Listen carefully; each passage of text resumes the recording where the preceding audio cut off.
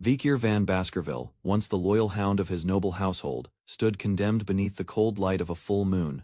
Branded a traitor, accused of colluding with the demon clan, he faced a merciless sentence. Though he had served without question, the guillotine awaited him, his fate sealed by the very family he protected. In those final moments, hatred burned deeper than fear, and a decision took root within his heart. After death, darkness consumed him. Blood dripped through the void, and with it came a vow never again would he live as a hound. Instead of oblivion, he awakened in unfamiliar surroundings. The cries of infants echoed through the halls of the Baskerville estate.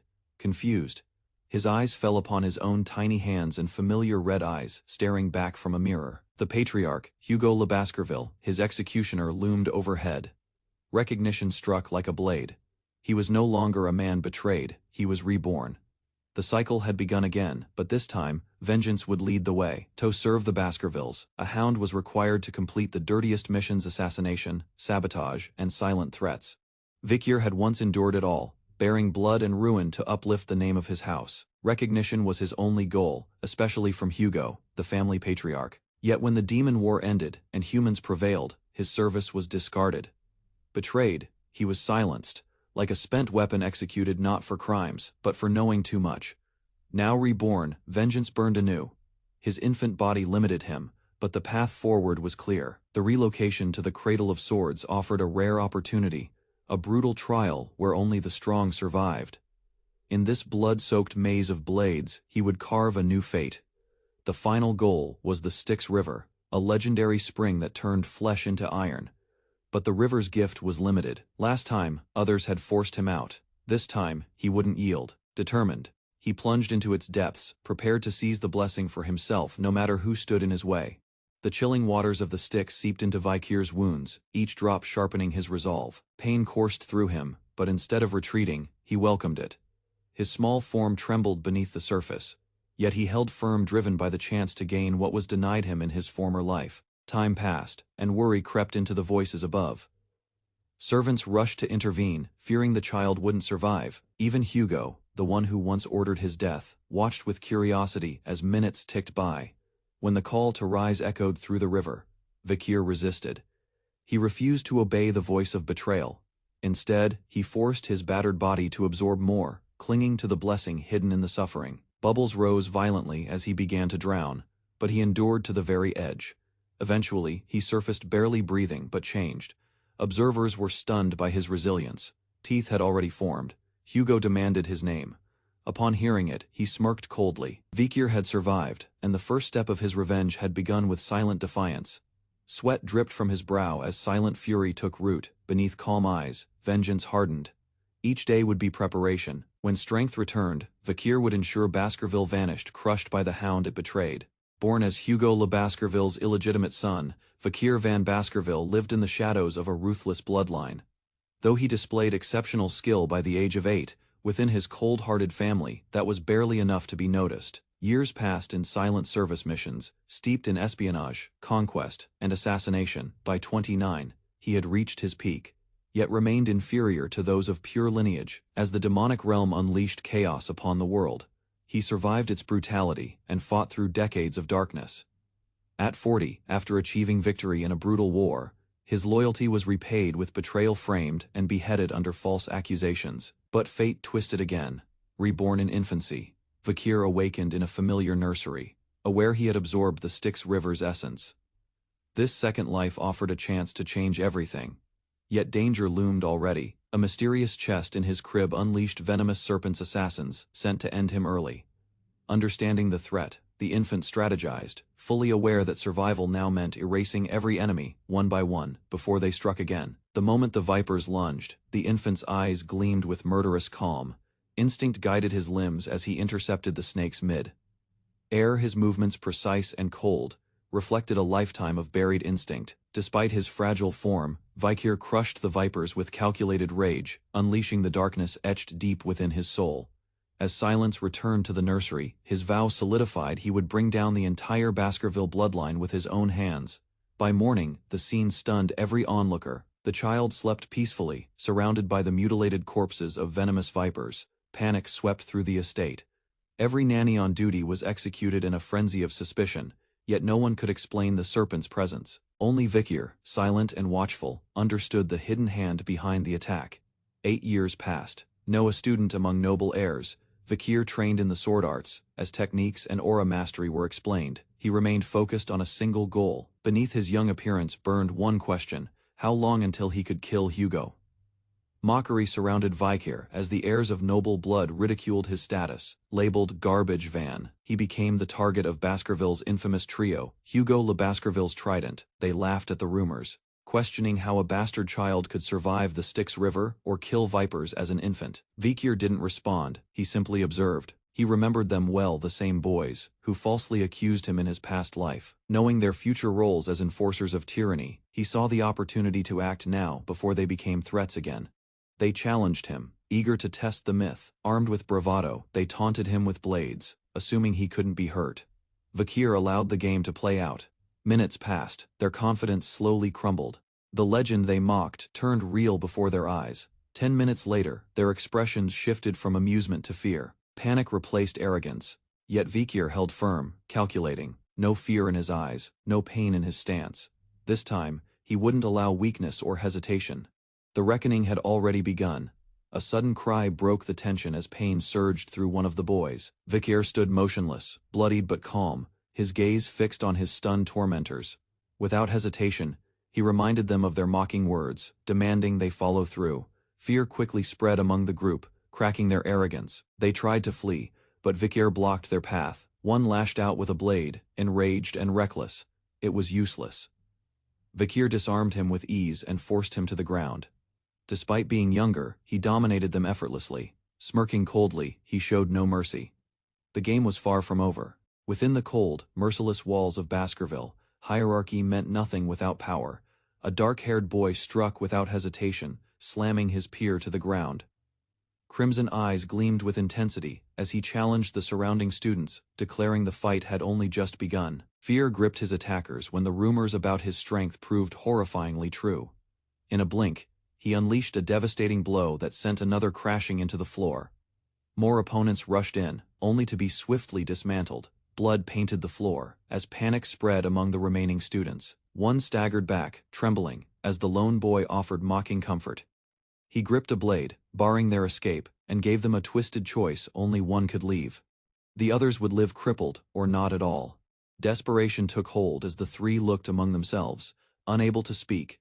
A sword clattered between them. The decision was theirs to make. Time was short. The boy stepped back, his eyes glowing ominously, daring them to choose survival. And so, the unity of Baskerville began to crack. News of Vikir's top marks in the written exam quickly reached the patriarch, Hugo Le Baskerville. Impressed, yet curious, he inquired about the upcoming practical trials at the juvenile fortress. With the grounds cleared of knights, the setting was ripe for unfiltered evaluation. However, a matter of concern surfaced: several young masters had been brutally injured during an internal clash. Despite no fatalities, the aftermath was grim. Teeth shattered, fingers severed, and spirits broken. The attendants pointed to Vikir as the root cause, linking the confrontation to his involvement. When summoned, the boy appeared calm, unbothered by the tension his actions had sparked. Though he faced accusations of turning his peers against each other, Vikir stood firm. His logic was unshakable. Strength justified everything. The damage he caused, both physical and emotional, was irrelevant in his eyes so long as he prevailed. Even as the patriarch probed his conscience, Vikir remained unwavering. His red eyes reflected a brutal clarity: victory mattered above all else, and in Baskerville, the strong dictated the rules. Vikir's mocking reaction to being forgiven masked something deeper. A buried memory surfaced, one from before his regression. Years ago, a nun from a ruined household once sought peace through forgiveness, offering Hugo a mass. But the patriarch's response had been chilling. To him, forgiveness was weakness, masquerading as virtue. It was an excuse of the powerless, not a sign of grace. Vikir had absorbed that lesson. Well, within the halls of the Baskerville estate, he echoed the same belief: only the strong deserved to act, and the weak deserved none.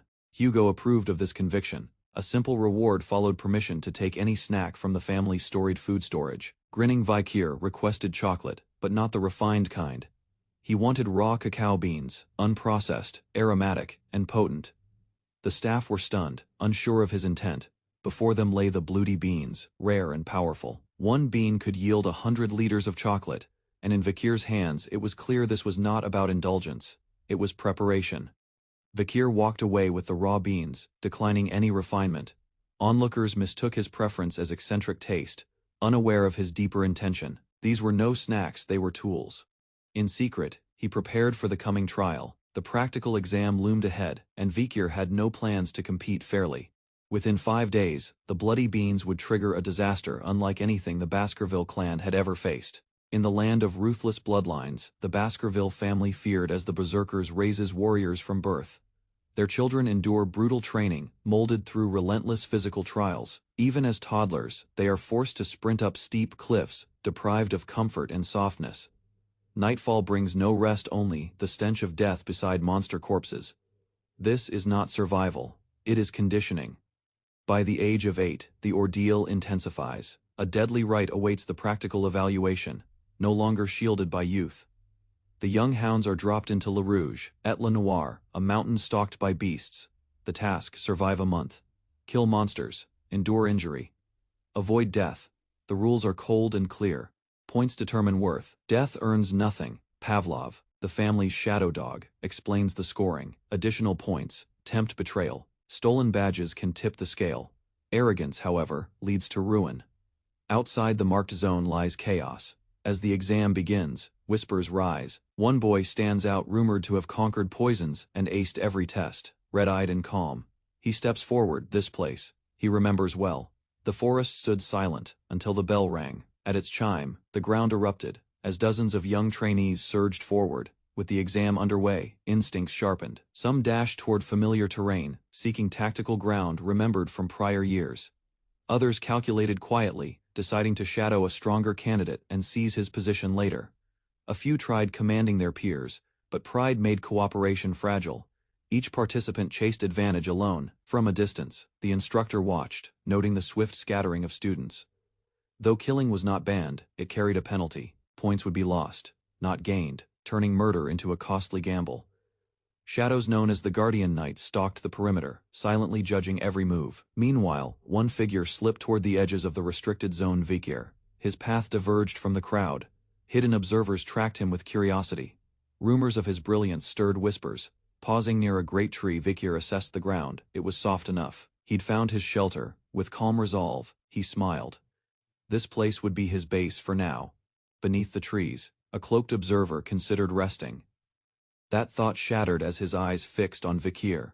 The boy, calm and collected, returned with supplies in hand. Firewood stacked neatly in his arms. He moved with purpose, no hesitation. Nearby, chaos erupted as others clashed and fled from beasts. Yet Vikir remained composed. From a distance, the watcher noted every action. Vikir dug, gathered, hunted, and built. In just a short span he had formed a secure shelter. Whispers of his genius resurfaced in the mind of the observer.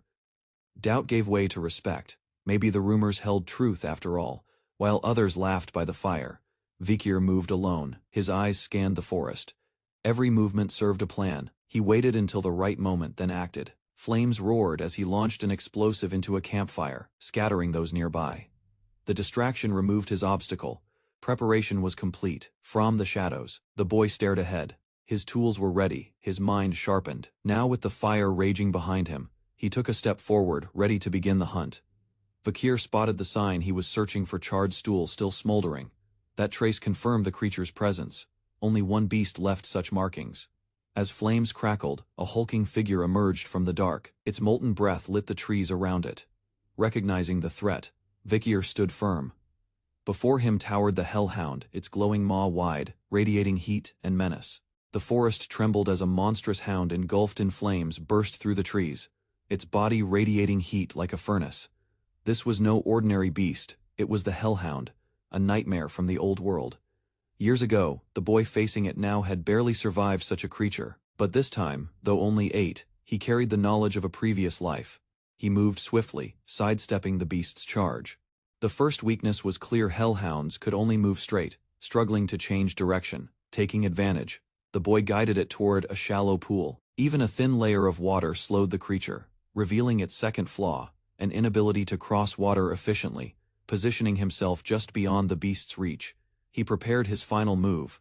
As the hellhound charged with jaws wide, he tossed a small object into its mouth.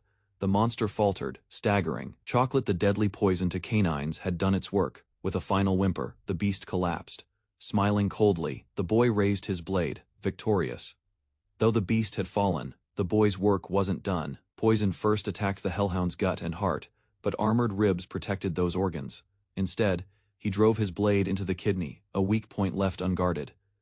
A tremor passed through the hound's frame, followed by a final breath and collapse. As the corpse cooled, a faint glow rose around the boy's body. Slaying monsters granted XP, or karma, strengthening him gradually. The short sword in his hand now felt lighter. Each battle brought him closer to the strength he once had before regression. At this rate, reclaiming his former prowess, before reaching adulthood, was no longer a dream dragging the beast behind him. He pondered how others would react to a child returning with a B-class kill. His thoughts turned toward the rewards. First place in the upcoming trial was assured, and he had a specific prize in mind, one tied to a power unknown in this era. Just as he turned to claim the head, a new threat stirred nearby. The hellhounds encircled him but hesitated. Fear shimmered in their gaze, not from the boy's presence, but from something else entirely. Even in death, hellhounds wouldn't cower before prey. That unnatural fear had a source. From the shadows, a towering figure emerged. Its massive form loomed behind the boy. 3 heads, glowing eyes, and fangs bared a Cerberus. This wasn't just any beast. It carried a risk rating of a Fae, meant to reside deep in the 7th ridge. Its presence here on the 1st ridge made no sense. Then, he noticed the blood, the wounds, the embedded arrows. The monster was injured, likely chased across territories by the mountain barbarians. Despite its condition, it was dangerous. Recognizing a rare opportunity, he steadied himself. Slaying an Fae-ranked beast in such a weakened state could shift his path entirely. Power gathered at his blade. Though young, Vakir had already surpassed most adult hounds in skill and mastery. With his reforged body, awakened swordsmanship, and a lifetime of knowledge, he faced the Cerberus head. Undaunted, Vakir misjudged the situation, believing the Cerberus too weakened to retaliate. That moment of overconfidence created an opening. Before he could adjust, the beast lunged, claws tearing through the air. The attack landed with brutal force, hurling the boy backward.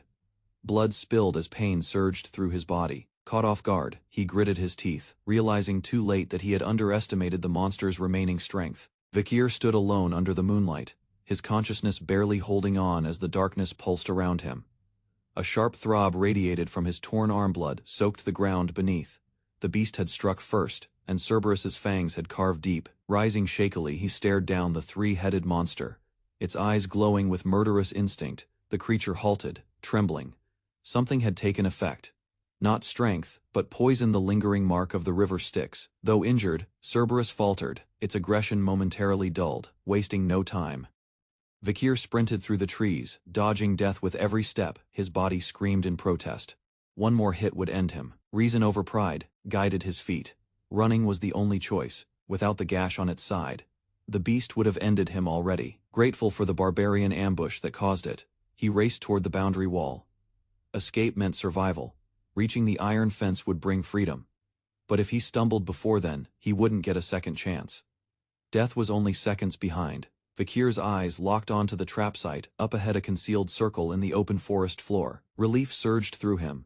He pushed his injured body harder, ignoring the pain tearing through his side. The snarls of Cerberus echoed behind him, closing in with deadly rhythm. Each step demanded more strength than the last. He clenched his teeth and surged forward just a little further. With precise timing, he sprang forward. Cerberus lunged after him, jaws wide, moments from tearing him down. Instead of retreating, Vakir dove into the trap zone. As planned, the beast followed. In a split second, dozens of hidden spears launched upward, stabbing through its exposed underside. Crashing to the ground, Vakir gasped, exhausted but triumphant. The trap one he set long ago for hellhounds worked flawlessly. The bloody essence coating the wooden spikes reacted as poison to Cerberus's canine biology. Violent spasms overtook the monster as green bile spilled from its mouths. Wounded and furious, the beast howled. But Vakir was already preparing for Phase 2. Vakir stepped through the aftermath, counting his movements. 1, 2. By the 7th step, the Cerberus collapsed. The venom had worked. Relief washed over him as he confirmed the beast's death. just as the rumors said 7 steps after being struck by a bloody mamba fang. The final blow came from a spear he had prepared long ago, enhanced with deadly poison that no canine monster could withstand. As the corrupted energy of the Cerberus faded, Fakir absorbed the last traces of its life force. Victory was his, but a new challenge emerged: how to carry the massive corpse back. A glance at the scene confirmed the death was obvious. Witnesses might help prove his feat. Still, another goal loomed. Cerberus wasn't roaming aimlessly, it was guarding something. Vikir turned his attention to what lay ahead. If the beast was a sentinel, then a dungeon was nearby. Using the beast's scent to deter lesser monsters, he pressed forward. Following old tracks and rotted trails, he soon located the dungeon's hidden entrance. Inside the tunnel, Vikir advanced cautiously, guided only by faint instincts. No light pierced the dark corridor, but energy stirred below. He sensed the dungeon remained untouched. Whatever lay ahead hadn't been claimed yet. The narrow tunnel pulsed with faint red light as the boy advanced through jagged rock, his eyes scanning the glowing mineral veins etched into the walls.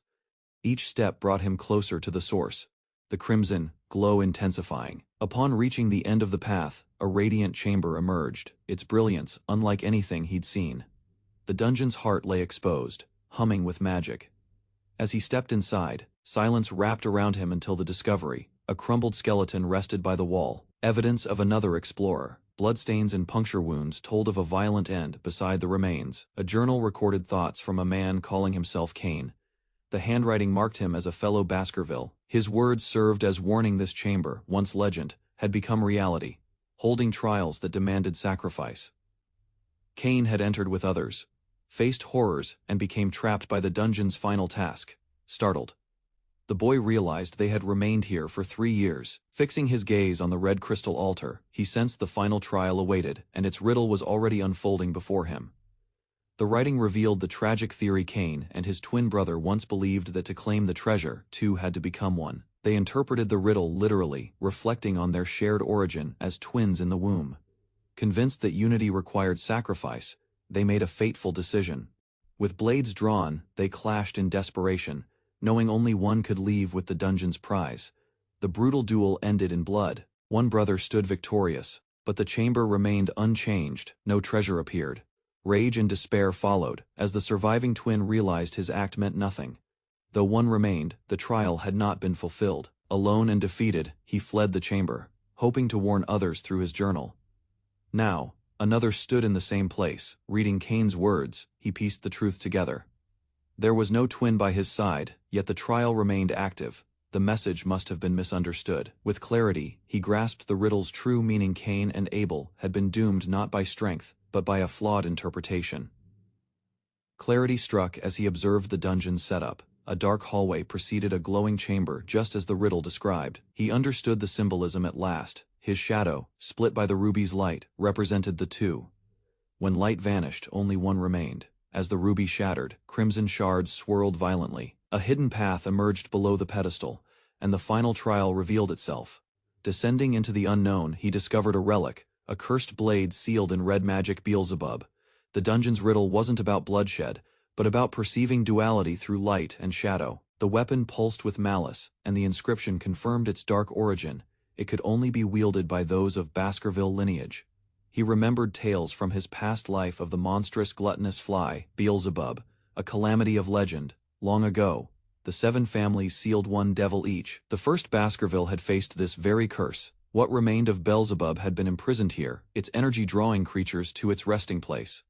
This blade had once changed history, and was poised to do so again. Without hesitation, he grasped the demonic weapon, claiming it as his own. The moment his hand touched the hilt, violent energy surged into his body. Veins darkened, and skin cracked under the force, despite the searing pain he endured. The weapon responded, pulsing with ancient power. Its weight settled into his palm, no longer resisting. He had succeeded where others failed. Beelzebub now belonged to him. As the smoke cleared from the corridor, Vikir turned away, certain nothing of value remained. A sudden pulse surged through his body, halting his steps. His vision blurred, the walls tilted unnaturally. He dropped to his knees, overwhelmed, not by fatigue, but by an intense, gnawing hunger that clawed at his insides. From his hand, a strange aura awakened. His body instinctively reacted as the power embedded within Beelzebub's mark began to stir. Deep inside the cavern, something primal took hold of him. His senses sharpened, detecting a distant scent, a lingering trace of blood, drawn toward the rotting corpse of a defeated hellhound. He reached out, hand glowing with malevolent energy. Without hesitation, he absorbed its blood. The dizziness faded. His strength returned. As energy coursed through him, the gluttonous entity within activated. Symbols flared, data streamed across his vision. Beelzebub's ability cataloged the hellhound's hemorrhage skill. The hunger dulled temporarily, but questions remained. If this power could absorb skills, how much would he need to feed it just to keep it silent? Blood still warm, the Cerberus corpse lay motionless, but the hunger wasn't finished. Without restraint, the power within Vakir surged again, latching onto the remains with instinctual ferocity. Dark tendrils crawled from his arm, devouring the remnants without pause. His body tensed. Overload was near. He intervened before the process could consume everything. Partial preservation was necessary to justify the kill during the upcoming autopsy. With one final pull, he halted the devouring. The air around him settled. His palm pulsed. A new sequence had registered Beelzebub's ability, had claimed not one, but 3 traits: Cerberus's burn injury, the hellhound's hemorrhage, and, unexpectedly, the high-speed regeneration from a sewer rat crushed beneath. The combination was brutal and efficient. Recognizing the value of his gain, Vakir stood satisfied. With the monster slain and powers absorbed, he remained behind, letting others finish the trial. Back at Baskerville, rewards were distributed. Murmurs stirred. One unknown young hound's kill astonished the audience. Whispers soon gave way to suspicion someone had slain a Cerberus. But how? Whispers echoed in the Great Hall as the elders discussed Vakir's surprising achievement. Doubt lingered in their words, yet even the patriarch couldn't deny the results. Despite his young age and unremarkable bloodline, Vakir had demonstrated clarity, cunning, and control far beyond his peers. The patriarch, unmoved by tradition, reaffirmed his belief in merit over lineage. Blood meant nothing without talent, yet this stance also revealed his suspicion anyone, even of noble birth, could be a disappointment. Outside, Baskerville's towering spires stood silent. The butler, slightly uneasy, was dismissed with subtle grace. A summons was issued. Vakir was to appear. Standing firm, the boy faced his elders. His answer about killing Cerberus was simple: chocolate. Coated poison. Though clearly jesting, it masked a deeper strategy. The room paused, curious and half amused. Pressed about the butler's report, Vakir responded with poise. Loyalty, he claimed, belonged only to the clan's master. His words struck with precision, measured, respectful, but sharp. In reward for his results, he was offered anything. Without hesitation, Vakir made his request access to the 10,000 epistle library, the heart of the clan's knowledge. The request for access to the 10,000 epistle library was bold, but permission was granted without delay. Vakir prepared for rejection, even considering sneaking in, but the unexpected approval left him stunned. The patriarch's conditions were clear. He was to seek the 6th Baskerville technique hidden deep within a restricted section. Doubt lingered in Vakir's mind. No child bearing the Van name had ever advanced past the 4th technique. Still, he suppressed hesitation. The 6th level, though limited, was within reach. In his past life, Hugo had achieved the 7th, a level fueled by brutal training and ambition. Now, in this life, Vakir would rise higher. He intended to surpass Hugo, not with inherited privilege, but with earned strength. The true goal was the sword manual once wielded by a legendary warrior who subdued great disasters. This time, the legacy of Baskerville would not pass by him. Hugo would unknowingly become the key to unlocking that power. 2 guards stood in silence as the grand library doors opened. Vakir entered the 10,000 epistle library for the first time, the polished floor echoing beneath his steps. A towering hall stretched before him, shelves filled with countless volumes on swordsmanship. Titles etched with metaphors of fangs and blades reflected the clan's brutal legacy. These books, once forbidden to him as a lowerborn, now lay within reach. He navigated the rows with intent. In the past, illegitimate children of Baskerville weren't permitted to learn beyond the 4th technique. That rule ensured the hounds never threatened their masters. Yet today, a chained book sealed tight offered the secrets of the 6th technique. Vakir, now regressed, had knowledge far beyond his age. Unlocking the lock, he began reading with confidence. Despite the opportunity, he dismissed the 6th technique. His true goal lay elsewhere, something higher. When the guards questioned his swift return, he calmly responded. He had achieved his purpose. Let others misunderstand. Vakir walked deeper into the shadows, eyes set on a future no one else could see. Hidden deep in the library's dusty corners, Vakir wandered beyond the labeled tomes, guided by memories others lacked. Most overlooked the old shelves, unaware that a forgotten book concealed a secret. His sharp gaze scanned spines until a faded title surfaced, a lurking ambush. Despite its worn cover and missing pages, he recognized its value immediately. Long ago, before his regression, Vakir had discovered a single torn page from this very book in a distant dungeon. The handwriting was unmistakably Baskerville's. Hugo, the family's ruthless head, once scoured the entire library to match that page. What he found within a lurking ambush changed everything. The elusive 10th technique. Hugo's obsession ignited a brutal campaign. He unleashed hounds to retrieve the missing pieces from rival families. War broke out, blood spilled. Pages were recovered at the cost of countless lives. Those sacrifices earned Hugo nothing more than a hollow good job. Now holding that same book, Vakir smirked bitterly. The past had proven its lesson. Beneath glory, only corpses and regret remained. In his past life, Vakir had recovered every lost page of the forbidden 10th technique.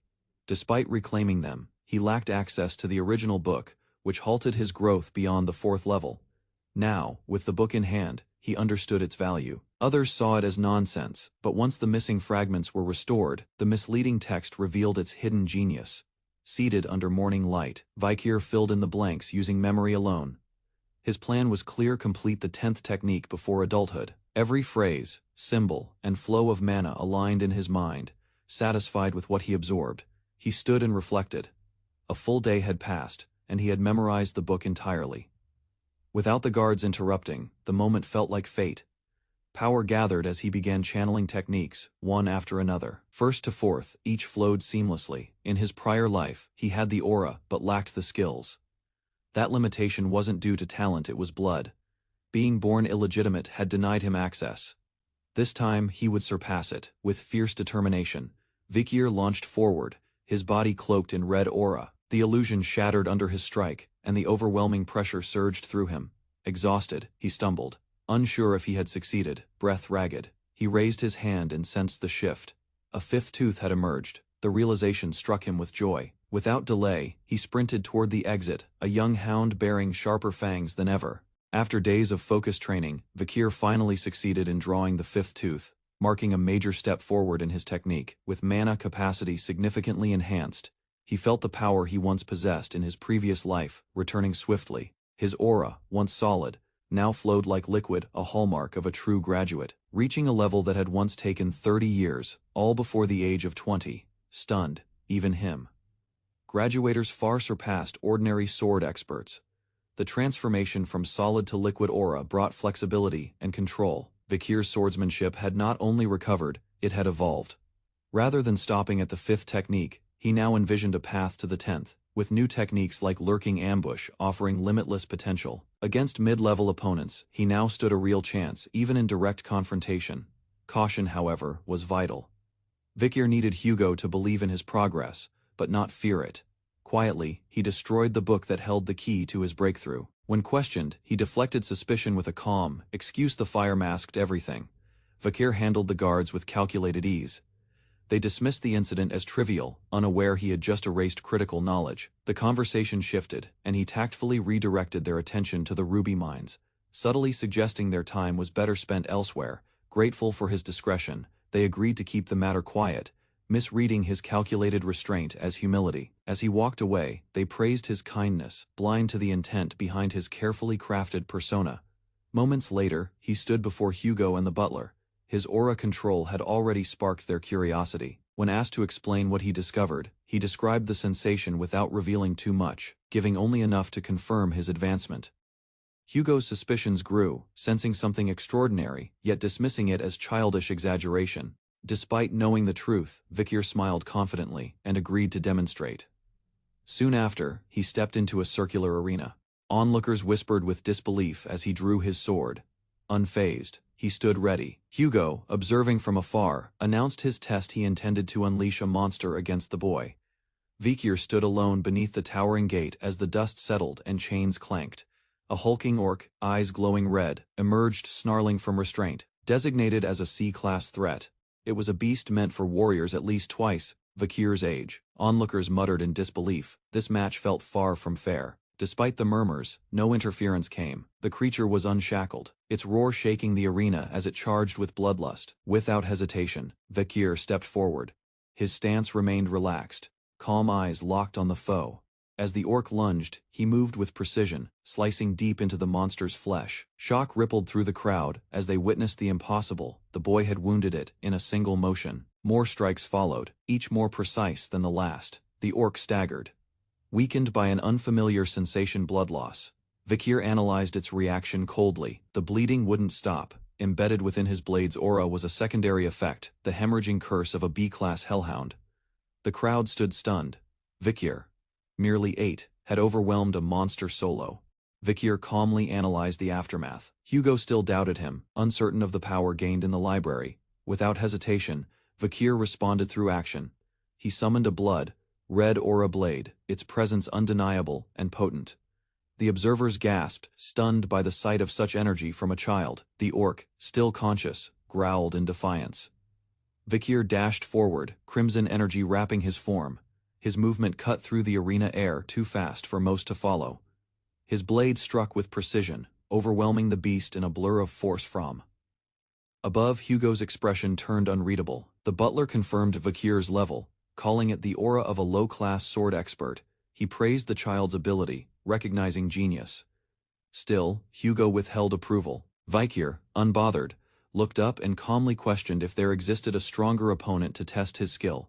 Vakir stood beneath the grand arena, raising his voice to stop his father's decision. His tone, though calm, caught everyone's attention as it echoed toward the spectator box. All eyes turned to the source of the interruption. From the upper level, the patriarch paused, surprised by his son's boldness. Vakir questioned whether a mere orc was worthy of testing him. His classmates looked on, stunned by his audacity.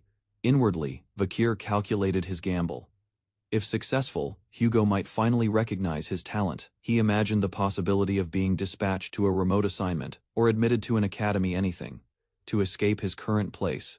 Hugo, amused, agreed. Recalling a more dangerous creature from a past raid, he asked the butler to prepare it. From the shadows, a monstrous figure emerged, its glowing red eyes piercing through the dark. It was a troll. The heavy beast dragged its chained limbs, snarling as it was brought forward. Vakir's eyes widened at the sight, realizing the challenge he had just invited upon himself. The troll roared violently, shaking the ground. Chains rattled as it resisted. Vakir glanced up and requested permission to begin. Hugo gave a brief nod of approval. As the chains loosened, the troll lunged forward, its cry filling the arena. The troll swung with immense power. Vakir swiftly rolled away, dodging the initial strike. He countered instantly, blade flashing, but the creature's bulk absorbed the blow. Landing firmly, Vakir narrowed his eyes. The fight had only just begun. Vakir narrowly dodged another crushing blow as the troll loomed above. Spectators believed he missed his chance, confused by his inaction. From the stands, some students mocked his hesitation. They didn't see his patience as strategy. Hugo, observing silently, praised Vakir's restraint. Trolls regenerate quickly, and only lethal strikes mattered. Vakir's footwork intensified. He moved with intent, dodging with precision, waiting for the perfect moment. Others began noticing his strategy. He wasn't just avoiding, he was wearing the troll down, breathing heavily. Vakir acknowledged the pace was slow, but he couldn't afford recklessness. He considered using the hidden power within him but held back. It would make things too easy. Instead, he prepared a clever trap. He aimed to use the troll's strength against itself. With a well-timed feint, he shifted position and countered explosively, striking deep. The arena erupted as the troll collapsed. Cheers followed, but the fight wasn't over. Hugo remarked that even a fallen troll might recover unless truly finished. Vakir knew this too. He watched the troll's slowed breathing and prepared his next step, refusing to stop. Vakir sensed a breakthrough. He was close to evolving his sword technique. He decided the next blow would be final. If it failed, he would end the match. Facing the enraged troll once more, Vakir gripped his sword. His mind was clear. The answer was already set. As Vakir launched forward, red energy surged from his blade. His goal was clear: to awaken something greater during the battle. The troll's expression shifted from rage to alarm as the intensity of Vakir's presence magnified. Twisting the air with force, Vakir spun mid-air surrounded by a crimson vortex. He wanted Hugo to see this moment, his evolution under pressure. He cut clean through the troll's attack, pushing forward with unrelenting power. Those watching were speechless. A child radiating such ferocity was beyond anything they had imagined. In their clan sword techniques infused with mana usually began at age 15. Vikir had broken that rule. Vikir landed beside the downed troll, for the first time in the clan's history, an 8-year-old had unlocked the second technique, with a quiet laugh. He acknowledged his achievement aloud. I did it. Hugo stared wide-eyed, unable to process what he had just witnessed in the arena. A week later, the training hall cafeteria felt emptier. Vikir sat alone, eating in silence. He stared at his meal, muttering his distaste for the bland porridge, a constant in their strict lifestyle. Nearby students eyed him cautiously, whispering as they kept their distance, unsure how to face someone so exceptional. Vikir noticed the change. Since the duel, others avoided him. In this clan, power changed everything, even friendships. He remembered Hugo's shocked face with satisfaction. Few things pleased him more than breaking expectations. Though he only revealed his second technique, the truth was deeper. Vikir had mastered the fifth technique, hiding his real power behind a mask of control. While eating, Vikir reflected on his gained power, the troll's regenerative skill now embedded in him. He noticed his increased appetite since acquiring Beelzebub, the entity bound to his strength. A group of familiar students approached cautiously. Vikir's eyes narrowed, recognizing them immediately as troublemakers. Their sudden praise felt false. He sensed deception behind their nervous smiles. They claimed admiration, but Vikir questioned their sincerity, suspecting manipulation. Conflicted, he pondered if retaliating was better than trusting their sudden shift in attitude. His internal tension was interrupted by the sudden arrival of Butler Barrymore. The butler instructed him to report to the Patriarch's room without delay. Confused but alert, Vikir rose, aware that something important was about to unfold. A noble carriage rolled through the towering gates of the estate as dusk painted the sky in solemn tones. A grand flag bearing the symbols of unity between two powerful families billowed under the light, hinting at old alliances. Inside, Adolf Morg greeted his guest with veiled remarks. Time had passed, but tension still lingered between them. The men discussed the upcoming joint training. The guest noted past injuries, pointing out the event wasn't flawless. He criticized the morgue's dramatic nature, while Adolf replied with pride, claiming dignity defined his lineage. Thou polite. Each word deepened their rivalry, masked beneath smiles and tradition. Nonce, the morgue's magic, and the Baskerville's sword stood united, fulfilling an emperor's vision. Thus, annual joint training began, fostering strength between the young heirs. It was a celebrated ritual, limited to children aged 8 to 15. Conflict erupted over a ruby mine straddling both territories. Blood stained their alliance. Patriarchs withdrew, but imperial command forced tradition to continue. Adolf, the Patriarch's brother, took charge, maintaining appearances. Adolf mentioned a rare genius from the Baskervilles. His guest responded humbly, unimpressed. Adolf announced his own prodigy with a smirk. A girl named Camus entered, her footsteps calm, yet heavy with intent. The Baskerville noble stood firm, arms crossed as Camus entered the room with a fiery gaze. Adolf introduced her as his niece, a child of his sister. Camus held her composure until her sharp words broke the silence. With accusing eyes, she called out the man before her, a thief who had stolen their family's ruby mine. Her demand was clear: return the stolen treasure. The room tensed as she pointed directly at the guest. He stiffened, shocked by her blunt accusation. Anger flickered behind his calm demeanor. Camus, unfazed, repeated his earlier words. Adolf tried to deny it, but she recited the exact time he had spoken. The man narrowed his eyes, recognizing her exact phrasing words he had muttered earlier in private. Adolf, trying to cover the situation, claimed she was just a child who misunderstood. Camus shouted again, demanding her rubies, blaming her lack of research funds on the theft. The atmosphere cracked as the Baskerville noble rose, eyes glowing red, with restrained fury. He called out the morgue's lack of manners, questioning if they taught their children to envy others. His voice deepened, warning them not to provoke him further. His patience had reached its limit. Just then, footsteps echoed. A young boy walked calmly into the hall, drawing all attention. He was the Baskerville's supernova, the rumored genius born once in a century. Adolf's gaze followed the boy, realization dawning. His confident smile faded as the child approached. The young boy stepped forward, questioning Camus's earlier outburst with curiosity and confusion. As he repeated her name softly, he wondered if this truly was the rumored iron-blooded empress of the Morgue clan. Camus glared back, annoyed by his expression, while he mentally confirmed her identity with surprise. Camus's reputation echoed in his mind. She was known as the genius among geniuses in the Morgue clan. At her peak, she had slain monsters and barbarians alone, leaving behind a trail of ash and blood. Her feats were legendary, though they lay in the future. Right now, she was just a fierce child. Camus demanded to know why the Baskervilles claimed the ruby mine. The boy accused her of throwing a tantrum, sparking laughter from both sides. Camus, unfazed, ignited her magic to defend her clan's claim with visual proof. He observed her forming a massive sculpture of ice magic in the center of the room.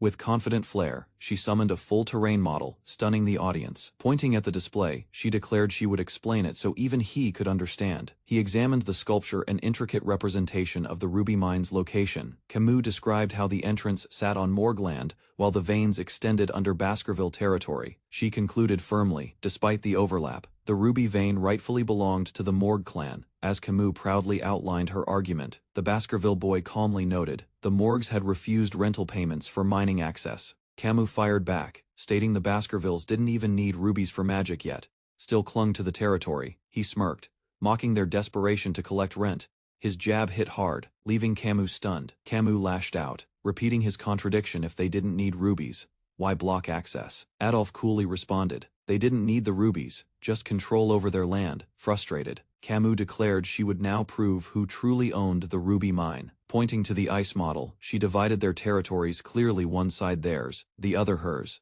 Leaping across the model, she thrust her hand forward with a challenge. He chuckled, questioning whose arm dared intrude upon his land. Grabbing her wrist, he smirked confidently and claimed it as his. Camus, flustered and blushing, yanked back in disbelief. She stammered, confused by the implication, her anger, overtaken by confusion. Suddenly his tone turned cold. Red energy surged as he drew a blade. He repeated darkly her arm was now his. The room fell silent. Camus froze, stunned by his dominance. Adolphe looked on, his confidence visibly shaken. The red-haired girl struggles as a boy suddenly lunges at her with a knife in hand. Panicked, she calls out for her uncle, frightened and unable to stop the attack alone. Her uncle, radiating power and fury, steps in, warning the boy to back away immediately. The girl runs into her uncle's arms, claiming the boy tried to cut her arm. Another nobleman, surprised, questions the situation, while the uncle shields the trembling girl. The boy, now calm, admits fault and apologizes, stating it was meant as a joke. He explains such pranks are normal in the Baskerville family, brushing off the seriousness. The uncle and girl are outraged, questioning the nature of these so-called toys. The boy bows respectfully, apologizing again, clarifying that the weapon was just for play. A nobleman scolds the uncle for overreacting to childish games within the family. He shifts the conversation to business, using the ruby mines as a distraction. Meanwhile, the girl glares at the boy, vowing not to forget his actions. Alone, the boy smirks, unfazed by the encounter, his expression unreadable. Narration reveals the family's upcoming friendly duels, where young heirs prove themselves in battle. As all attention turns to the tournament, the boy quietly prepares for what's ahead. Camus Morgue of the Morgue clan and Vikier van Baskerville of the Baskerville clan face off. As part of a formal demonstration, they prepare under practical training rules set by Morgues. The two prodigies take their positions, signaling the start of a highly anticipated duel. A bell tolls, marking the official start of the match under strict observation. Vikier warns he won't hold back, drawing his sword with calm focus. Camus activates a grand magic circle, initiating her spell with fierce concentration. Spectators gasp as Camus unleashes rare quadra casting, manipulating 4 spells simultaneously. Her uncle praises her unmatched skills, calling her the future of the Morgues. Waves of flame and ice surge, but Vikier dodges them with deadly precision. Vikier mocks her flashy attacks, questioning her choice to divide magical focus. Angrily, Camus shouts back and summons a towering sand wall to block him. With a smirk, Vikier smashes through the wall, completely unshaken by the obstacle. Camus is stunned by his raw strength. Realizing she underestimated his combat power, caught off guard mid-air, she prepares to counter, but hesitates for a moment. Vikier launches upward, hand extended, closing the distance between them in an instant. Vikier launches downward and lands a precision flick on Camus's forehead mid-air, stunning the audience. Spectators gasp in disbelief at the unorthodox, but humiliating attack used in the duel. Camus holds her head in pain, confused by the flick, while Vikier mocks her lightly. Camus, fuming with embarrassment, warns that things could escalate if they don't stop now. Ignoring the warning, she erects 2 sand walls as barriers, determined to keep him out. Vikir calmly points out that he can just walk around instead of forcing through. Deciding to humor her effort, Vikir smashes straight through the sand walls with brute force. Camus panics as he approaches again, now clearly closing in from above. With a grin, Vikir taunts her, questioning who just overcame her defense so easily. He answers himself, stating the stronger one breaks through and flicks her forehead again. Camus winces, falling backward from the second blow while Vikir lands effortlessly. Embarrassed and furious, she touches the glowing red spot where he struck. Camus rises, enraged and humiliated, vowing to retaliate no matter what. Vikir sighs as flames surround him, noting how difficult it is to deal with children. Internally, he contemplates whether to end it or find a way to calm her down. Vikir stands back, calmly deciding to let others take over the escalating situation. A new swordsman enters the battle, cutting through the flames with confident aggression. Camus yells in frustration as Vikir dodges every attack without receiving a single blow. Camus charges at Vikir, demanding a direct fight, her rage overtaking reason. Vikir summons a powerful attack, daring her to try and counter it, as Camus approaches. Vikir silently waits for the perfect moment to act. He warns her to defend herself before launching an overwhelming fiery charge. Camus is stunned, eyes wide, while spectators scream in alarm. An explosion erupts between them, engulfing the arena in a massive blaze. A fiery blast rages in the background as soldiers stare ahead, stunned by the destruction unfolding. Panic spreads as they realize Lady Camus is caught in the explosion. Her safety is uncertain. One man yells her name in desperation. A faint voice in the smoke hints that she is still alive. Camus hides behind the smoke, shaken but physically unharmed due to a last-second defensive spell. Though spared from injury, the flames have destroyed her clothing, leaving her exposed and vulnerable. She prays the smoke will stay thick. If it clears, her shame could be seen by all. Camus curls up, terrified that others might see her in this state and mock her. A shadow appears. A boy approaches silently, extending his jacket to shield her. Camus is stunned. It is the same boy from earlier, showing up without hesitation to help. Wrapped in his jacket, Camus questions why he's protecting her. An enemy in this fight. He brushes off the question, unconcerned about appearances or injury, focusing only on her safety. Her eyes widen. He's hurt. A sword wound bleeds, unnoticed by him, caused by a powerful aura. The smoke fades. Soldiers spot both figures, surprised to see them alive after the explosion. They stand silently, Camus sitting, the boy beside her, battle-worn but resolute. Onlookers can't tell who won. Though Camus lies down, it is the young Baskerville who is bleeding. Observers silently admire the boy's physique, noting his strength. Despite his young age and small frame, Camus, still wrapped in the jacket, sits quietly while others are shocked by the boy's ability. Inside the mansion, a man walks alongside the boy, asking about the battle with Lady Morgue. The boy responds calmly, explaining he now understands the true intent behind these arranged duels. He reflects on the difference between fighting a mage and a swordsman, admitting his hesitation. His companion advises him never to lower his guard in battle, regardless of who the opponent is. Surprised by the concern, the boy wonders if Hugo actually cares for him despite his strictness. The boy recalls rumors that Hugo's cold demeanor stems from personal losses in his past. Shifting topics, Hugo asks for the boy's opinion on what to do with the contested ruby mines. The boy proposes giving the mines to the Morgue clan to reduce risks during territorial expansion. He explains that doing so would help contain threats from nearby monsters and barbarians. Hugo agrees with the plan, acknowledging that the Morgue clan could be strategically useful in that region. They envision forcing enemies into the Ruby Mine Zone, solving multiple threats simultaneously. Hugo envisions a brutal outcome where the rubies are soaked in their enemy's blood. The boy reveals the core strategy was originally Hugo's, but he was the one executing it. The two men walk the hallway, discussing Morgue's potential moves. The boy ensures scouts are watching them. Unexpectedly, the Patriarch arrives with Camus. Both groups halt as tension fills the corridor. Requesting a private talk, the Patriarch asks if they may converse before he departs. Camus peeks nervously from behind the Patriarch's cloak, unsure of what's to come. Soon, everyone gathers in a quiet lounge. The Patriarch prepares to propose one final matter. He mentions peaceful resolutions for the Ruby Mine dispute, listing engagement as one possible suggestion. The suggestion shocks everyone. An engagement between Morgue and Baskerville children. He clarifies, Camus and the eldest Baskerville son. Camus and the boy silently react. The patriarch praises his niece's value and sees her as a perfect match. Hugo rejects the idea due to the 25-year-old son's age. The patriarch dismisses the age gap. Camus clenches her hand, visibly shaken. He insists it is not an issue. Age means little in political arrangements. The boy speaks boldly. He won't marry anyone weaker than his mother. Camus gasps, in disbelief. The patriarch is stunned, but laughs awkwardly. The boy lays out his conditions: firmly equal strength and age. Hugo reminds him this isn't a choice buffet.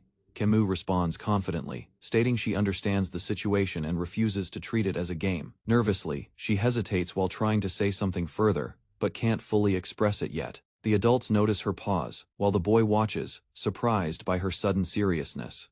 The patriarch begins to suspect her intent, but is clearly anxious about what she may declare. He warns her not to proceed. His words diminish the boy's status, calling him insignificant. Hugo silently grows irritated by the condescending remark, his expression turning colder with frustration. Hugo refocuses, stating that the people involved should decide on engagements themselves. He turns to the boy for his opinion, while Camus's heart races in anticipation. The boy falls silent, his serious gaze fixed ahead as he prepares to speak. After a tense pause, the boy declares his acceptance, stunning the room. Camus and the patriarch are visibly shocked by the unexpected decision. The patriarch's reaction turns to fury as he seethes in disbelief over the boy's bold response. The young girl ponders the boy's reaction, questioning his attitude toward the Morgue family proposal. She wonders if he is simply shy, misjudging his silence as hidden consent or hesitation. Two elders discuss the Baskerville values, where lineage means little and ability defines status. The boy identifies the man as Adolphe Morgue, a high-ranking mage and his opponent. Adolphe is a powerful six-circle master, and a key supporter of his niece's marriage. Despite his polite tone, Adolphe questions the child's worthiness as a future family member. The proposed engagement is revealed to be a clan-level suggestion, not a personal decision. Adolphe physically tests the boy's physique. Surprised by his unexpected physical strength, the boy boldly responds, admitting he stopped listening after the mage's initial insult. The girl is shocked. He spoke so bluntly to her powerful and respected uncle. A man observing the exchange laughs aloud, amused by the boy's bold defiance. Adolphe requests permission to speak more deeply with the child, hiding his true intent. Adolphe clarifies that his request isn't political, but a personal appeal as an uncle. The girl urges him to stop, but he dismisses her concern with a warning smile. He insists the situation was inevitable and requests formal permission to proceed from the patriarch. Vikier agrees to the challenge, staring down Adolphe Morgue with unwavering determination. As the duel begins outside the estate, observers gather to witness the spectacle. Adolphe formally addresses Vikier, demanding proof of his strength through direct combat. Vikier accepts the terms, confident in his ability, but aware of the risks. Adolphe summons elemental magic, creating a pot using earth, fire, and water simultaneously. The red-haired girl explains her uncle's mastery, awed by his precise magical control. The pot is filled with water, balanced delicately as part of Adolphe's self-imposed handicap. He declares the condition: if Vikier spills even one drop, he loses. Vikier reflects on Adolphe's power and sees the duel as a learning opportunity. He recalls his odds before regression, acknowledging the mage's overwhelming strength, deciding not to overdo it. Vikier focuses on just meeting Hugo's expectations. With that thought, he lunges toward Adolphe, beginning the real fight. The girl gasps, realizing Vikier's approach might be reckless against her uncle. Adolphe blocks the attack effortlessly using a defensive magic shield. He chides his niece for giving tactical advice, noting shields are ideal against swordsmen. Vikier realizes piercing Adolphe's shield with ordinary aura blades will be nearly impossible. Adolphe retaliates, summoning blazing fire orbs, declaring it's time he goes on the offensive. Massive fire spells erupt toward Vikier, overwhelming the field as the girl protests the unfair magic. One observer watches silently, knowing the clash has escalated beyond friendly testing. Vikier assesses Adolphe's overwhelming strength, preparing himself for a serious counter despite the odds. He considers using the knowledge from his past life to exploit Adolphe's overconfidence. Vikier briefly entertains the idea that, if serious, he might be able to kill Adolphe. He bursts forward with intense, precise footwork, slicing toward Adolphe at blinding speed. Adolphe calmly reinforces his shield, confident no strike will penetrate its defense. Vikir repeatedly targets one exact spot, his movements relentless and unnervingly mechanical. Adolf internally admits the boy's technique and sword handling are impressive.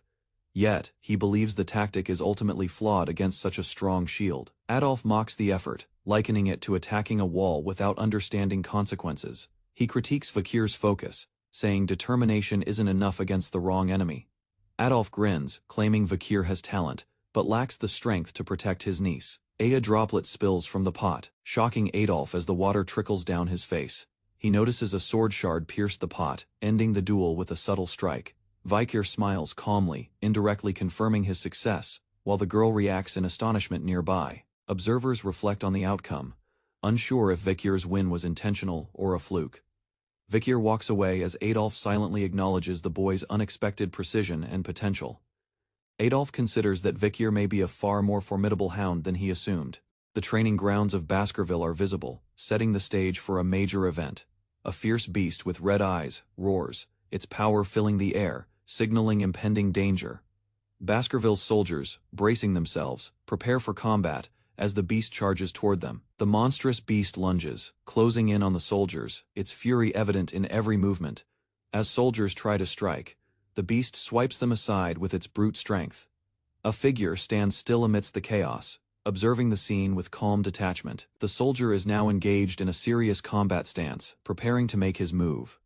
He slices through the beast's defense with remarkable skill, signaling a decisive moment in battle. In the background, others continue fighting, unaware of the impending challenge this warrior faces. The creature begins to falter as the soldiers' coordinated attacks land more accurately, despite their efforts. The monster remains dangerous and relentless, determined not to fall easily. A commanding figure watches, seemingly impressed by the strategy unfolding before him. The bloodied battlefield speaks of the brutal encounter, yet the lesson isn't lost on the soldiers. Their commander stands tall, giving praise but also warning about the dangers ahead. The group is reminded of the harsh reality they face in training and the real battles to come. The graduation ceremony ends with congratulations as the young soldiers march forward into their futures. Amidst the crowd, two soldiers discuss their Knight Order applications and their different preferences. Won expresses his choice of the Wolfhound Order, hinting at his ambitious future aspirations. A narration reveals the 7 Knight Orders within the Baskerville clan, each with unique responsibilities. The orders vary, from guarding and assassinating to engaging in full warfare, shaping the clan's strength. The conversation turns toward the next challenge, as one soldier wonders about another's fate. The focus shifts to Vikir van Baskerville, seen standing triumphantly over a defeated beast. His comrades discuss his remarkable strength, having already defeated an enormous ox beast by himself. They remark on his exceptional skill, noting that he's already a high-ranking sword expert. Vikir reflects on his growth since his regression, acknowledging his slow yet steady progress. While his skills in swordsmanship have surpassed his previous self, he still feels unsatisfied with his speed. His internal thoughts are interrupted by a voice calling out to him, signaling an upcoming mission. The butler approaches, delivering news that Vikir's assignment has been decided by the Patriarch. Vikir acknowledges the news with a simple "Alright," his determination clear. The scene closes with a hint of Vikir's next steps as he prepares for whatever lies ahead. Vikir enters a room and greets the Patriarch, noting the long time since their last meeting. The Patriarch responds curtly, his hand on his nose, seemingly displeased with Vikir's question. Vikir, curious, notices something odd about the Patriarch's appearance and asks about the injury to his nose. The Patriarch explains that he was injured by an archer during a recent battle, but remains unfazed. He casually mentions that while he didn't capture the archer, he made sure to mark her. Vikir thanks the Patriarch, acknowledging the difficulty of the situation, but wonders about his next steps. Vikir reflects on his time prior to his regression, when he served as a junior knight. He recounts his harrowing experiences on La Rouge et Le Noir Mountain, where death was constant. Baskerville children are split into elite and expendable categories, with most expendables meeting an early death. Vikir reflects on the 5th Baskerville technique, designed to help elite knights catch up to the expendables. He notes that his swordsmanship had surpassed the 4th technique before his regression, a significant achievement. The Patriarch, hearing this, begins to speak of Vikir's current status and his unique role. The Patriarch tells Vikir that Hugo would never allow an illegitimate child like him to take an elite course. Vikir's response to the Patriarch's comment reveals his defiance as he questions the alternative path. The Patriarch suggests Vikir try the Lower House of Parliament position, which handles politics and enforcement. Vikir asks to discuss an incident regarding the Morg clan and the ruby mines. The Patriarch seems surprised, recalling the past event and acknowledging that Vikir had promised a reward. Vikir confirms, requesting his reward, which seems to intrigue the Patriarch. Vikir casually requests something of great importance, hinting at the nature of his wish. The Patriarch laughs, willing to grant it, but cautions him not to act recklessly. Vikir, unfazed, thanks him, revealing a complicated mix of emotions, especially regarding the Patriarch's treatment of him. As they walk together, Vikir reflects on Hugo's decision to grant him the wish, unthinkable prior to his regression. The Patriarch seems pleased with his success and guidance, speaking proudly of Vikir's growth. Vikir absorbs the praise but remains focused on the path ahead, ready for the challenges he will face. Vikir and the Patriarch continue down a corridor, with Vikir's mind on the upcoming responsibilities. The Patriarch speaks of Vikir's potential to manage the city's affairs through his new position.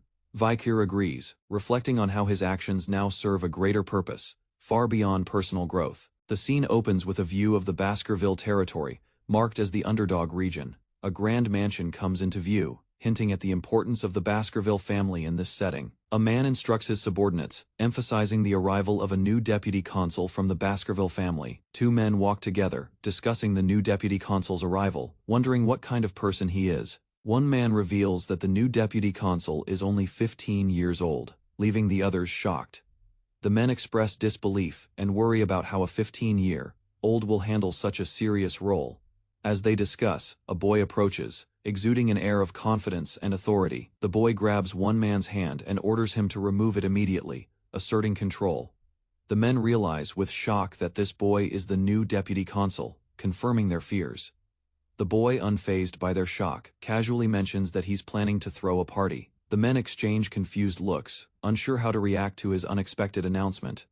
A grand banquet is set, symbolizing the boy's extravagant personality and his plans for the family. At the party, a senior official expresses his dissatisfaction with the situation, citing the boy's actions. He reflects on the failure of his predecessors, lamenting the dismissal of previous deputies due to corruption. Despite his frustrations, he holds a glass and comments on the strange situation of the party. The man, clearly annoyed by the young consul, questions the boy's disruptive actions, unsure of his intentions. The young consul, unfazed, confidently introduces himself as Vikir van Baskerville, revealing his true identity. The man, taken aback, introduces himself as Chihuahua Baskerville, nervous about the unexpected encounter with Vikir. Chihuahua is surprised that Vikir lacks a middle name, something considered essential in the Baskerville family. Vikir coldly explains that not having a middle name means he's not a true blood member. Chihuahua expresses frustration, stating how every deputy consul has discriminated against him for this reason. Vikir brushes off Chihuahua's complaint, noting how his knowledge of the place will aid his work. Chihuahua is left puzzled, as Vikir claims to have read everything, including the details of Underdog's operations. Vikir says he knows the struggles of those like Chihuahua, and plans to let him continue his work. Chihuahua is still in disbelief, but agrees, shocked that Vikir is well informed on the city's laws. Vikir, confidently holding his book, suggests there might be a new law to address the city's issues. Chihuahua, with a stunned look, wonders what new law Vikir might propose. Now curious about the young consul's plans, Vikir explains that the underground businesses must be eradicated to eliminate the city's deep-rooted corruption. He stresses that simply stopping illegal businesses won't work unless the heads of these groups are removed. Vikir firmly states his respect for the laws in place, but promises to add a new law to change the system. Vikir, determined, announces that within a week, he will dismantle the underground economy in the city. Chihuahua is perplexed by the young consul's audacity and wonders why Vikir needs a cause for his actions. Vikir explains that, being newly appointed, he needs a performance to make his actions convincing. The next day, the city's downtown Smile Street is crowded with people, anticipating something to happen. Whispers spread among the crowd, speculating on what the young deputy consul is planning. Vikir stands there, unaffected by the murmurs, waiting for the right moment to make his move. A group discusses Vikir, commenting on how young and cute he looks for a deputy consul. They question what someone so young can do in such an important position, doubting his capabilities. Despite the doubt, Vikir confidently steps forward, ready to address the crowd and make his move. Vikir boldly announces his position as the newly appointed deputy consul, and begins to lay out his plan. The crowd reacts with mixed feelings, some surprised by his confidence, while others remain skeptical. Vakir dismisses their doubts and proceeds to show the people the changes he intends to implement. Chihuahua watches with concern, still doubting Vakir's ability to fulfill the promises he's made. Vakir, undeterred, takes charge of the situation, showing no signs of hesitation in his leadership. As the crowd watches, Vakir prepares for a major confrontation, signaling that change is coming. The crowd is startled as Vakir raises his weapon, preparing to make a dramatic statement. Vakir strikes the ground fiercely, causing an explosive impact, demonstrating his power and resolve. The onlookers gasp, unsure of what will happen next, as the ground trembles from the strike. Vakir announces a new decree, offering a reward of 100 million gold for anyone who can remove a large stake. Chihuahua and others stand nearby, shocked by the boldness and apparent recklessness of Vakir's challenge. The crowd murmurs, buzzing with excitement and disbelief over the amount of money offered. The people start to gather around the stake, their curiosity piqued by the extraordinary challenge. Vakir remains calm, watching the chaos unfold as people rush to compete for the reward. The stake stands firm, but the tension in the air grows as more people attempt to move it. A public announcement is made, a law offering 100 million gold to anyone who pulls a stake. The crowd reacts with surprise, some excited, others confused by the amount being offered. A solitary figure in the crowd watches the announcement closely, his expression unreadable. The reward increases dramatically to 100,000,000,000 gold, sparking even more excitement among the onlookers. The mysterious figure's smirk widens slightly, as if the outcome is already decided in his mind. The crowd grows restless, some considering the offer, others questioning its authenticity. A man laughs at the idea, dismissing the offer as a ridiculous joke meant to deceive. The figure remains calm, his eyes scanning the crowd, unaffected by the skepticism around him. The onlookers begin to argue, unsure whether they should risk it or stay safe. One man steps forward, challenging the crowd, claiming that the reward isn't a joke. The figure watches the challenge, his eyes sharp and calculating, fully aware of the stakes. A tense silence follows, the crowd debating the consequences of failure and the potential rewards. The mysterious figure steps forward confidently, drawing the attention of the crowd with his boldness. Whispers spread through the crowd as they realize this figure may be serious about the challenge. With a cold, calculating stare, the figure quiets the crowd, prepared to claim the reward for himself. A small girl, named Judy, raises her hand, eager to try her luck with the stake. She nervously offers her hand, unsure if she'll succeed or face punishment for her attempt. A stranger in the crowd notices her and warns her, but Judy remains determined, even worried. An elderly man concerned for Judy's safety questions her actions, thinking she's foolish for trying. Judy reassures him, saying she must try to help her sick mother, hoping for a reward. The crowd continues to murmur in disbelief, but Judy stands her ground, willing to risk it. Judy approaches the stake with trepidation, staring at the seemingly immovable object before her. The man overseeing the event watches her closely, his expression unreadable, awaiting her attempt. She takes a deep breath, preparing herself to pull the stake, uncertain of the consequences. With one firm pull, Judy manages to remove the stake, causing the crowd to erupt in surprise. Judy stands there, confused, wondering how it was so easy to remove the stake. The crowd, in disbelief, starts to question if this was a setup, or if she truly succeeded. Judy, terrified of the possible repercussions, wonders if she will be punished for her success. She apologizes in her mind, feeling guilty for causing trouble, and worries for her mother's fate. The mysterious figure, observing the situation, calmly hands her a sack filled with 100,000,000 gold. Judy, holding the sack of gold, is still in disbelief at the unexpected turn of events. The figure, calmly smiling, reminds her that the law must be obeyed, offering her the reward. Judy nods, still unsure if this is all a dream. As the crowd watches in astonishment, the crowd begins to buzz with excitement as the story of Judy's success spreads like wildfire. An older man marvels at the sight of the gold, realizing the weight of what's happened. The simple law, now proven effective, gains widespread admiration, with people talking about its fairness. Back at the Baskerville estate, the new law is discussed as a step toward creating order. Citizens cheer, as the new rule helps reduce crime and builds trust in the government's leadership. The estate's workers sigh in relief, their lives now seemingly more secure under the new rule. A politician reflects on the success of the law, considering it a powerful tool for gaining public trust. He marvels at the simplicity of the law, which has already made a huge impact in such a short time. As the politician looks out the window, he is filled with a sense of accomplishment, knowing his actions will be remembered. Back in the office, plans are made to continue the crackdown on illegal businesses and corruption. The map shows areas marked for investigation, each one connected to known criminal enterprises. With a final look at the map, the politician is certain the law will now cleanse the city of crime. The deputy consul, after noticing the increasing tensions, remarks that he can sense the problem brewing. He mentions that he already investigated the regions he surveyed before his regression, showcasing his vast knowledge. The others in the room are impressed by his thoroughness, acknowledging the depth of his investigation. The deputy consul receives news of a request for a meeting from the village hall's Youth Autonomy Association. The group is made up of influential families, and their motives are questioned, as their intentions seem unclear. He wonders aloud if the young members are merely acting out due to the growing tension in the city. The deputy consul stands, feeling the weight of the situation. He contemplates the future steps to take. His resolve is clear. He plans to confront the growing issues and rid the city of those undermining it. With determination, he prepares to address the city's deeper problems, ready to deal with those corrupting it. A luxurious club located in a high-end hotel stands tall amidst the underdog city, exuding opulence. Inside the club, deep within a private room, a lavish party is underway, signaling high-stakes indulgence. The event is exclusive, with a hefty price tag of 10 million gold for just 6 hours of service, marking its exclusivity.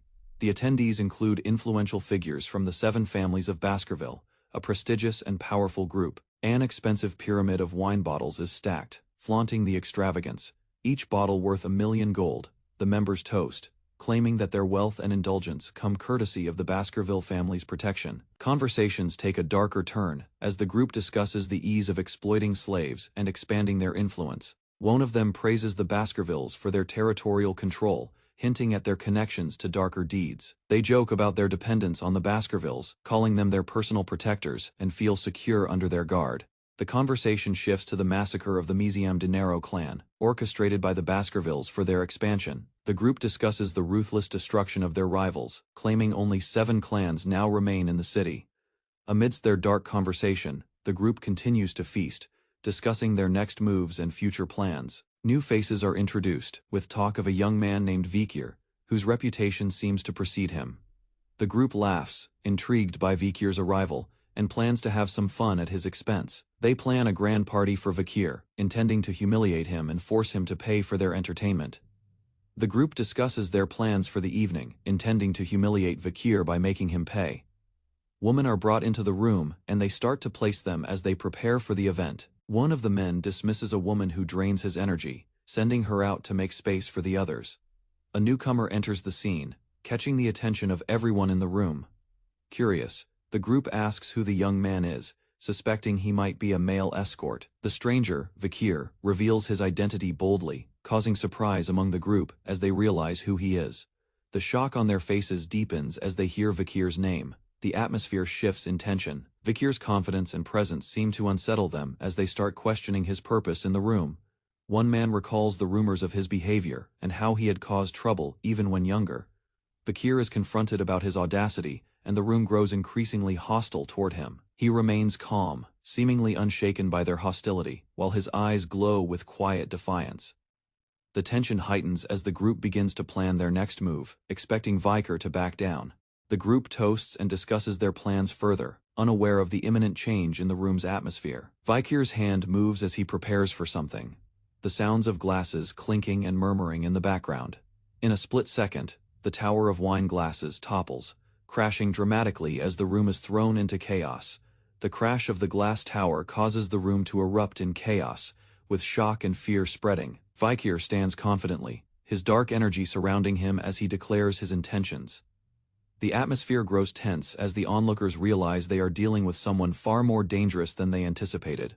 One of the men, startled, questions how Vikir, a young boy, is capable of such destruction. Vikir reveals he is no ordinary boy but a graduate, a term that brings fear and recognition. The revelation sends shockwaves through the room as they realize his true power, heightening their fear. The group is caught off guard as Vikir confronts them, now seeing him as a dangerous opponent. Amanan orders another to act, but the tension rises as none of them are confident enough to fight Vikir. Realizing their lack of preparation, one of them pleads for a way to deal with this unexpected threat. Vikir, calm and composed, senses their hesitation, taunting them with his overpowering presence. In a swift motion, he moves closer to his target, the air thick with anticipation, as he closes the distance. The group knows there is no escape from his wrath. With a chilling expression, Vikir moves with precision, showing no mercy as he strikes. The victim gasps in pain, realizing too late that their trust in Vikir was a fatal mistake. As the room watches in stunned silence, Vikir offers them a chilling warning: the Baskervilles are not to be tested. Vikir stands confidently, eyes glowing red as he faces the group, challenging them to act. The group starts to realize the extent of his power and the deadly situation they are in. Vikir coldly acknowledges the crimes they've committed, hinting at the consequences they'll face for their actions. The atmosphere grows darker as Vikir prepares to act, his power fully evident in the room. His eyes flash as he moves forward, ready to deal with the criminals in front of him. Vikir smiles wickedly, planning to teach them a harsh lesson they will never forget. Inside the dimly lit dungeon, torches and chandeliers cast flickering shadows along the stone corridor, broken only by the footsteps of two approaching figures. Their presence triggers unease, their tailored clothes contrasting sharply with the dungeon's grim walls.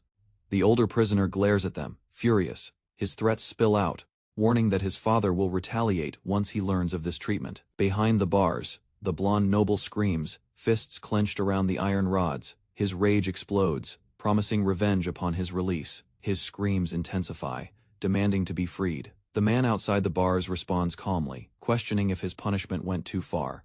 The second man casually critiques the brutality, warning that turning a man into pulp isn't proper justice, despite the victim's crimes. Unfazed, the dark-haired man declares he hasn't even begun. His tone is cold and calculating, focused more on systemic rot than personal vengeance. He explains that the village hall, meant to oversee civil order, has instead become a corrupt power, sheltering criminals under the Baskerville name. He walks with purpose, concluding that the arrogance of the prisoners stems from their lack of true discipline and accountability. The noble's expression shifts to fear as the enforcer declares that executions will commence at sunset, no exceptions.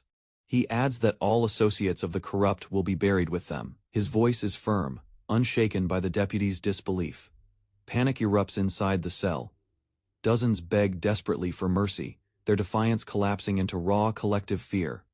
Prisoners reach out, pleading for their lives, offering wealth and anything else to escape the fate laid before them. The advisor remarks on their contradictory nature, both cowardly and daring, warning that they may still seek revenge by other means. The young enforcer remains calm. He knows the prisoners' ties to the criminal underworld will silence any protest. What matters now is gathering evidence. The advisor reassures his companion that evidence can be fabricated if necessary. He has no concern for what follows. Knowing his time in the village is short, he reflects on the impending chaos in the world and the likelihood of being called into battle, or leaving for the academy soon regardless. Without hesitation, the young man presents the charges: kidnapping, trafficking, and a list of crimes that drains color from the prisoners' faces. The prisoner stammers, denying everything but promising to accept punishment if real evidence is found. The enforcer questions the prisoner's logic, mocking his empty condition of proof and exposing his guilt. Turning away, the enforcer silently notes how deeply these men prioritize their family's honor over their own lives. The advisor turns as a third figure appears, carrying a wrapped object carefully through the dungeon corridor. He acknowledges their presence with a grin. "Your custom order is ready," he states calmly. Both officials greet him, satisfied. The tools of judgment have arrived. A cloth is pulled back, revealing a set of worn and blood-stained torture instruments, rusted but effective. The toolmaster proudly explains their legacy, designed through decades of torment and refinement. The enforcer declines any offer to learn. These are not instruments he wishes to wield personally. He observes the tools with quiet intensity, remembering how they once forced even demons to confess. Turning back to the cell, he opens the door and steps in, face unreadable. As fear overtakes the noble, the enforcer smiles darkly. Today's justice is for his own memories. Rumors of the mass arrest swept swiftly through Underdog City. The tale of 7 notorious gangs being captured spread like wildfire. In taverns and alleys, citizens discussed the arrests.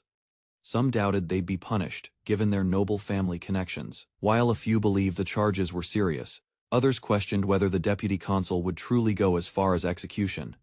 The crowd debated, Some viewed it as political theater, a show of dominance between new authority and old power. Still, whispers continued until horse-drawn carriages arrived, carrying envoys from 6 of the region's most influential clans.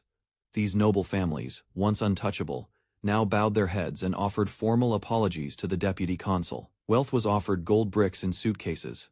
It was clear. The powerful had chosen to yield.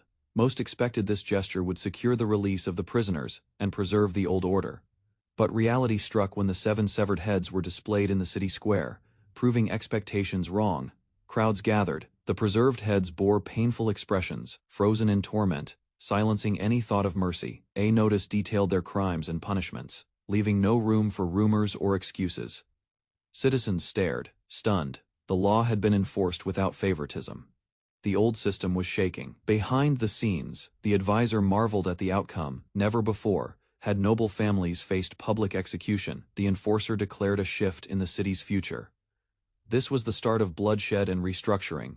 He warned his secretary to prepare. This purge was only the beginning of the next phase. Secretary Chihuahua is stunned, as he is unexpectedly chosen to assist with the deputy consul's next operation. His disbelief grows when he realizes he's not only involved, but expected to act on the front lines of the plan. As night falls, he follows orders hesitantly, questioning whether this strategy is truly the right path. Uncertainty clouds his mind while others prepare the platform in the center of the settlement. The deputy consul remains calm as new captives are transported under guard. Chihuahua watches uneasily as a woman is pulled forward, shackled, and silent, awaiting judgment. The caravan halts near a large tent where crowds and nobles observe the unfolding scene. The prisoner's chained hands tremble, her fate sealed by the strategy's demand. She glares ahead, her body broken, but spirit defiant, sold as part of a political maneuver. Under the cover of darkness on the outskirts of Underdog City, a massive tent stood surrounded by torchlight. Served as the venue for an illegal operation veiled as entertainment, noble carriages lined up in silence, their owners stepping out with concealed intentions. This was no festive gathering. The auction of enslaved lives was about to commence. Inside, a mix of fear and apathy painted the faces of captives, barbarians, commoners, even nobles awaiting their fate. The ringmaster reviewed documents handed over by a seller representing the Mont Blanc clan, a regular participant in this despicable trade. The seller nervously presented a certificate, confirming he came not to buy but to sell his wares, he claimed, flashing a grin. The ringmaster hinted at the clan's past purchases, gauging satisfaction. The seller reassured him the issue wasn't quality, only business. One of the enslaved stood out, a girl with black hair and glowing red eyes. She sat alone, eyes sharp, rage flickering beneath restraint. Impressed, the ringmaster promised to fetch a high price for such a rare product. The ringmaster closed the meeting with twisted charm, welcoming the seller formally to the circus.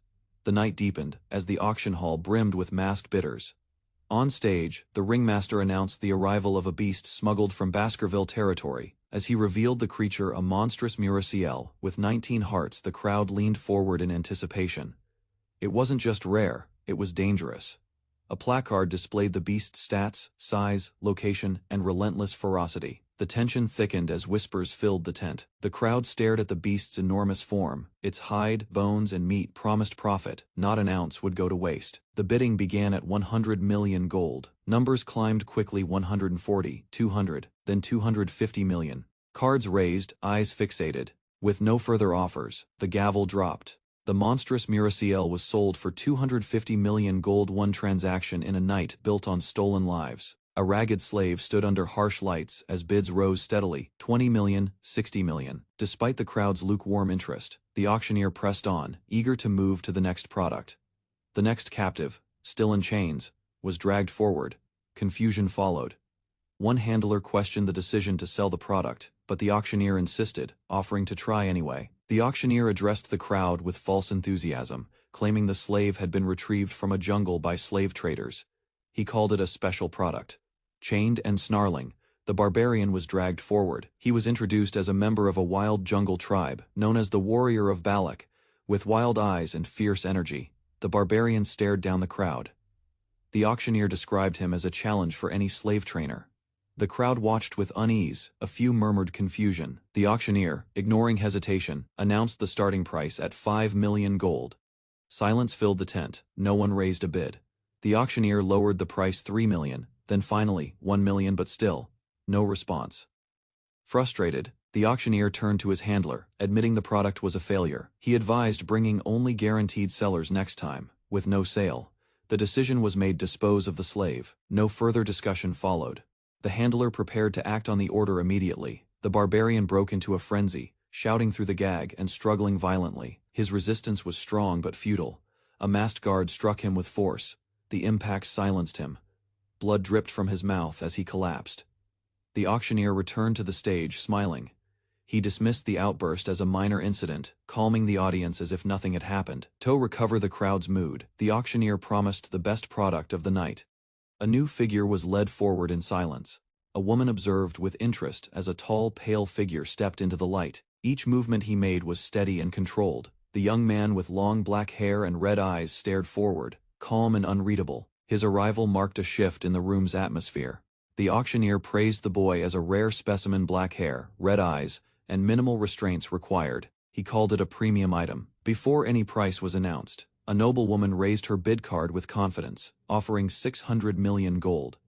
Her action stunned the hall. Another bidder followed with 800 million. Confusion erupted. When it became clear the product was male, surprising those expecting otherwise. The crowd buzzed with speculation. A man questioned the bidder's motives. Another responded, claiming he wanted the boy for combat. The bidding accelerated. A hand-holding card, number 99, was raised with a shocking offer. 6 billion gold. Gasps echoed through the audience. The auctioneer confirmed the bid, seeking challengers. None responded. Whispers identified the bidder as Baron Gambino, a wealthy figure from the granary known for his recent financial surge. Observers discussed his wealth and influence. His bold purchase was seen as excessive yet within his means. Despite concern from his companion, Gambino defended his decision, stating he could resell the boy for profit in the capital. The woman cautioned him again, warning the value depended on keeping the slave unharmed. Gambino snapped back, silencing her. Calling her ungrateful, he reminded her of his support. She fell silent. Meanwhile, the auctioneer prepared to conclude the sale. With no new bids, the auctioneer declared customer 99 the winner. The boy's fate was sealed in the blink of an eye. In a private area, the slave was brought before Gambino. The Baron examined him closely, intrigued by his appearance. Gambino declared ownership and spoke with disturbing familiarity. His demeanor turned possessive and controlling. He grinned as he hinted at future plans. The boy stood still, red eyes locked forward, unmoved by the twisted welcome. Baron Gambino reached out, misunderstanding the boy's silent gesture as a request to be freed. He chuckled, amused. Without help, the boy broke the chain himself, snapping the metal with unnatural force. He rejected the need for assistance. Chains exploded outward.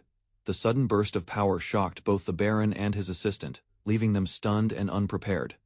The boy moved instantly. His foot slammed into the Baron's chest, hurling the large man across the room with a single blow. Gambino crashed against the wall, wheezing in pain. The slave towered over him, unharmed and unchained. With a firm grip he prepared another strike. His actions made it clear this was no ordinary captive. Energy surged around the boy's body. He declared himself the spear, daring any shield to resist him. Panic erupted. Cindy stood frozen as the chaos unfolded. Others called for help, fearing for their lives. Baron Gambino lost consciousness. Blood pooled from his mouth. The boy confirmed his silent victory without hesitation. Cindy watched in disbelief as the boy walked calmly. Then realization struck: he was Vikier van Baskerville. The crowd murmured in alarm. A Baskerville hound had infiltrated the auction without warning. Standing beneath the lights, Vikier addressed the audience. He promised no one would escape unharmed from this place. The young man stood shirtless among a crowd, eyes steady, muscles tense, facing down a gang of hostile attackers. A clown, masked man sneered at him, dismissing the threat in front of him with a look of disgust. Without hesitation, several armed men charged forward, confident in their numbers against an unarmed opponent. Suddenly, a red glowing blade formed in the youth's hand, illuminating his body with murderous resolve. In a blur, he struck down multiple enemies in succession, each movement precise and lethal. The clown, masked man, recoiled in disbelief, watching his men fall in mere seconds to a single warrior. From the shadows, masked agents launched ranged attacks, but the youth deflected them with ease. Slashing through their formation, he overwhelmed them with brutal efficiency and speed. One attacker gasped in fear, recognizing him as a graduator, an elite warrior beyond their reach. Elsewhere, a masked diplomat was seized, confused by the sudden turn of events. The clown, masked man grabbed him from behind, using him as a hostage against the swordsman. He shouted threats, demanding surrender or the hostage's death as tension filled the air. The hostage flinched as a blade touched his neck, blood trickling lightly from the pressure. Despite the danger, he called out, telling the swordsman to focus on the mission. He screamed in defiance, declaring he would rather die than hinder his superior's battle. The youth glared at the enemy, mocking the loyalty of the hostage while staying composed under pressure. He confidently stepped forward, revealing a hidden flute secured at his ankle, hinting at a plan. Holding the flute high, he declared it a trump card given by the Baskerville Patriarch. He blew into the flute with intense focus, unleashing a piercing whistle across the battlefield. The high-pitched sound stunned the audience, forcing many to cover their ears. The clown-faced enemy flinched, sensing something was wrong as the whistle continued to echo. The battlefield fell silent as the youth stood ready, but nothing immediately changed. The clown-masked man sneered, assuming the whistle was a bluff. Just as he mocked the attempt, a sharp pain struck his chest before he could react. Confusion spread as masked figures emerged silently from the shadows. The clown turned in shock to see the hostage snatched away by a hooded stranger. More attackers fell, unable to stop the newly arriving, swift assassins. Red flashes filled the room as the cloaked agents struck with precision. Enemies screamed in panic, overwhelmed by the coordinated counterattack. Smirking, the youth watched as elite reinforcements assembled behind him, ready for the final blow. Cloaked knights moved in formation, each bearing the emblem of the Baskerville clan on their chest. As they advanced, their crimson presence sent shockwaves of dread through the enemy ranks. One by one, onlookers realized the terrifying truth: the infamous Annihilation Unit had arrived. They were the Baskerville clan's Pitbull Knight Order, a feared force of 100 graduators. Recognizing them, a terrified woman pleaded for her life, but the command was already issued. The youth ordered them to spare the submissive, but eliminate anyone resisting, showing calculated mercy.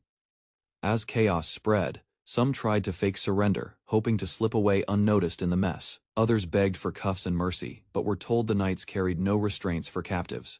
Desperation turned to horror as the knights began executing swift, precise punishment on the defiant. Screams echoed as red blades tore through limbs, rendering escape or resistance impossible. Those who resisted were crippled without hesitation, legs severed to prevent any further movement. Standing tall, the youth reported calmly to an older man, the commander, Bosterior Le Baskerville. Pleased with the results, Bosterior asked if the youth was satisfied with deploying the knights. The boy nodded, grateful, acknowledging the operation's success in reclaiming control with brutal precision.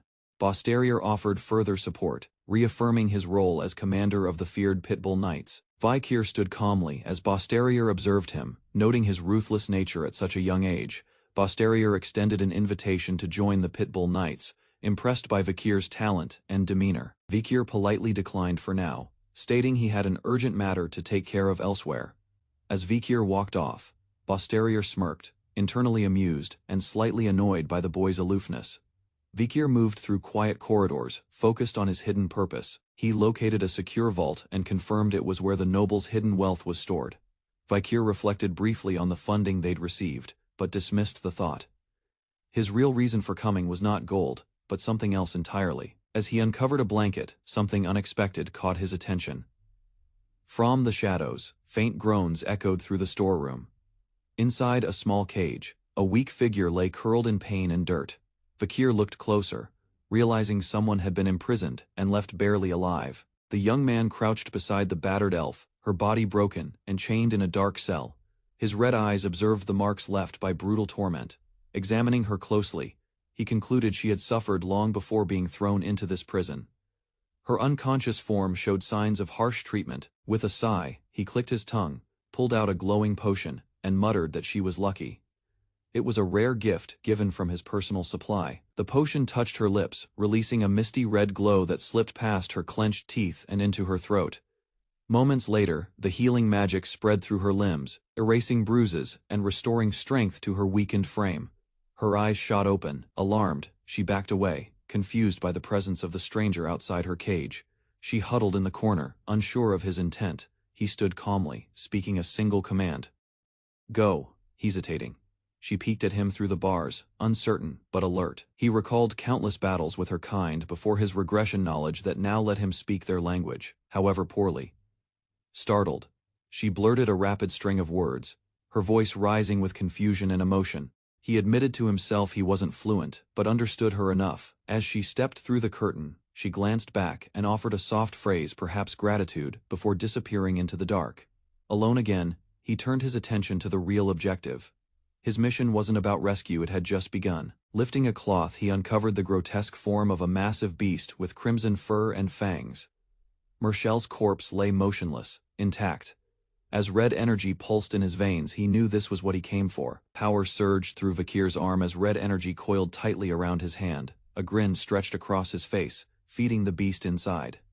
He muttered calmly that it had been a while since he fed the inner monster.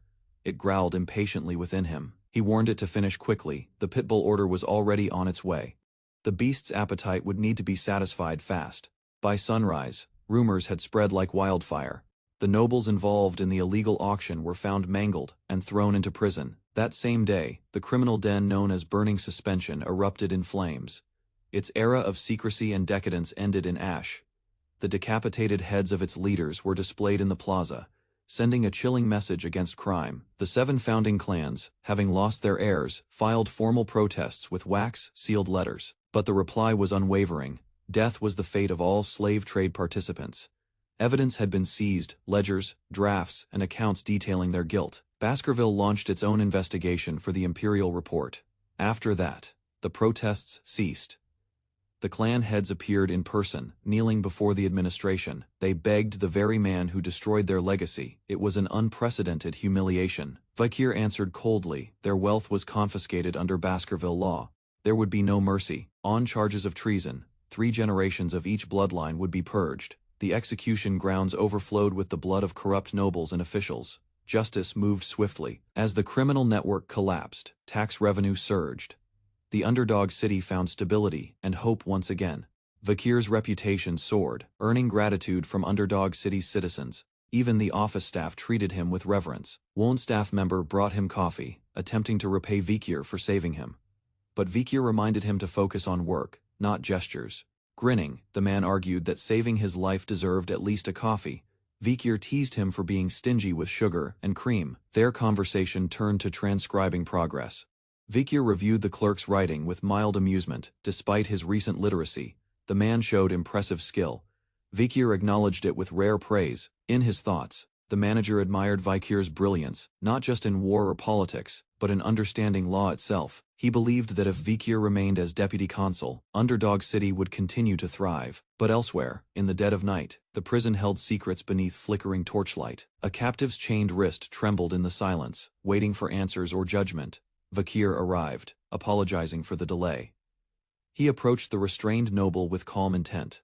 The prisoner, Sindwendi Sen Rose, asked why he had been spared when others perished. Vakir explained plainly he needed answers before deciding this man's fate. Sindwendi demanded clarification, his eyes burning with suppressed fear. Vakir revealed his theory. The power surge of Baron Gambison was due to Sindwendi's influence. He acknowledged the captive's financial talent. Had he chosen another path, he might have become a renowned merchant. Vakir offered a deal: truth for freedom. He calmly sat before the bound prisoner, setting the terms. He warned that silence would bring immediate consequences. The tension between them tightened. The prisoner, cautious, yet cornered, agreed with hesitation, ready to answer what he could. Vakir asked for his thoughts on the city's new justice.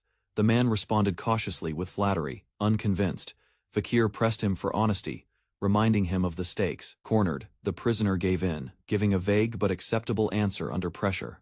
Vakir grinned sharply, then suddenly pulled the man forward with force.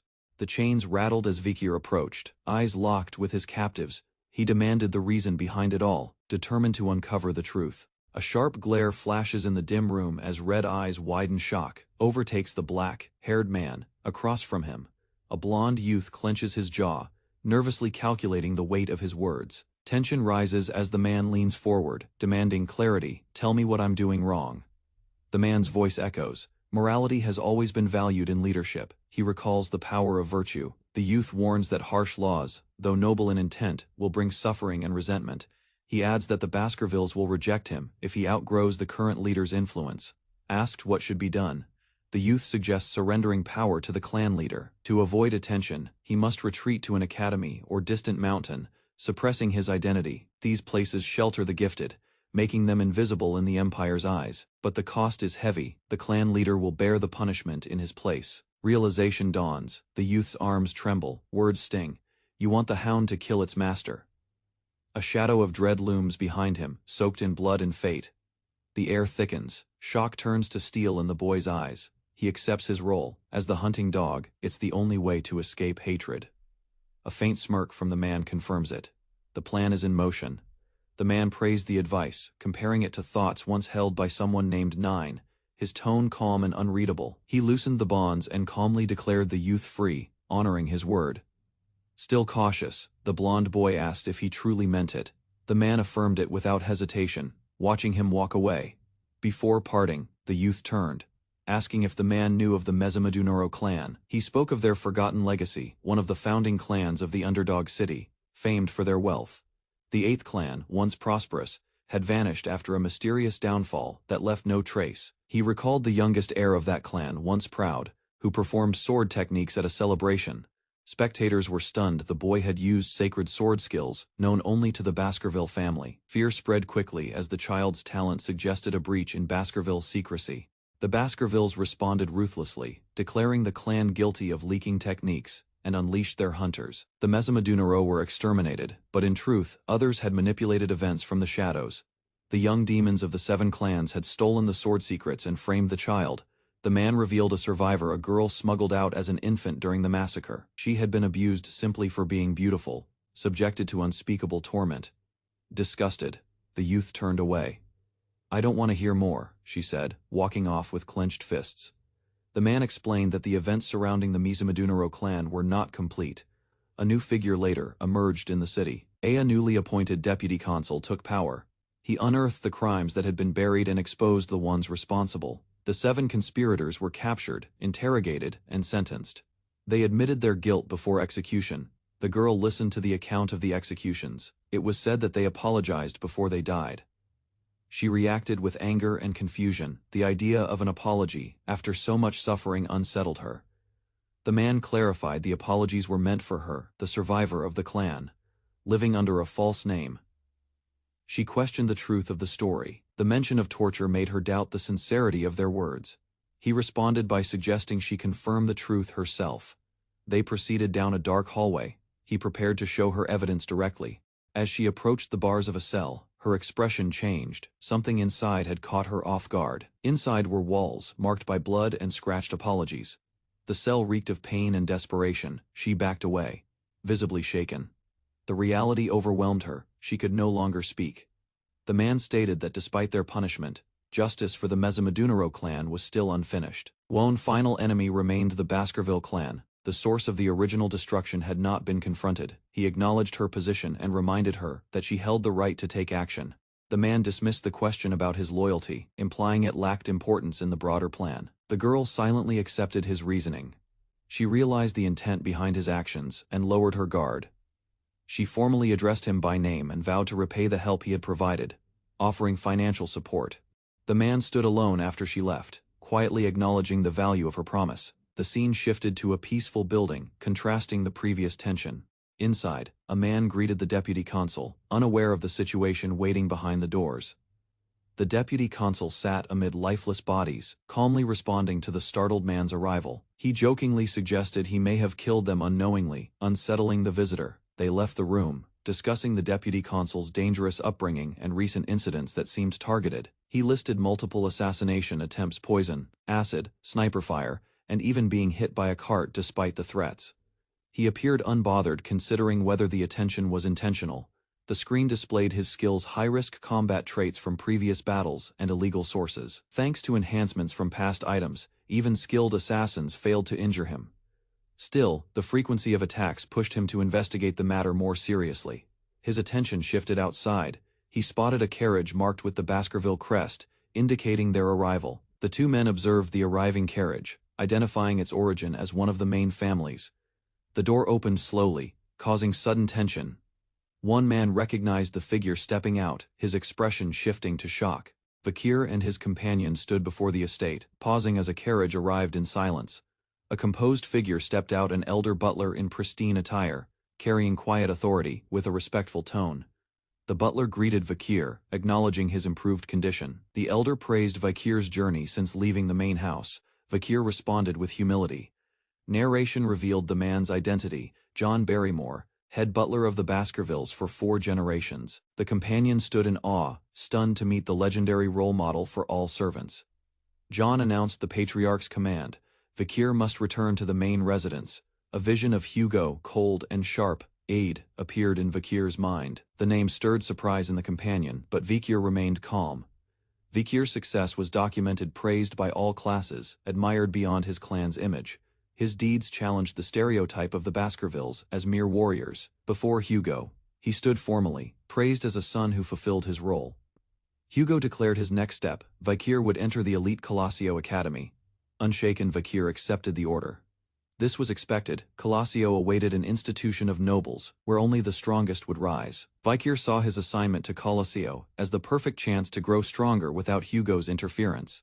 When asked about companions, he suggested 3 siblings more, as training tools than allies. With that, Hugo approved their inclusion and reminded Vakir of a plan he devised at age 8. That childhood strategy involved using the Morgue family to eliminate barbarian threats under joint training. Hugo confirmed its success, his expression showing pride in Vakir's tactical mind. Vakir, surprised, learned the Morgues now proposed a formal raid, seemingly in goodwill. Hugo assigned Vakir one more task: inspect territories before entering the academy. It would test whether his reforms were followed. Vakir accepted the mission with discipline. He departed through the gates, silently watched by those he left behind. The deputy consul shouted farewells as Vakir rode off with a small escort. He knew his farewell with Chihuahua, the secretary, would be permanent. With calm authority, he ordered his hidden guard to reveal themselves. Shadows moved through the trees as masked escorts emerged from hiding. Vakir apologized for the delay, then refocused on reaching the fortress. Staffordshire assured him the path was secure and mentioned the Count's persistent interest in him. Among the escort group, one presence unsettled Vakir, a man cloaked in silence and menace. They arrived at the jagged barren land, once lent to the Morgue family. Vakir observed signs of order, no visible breaches of law or unrest in the region. While the inspection was the official reason, Vakir knew their real mission was to suppress barbarians. The Morgues had deployed a large force, delegates, parliament members, and mages. In contrast, Baskerville's smaller group stayed hidden, awaiting the order beyond the mountain ridge. Vakir reflected on Hugo's advice. It was time to understand the barbarian lifestyle firsthand. Among the dead trees, eerie skeletal remains loomed beneath the blood-red sky. The remains bore signs of magic. Someone had deliberately left a brutal message. It was likely the Morgue's warning to the barbarians, violent and effective. Vakir's thoughts drifted to a familiar mage, someone capable of such power. As silhouettes appeared in the distance, his companion called out to the unknown group. 3 girls blocked their path, declaring no one could pass without permission. Vakir recognized them immediately, the triplets of the Morgue family. They were known as the Morgues, 3 Flowers, Hysis, Middlesis, and Losis. Vakir recognized the Morgue triplets, infamous for their madness when together. He introduced himself as part of the Baskerville envoy, requesting inspection and gate access. The triplets refused, stating they'd wait for higher authority, provoking Vakir's irritation. Vakir questioned their authority to block his entry, standing firm on his family's laws. He declared the law had been altered. He now had the power to expel tenants. With steely eyes, he gave a final warning. Open the gates. Startled, the triplets hesitated, but their pride pushed them to retaliate. They mocked Vakir, conjuring a swirling burst of powerful magic. Unfazed, Vakir readied himself as the magic spiraled toward him. Energy crashed near him, yet he stood firm, refusing to yield. The triplets screamed about territory rights, challenging his authority. Vakir calmly noted diplomacy had failed, battle was inevitable. The masked elite soldiers behind him reacted to the tension. As the triplets shouted, blaming everyone, cloaked figures emerged declaring, "Not us." From the shadows, a blonde warrior stepped forward, drawing Vakir's focused gaze. 3 cloaked figures stepped forward, surrounding Vakir as tension grew at the front lines. They declared loyalty, shouting slogans, creating chaos with their dramatic devotion. Vakir stood expressionless, internal irritation mounting as their behavior escalated into disorder. Vakir stands alert as a group of cold-eyed youths approaches, each clad in the same elite uniform. Their expressions are unreadable, yet intense. The leader of the group steps forward, offering Vakir thanks for recommending them to the academy, but his tone carries unsettling confidence. Vakir remains calm, silently reflecting that these were just training partners he used, like sandbags, never expecting loyalty. In the future timeline Vakir remembers, the triplets grew into ruthless killers, feared for their obedience rather than intellect. Though they lacked independent judgment, they executed orders flawlessly, making them useful tools in war. Determined to guide them properly this time, Vakir places cautious trust in the brothers, even as others mock them. The mockery escalates when a trio of red-haired cadets taunt the brothers, calling them fools. Without hesitation, the blonde brothers strike back verbally, refusing to bow. Vakir observes quietly, recalling that these red-haired siblings were once powerful mages of elemental nature. The red-haired Morg triplets activate their magic water, earth, and nature erupt around them. Together, their combined spell overwhelms the battlefield with vines and pressure. Known as the Three Flowers of Morg, their coordination created near impenetrable barriers. Unfazed, one of Vakir's allies scoffs, preparing to counter the magic with a deadly sword technique. With precision, he unleashes the Baskerville First technique, slashing through the conjured vines. Onlookers are stunned as the perfect execution cuts cleanly through the obstacle, a clear sign of elite training. The blonde brothers unleash synchronized strikes using the Baskerville First technique, their red aura slicing through the dense air. Despite their effort, the Morg triplets remain elevated, shielded by magical vines as they look down with smug confidence. The brothers tighten their formation, their eyes burning with renewed rage and determination, from a distance. Two observers casually watch the clash unfold, amused by the contrast between magic and swordsmanship. A magical diagram radiates energy, illustrating the timeless struggle and balance between spellcasters and warriors. The battlefield turns chaotic as both factions collide, revealing their raw potential in a violent display of talent. Vakir comments dryly on the duel, unimpressed, while his companion reminds him that he has already surpassed them. Privately, Vakir expresses disdain, calling it a waste of time as he contemplates more pressing duties. Suddenly, a new presence steps forward, her territory challenged, igniting the air with fiery pressure. One of the blonde brothers lunges at a red-haired opponent, shouting triumphantly as he closes in. Just as he reaches his target, a vortex of flames erupts, catching both sides in its searing radius. An explosive burst engulfs the ground, sending shockwaves across the battlefield and halting all movement. As the smoke clears, Vakir and his ally watch with concern, unsure if anyone survived the blast. Cries erupt from the singed combatants. Both sides accuse each other, confused by the sudden appearance of fire magic. Shaken and near tears, the Morg triplets tremble, realizing they barely escaped death, their pride scorched by fear. A red-haired woman descends with blazing fire in hand, her presence halting all movement on the field. Vakir turns to investigate the disturbance, catching sight of her powerful entrance. She steps forward, calm but firm, declaring that any disruption in her territory will not be tolerated. The Morg triplets scramble to explain, shifting blame for starting the fight. She glares, correcting their informal tone and reminding them of her authority. In fear, the girls apologize frantically, as sharp wooden spikes rise threateningly behind them. The woman notices something unexpected and narrows her eyes in recognition. Her gaze sharpens, as Vakir approaches on horseback, his presence unmistakable. She greets him formally, acknowledging that it has been 7 years since they last met. Vakir responds with cool politeness, noting her maturity and striking change in appearance. He reflects that, in his past life, Camus Morg was famously admired by noblemen, and trailed by scandal. Now, seeing her reputation missing in this life, he wonders what shifted fate this time. Though surprised by the reunion, Vakir quickly shifts focus back to his mission. Camus is caught off guard by his cold tone and apparent disinterest in their reunion. Vakir responds bluntly, leaving Camus speechless and frustrated by his nonchalant attitude. Vakir muses silently as the tension builds between him and Camus under the gazes of the two clans. He calmly dismisses the moment with a critical remark, showing no emotional reaction to Camus' outburst. Camus, offended by his disinterest, fires back emotionally, declaring herself his future wife. The surrounding students freeze, their attention caught by Camus's bold declaration. Vakir and his companion stare blankly, unable to respond to the unexpected claim. Camus scoffs in frustration, while Vakir mutters in disbelief at the word wife. A squad of young warriors trudged across the rugged terrain, their weapons drawn, faces tense with inexperience.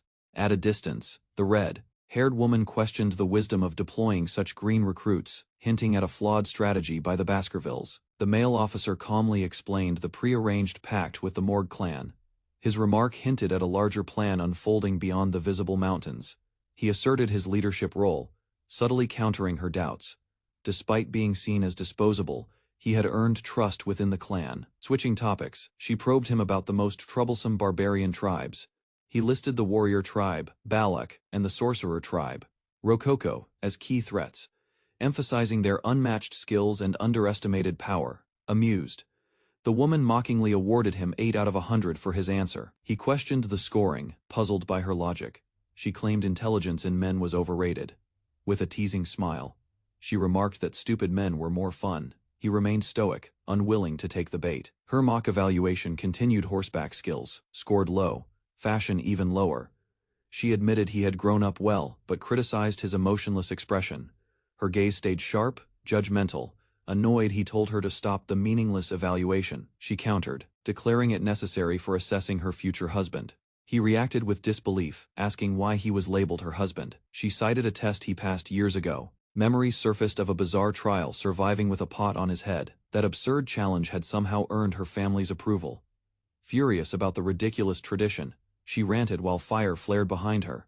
Despite the theatrics, he silently acknowledged one truth: she was a powerful fire mage. She suddenly declared her intent to erase the memory of an event she regretted, determined to rewrite what had been done.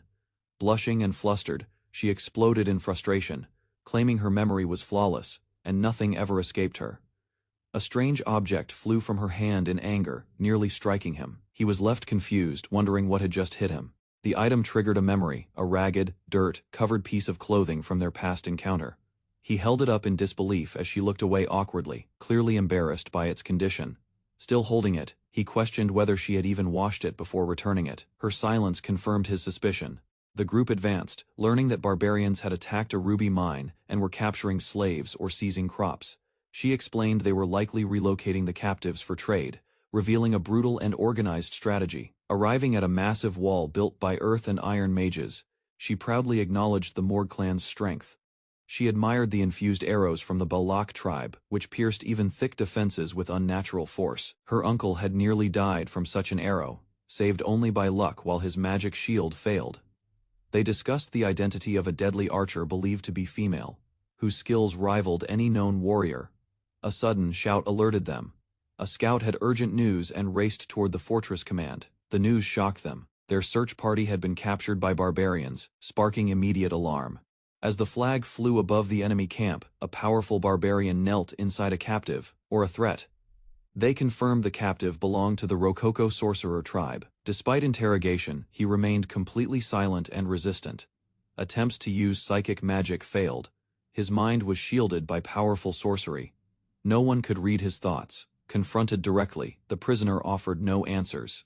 His silence frustrated the team, as they questioned him about the kidnapped victims. One of the victims, Rose, a Morg family member, was identified.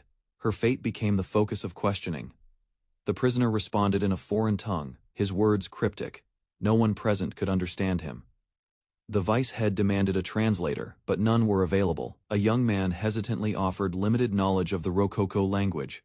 He began speaking to the prisoner, using only basic vocabulary, attempting to inquire about Rose's whereabouts. The captive growled an unsettling reply, his tone dark and eyes glowing with malevolence. A silent moment passed before the young man translated his grim message: Rose was dead. The woman's fury ignited. Her eyes narrowed as she declared herself acting authority in the absence of the senator. With rage blazing, she assumed command and called for justice, ready to pronounce judgment herself. Her expression hardened with fire. She declared the verdict with unwavering resolve: immediate execution. Fire engulfed the prisoner as the sentence was carried out on the spot, without hesitation. His screams echoed, but there was no mercy. The flames consumed everything. Shaw stood calmly amidst the inferno, declaring that he was free to scream as much as he liked. It changed nothing. Shaw stared into the flames, her words burning with wrath. After the war, the barbarian tongue would vanish into hell. Nearby captives flinched at her fury. Fear etched across their faces as fire illuminated the chamber. Without a glance back, she turned coldly. "Let's go," she ordered, and the team followed in heavy silence. From behind the curtain, the boy watched her quietly, noting the change in her composure. She muttered a name, Hike, and stood still beneath the blood. Red sky, grief surfacing at last. The boy whispered that despite her strength, she was only 15. She had lost someone precious. She admitted the girl was like a sister, innocent and out of place in a brutal world. Holding back emotion, she claimed the girl likely passed peacefully, trying to comfort herself. But her trembling voice betrayed the truth. The memory of the prisoner's words haunted her. "We ate her." Her mouth quivered as she tried to stay strong, suppressing her rising sobs. Tears streamed down her face, pain overwhelming her composure. He stood close, apologizing gently. He couldn't protect the girl she cherished. As the boy reached out, her sobs deepened. She collapsed to the ground, wailing uncontrollably in grief and rage. Her cries echoed across the war. Torn land, raw and unfiltered, a scream that pierced the skies. The fortress gates loomed beneath a blood-red sky. The girl knelt on the ground, overwhelmed by the weight of recent loss, while the man stood beside her in silence. Rising slowly, she clenched her trembling fist, forcing back emotion. Her eyes locked onto the horizon, where purpose began to replace pain. The man spoke with cold logic, suggesting sympathy would have been fatal.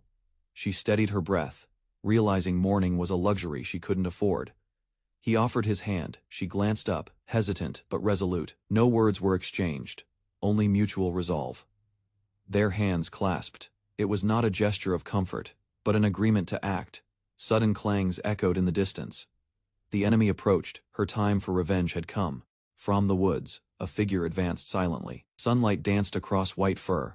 A warrior rode atop the beast, blade pulsing with power. Their charge was swift. Eyes focused, the attacker prepared to strike with no hesitation. The warrior launched from the mount, light exploding around him. Guards watched helplessly as the energy beam cut through the fortress walls. Stone shattered as the intruder crashed through defenses. He stormed the courtyard, leading the assault with precision. Soldiers fell quickly, overwhelmed by wolf and blade. The man arrived behind the chaos, questioning if he was too early. A glowing rope flew through the air, charged with energy. It looped with precision, targeting its mark. The ambush was well timed. Several attackers sprang from the shadows, casting ropes from all directions. The young warrior stood surrounded, lightning coursing along his body, caught mid-step. He looked down in confusion, ropes wrapped around him, and from atop beasts, two women grinned confidently at their catch. He processed their words, confused by the term "hunt for husbands." His thoughts shifted, analyzing the meaning behind their bizarre ritual. Breaking free, he launched them away with raw force. He firmly rejected the idea, stating he had no interest in being captured. Nearby soldiers, witnessing the sudden clash, questioned whether he was friend or foe as he stood among enemies without hesitation. Energy surged around him. His mind recalled earlier instructions to avoid combat until the main force arrived. He ignored it. Blades danced as he initiated battle alone, cutting through the enemy ranks. His crimson eyes narrowed with intensity. Onlookers watched in disbelief. His speed and skill exceeded expectations. The enemy couldn't react in time.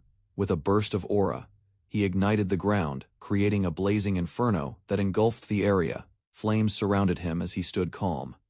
Chaos erupted around. The enemy panicked under the heat's pressure. She arrived behind him, stepping into the flames with no fear. Her fury burned just as fiercely. He turned to find her beside him. She had scorched the field without hesitation, fire still dancing at her feet. Acknowledging his strength, she realized he had used liquid aura. It confirmed her suspicions he wasn't ordinary.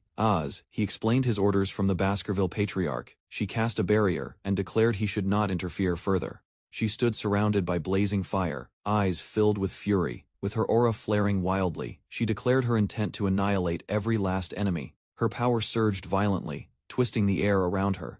She charged forward, her body engulfed in a swirling inferno. An explosion rocked the ground as she crashed into enemy lines.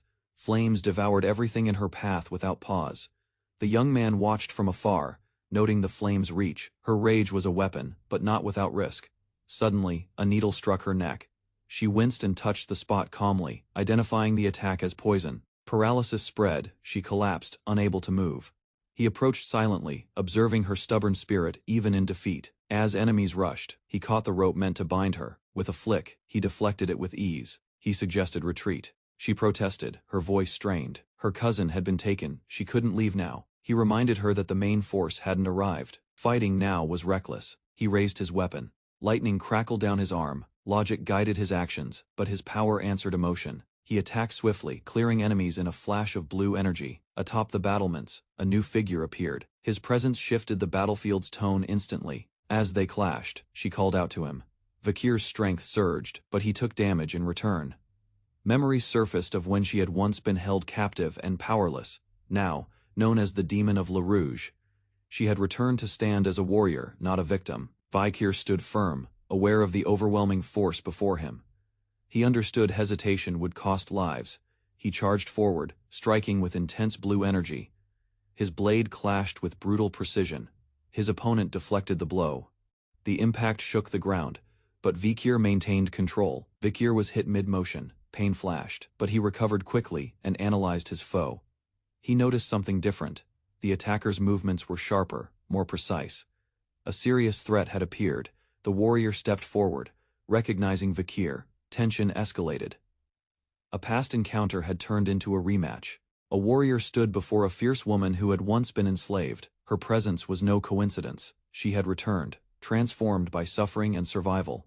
Without hesitation, she declared their reunion. Her composure radiated vengeance, and her arm pointed not with mercy, but with judgment. The boy's memory sparked. He recognized her from the slave auction. The scars she carried were now weapons of resolve. He questioned her motives, thinking kindness had earned loyalty. She denied it. Her actions were rooted in reclaiming her stolen freedom. Riding atop a massive wolf, she named herself the next leader. Her path diverged from his. As they vanished, he considered revealing his hidden strength. His mind raced. This was no ordinary rescue. A burst of power surged as a mage attacked, demanding the girl be returned. Lightning struck the white beast. Its pained howl echoed as energy tore through it. Feathers of power rained down. The ground shattered under the force. The ambush's timing puzzled him. It occurred too soon after the warning bell. He deduced the enemy fled to the Forbidden Mountain, uncharted and perilous. The commander grew tense. Entering that zone meant risking everything. Desperation settled over the commander. His niece was lost, and options faded. The boy stepped forward, confident. He had explored that forest before. His past life's training made him the only guide. Shocked, the commander seized his arm. This was their only hope. Despite warnings, the Grand Senator chose to proceed. The danger of the Forbidden Mountain was clear, but he gave others a choice. He placed his trust in the young man, recognizing something exceptional in him. There was no time to hesitate. Under a cold night sky, the mission began. The only request, save his niece at all costs. They reached the forest at Le Rouge, at Le Noir, a deadly region crawling with unknown beasts. The terrain was merciless, filled with venomous vines and ambush predators lurking in webs. This place earned its name, the life, engulfing forest. But someone or something moved ahead with unnatural speed. Elsewhere, the girl was escorted by the beastwoman.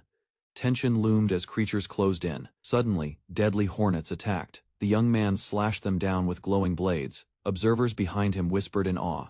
His technique wasn't ordinary. The young man signaled to halt. A fire burned in the distance. It marked enemy presence. He recalled a trick. Their enemies used dry leaves to track movement by sound. He warned the group every step forward now required stealth and precision. The Grand Senator cast a silent spell, muffling all movement from their feet. He smiled, placing his faith in the young man once again, calling him nephew, in-law. The boy was stunned, but there was no time to question it.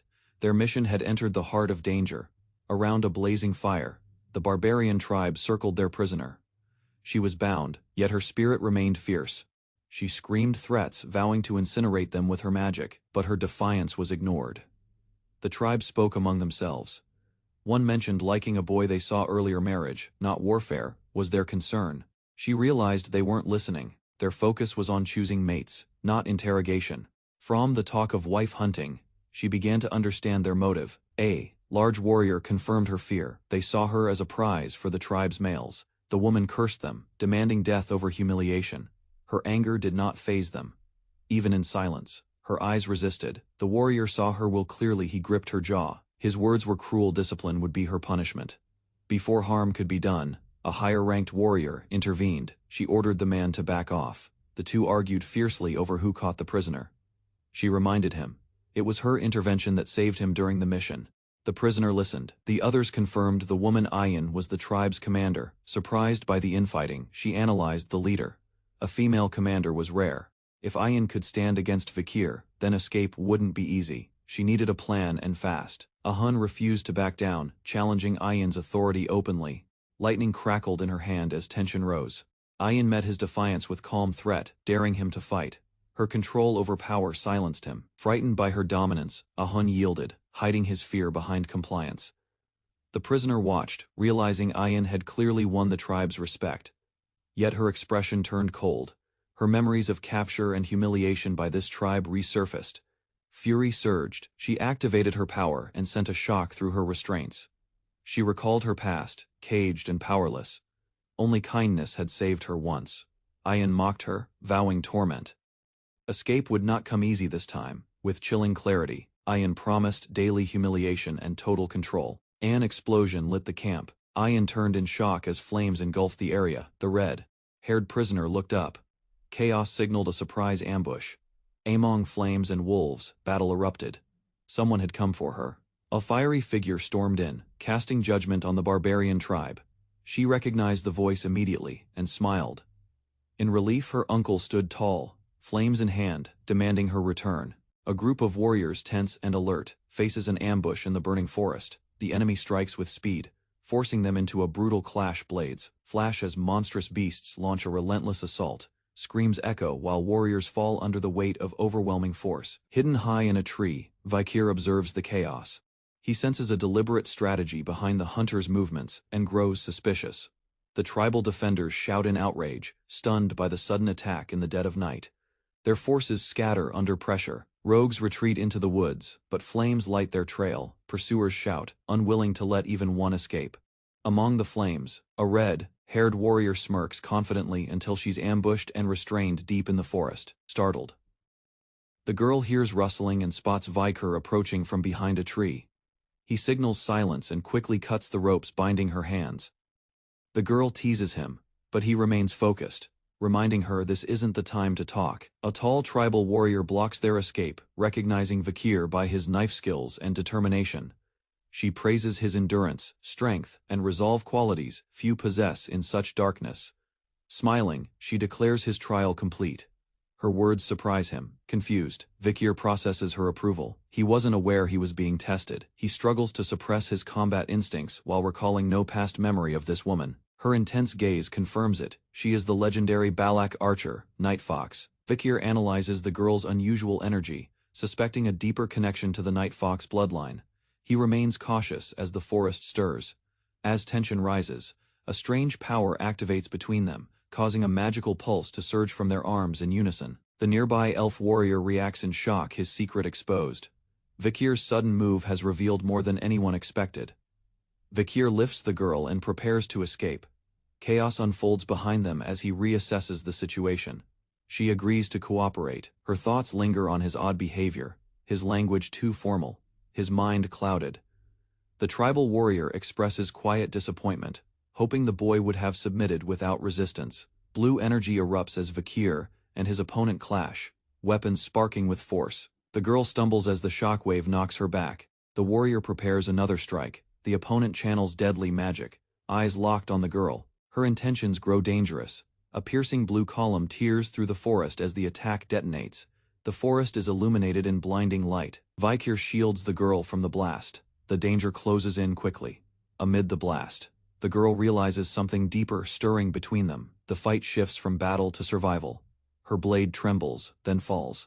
Behind her, a powerful presence arrives with a frozen defense. The girl's uncle breaks through the trees, sealing the enemy's path with an ice wall. Recognizing the poison's grip on Vikir, the uncle moves quickly, activating a magic cure to neutralize the threat. Despite the uncle's efforts, the poison's effects linger. He suggests visiting the Divine Quo Vadi's cathedral to fully purge it. Before he can react, the girl pulls away and runs toward Vikir without hesitation. She throws her arms around him, grateful for his rescue. The uncle watches, stunned by her impulsive move. The girl scolds her uncle for arriving late. She expresses frustration with his delay during the crisis. Suddenly, a whip slices through the air. Vikir's head shifts instinctively as it closes in fast. The Balak warrior is surprised. Vikir doesn't retreat. Instead, he holds firm, unnervingly strong for his age. Vikir prepares to counter, but a strange urgency fills the air. He senses something worse approaching. A red, ominous energy surges. A monstrous aura awakens deep in the forest. The Balak warrior, halts. His face twists in alarm. He realizes too late, they've triggered something dangerous. Vakir's arm pulses violently. His hidden Beelzebub ability reacts, warning of a powerful entity nearing. As the energy grows stronger, his instincts scream danger. He turns toward the tree line. The Balak warrior murmurs the name in fear. Madam Eight Legs has arrived. A massive pillar erupts from the earth, coated in glowing purple energy. Everyone stares in shock. Warriors tremble, recognizing the dark signature. Their worst fear is now reality. The madam is here. Even Vakir and the girl are awed. Before them stands the impossible, a towering dark spire, signaling her arrival. A towering black pillar releases streams of dark energy into the sky, splitting into multiple tendrils. The tendrils crash down violently, cracking the earth and marking the forest in destruction. Vakir, the girl, and her uncle stare in disbelief, sensing an ancient monster hidden within the forest depths. A grotesque figure with glowing eyes emerges, its massive form, unmistakable as Madam Eight Legs. Vakir recognizes her from memory, classified as an S-rank threat, now standing before them. Her shadow looms large as her legs extend outward. The trio braces themselves as her oppressive aura descends. In the midst of a misty forest clearing, a cautious group navigated the eerie silence, stopping as unnatural movements disturbed the air. A woman almost cried out, but a dark-haired man quickly covered her mouth, warning her against making noise. He recalled how sensitive the creature's touch and hearing were, as the ground trembled from the movements of a massive spider-like monster. The man remembered a tale told before his regression, an old legend dismissed as a myth. It was about the Madam with 8 legs, a predator feared for centuries, recorded deep in the Empire's monster archives. Suddenly, the creature lunged forward, releasing a scream that shook the forest. A disaster. Class monster ranked S, capable of devastating a nation. Toxic green fluid rained down, corroding trees as the creature attacked without mercy. The group dove for cover, barely avoiding the acid that scorched the earth where they stood. Nearby, a man screamed as the poison touched him, spreading through his body with searing pain. Another fighter cursed, calling out his companion's recklessness for yelling near the monster. Struggling to control his panic, he admitted their danger and revealed his high status as the shaman's grandson. From a distance, the creature loomed larger, its glowing eyes locking onto the group's location. The Baskervilles and their allies chose to retreat, bolting as one toward the denser parts of the woods. Behind them, the monster gave chase, deciding who to hunt based on their retreat patterns. Though the smaller group scattered separately, the creature targeted the ones who stayed together, its instincts drawn to unity. The massive arachnid charged forward, ignoring the scattered escapees, its focus locked onto the group huddled together. As panic set in, a young mage stepped forward, summoning fire, magic and hurling it toward the beast, hoping to exploit its weakness. The fireball soared through the air and struck the creature, exploding in a bright, fiery blast across the forest floor. Seeing the impact, the mage celebrated prematurely, thinking the flames had succeeded in wounding the monster. Without warning, a massive leg slammed down, sweeping through the air with crushing force, catching him mid-celebration. The mage's body flew and hit the ground hard, blood trailing from his face as he lay dazed and trembling. Despite the blast, the spider emerged unscathed, towering in the distance as it pressed forward. The group stood in horror, the monster's resistance shaking their confidence in any remaining plan. One figure, silent and observant, stepped forward with resolve as the others prepared to flee again. A warrior questioned the young man's decision to stay, confused by his sudden halt amid retreat. He explained the grim truth: unless someone restrained the creature's legs, the entire group would be wiped out. Although others offered, he dismissed them, noting only one among them had the ability to succeed under the current conditions. Vakir declared it would be him, stepping out alone, weapon in hand and eyes firm with determination. The woman stared, stunned, as the elder turned to her and urged her to follow Vakir's lead. As Vakir moved ahead, the elder shouted for the others to flee, demanding they honor the sacrifice about to be made. Cries called Vakir to turn back, but he remained silent, hand gripping his sword's hilt with steady control. He calmly exhaled, drawing his weapon as his mind dismissed concern for Baskerville's fate. Realizing the enemy's unchecked growth, he concluded that the Allied forces would not survive without a change in plan. To him, this moment was not only survival, it was an opportunity to master his curse and surpass his limits. He envisioned wielding the monstrous power within him, enough to challenge even Hugo, and one day return on his own terms. As the mutated blade erupted with red energy, Vakir charged toward the giant spider with unwavering resolve. He recalled his internal injuries, the unstable energy, and how long he had delayed, confronting it directly. But now, every ounce of his strength was being poured into this single confrontation. Leaping forward, his body surged with power, launching him high into the air in a streak of red light. He landed and stood firm as the towering beast shrieked in rage, preparing to strike. Vakir's stance tightened, the glowing blade pulsed in his grip, collecting power with a red flare. Then, with one swift motion, he raised the weapon and unleashed its energy directly at the creature. A blinding flash tore through the battlefield, red lightning spearing the air and slamming into the spider's body. Vakir's eyes locked with the monster's as the shockwave rippled outward, tearing through web and armor. In a final strike he descended from the air, crashing the empowered sword into the beast's core, triggering a violent explosion. A crimson flare ignited at the heart of the battlefield, radiating energy outward. The beam surged skyward, engulfing the treetops and illuminating the dark sky. The group halted in fear, their eyes fixed on the distant blast. The woman turned, eyes wide with disbelief at the eruption. Tears welled as she realized the cost of the strike. Far across the forest, a lone red pillar marked Vakir's sacrifice. Chained and kneeling, the prisoner awaits judgment as guards flank the heavy gate. Silence looms over the cold, moonlit arena. His battered face lifts, bloodied and bruised, eyes barely open. The will to stand flickers behind the pain. Rising slowly, he glares forward. A line of soldiers blocks his path, but his gaze settles on one man, Hugo. Hugo's red eyes narrow. No words pass, but their hatred is clear. The battlefield tightens. The prisoner clenches his fist, tension snapping. He surges forward without hesitation. Soldiers recoil as he cuts through, each step a defiance against his chains. Red light engulfs him. His figure moves like a beast cornered, desperate. Blood spatters the ground. Hugo's image burns into memory. He falls. Death takes him, or so it seems. Light returns. He wakes, bandaged and alive, questioning reality. The explosion lingers in memory. Madame froze, buying him seconds. Pain confirms survival. His body is torn, yet breathing. He touches the rope proof of survival. A trap saved him. Allie's nearby whisper. Hugo thinks he's dead. Exiting the tent, he sees a new place. A second chance begins. In the Balak's camp, he realizes he's surrounded by enemies and cannot escape in his weakened state. Prisoners from Baskerville and more are forced into lines. He recognizes them, old allies, now captives. Guards bark orders, rushing them forward. The threat of wolves keeps them obedient. He wonders why he wasn't executed. His legs move reluctantly as a voice calls him forward. A man with long hair confronts him, asking if he knows the Balak tongue. He nods cautiously, recognizing the man from his past. His thoughts race. How was he identified so easily? Another warrior mocks him, calling him the commander's pet dog. Fury builds behind his silent glare. The insult burns deeper than the wounds.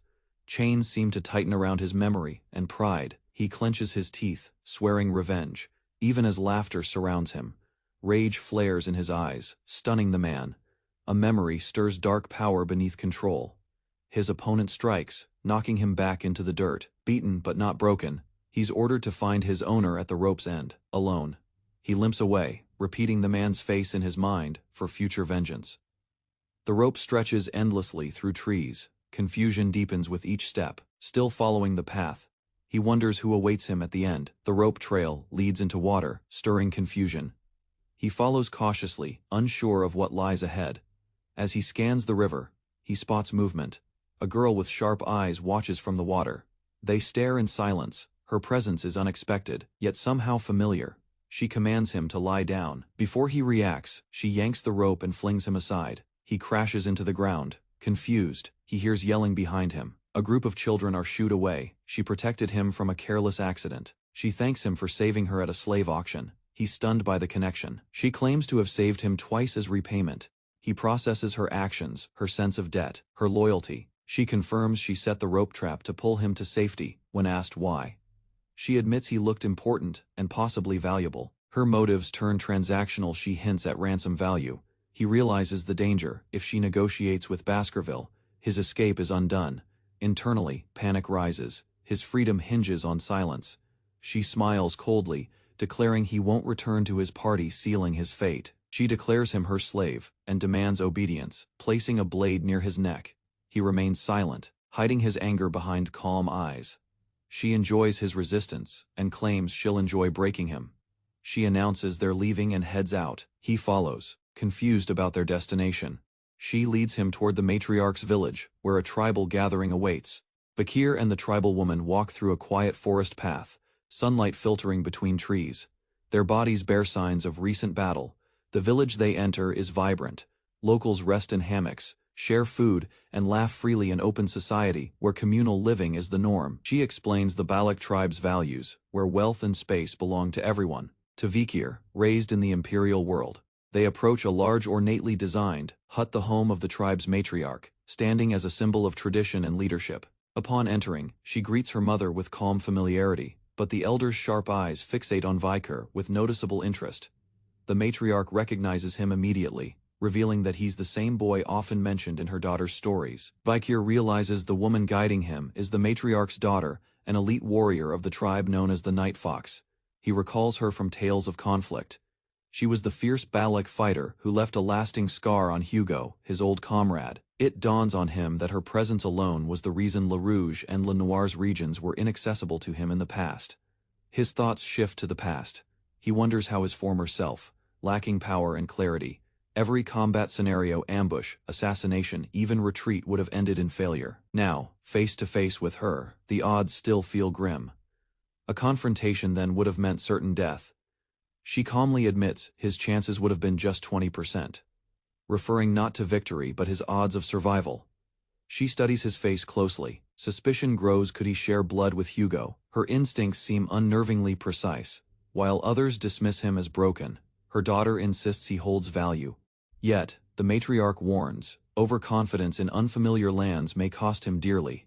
The matriarch coldly evaluates Vakir's condition. Despite his injuries, she implies that his value may lie in his ability to reproduce, not survive.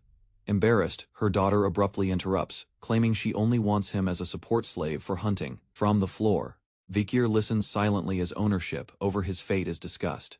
The matriarch allows it, placing the responsibility squarely on her daughter's hands. The matriarch's amused glance lingers, sensing more behind her daughter's words than stated. Silence hangs in the air. Vakir is later seen alone, contemplating his uncertain place in this tribe. No chains bind him, yet freedom feels distant. On a walk, the woman questions his name. Vakir hesitates, but answers, challenging the norms of their dynamic. She introduces herself as Ayan, hesitantly. Vakir, undeterred, repeats her name, testing the limits of her authority. Flustered, Ayan tries to reassert control and delivers his first task, building a house from nothing. With a sharp command, she points to the ground. This structure will be his new home and her test of dominance. Internally, Ayan scoffs. She believes no imperial man could craft shelter, especially one so damaged. But Vakir calmly considers the challenge, recognizing it as a battle of control disguised as labor. He smiles faintly, already thinking through materials and methods. Her command wasn't punishment, it was opportunity. Ayan returns later, expecting failure, only to freeze in disbelief at the sight before her. Vakir stands beside a fully built, stable tent, without fanfare. He informs her the work is done.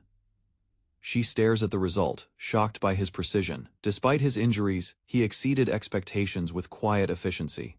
As Ayan reflects on the situation, she realizes the supplies she brought might now be unnecessary due to Vakir's resourcefulness. Meanwhile, Vakir quietly acknowledges how long it's been since he had to rely on forgotten survival skills from his past life.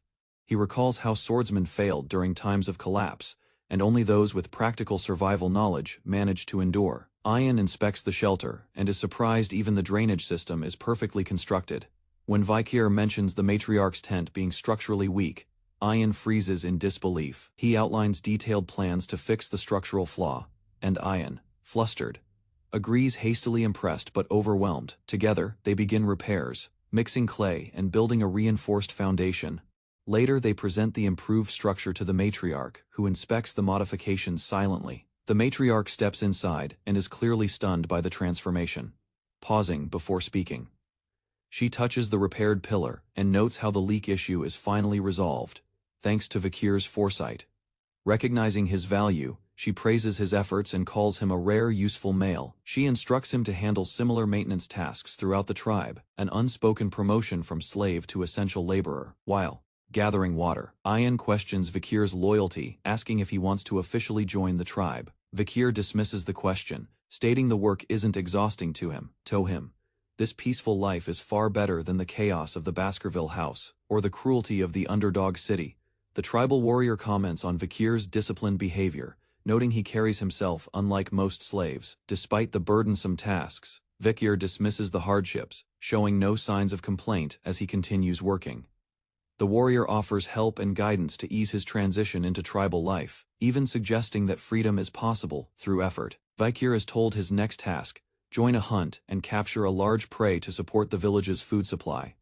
A ceremonial totem stands as a reminder of the tribe's struggle to find sufficient game. The scarcity of meat affects the tribe's children most, making this hunt a critical mission. The girl explains that capturing large prey could earn Vikir a change in social status. She tests his strength, gauging his ability to carry weight and join the expedition. With authority, she reminds him he's under the command of the tribe's hunting leader.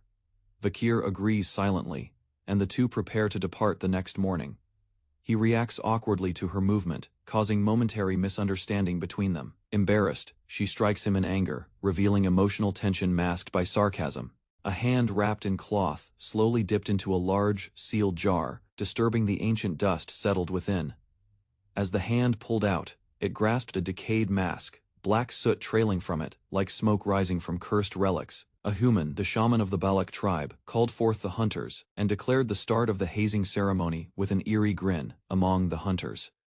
It was said that guilt followed every kill, so they wore charcoal to mask their faces from the god of death. Even this warrior tribe had a shaman, though many doubted his powers and saw his blessings as unreliable. Still, they humored his rituals when tradition demanded, allowing the shaman to assert his role during important occasions. A young hunter questioned if the shaman's position held any real meaning, sensing this tribe resembled others more than expected. An elf scoffed, revealing tension between himself and the shaman before another hunter tossed a collar to their newest member. The collar symbolized readiness, both a protection from prey and a mark of belonging to the tribe's hunting ranks. The newcomer hesitated, but accepted the collar, deciding it was easier to adapt than resist the tribe's customs. Nearby, a large white wolf observed quietly, its golden eyes fixed on the hunters, like a silent judge. Mounting the beast, the young hunter chose to ride alone, assuring others he could manage without help. He led the way out, confident, but the woman behind him doubted his stability and warned him to hold on.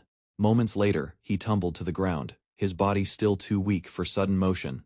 Looking up, dazed, he caught sight of someone leaning over him, their expression unreadable. While the wolf stood watch, Ahun remained on the ground as Ayan approached, her name called by multiple voices in quick succession. A hunter with tattoos mocked Ayan, claiming she was being careless with her slave, and declaring his intent to join the elite hunters. He proclaimed he would uphold his grandfather's honor and mocked Ayan for jeopardizing their tribe's legacy through her choices. Ahun rose, his expression sharp, catching everyone's attention with a sudden movement that disrupted the air. He swiftly landed a blow, knocking one of the hunters down without warning or hesitation. Another hunter questioned the violence, but the attacker dismissed it, calling the injured one unfit for hunting. Ayan smirked, suggesting the hunter check his own waistband, implying he had been robbed without realizing it. The shocked reaction confirmed her claim his weapons were missing. Ahun calmly advised him to hold his weapons as tightly as he would. His lover, the remark biting and deliberate, the humiliated hunter shouted back, claiming his weapons were taken, unable to process the embarrassment. Furious, he lunged at Ahun, but the attack was quickly stopped by Ayan's sudden intervention. She reminded him sharply that Ahun was her property, and not his to punish freely. He screamed about honor, enraged that a slave dared to insult a warrior, but Ayan held her ground, accusing her of favoritism. He asked if she had feelings for the slave, but Ayan remained silent. She agreed that slaves who make mistakes should be punished, yet only by their rightful owner. Ayan firmly declared the slave as her property, denying anyone else the right to discipline him. Suddenly the tattooed hunter lunged at Ahun in rage, delivering a powerful blow that launched him backward. The violent impact crashed into the brush, followed by shocked silence and startled expressions. Ahun landed hard, pain spreading across his body as dust rose around him. Ayan stared at the scene, asking if the attacker was satisfied now that the damage was done. She acknowledged his frustrations, but warned that harming her slave again would lead to personal consequences. Her stern voice asked, "Got it?" As the attacker flinched at her glare, defeated, he mumbled a reluctant agreement while Ahun lay motionless on the forest floor. From the shadows, the hunter quietly left, forced to accept Ayan's authority over the matter. Later, Ayan walked alongside the injured Ahun, checking his expression as he rode the wolf in silence. She asked if he was hurt or angry, but he remained quiet, holding his pain back. Ayan justified her earlier actions, believing it was the only way to protect him from further retaliation. Suddenly, the wolf stumbled slightly, causing Ayan to grab him out of concern. Panicked, she inspected his injuries, asking if it was serious or life-threatening. Ahun, bloodied and weary, responded softly, "It just hurts to talk." Yet he had endured far worse before. The forest path lay ahead as Ayan and Ahun traveled together in silence, the wolf's steps steady beneath them. Ayan rested quietly on the wolf's back, her expression thoughtful while Ahun remained close. Suddenly, she leaned closer, their moment broken by a quick realization that startled them both. Ahun reflected on his choice, admitting that staying with Ayan had brought unexpected comfort. He wondered about her intentions, while she openly offered to help with anything he wanted. As she walked ahead, Ahun considered her words carefully, unsure how far her promise extended. He asked his request carefully, curious if she truly meant what she said. After a pause, he simply asked to be taught archery, catching her by surprise. She agreed without hesitation, and their journey quietly resumed through the shaded woods. The arrow slams into a tree far from its mark, revealing the boy's poor aim. He lowers the bow, discouraged by the gap between his effort and the result. His face tenses as he admits he lacks skill with the bow. Sweat beads on his cheek, the frustration of failure biting deeper than the forest heat. Attempting another shot, his posture wavers. He questions whether this strange stance is right for learning, his body unsure and his focus shaken. The woman instructing him reminds him bluntly he can't rely on the sword anymore. Archery is now survival, not choice. She presses close, correcting his form by force. His arms stretch unnaturally, bones groaning from tension. Suddenly, a white wolf returns. She calls it Bakira. The lesson halts. Something important has been found. The woman warns him they must move quickly. Whatever prey Bakira found won't stay long. They follow the wolf to a rushing river where sea and stream merge. She recalls her grandmother's warning: predators often stalk this exact place. Fish leap the waterfall. Many fail, crashing below. Those who fall become food for larger beasts. An ox, bear waits, its hulking frame hidden in mist, devouring what falls. The boy stares in disbelief. This ox bear is different, far more powerful. It's born from a superior bloodline, shaped by survival and chaos. He asks if this is the target.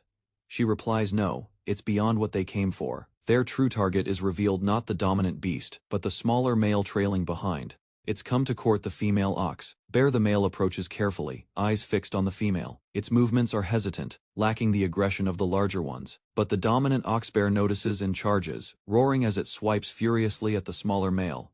The boy watches in shock. The challenger is struck violently, flung aside in one blow. The forest trembles under the force of the impact. Observing from afar, the boy assumes the female is rejecting weak mates, but he's wrong. She explains the truth. The female isn't seeking strength but submission. A controllable mate is preferred. Despite many suitors, the female chooses the weakest. It is easier to dominate a partner with no threat. Strong males may become aggressive or unmanageable, even killing their partners in rage. Just like among Balak warriors, females pick smaller, weaker mates to ensure control. The ideal mate is young and genetically fit, especially if injured. That makes dominance easier. The boy processes this quietly. The strategy is simple. Wait until the female subdues the male completely. As the two ox bears walk away into the woods, the trap begins to form. Patience will win this hunt. Days pass. The boy listens to roars deep in the forest, unsure of his role in all this. He prepares offerings, fruit and fish, leaving them as bait or tribute near their den. His teacher appears, amused. She asks casually if he's feeding the very beasts they plan to hunt. The boy confirms he's been feeding the ox bears for 4 days, ensuring they remain energized to continue mating. His mentor reveals the fruit used boosts strength but shortens lifespan. The female would realize this, but the male must eat to keep up. Understanding dawns. The strong female was the real target. She's forcing the male to weaken himself over time. The woman offers him a bowl of food, telling him to eat and recover. She remarks casually on the bear's constant mating, finding it amusing. He nearly chokes on the food as she teases him for being from a conservative, geeky country. She mocks him again, questioning his capability compared to Balak men. The boy glares silently, suppressing emotion as she taunts him further. Suddenly, she switches tone, eyes sharp, commanding him to prepare. The time has come.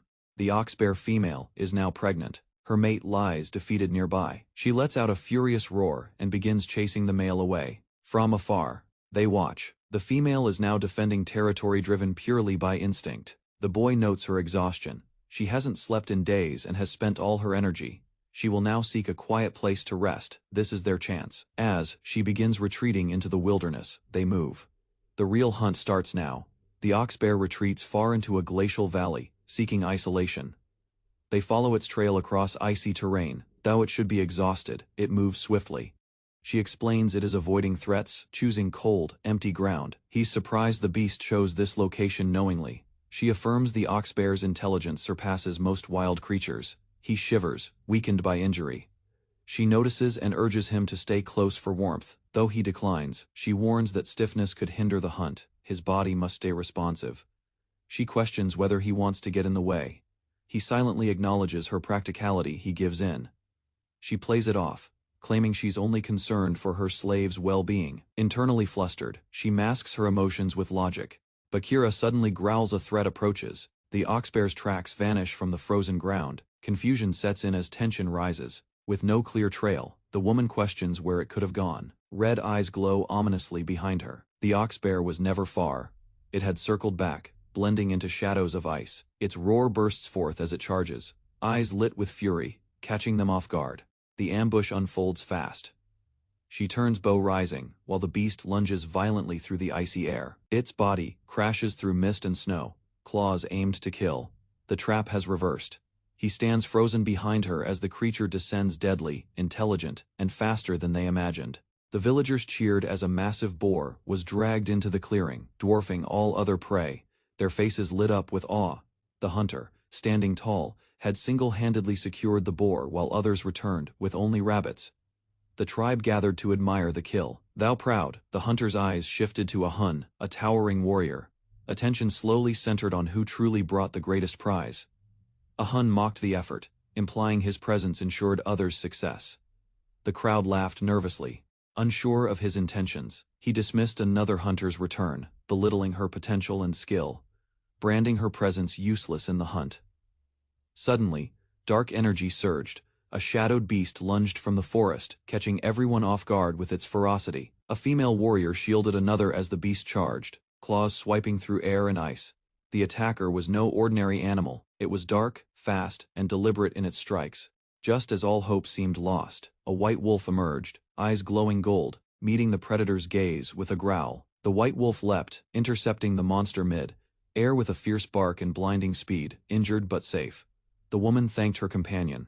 They realized the creature had set a trap. The enemy showed tactics and intelligence beyond normal beasts. A direct clash would be dangerous, but escape was unlikely. Resolved, the warrior acknowledged her slave's assistance. She could no longer accept passivity. Declaring her resolve, she readied her weapon. The battle ahead would define her dignity. Her slave, aware of her struggle, watched quietly, though silent. He remained ready to act when the moment came. The ox-bear charged forward, unfazed by the glowing wolf. The rider stood steady, drawing her bow, preparing a precise shot. Energy spiraled as the arrow took form. The hunter, balanced atop her wolf, focused on the charging beast's path, declaring vengeance for the insult before her slave. She loosed her attack with unwavering intent. The ox-bear darted behind a massive boulder, but the hunter's gaze stayed locked, confident it wouldn't escape.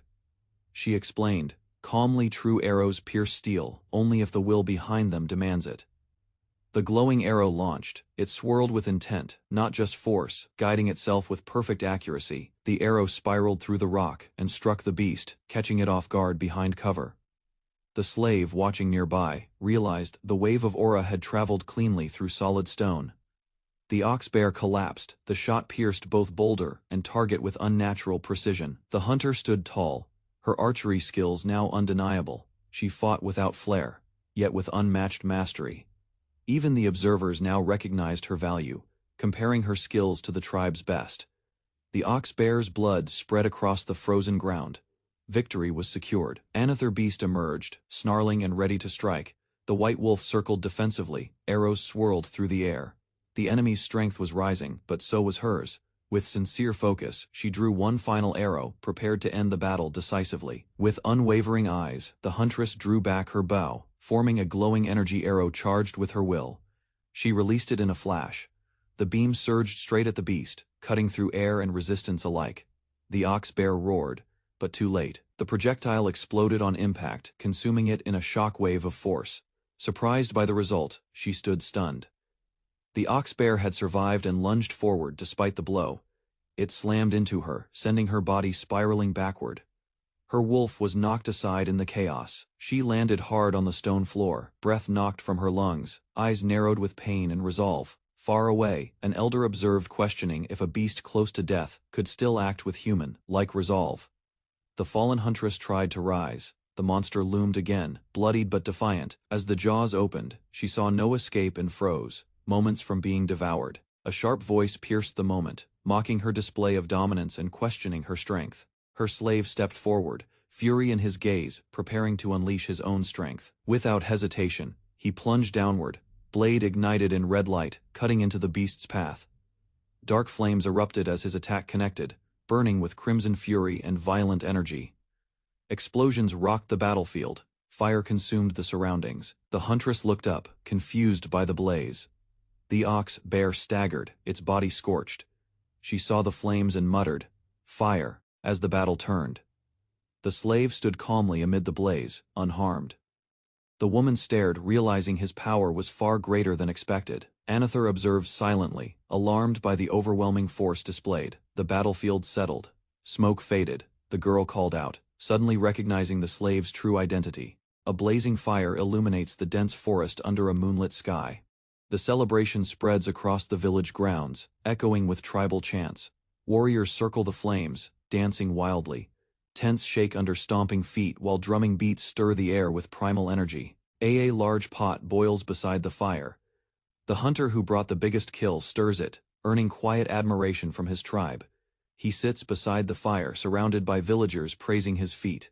Despite their cheer, his expression remains cold and detached. They speak of the ox bear, a rare beast known for its strength and cunning. Its capture made the hunter a hero. This victory secures his place in the ceremony, unlike prey that simply runs. He listens, unmoved, as others celebrate. A meager bowl is placed before him. The system favors honor over food, mocking those without rank. Others laugh as he receives the smallest share, ridiculing his status. Still, he shows no reaction. Tradition dictates the worthy get less meat, but more respect. He accepts his role in silence. He reflects, ignoring the laughter. His true reward wasn't meat, it was power gained from the hunt. Magical markings glow red along his hand. The oxbear's essence activated the second skill slot, with 3 abilities now stored. He considers his next move, pondering how to grow stronger. Thanks to Beelzebub, his body has recovered rapidly. He flexes his hand, feeling the renewed strength. A girl approaches and quietly offers a hidden meat portion. He turns, surprised. She smirks, saying she stole it from the shaman. Her act acknowledges his true value, unspoken, but understood. A girl insists the hunter eat a special set of portions: meat, blood, and intestines, claiming it is a ritual necessity. She recites tribal logic. Eat the eyes for vision, the heart for courage, and the legs for strength. He stares at the dish, unsure of its contents. Nearby girls mock the offering, accusing her of having ulterior motives. Embarrassed, she lashes back, denying their accusations. The hunter silently chews the offering. The texture is strange, and he quietly remarks on its toughness. The girl smiles brightly, satisfied. She believes this act will help him fulfill a duty still unknown. He watches her leave. Inwardly, he questions what more she expects. From his view, the hunt was already done. As morning breaks, the hunter walks toward a cliffside path. The village sleeps behind him. He stops before a massive altar stone. The area is silent, but fresh steam rises nearby. He recalls the girl's warning from the previous night. Her words weigh on him as he approaches. 2 women place piles of prime meat atop the altar. One questions the offering amid food shortage. The other explains it's a tribute to Madame Eight Legs, the guardian of the forest. They are pleading for permission to remain in the dense land. Survival depends on the monster's favor. The hunter recalls encountering the monster, a massive spider whose gaze paralyzed him with fear. Watching the tribe's devotion to the beast, he reflects on his rash choices. Regret begins to settle. He returns to camp silently. Sunlight pierces the trees as the village begins to stir. Morning light reveals a line of girls in front of a tribal hut. The hunter approaches, puzzled by the crowd. He wonders if a ceremony is underway. The girls talk excitedly about becoming commoners and wives, eager for status. They speculate the ox, bear slayer will soon choose a bride. Strength, they believe, equals worth. One girl rushes over, furious. She claims she gave food to the hunter first, staking her claim. The others argue, saying she should have acted sooner. Chaos erupts as blame is thrown. She yells that catching a beast earns privilege. The crowd protests, insisting on fairness and their own efforts. Suddenly, a commanding figure arrives. Her presence silences everyone with a glare. The hunter observes quietly as the girl strategizes. She fears others will take him. She vows to act fast. She's waited long enough, and now feels entitled to him. Confronted, the girl stammers. He questions her intent, aware of what she's scheming. She deflects, mentioning a meeting with the elders, hinting he'll be summoned. As the hunter of the pillage, he may ask a favor. She has already decided what that request should be. Her whispered plan reaches his ears. She wants him to ask for her. He approaches the ceremonial hut. Tribal elders and warriors watch as he enters. Inside, the hall is silent. All eyes are on him as he kneels before the council. Inside the sacred hut, the hunter kneels before the matriarch. She sits high, regal, cloaked in fur, exuding authority. She acknowledges his hunt, praising the ox-bear kill. Because of him, the village feasted well. He humbly responds, claiming he only fulfilled his duty. The matriarch smiles, telling him he did well. She notes his quick recovery. It surprises her, as such wounds should linger longer. He gives credit to her care, as he speaks. He senses her strength sharp but calm. She formally announces a reward. He will no longer be a slave. His status will rise. An elder confirms the decision. He is now part of their family. Yet in his mind, he recalls Ayan's warning. Not everyone is happy about his promotion. He locks eyes with an elder, a Holman, the shaman and grandfather to a Hun. Silently watching, the matriarch steps down and offers him a choice, any request, now that he belongs. She promises to grant even a marriage to a maiden, or a slave if he prefers. Ayan anxiously watches. Her body tenses, silently begging him to remember her earlier words. He lowers his head and quietly asks to make his request. The matriarch gestures warmly for him to speak. She is open and awaiting. Ayan flails behind her, signaling intensely. The hunter notices and wonders, does she truly want this? The hunter steps forward and calmly makes his request before the elders, drawing everyone's shocked attention. Faces tense, his words spark confusion and visible unrest throughout the hall. The matriarch questions his bold request, her tone heavy with warning and scrutiny. Inside the tribal hall, Vikir kneels before the matriarch. Warriors observe silently as he presents himself without fear, despite his ragged appearance and outsider status. Zone Elder rises, furious, accusing Vikir of arrogance. His voice cuts through the hall, demanding respect for tradition and rank. He declares only high-ranked Balak warriors may enter the hero's spring. Vikir's request to him is unworthy of acknowledgement. Others echo the sentiment, mocking Vikir for not understanding the sacred rules. The spring is no place for a commoner.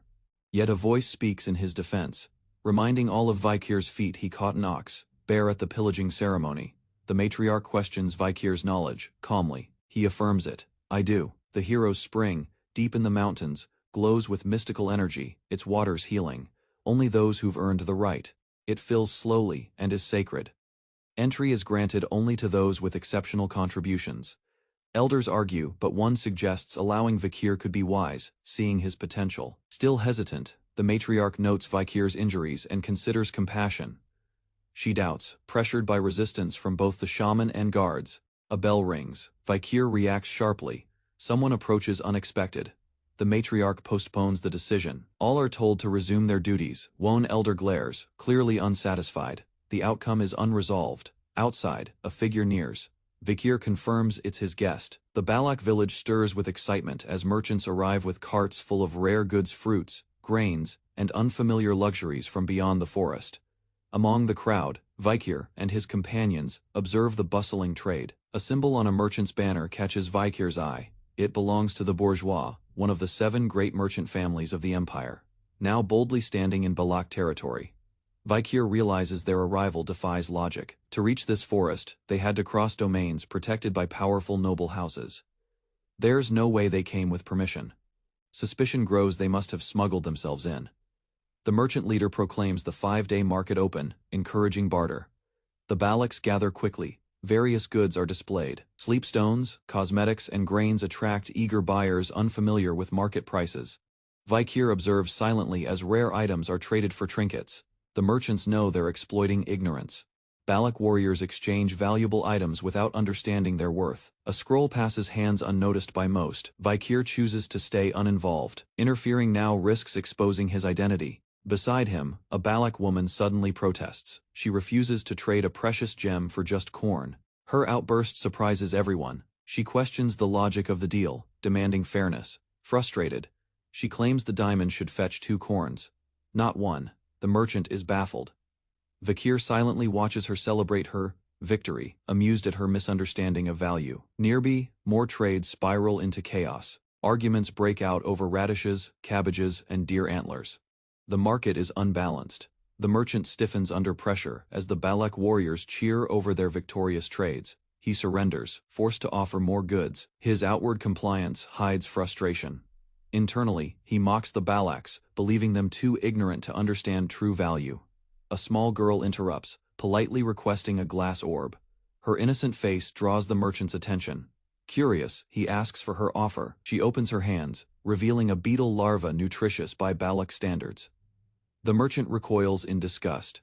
He can't understand why anyone would trade for something so repulsive, even as she fumbles. He secretly evaluates her, noting her looks and considering her value as a slave. His thoughts grow darker. He sees profit in selling her. Suddenly, a hand grips her shoulder, stopping everything. Vikir appears behind her, eyes burning. He declares the trade invalid, shielding the girl from harm. The merchant stumbles, startled by Vikir's authority and presence. He tries to dismiss the accusation, pretending ignorance. Vikir demands an end to all unfair trades. The merchant denies wrongdoing, feigning confusion. Vikir calmly exposes the price imbalance, comparing real market values. He reveals the corn is worth hundreds, but the diamond traded away was worth millions. The merchant is stunned, challenged with facts. The merchant can no longer deflect. The crowd begins to murmur, realizing the scale of deception. Vikir's stance is firm. The trade must be reversed, and justice must follow. The once confident merchant now stands frozen, exposed before the entire village. Vikir lists market values: oxbear horn, goblin mushrooms, illegal substances, all priced with exact precision. The merchant is shocked. Vikir exposes the glass orb as a drug tool. Its sweet dream effect is due to hidden vents that release powder over time. The drug inside is banned in the Empire. It causes damage with long-term use. Vikir knows its origins and its risk. He shatters the orb in front of everyone, releasing the hidden powder. The merchant recoils, caught in his own deception. The crowd stirs. Some realize what's happening. Others panic. One mutters, "They've been exposed." Vikir confirms the drug is harmful. His ally connects it to the tribe's recent health decline.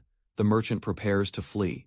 He lies, claiming a misunderstanding, but fear betrays him. Vikir draws his weapon, halting the man's escape. The merchant freezes. Cries erupt. Balak warriors react. Enraged by the betrayal and deceit, chaos spreads. Merchants are overpowered. One screams, realizing the Balaks know everything. The warriors shout in fury. They've been tricked and poisoned. Fear overtakes the merchant leader. His scheme has collapsed. He curses under his breath. The merchants retreat. Vikir lets them flee, his eyes cold and calculating. His companion questions why he didn't stop them. Vikir explains true hunters let their prey bleed before finishing them. On the run, the merchant clenches his fists, vowing vengeance against the Balak bastards. As night falls, the merchants gather at their camp, angry and alert. They realize their goods have been taken. Frustration boils over. They arm themselves, rallying for a counterattack against the Balaks. Their campfire glows in the dark forest, unaware that they are already being watched. A hawk flies through the sky, carrying a signal. Vikir prepares silently. He confirms the situation. The merchants threaten the Balaks. They must be dealt with. Alongside his companion and beast, he stands ready. Their answer is not mercy, it's retaliation. A smuggler's convoy moved cautiously through the forest, guarded by hired mercenaries. Tension lingered in the air. One mercenary warned of Balaks, who attacked without mercy. He claimed words were useless against them, only violence worked. Despite the caution, another mocked the fear, insisting they were hired to fight and reclaim losses if ambushed. They agreed to split the profit for escort duties. Talks grew casual as confidence rose. A man lit a match to smoke, joking about looting and claiming spoils freely. The smuggler permitted it. The men grew bold, confident they could wipe out the Balaks by surprise attack. They shared a match. One warned about superstitions, but it was ignored. He lit his cigarette, scoffing at battlefield omens. An arrow flashed past his cheek, cutting the air before impact. The Balalak struck swiftly. Screams erupted as soldiers fell. Panic spread. The leader shouted to kill the lights. From above, Balaks rained arrows, vowing to collect heads as trophies.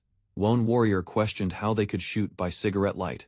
Nearby, a Balak reminded others he was a commoner, not a slave. Commanders formed ranks, ordering mages to shield and aura users to retaliate. Arrows coated with glowing energy sliced through the night sky, striking wooden barrels suspended in the trees. The barrels exploded open mid-air, splashing liquid over the enemy lines. One soldier looked up in confusion. As more arrows struck, the barrels dropped rapidly. A soldier gasped in horror, realizing they were filled with alcohol. Barrels cracked open on impact, spilling flammable oil across the ground and soldiers. A spark hit the liquid, triggering a massive explosion. Fire erupted violently, engulfing everything nearby. Panic broke out as soldiers screamed. Flames roared higher while the Balaks remained hidden in the shadows. One officer struggled to believe the Balaks had crafted such a strategy. Shocked, he scanned the burning woods. From the flames, a lone Balak approached. The officer's eyes widened. He recognized the figure instantly. The Balak stood tall, eyes glowing. The officer cursed aloud, calling him a meddling savage. Terrified, the officer begged for mercy. He flashed an official permit bearing the city's seal. He claimed ties to the Baskerville family, invoking the name Vakir as protection. The figure responded coldly. His tone sharpened as he confirmed the name, then stepped forward. Silent. Vakir smirked under the firelight. He didn't recall granting such permission. The officer stuttered in disbelief, realizing Vakir was not an ally but executioner. With one swift move, Vakir drew his blade. Forgers of the Baskerville seal, he declared, must be executed. As flames spread, one Baidlock urged Vakir to flee. Calmly, Vakir refused, declaring he was not a slave. The battlefield fell silent. Arrows stopped flying. Soldiers noticed the sudden pause in enemy fire, believing the Balaks were retreating. Enemy forces misread the silence as weakness and rushed forward in pursuit. From the woods, a monstrous figure emerged, its limbs twisted with energy, radiating dark power. The charging soldiers were caught off guard as the creature attacked, unleashing deadly strikes. Watching from afar, Vakir admired the precise timing of the fire and trap, noting the young Balak's growth. Despite the success, Vakir called it a disaster. The monster's awakening was unexpected. A Balak leader granted Vakir permission to enter the hero's spring for his bravery. She praised his strategic mind, while elders acknowledged his strength and wisdom. As night fell, the full moon rose. The matriarch instructed her daughter to escort Vakir to the spring. The younger warriors teased each other as the elders watched silently. An elder blamed Ahaluman's silence for past failures, stating his cursed warnings no longer held meaning. Vakir reflected on the elder's words about curses while walking toward the spring. Moonlight broke through the clouds. Steam rose from the sacred water. He stepped into the spring. With a deep breath, he finally relaxed, letting the warmth calm his body. Vakir soaked silently in the sacred spring as his mana grew purer. His body began to recover from battle. The water healed muscle and bone, confirming the shaman's claims about its potency. Though not as powerful as Baskerville's river, the spring's unrestricted access made it invaluable for his growth. Vakir's thoughts were interrupted when a Balalak girl entered the spring, dismissing any concern over sharing it. She praised a warrior named Adonai, the only one capable of confronting the forest's dark threat. Elders confirmed his legend and urged Vakir, now a recognized Balak, to show him proper respect. The girl teased Vakir, now calling him a comrade, no longer an outsider. Privately, she declared her intent to make him her future husband. Resolved. She smiled with confidence, watching Vakir from across the spring. The hot spring rested silently in a secluded forest, glowing beneath the moonlight. Two figures submerged in the water shared a moment of calm after recent tensions. One of them, an elf with sharp eyes, admitted he knew the merchants were exploiting people for profit. He found satisfaction in punishing them. The boy beside him, dripping with water, confessed he would have acted the same. A brief silence followed, before they both chuckled over the exaggerated value of diamonds. The boy guessed that 1 diamond could be traded for 30 ears of corn, shocking the elf. Correcting him, the elf shouted that the number was far higher, his voice echoing off the rocks. Embarrassed, the boy tried to recover, calling the empire's economy strange and blaming illogical pricing systems. The boy calmly said his name didn't matter whether vicar or slave, it was meaningless to him. The elf frowned, stating he disliked ambiguity, wanting things to be clear. He asked himself quietly which name he truly wanted to use for the boy standing before him. Vikir closed the distance, grabbing the elf's arm to assertively break the indecision between them. He reminded him that clarity was important, that vagueness only delayed purpose. Blushing, the elf admitted he didn't want to call him either slave or Vikir. Something more personal lingered on his lips. Before he could speak further, a group of children burst into the spring, shouting joyfully and splashing water everywhere. The elf looked stunned, while the kids addressed both of them with cheerful familiarity, unaware of the serious moment they interrupted. Frustrated, the elf yelled at them for ruining the spring's healing properties, while Vikir silently pondered how he'd just been thrown back into reality. The children teased the elf, challenging his authority and calling him stingy for guarding the spring. Vikir stood quietly behind them, observing the tension. Frustrated, the elf declared that it wasn't his decision, but an order from the matriarch. The children had been instructed to enter the spring. He explained that the spring would heal them from the merchant's drug side effects, but beneath his explanation, suspicion grew. Was this really the matriarch's plan? One of the children shyly stepped forward and thanked Vikir for protecting his sister. The gratitude felt genuine. Another apology followed. The child admitted he had misjudged Vikir until now. Vikir, normally guarded, nodded silently. The moment settled, with no need for more words. A louder voice interrupted the peace, criticizing Vikir's lukewarm response. The elf scowled in irritation, despite the scolding. The elf's inner thoughts softened. He realized how much anger he still carried. He called Vikir's name and congratulated him. Vikir was now officially recognized as a member of their clan. 2 years later, in a different forest, a soldier collapsed under Vikir's strike, groaning in pain. The bystanders watched in awe as Vikir stood silently, stronger than ever. A clenched fist on the ground acknowledged his power. Even his opponents respected his growth.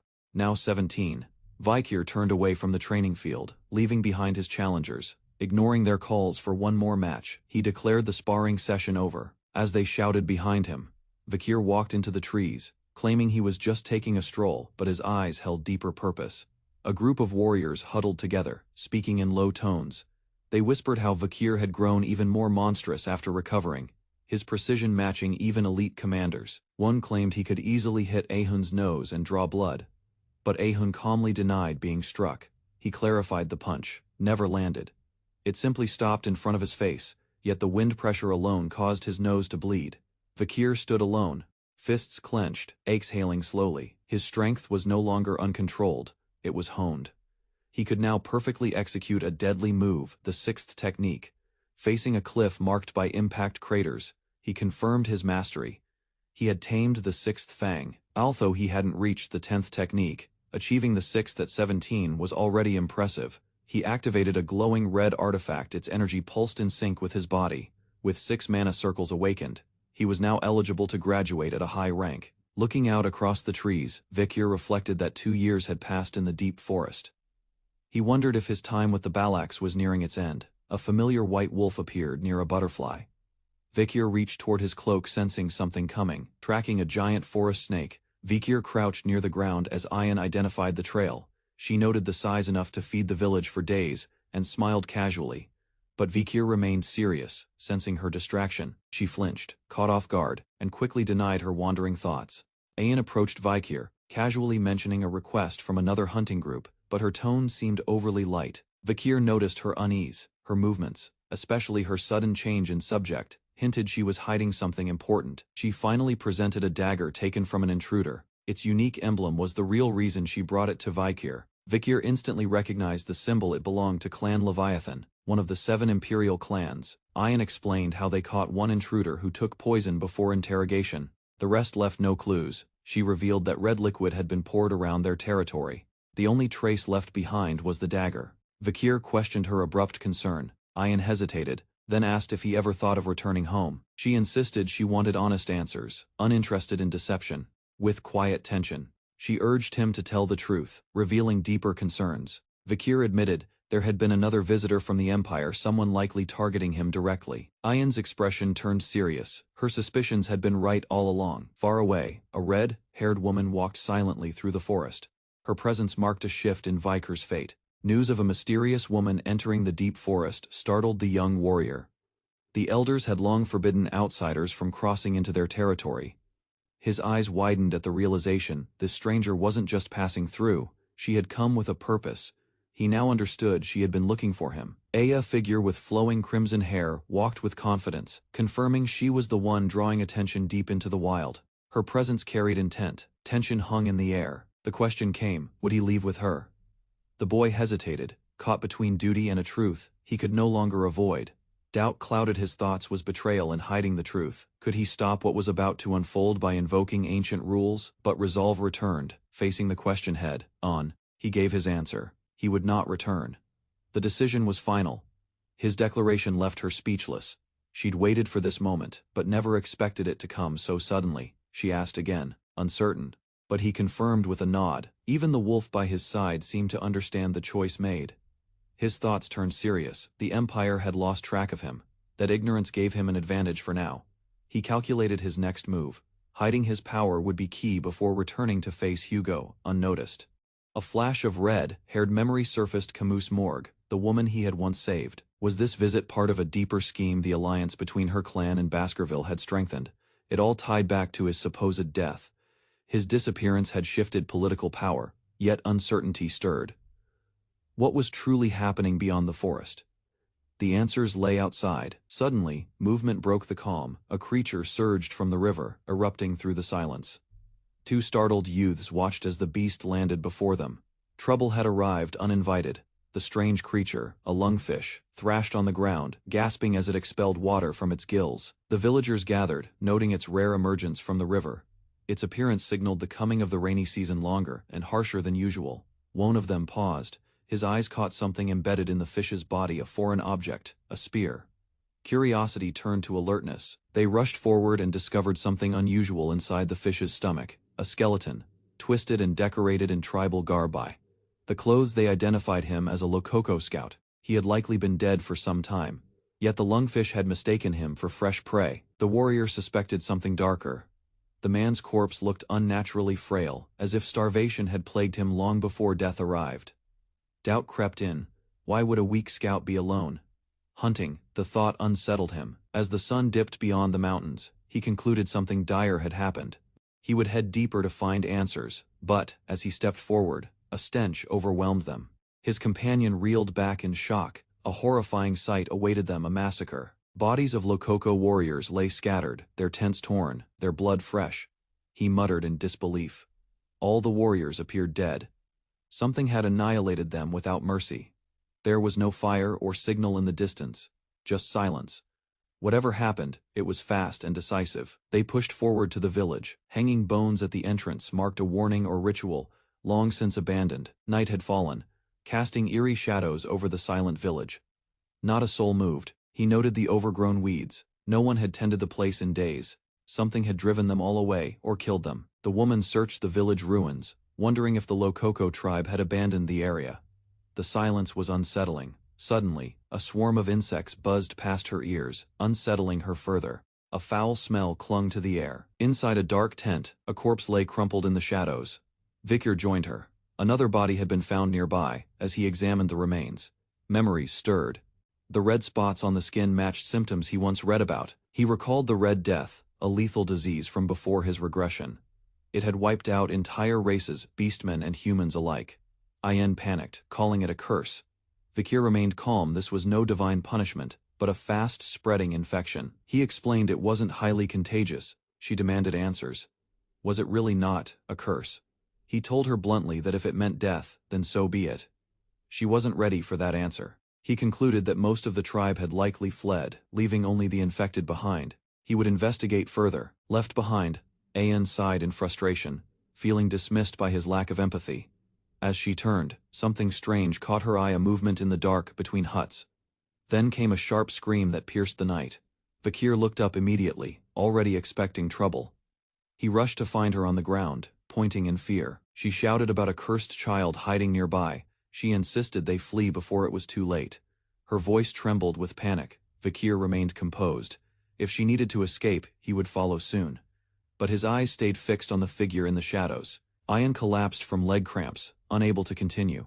Vakir moved ahead alone, approaching the small child now visible in the shadows. The girl didn't flee.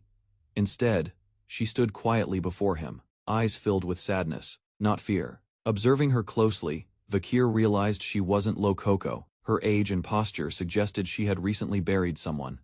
He asked her identity. She hesitated, then gave her role once a kitchen maid, a slave of the Lococo tribe. When asked her name, she replied, Pomerian. That single word triggered Vakir's suspicion. The name wasn't tribal, it was imperial, a child of noble descent, taken or hidden. A surge of recognition struck him. Pomerian was a Baskerville name, one tied to his bloodline. The girl repeated it, her quiet voice confirmed it again. Now Vakir stared at her. A member of La Baskerville had survived, and she stood right before him. The Baskerville family separates its bloodlines, using 3 distinct middle names, each representing a different status within the household. The branch family members are given the middle name Van, indicating their subordinate position in the clan's hierarchy. Main house males receive the middle name Lel, while the rarely seen La is reserved for women of the main family. A young girl, Pomerian, is unexpectedly identified as La Baskerville. Vakir notices the girl's middle name and realizes that very few in the clan carry it, especially among the females. His attention is drawn to her necklace, which bears the crest of the Baskerville family, confirming a direct connection. Vakir reaches out to inspect the emblem, recognizing it as an official clan symbol, typically not carried by outsiders or illegitimate members. He opens the necklace to examine its contents, discovering a locket with an embedded family photograph. The picture reveals Hugo La Baskerville, with 2 women, one older, one younger, posing as a family. Vakir reacts with alarm upon realizing the man in the photo is Hugo, suggesting the girl may be his direct descendant. Vakir demands clarity on the identities of the people in the photo and the child's connection to them. His tone causes discomfort. The girl retreats, unwilling to speak, while the companion observes the tension rising. Understanding the reaction he triggered, Vakir reflects on his own behavior and reminds himself that the child is not to blame. Vakir reassesses his approach and calmly repeats his question about the people in the image. The child finally answers, pointing to each figure and naming them as her mother, grandmother, and grandfather. Vakir is taken aback. The revelation confirms the child's lineage, suggesting she is a legitimate member of the main Baskerville bloodline. Vakir listens as the butler recalls a different version of the clan head's past one, filled with kindness and warmth, contrary to the feared image known today. The butler explains that Hugo Baskerville once loved Lady Roxana deeply and treated her with affection that few would now believe possible. Although Lady Roxana passed away from illness, it was not her death that changed the clan head's nature, but something more devastating. The real turning point came when Lady Penelope, daughter of Roxana and Hugo, was abducted by barbarians, severing the only blood tie he cherished. Driven by despair, Hugo requested a transfer to the frontier, determined to recover his daughter despite overwhelming odds. Though he sent numerous elite forces to search the barbarian lands, no trace of Penelope was ever found, leaving him with unresolved grief. As years passed with no confirmation of Penelope's fate, Hugo fell into emotional collapse, unable to bear the uncertainty. He turned his pain into fury, devoting himself to eradicating barbarians and monsters with relentless brutality. But now, a child stands before them, proof that Penelope may have survived, and that Hugo's bloodline has continued through her. Pomerian, daughter of Penelope, and granddaughter of Roxana, is revealed to be a direct descendant of Hugo Baskerville. This connection raises difficult questions. If Hugo discovered this girl, raised among barbarians, how would he react given his current hatred? Moved by her presence, Vakir gently acknowledges her hardship and offers to take her with him, seeing her as innocent in this history. As she compares herself to Vakir, the girl points out their similar red eyes and black hair traits shared by those of Baskerville descent. She tries to understand the relation, and her words hint that she sees Vakir as someone possibly close to her family line. Recognizing the resemblance and bloodline traits, the child finally calls him uncle, unknowingly confirming her connection to the main house. Pomerian recalls her mother's final words, an instruction to follow anyone she meets with red eyes, a clear sign of shared bloodline. Her mother, weakened and coughing, had left that message in hopes of securing a future for her daughter among kin. Now standing before Vakir, Pomerian realizes her mother's wish has come true. She quietly whispers, acknowledging him with a single word, "Mom." Pomerian grasps Vakir's cloak, silently pleading to stay by his side after recognizing the red-eyed warrior, as kin moved by her gesture. Vakir accepts her presence. It marks the convergence of two outcasts from the Baskerville lineage. Their bond is formed not by status or choice, but by fate. In this moment, two forsaken hounds reunite, tied by blood and loss. Elsewhere, a younger child in the village notices Vakir's departure and questions where he is going. Vakir explains that the tribe leader has summoned him for an urgent meeting, signaling the need to address internal matters. The child clings to him, expressing anxiety. Vakir senses her fear of being left alone, and wonders if this dependence will grow heavier. Vakir acknowledges the emotional weight of caring for a child, but accepts it without complaint, seeing no alternative. As he walks with her through the village, he considers the environment an unsuitable place for raising a descendant of the main family. He contemplates relocating to a city with better structure and culture, planning to seek aid from an ally outside the forest. Meanwhile, in the tribal meeting hall, the leaders discuss a growing crisis, a plague threatening to spread with the coming wet season. One elder declares the illness is not natural, labeling it a curse that must be broken through ritual means. Another elder proposes a dangerous solution, to perform a great offering and sacrifice, believing it will end the village's suffering.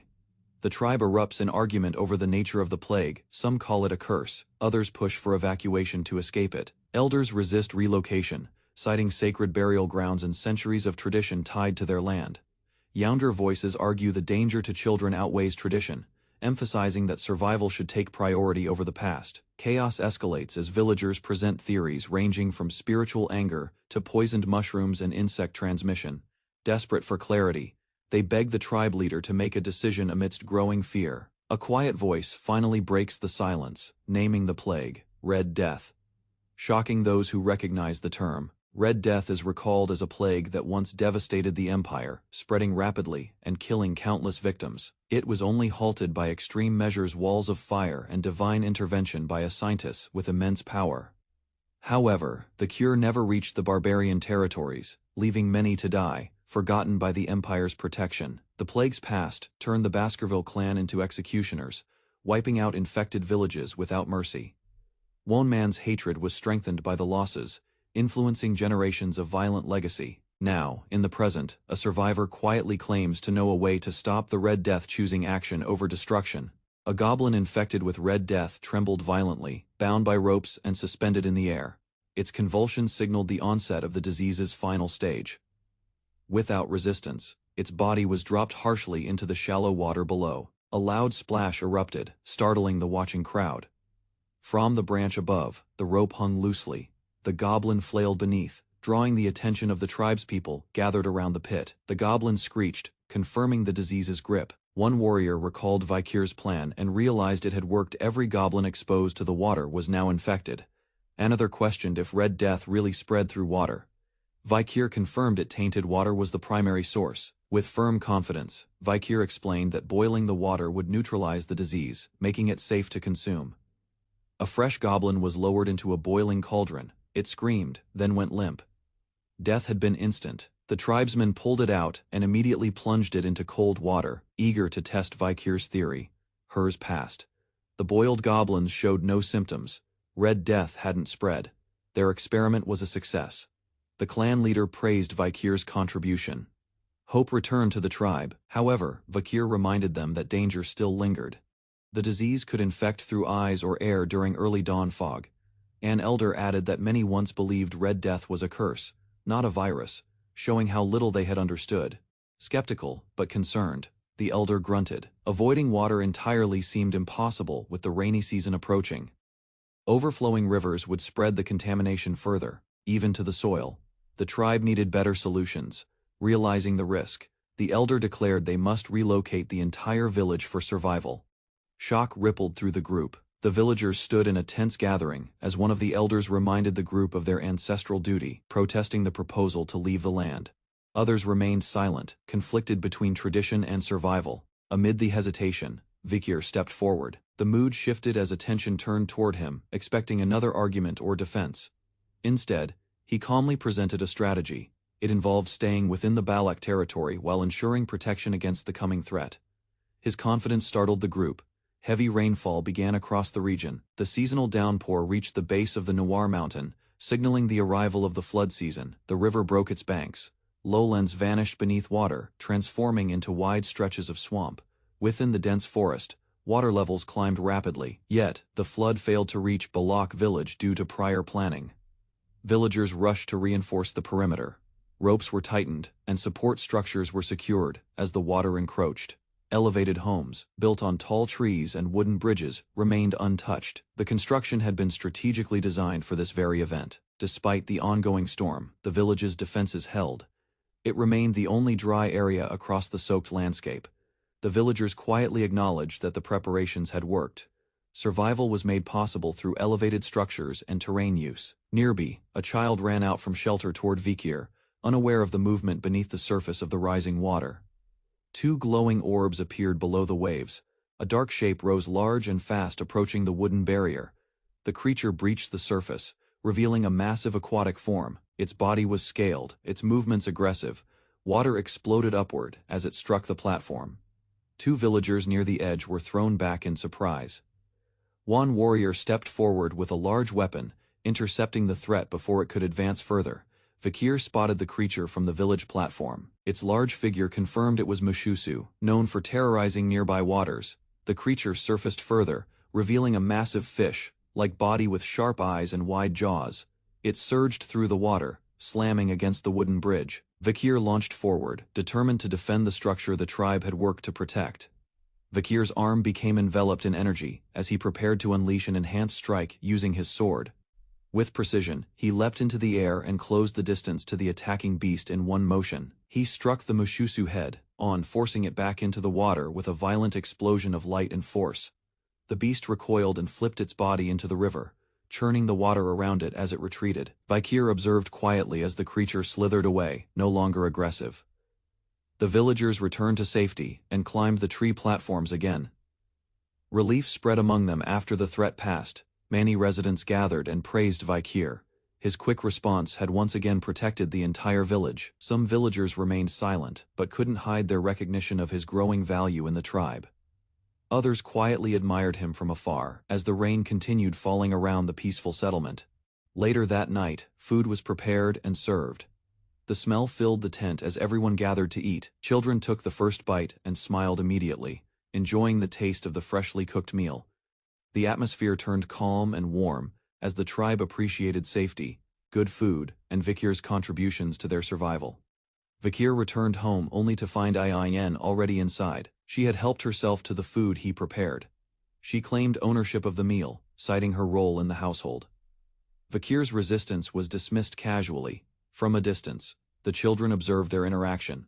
One child remarked that they resembled a married couple. Ayin's attention shifted to the children. Her cheerful demeanor drew them in. She embraced them playfully, lifting one up in her arms as they laughed. Vikir silently watched their closeness, surprised at how quickly their bond had formed. Rain fell outside as a shadow appeared at the tent entrance. A drenched figure entered. Ayin asked the purpose of the visit while holding the child. A Hun stood there, breathing heavily, calling for Vikir's attention. A Hun spoke with urgency, appealing to Vikir's past deeds of saving the village. He revealed a young girl lying unconscious, her breathing shallow. Tears in his eyes, a Hun begged Vikir to save his younger sister. Rain poured over a secluded hut in the swamp, its wooden roof glowing with dim candlelight. The night felt heavy. Inside, Ahul lay unconscious, her breathing strained and skin pale. Beads of sweat rolled down her face, signaling deep fever. 3 villagers gathered, tense. One confirmed she had entered the swamp yesterday while collecting wood, likely exposed to something dangerous. A woman defended Ahul's character, emphasizing her kindness. The others looked to Vikir, unsure of what steps to take. The door swung open. An old man entered with scorn, criticizing Ahul's disobedience and blaming her condition on her recklessness. He condemned her for ignoring his warnings, attributing her illness to divine punishment, not chance. Frustration escalated. A young man shouted, rejecting the elder's harsh words as unnecessary and cruel. The elder raged louder, accusing Ahul's family of disgrace and declaring the illness proof of ancestral wrath. He insisted on a ritual, declaring it the only cure, dismissing modern solutions as betrayal to their name. A calmer voice proposed seeking permission from the matriarch for alternative treatment. The elder left in disapproval. Another reminded Vikir of a way to treat her. Vikir gave instructions without hesitation, focused and clear. He ordered Ahun to disinfect Ahul's surroundings and burn charcoal to cleanse the air around her. Ahun, teary-eyed, acknowledged the urgency. They needed to buy Ahul time to fight the sickness herself. He agreed, clenching his fists. He would follow every instruction if it meant giving her a chance. When asked if he could save her, Vikir looked down at Ahul and answered with certainty, "Yeah." Vikir sat beside the unconscious Ahul, eyes steady. To fight the infection, he explained, he would need help leaving the forest. Ahun agreed without hesitation. Determination lit his face, ready to do anything to save her. Vikir declared that by escaping the deep forest, he could secure medicine from outside to treat her illness. Ahun flinched at the idea. Panic filled the room, and the rain beat harder against the wooden walls. Ayan warned that even recognized members of the tribe needed permission to cross the border. Vikir knew the matriarch would never agree. She would rather abandon Ahul than defy the rules. Vikir reaffirmed his choice. He wouldn't wait for approval while Ahul suffered. Time was already slipping away. With resolve in his eyes, he asked Ayan to let him go. She hesitated, but could not deny the desperation in his request. Rain poured over the jungle canopy. Vikir leapt branch to branch, moving fast across the flooded forest. His landing splashed water high into the air as he pressed forward. Focused and silent, he advanced without pause, driven by duty. Suddenly, he stopped. A familiar voice called behind him. Ayan had followed him out. She was breathless, but resolute, unwilling to let him go alone despite their earlier words. Vikir warned her she would slow him down. She asked where he was going. He simply replied, "Number." Ayan challenged Vikir's actions, questioning his secrecy and his choice to bring the sword Pomerian with him. She confronted him about his hidden knowledge and mysterious abilities, but he cut her off, refusing to explain further. Ayan stood in silence, recalling the first time they met, when she sensed he was someone she could never resist. From the moment she saw him in captivity, Ayan knew she would always yield to him. Even when he declared she would become his servant, she never truly resisted, even when fearful. Though she wanted answers, she couldn't bring herself to demand them. Their memories together replayed moments of trust, pain, and survival stitched their bond tighter. Despite the harsh training and injuries, she stood beside him, growing stronger through his challenges. She had always followed him, even when pushed beyond her limit, unsure why. Vikir had always led her. Now, Ayan feared that if he left, he wouldn't return. She asked quietly for only one promise to come back after fulfilling his task. Tears hidden beneath the rain, she waited for his answer. Vikir gave a simple response: he would return. That was all she needed to hear. Ayan remained still as he departed into the stormy forest, each step echoing with weight. Alone now, she whispered to the wind. "You better keep your promise." Night fell over the imperial building as an official sighed under the weight of endless paperwork. He looked out at the darkening sky, reflecting on how duties had multiplied since the deputy consul's absence. Recalling the past, he admitted things were smoother with support, but now silence ruled the corridors. Still in disbelief, he mourned the death of the deputy consul, struggling to accept it. Suddenly, Vikir appeared outside the window, startling him with a quiet entrance. Upside down and calm, Vikir caught the man off guard before landing smoothly inside. Fear flashed across the man's face as Vikir's red eyes locked onto him. Vikir crouched on the ledge, composed and alert, preparing for confrontation. With a confident tone, Vikir addressed the startled official, unshaken under the moonlight. The Secretary-General sat frozen, stunned by the sight of Vikir alive. He struggled to comprehend the man's survival after a deadly encounter in the deep forest. Vikir confirmed it plainly. He had nearly died, survived among barbarians, and returned, wounded but alive, now holding a sleeping child. Still uncertain, the secretary asked if Vikir was a ghost. Vikir calmly sipped his drink, unfazed by the man's disbelief. Tears welled in the secretary's eyes as emotion broke through. Vikir was truly alive. He rushed forward, overwhelmed, embracing the moment of reunion without hesitation. Then he noticed the child. Her resemblance to Vikir raised immediate questions about her origin. Vikir explained she shared his bloodline but was not his daughter. He entrusted her to the secretary, requesting she be educated and cared for. The secretary agreed, honored by the responsibility. Vikir advised seeking Cindy Wendy's help to manage city affairs. The secretary protested, recalling her criminal past. But Vikir reminded him of Judy, the flower girl once aided a link to Cindy Wendy. If needed, Vikir said to tell Cindy Wendy he was alive. The secretary accepted, but asked when Vikir would return. Vikir answered quietly. He had a promise to fulfill before coming back. A rare vial of holy water, said to cure the deadly Red Death, shimmered with divine energy, its origin traced back to the sacred Quo Vadis clan, outside the building. Vikir stood determined. Behind him, the secretary fussed while carrying the child carefully in his arms. Vikir narrowed his eyes with resolve. His next move was clear. He would travel to the Quo Vadis clan to obtain the cure. At the towering gates of St. Mecca, guards stood ready to inspect all goods entering the city under strict order. The gates opened as a caravan approached. 2 knights prepared their weapons, announcing a standard inspection. The merchant identified himself and claimed to be transporting oil, presenting documents to match. The guard asked to inspect the cargo. The merchant hesitated, arguing that he was a frequent visitor. The knights insisted, stressing that protocol required them to check, regardless of familiarity. 1 barrel was chosen at random. The guard reached for it, preparing to remove the lid. As the lid was lifted, the merchant watched nervously, dreading exposure. It was the worst barrel to open. The knight inspected the contents. After a moment of silent tension, he made his judgment, declaring the barrel harmless. The knight gave the all clear. Whatever was hidden remained safe. The knight nodded and allowed passage. The merchant exhaled in relief, thankful to avoid further scrutiny. The gates to St. Mecca stood grand and open. The caravan rolled forward into the holy city, undisturbed. The wagon disappeared down the narrow stone streets, its mission concealed within the barrels it carried. After passing the inspection, the merchant nervously signaled. His voice trembled as he told the hidden passenger it was safe to emerge. From inside a sealed barrel, something stirred. Liquid splashed as movement broke the stillness. A cloaked figure slowly rose, water dripping from their armor.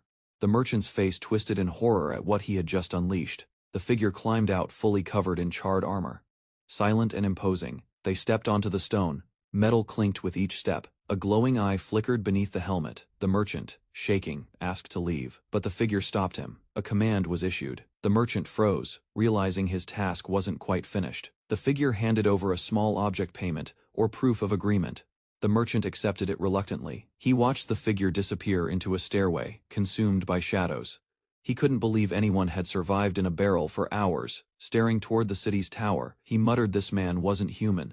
Removing his helmet atop a high tower, Vikir exhaled. The submersion had tested even his limits. He reflected briefly. The last time he endured something similar, he had only lasted 7 minutes. Now fully revealed, Vikir stated his success. He had infiltrated Quo Vadis territory at last. St. Mecca stretched below a religious city of 160,000, ruled by the sacred Quo Vadis clan. In this city, rules were absolute. Citizens obeyed to the letter, resisting even greed and temptation. As the bells tolled, the people froze to pray. Vikir observed silently, calculating his next move within this rigid devout order. As the prayer bell echoed through the city, citizens froze, heads bowed. Vikir quietly walked among them, untouched by their ritual discipline. He whispered his thoughts. Suffocating devotion ruled their lives. Without pause, he slipped into a shadowed alley. Under cover of night, he approached an old well, its surface still and silent. His plan was already in motion. Vikir produced a vial of purple liquid blood infected with Red Death. He studied it calmly. Without hesitation, he prepared to release the contents. The infection would spread fast, carried through water. Though drastic, he justified the risk. This holy city would respond before anyone suffered, but urgency outweighed hesitation. Children spotted him, suspicious. They questioned his presence, fear creeping into their voices. The masked figure turned, silent and cold. The children decided to flee. Fearful, they called him dangerous. His shadow loomed large in their minds. Dark energy radiated as he addressed them. His voice warned of a curse. The well, he claimed, was cursed. Those who drank would face consequences beyond death. The message struck deep. The children trembled, and his glowing eyes sealed the fear. Terrified, the children ran, shouting that a ghost had cursed the well. Their fear would protect them. Vikir stood alone once more. The objective was clear. No child would drink from the poisoned water. He discovered a poisoned dagger nearby marked by the Leviathan clan. The true enemy had already made their move. Vikir analyzed the Leviathan clan's involvement, expecting a violent reaction from the Quo Vadis. His preparations complete, he turned his focus toward the upcoming holy water ceremony. From above, a blonde priestess named Dolores watched the crowd silently, unaware of what was approaching. The massive cathedral stood bathed in moonlight, as crowds gathered outside its gates, drawn by whispers of a divine presence. Within, lanterns flickered while the air buzzed with urgency. Citizens from all regions pressed forward, murmuring prayers and declarations of faith. Each hoped to catch a glimpse of the legendary scientists said to dwell inside. Voices rose in desperate pleas, calls for healing, cries for blessings. The sealed gate remained unmoved until a faint voice echoed from within, acknowledging their presence. A nobleman stepped forth, declaring his authority as lord and citing powerful family ties. Attempting to use status to gain entry, another proudly listed his roles: commander, knight, guild master, emphasizing connections to influential clans and figures, all for the scientist's favor. A third offered extravagant wealth, promising land, villas, and carriages in return for healing his affliction. A gentle voice emerged again. This time firm, it requested silence, its tone steady and disappointed. The scientist questioned whether status or riches justified disturbing sacred grounds so late in the night. Denied. The crowd slowly turned away in shame, retreating into the shadows of the quiet city. Among them, a cloaked figure remained. His single eye gleamed beneath his hood as memories returned. He remembered the scientist, not as a secluded idol, but as a battlefield healer, drenched in blood yet never wavering. Unlike others, he sought no reward. He questioned what drove him here, what force compelled him to return.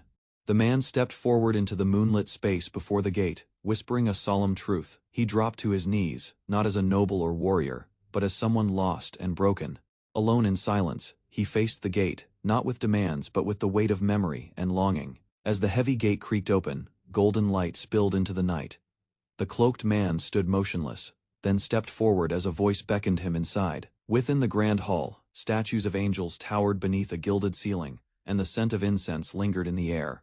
The place radiated silent reverence. From behind a sculpted figure, a calm voice asked the reason for his visit, addressing him not as a threat, but as a guest. The man stood still, wondering if the scientist would appear in person. Her absence stirred doubt. He approached a basin, presenting water from a disease-ridden well, warning of an epidemic spreading through the slums. He believed the scientist would sense the corruption within, but her response remained silent. Then, the voice spoke coldly. It accused him of lying. Suddenly, armored guards stepped forward in sync, the atmosphere shifting to suspicion. Yet the man didn't flinch, meeting their challenge with unwavering gaze. A man from the upper chamber mocked his earlier words, calling him aggressive for a supposed lost soul.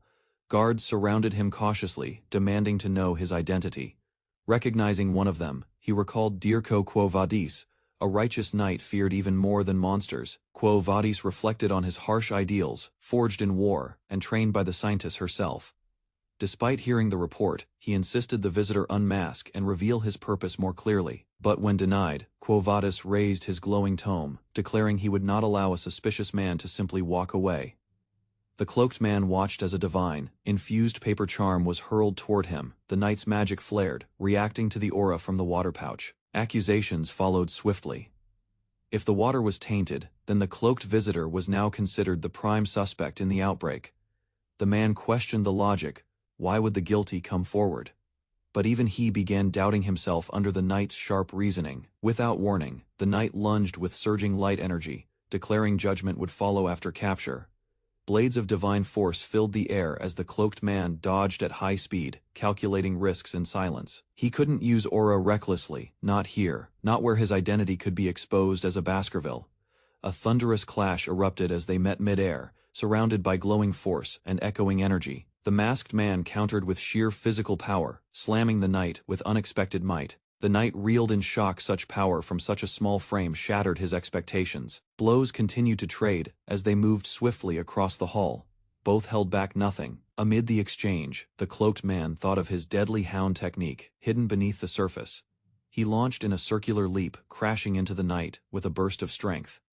The knight grunted, barely regaining balance. The red-eyed visitor surged forward with flaming energy. He unleashed Cerberus Flame, 1+, fire spiraling around his arm as he struck without mercy. The knight raised his spellbook to block, flames engulfing the pages as the impact thundered through the chamber. The masked man's flames burst across the marble floor, forcing Pietro to retreat with a cry. The heat cracked the surface beneath his feet. Despite the injury, Pietro steadied himself and drew divine energy through his armor. His grip on the pillar beside him tightened as he prepared to strike again. Without hesitation, Pietro leapt forward using sacred force, determined to stop the intruder before he could escape. As Pietro approached, the masked man held his position. Flames swirled from beneath him, gathering into a concentrated burst. The ground detonated upward, engulfing the area in smoke and fire. Pietro was momentarily blinded by the blast. Amid the smoke, Pietro fell hard, disoriented and overwhelmed by the unexpected counterattack. The masked man charged through the smoke, delivering a heavy blow that launched Pietro across the hall. From the balcony above, shocked knights looked on. Pietro being overpowered was something none of them had witnessed before. A command was issued to secure Pietro's position as guards scrambled to protect him from further harm. As the dust settled, the masked man remained motionless, waiting for the next action. Suddenly, a voice interrupted from above, cutting through the tension and halting further combat. The scientist stepped forward from the upper level, observing the scene in silence before addressing the masked man directly. She studied the cloaked figure closely, her tone firm but calm. The knights held their position but did not move. The man removed his mask, revealing his identity. His expression remained composed as he stood before her. Recognizing his intent, the scientist ended the confrontation. Her command shifted the atmosphere as she insisted on a private discussion with him. In a serene dining room, a young woman enjoyed tea in the presence of two men. The atmosphere was calm, but the silence between them hinted at a deeper tension. From across the table, the masked man observed her closely. His attire resembled that of a plague doctor, starkly contrasting the ornate setting. He questioned her age coldly. The girl, unshaken, chanted a formal phrase, and continued sipping her tea as if on cue. The narrator recalled her future role as a battlefield healer. Her divine powers had once saved countless warriors during the Demon War. She was revered during the time of chaos. Everyone who encountered her, including the man now before her, held her in high regard. Still holding her cup, she confessed the weight of recent stress, prompting curiosity in her guest. She revealed she was a student at the Imperial Academy, currently on holiday to manage family responsibilities. Yet even in this break, nobles and merchants constantly sought her healing, often for indulgent afflictions. The ailments were rarely serious, mostly effects of drugs or inappropriate behavior. None were truly ill. She questioned why people failed to recognize righteousness and justice when they were right before them. With a calm expression, she mused that theology is the act of understanding humanity, making such ignorance inevitable. The masked guest recognized her knowledge of ancient scripture, quoting a rare passage in surprise. The man then shifted focus, reporting an epidemic in the slums of St. Mecca, drawing concern from all. She presented a pouch of contaminated water she had gathered herself, confirming the situation was real. Though she questioned his involvement, he calmly stated his presence proved otherwise, yet silently accepted her suspicion. Tension rose as the man in black shifted, prompting immediate alarm from the guard. The priest's instincts kicked in. Without hesitation, he stood to shield the girl, placing himself between her and the masked figure's movement. But instead of violence, golden energy shimmered from the seated man's hand. He calmly released sacred power, not hostility. The guard hesitated, sensing no killing intent. The golden light wasn't harmful, it was divine. The girl's eyes widened at the revelation. She questioned the masked man's religious background. He explained that he had witnessed strange individuals poisoning the slum's water, clearly identifying them as the true culprits. Holding a scroll, he detailed how those orchestrating the epidemic sought to weaken her family's influence. The guard stiffened while she listened closely. His evidence pointed to calculated sabotage. He named the Leviathan clan and bourgeois family as the ones who would profit from her downfall. Visuals of demonic emblems and sacred symbols appeared, as he explained each clan's motive.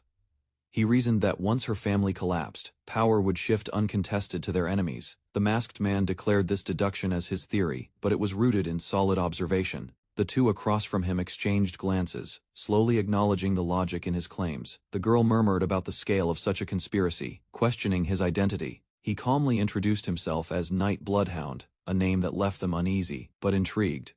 The girl assessed the situation calmly. She confirmed the logic behind the masked man's theory, accepting its likelihood. She instructed her protector, Sir Pietro, to accompany her to the slums. The matter had to be confirmed firsthand. Pietro agreed. Meanwhile, the masked man silently noted that meeting the scientist would accelerate his plan. She reflected inwardly, sensing something deeper about him. His words had planted uncertainty in her heart, unknown to her. A dark, coiled presence loomed beneath the city. The contamination was not random, it had purpose. a monstrous entity slumbered, unseen but watching. Its influence was embedded in the very waters below. A wave of dread spread as the scene shifted. Whispers of immense sadness echoed in the air. As night fell over the town, the scientist arrived at a church with her escort. The air was tense. Locals gathered quickly, their faces lit up with relief when they recognized her presence among the armored guards. A woman pleaded desperately for aid, revealing the scale of the suffering caused by the spreading illness. The scientist realized the masked man's warning was no exaggeration. The crisis was already underway. He offered no excuse. He simply apologized, admitting his lack of time had put innocents at risk. Inside, 6 civilians lined the floor, groaning in pain. Thankfully, there were no children among them. The masked man silently hoped the earlier warning he gave the children had kept them safe.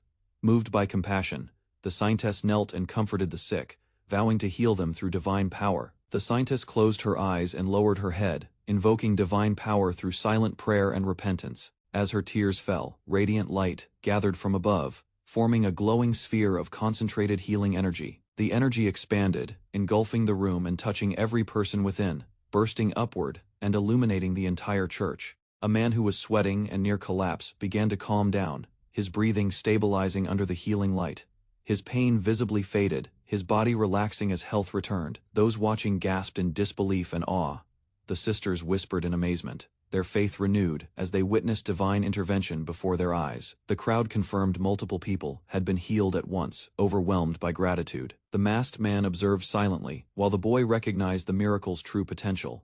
Determined, he vowed to bring this holy power to the suffering deep within the forest. Late at night, the scientist sits alone in a quiet room, illuminated only by a flickering candle. Her eyes are fixed on a worn-out map, her expression heavy with concern. Leaning forward, she studies the map closely, tracing lines and marks that pinpoint slum locations. Her divine healing offers only temporary relief to the sick. She realizes the source of the outbreak lies deeper. A contaminated well hidden in the slums is likely spreading disease among the poor. She glances at a map on the wall, piecing together clues about the infection's spread and possible water sources. Her vision shifts to a memory of the infected well. Its corrupted energy pulses in her mind. It has poisoned the community for too long. To break the cycle, she prepares a divine purification ritual. A golden aura surrounds her, fueled by sacred power, targeting the well's core. Lightheadedness strikes. Her body tenses. She gasps, kneeling. She clutches her head, breath shallow. Her healing efforts have drained her strength. Whispering anemia, she questions whether divine overuse has weakened her again. Despite the exhaustion, she pushes herself to her feet, determination flickering in her eyes. Opening the door, she steps outside. A soft voice announces her arrival to those waiting. Locals cheer and rush to support her, inspired by her presence. Soldiers and villagers rally together. One man expresses disbelief that someone of her nobility would serve in such filth. Others brag about bringing wagon loads of relief, yet their shallow pride taints the gesture. Still they vow to follow her, though misguided. Their loyalty might prove useful in the trials ahead. The noblemen, satisfied with their public display, boast that their charitable intent was clearly delivered. Their pride shields them from true understanding. The scientist gently acknowledges the knight's readiness. With a soft smile, she entrusts the next task to him, her grace leaving the men speechless. The men blush and swoon at her presence, their earlier arrogance replaced by awe. Outside, tents stand ready for what lies ahead. But as they step into the slums, the stench overwhelms them. Their faces twist in revulsion. This is no place for vanity. Inside, the smell worsens. One noble laments stepping on trash, worried more for his shoes than the suffering around him. The scientist walks ahead calmly as the nobles complain behind her, demanding priests and space, while fearing disease more than death. She expected this. Their discomfort was inevitable, in a place where empathy matters more than riches. Looking around at the ailing, she reflects. They never needed charity, only compassion, real love, and sincere aid. Her resolve hardens. This zone is worse than the rest, and the critical patients are all gathered here for her to face. She steps forward, radiating light, apologizing internally for not arriving sooner to share their burden. Golden light spreads beneath her feet, symbolizing her power and presence. She has returned to serve with purpose. With determination in her eyes, she prepares to act nearby. A shout calls for more saline, urgency filling the room. Ancient's body shows deep black sores. Even the priest is stunned. No divine power should be able to cure this. The scientist watches, shocked. How long had someone else been treating these patients alone without rest? A hand glows with divine light, placed over the patient's wound. Healing begins once more, with resolve and silent strength. Observing the masked man's healing, the priest notes he isn't blessing the skin directly, but channeling divine energy into the infection itself. The scientist realizes the technique's effectiveness. This focused infusion could be her breakthrough to conserve divine power. Her eyes widen in recognition. The man before her isn't ordinary. He's the legendary Night Hound. She watches, amazed, as divine energy flows precisely into the wound. His skill is precise, calm, and measured. Despite the chaos, he remains unwavering. The injured look up at him with silent gratitude. A vision explains divine power granted in proportion to faith and channeled into miraculous acts by devout prayer. The amount of power one receives hinges on their devotion. 1 unit of faith can spark 1 miracle. 10 units bring 10 miracles. But this man knows how to multiply those effects with skill. He reveals mastery producing 10 miracles with just 1 unit, a feat of divine efficiency. Flashbacks reveal clerics in past crises who changed miracle equations through prayer and timing.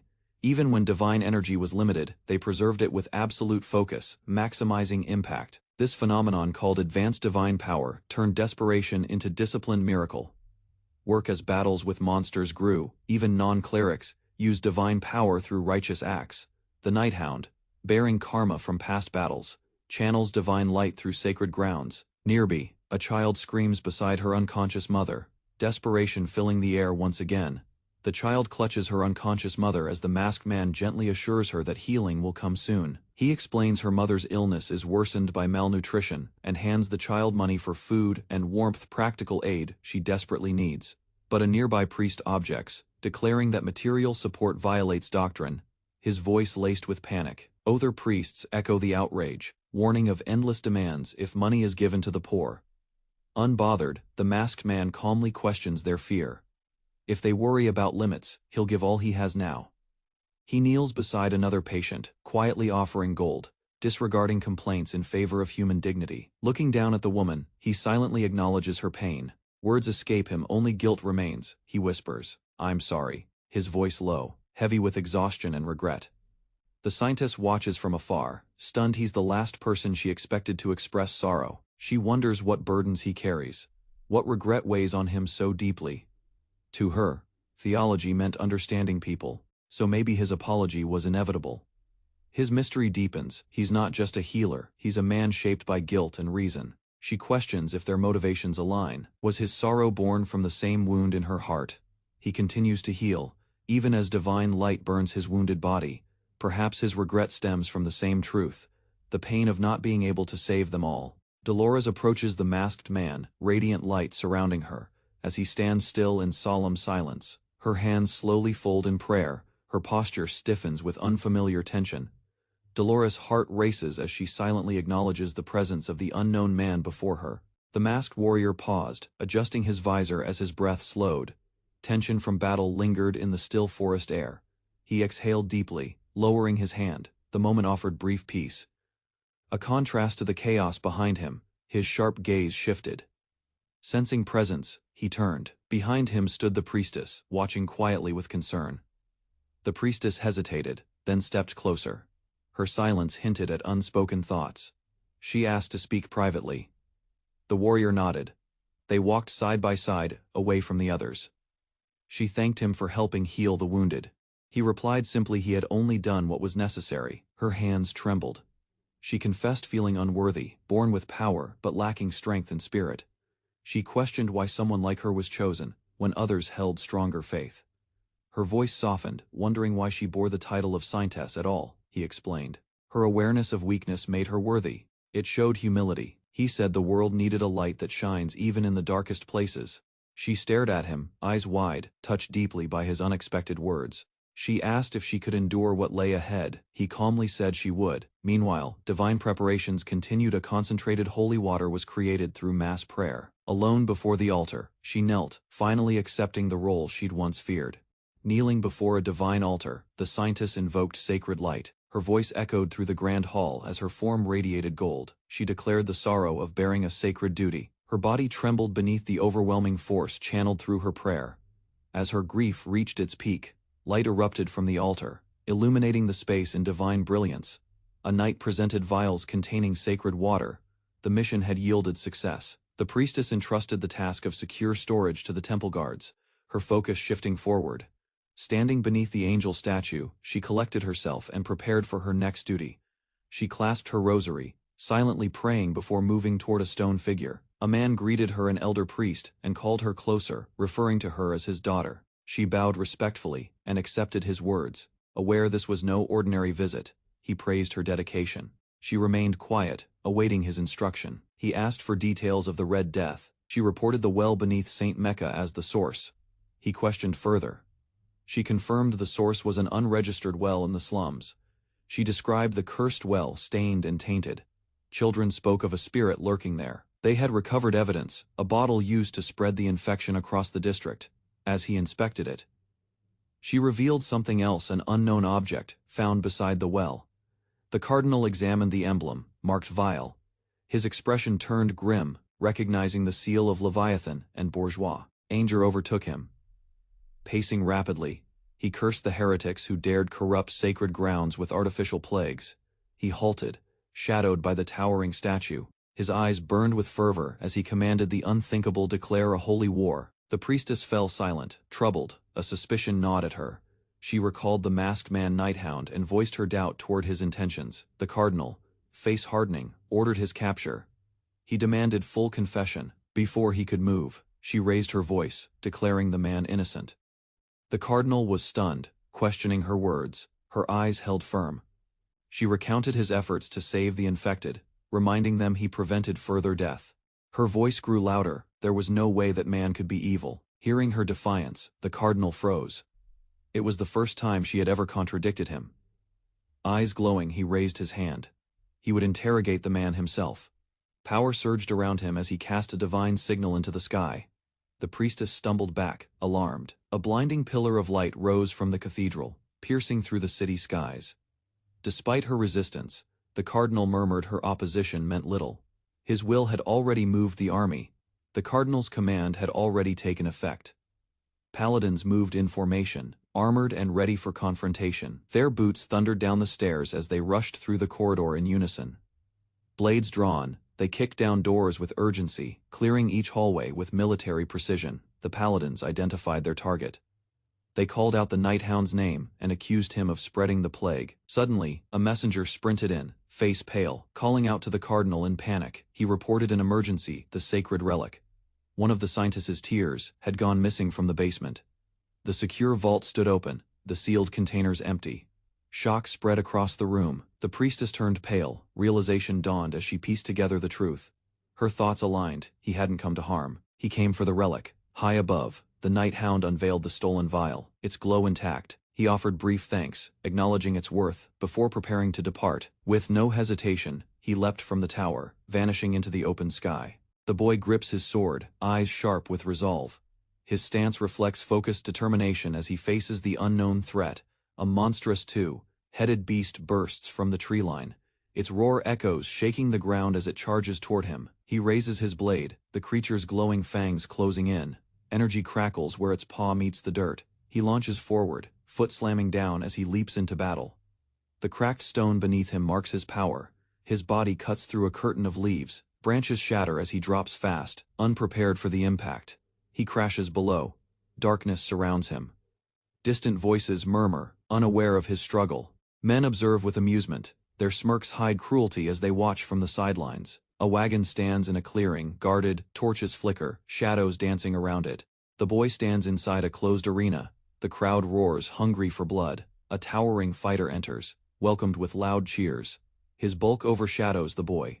He rushes forward. The boy braces for the impact. Feet steady, they clash. Dust flies.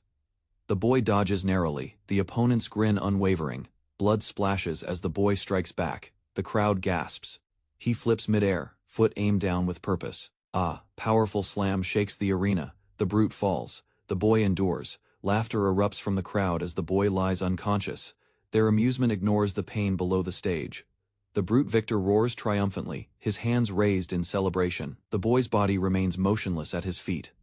Outside the arena, A cloaked figure observes the scene. Behind him, a group of warriors stands in silence. The arena empties. The spectators move on, leaving only silence and dust behind. The boy lies on the floor, gasping weakly. His fingers twitch toward the sword, refusing to give up. The crowd watches, unsure. The boy rises, his legs trembling, but his eyes steady. Blood drips from his brow. He grabs his sword again, refusing to fall. A new enemy lunges at him. The boy's arm is caught, pain surging through him. Bars fall from above, caging them both. The crowd stares as the boy collapses. Memories flash: warriors, training, pain. His mind races as strength fades. A capsule rolls across the floor. Blood marks the path it followed. A girl crawls forward and takes the capsule. Her breathing is weak but steady. A man approaches, eyes glowing red. The girl looks up in confusion. He speaks a number. She watches him, unsure of his intent. Ladder. A mother cradles her daughter.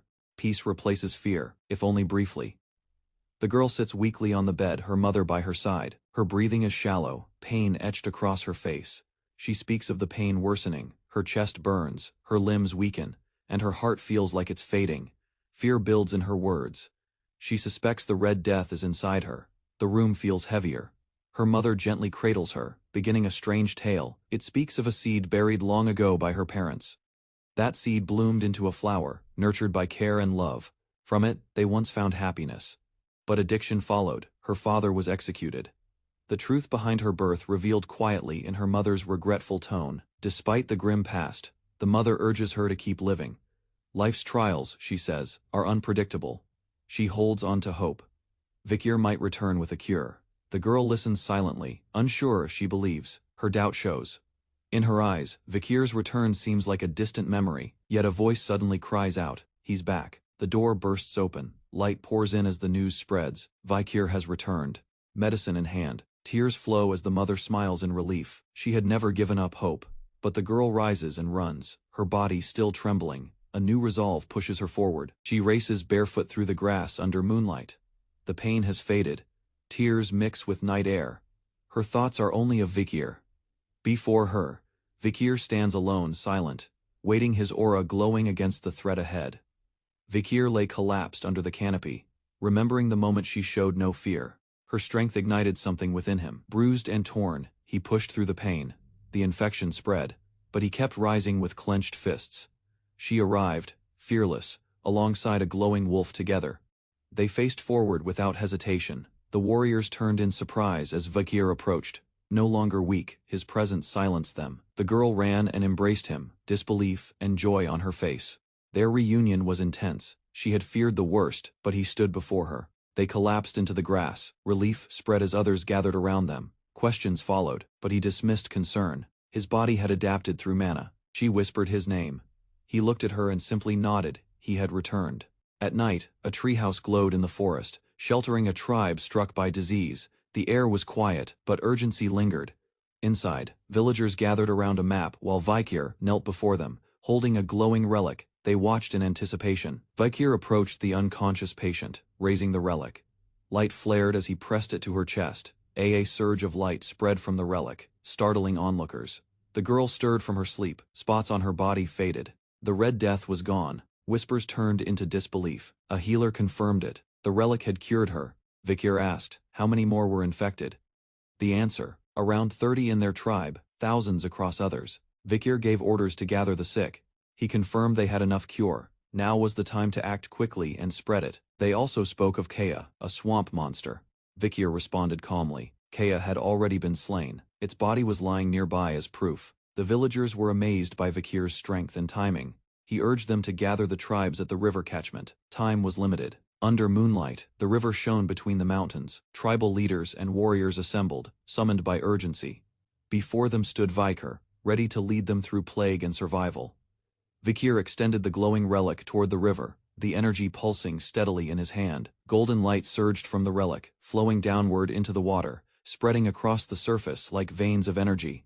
A massive wave of golden purification burst forth, enveloping the entire riverside with radiant power. The light expanded across the land, forming a golden basin that shimmered under the trees. Vikir told the tribesmen they only needed to drink the water to be cured. They stepped forward, hesitant but hopeful. Kneeling at the river's edge, the sick cupped the glowing water and began to drink. As they drank, cheers broke out. The infected felt strength returning. Their symptoms faded rapidly. Vikir was offered a leadership title for his miracle. He refused, showing no interest in reward. Suddenly, a warrior approached, eyes wide, spreading word of Vikir's feats. The warrior addressed the crowd, demanding the hero's name. The people responded in unison. Voices shouted, "Vikir," across the riverside. All tribes, young and old, joined the chant. His name echoed through the forest, reaching every corner of the region. Vikir stood calmly in the golden light, surrounded by praise, unmoved by fame. Inwardly, he knew this recognition would shift the balance of power in the forest. If he gained the loyalty of these tribes, fighting the Baskervilles might no longer be impossible. Vikir's red eyes glowed as he thought of striking a blow against Hugo by using this moment of rising favor and momentum. The tribes declared a festival in his honor, but Vikir's focus remained sharp. There was unfinished business to address. He reminded them that the source of the poison still needed to be uncovered. Their attention turned serious once more. Deep in shadow, a traitor revealed his inner thoughts. The plague spread was intentional, executed with careful planning. He had infected his own granddaughter, knowing no one would suspect him. His goal was dominance through manipulation. Grinning in the darkness, he felt assured of his plan, until doubt flickered as he saw signs of recovery. Emerging from the tunnel, he watched the healed villagers with confusion. Something had gone wrong. He grew nervous, observing their activity. Yahello and the others were moving freely. From afar, people prepared food and water without signs of sickness. The plan had begun to collapse. He saw the river, now full of fish, sparkling with new life. The poison was gone. Yahello stood healthy, unaffected. Panic set in as he realized the failure. The old man rushed forward, heart racing, confused by the reversed effects of his scheme. Vikir confronted him without hesitation, revealing he had known all along. The elder stammered in shock, surrounded by witnesses from every tribe. His exposure was complete. The forest had been healed, and now the betrayer stood alone. Villagers gathered in confusion as Vikir stepped forward with sharp eyes, exposing the truth about the forest's sickness. He revealed that Yahello was the one who had spread the Red Death. The crowd listened in shock. Vikir recalled past rumors from before his regression tales of a man who infected his tribe to appear heroic, only to fail in saving them. Yahello panicked internally, trying to convince himself Vikir couldn't possibly know the truth. He attempted to appear innocent, greeting the villagers with false cheer, as Vikir approached calmly. When asked about the ceremony, Yahello gave an awkward reply, hoping to deflect suspicion. The tribal leader pressed further, pointing out the lack of connection between the infection and the imperial clan. Cornered, Yahello insisted he had just returned from performing a rite, sweating under the pressure. She demanded to know why he came to the river instead of helping the village directly. Vikir quietly observed Yahello, knowing the elder would cling to any lie to protect himself. The leader asked to inspect Yahello's pouch, suspecting it held the real cure to the Red Death. Caught off guard, Yahello's fear was visible. His deception was about to be exposed. The young warrior asked about Yahello's origins. The woman hesitated but agreed, stating it would help him understand better. She revealed that Yahello wasn't born a Balak. His true birthplace remained unknown, hidden from all. He arrived as a slave, but after killing the previous shaman who plotted a coup, he absorbed the sorcerer's powers and was promoted. To adapt, Yahello performed any task asked of him. He toiled endlessly to gain acceptance. He cleaned waste and carried out the most degrading jobs, becoming essential through labor. He even served as bait during hunts. Eventually, with age and gray hair, he earned social standing. With age came privilege. He now enjoyed benefits he had once been denied. Drunk on power, he disobeyed the matriarch and sought control of the forest. Suspicious, the matriarch ordered him to reveal his pouch immediately, visibly nervous. Yahello gripped the pouch as sweat formed on his face. Claiming it held flour, he pretended innocence to hide something deeper. Suddenly, he threw the pouch into the river, avoiding exposure. The splash confirmed their fears he had something to hide.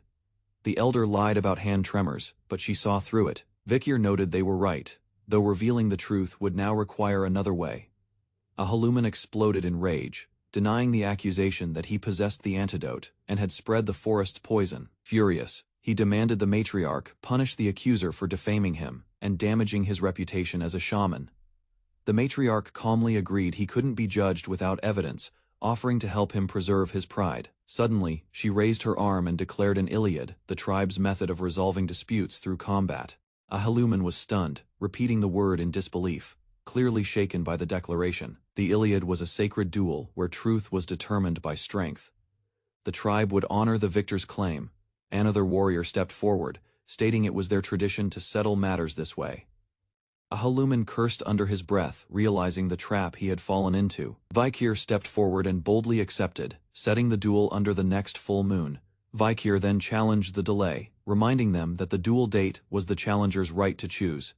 He revealed it was all a setup, a calculated push to force Ahaluman into a public trial. Eyes blazing, Vikir leaned close, whispering coldly, "Let's do it right now." The sun began to set over the mountains as the entire village gathered to witness the Iliad. The matriarch announced the start, ordering warriors to seal the dueling ring with no escape. She reminded them all. Their ancestors watched closely from the mountain beyond, and truth would soon be revealed. The sealed gate to the sacred battleground loomed. The matriarch declared that only the ancestors would judge right from wrong. Vikir stood in silence, accepting the challenge. He was told to prove his truth as a warrior of the Balak. Cheers erupted from the crowd, chanting his name, urging him to strike quickly and decisively. Frustrated, Ahaluman realized the crowd's support was not with him. He clenched his fingers, drawing blood. He summoned dark powers, reminding himself that magic, not weapons, would be his key to victory. With a ritual, he raised skeletons from the earth, giving them commands to protect and watch his blind spots. Ahaluman believed his years in the forest gave him the advantage against Vikir, who lacked terrain experience. He threatened to shoot if Vikir revealed himself, believing he could predict his movements. But above, Vikir used Silent Hell, a stealth skill that nullified all sound, approaching with precision. Even as the undead advanced, Vikir observed calmly, recognizing Ahaluman's hidden potential as a necromancer. Despite this revelation, Vikir charged without hesitation, cutting through the skeletons with precise strikes. The path to Ahaluman cleared. Vikir lunged forward, his red blade glowing with momentum. Ahaluman smirked, confident Vikir had no more strategies. He underestimated the silence of his foe. Suddenly, Vikir appeared behind him, landing a critical strike. Blood erupted from Ahaluman's mouth, shocked and defeated. Ahaluman collapsed. Vikir stood over him as silence reclaimed the arena. Vikir stood wounded, dark energy crawling from his chest, but he remained composed. The onlookers were stunned. Despite his injury, he walked calmly past Ahaluman's fallen body, signaling the duel was decided. The crowd accepted the result. Ahaluman's words no longer mattered. His defeat spoke louder than his defense. Lying on the ground, Ahaluman burned with pain and regret, unwilling to accept death. He recalled the shame of his past, how he buried his origins to survive among the Balaks. His mind twisted with envy. He questioned why Vikir had what he couldn't earn and swore not to forgive him. Anger surged. Ahaluman blamed the Balaks, Vikir, and even the Lorkok tribe that once abandoned him. When asked if he would end it himself, one warrior refused. He couldn't forgive Ahaluman for risking lives. Despite blood ties, he vowed to let the shaman suffer for what he had done. As Ahaluman writhed, he crawled toward a hidden marking carved into the earth. Touching the symbol, a pulse of power surged through his body, awakening something sealed. Chains snapped. The magic circle beneath him reacted violently, signaling a darker force stirring. Deep within the sacred tomb, a sealed object radiated intense purple light, shaking violently. The dark energy erupted from the burial site, spiraling toward the sky in a storm of power. The matriarch sensed the shift, an ominous power rising from the grave, far beyond what they had imagined. A sudden shift caught everyone's attention. Vikir, though victorious, looked uneasy as Ahaluman stirred, unexpectedly. Despite his earlier wound, Ahaluman began to rise. The warriors questioned how he survived such a lethal blow. He knelt before the sacred ground, calling to the ancestors as if summoning power beyond the mortal realm. Ahaluman's eyes turned manic as he rejected fear, declaring himself above the wrath of ancient spirits. Before anyone could react, he launched a sudden magical assault, catching the tribe off guard. As purple energy surged, warriors shouted to stop him before it was too late. The blast struck the earth, sending Vikir flying back. Ahaluman's transformation had already begun. From the smoke, a monstrous figure emerged. Ahaluman declared that judgment would now come from the ancestors. The battlefield changed. The great ancestors' judgment had been invoked, and chaos was just beginning. The shaman stands beneath a glowing purple sky, declaring the ancestors will now decide the outcome. His body pulses with mystical energy. From the cliff's edge, his silhouette rises, channeling spiritual force into the heavens. The earth trembles beneath the weight of ancient power. A female warrior appears, surrounded by violet mist. Her body, pierced and decayed, stuns the onlookers. She is one of the revered ancestors.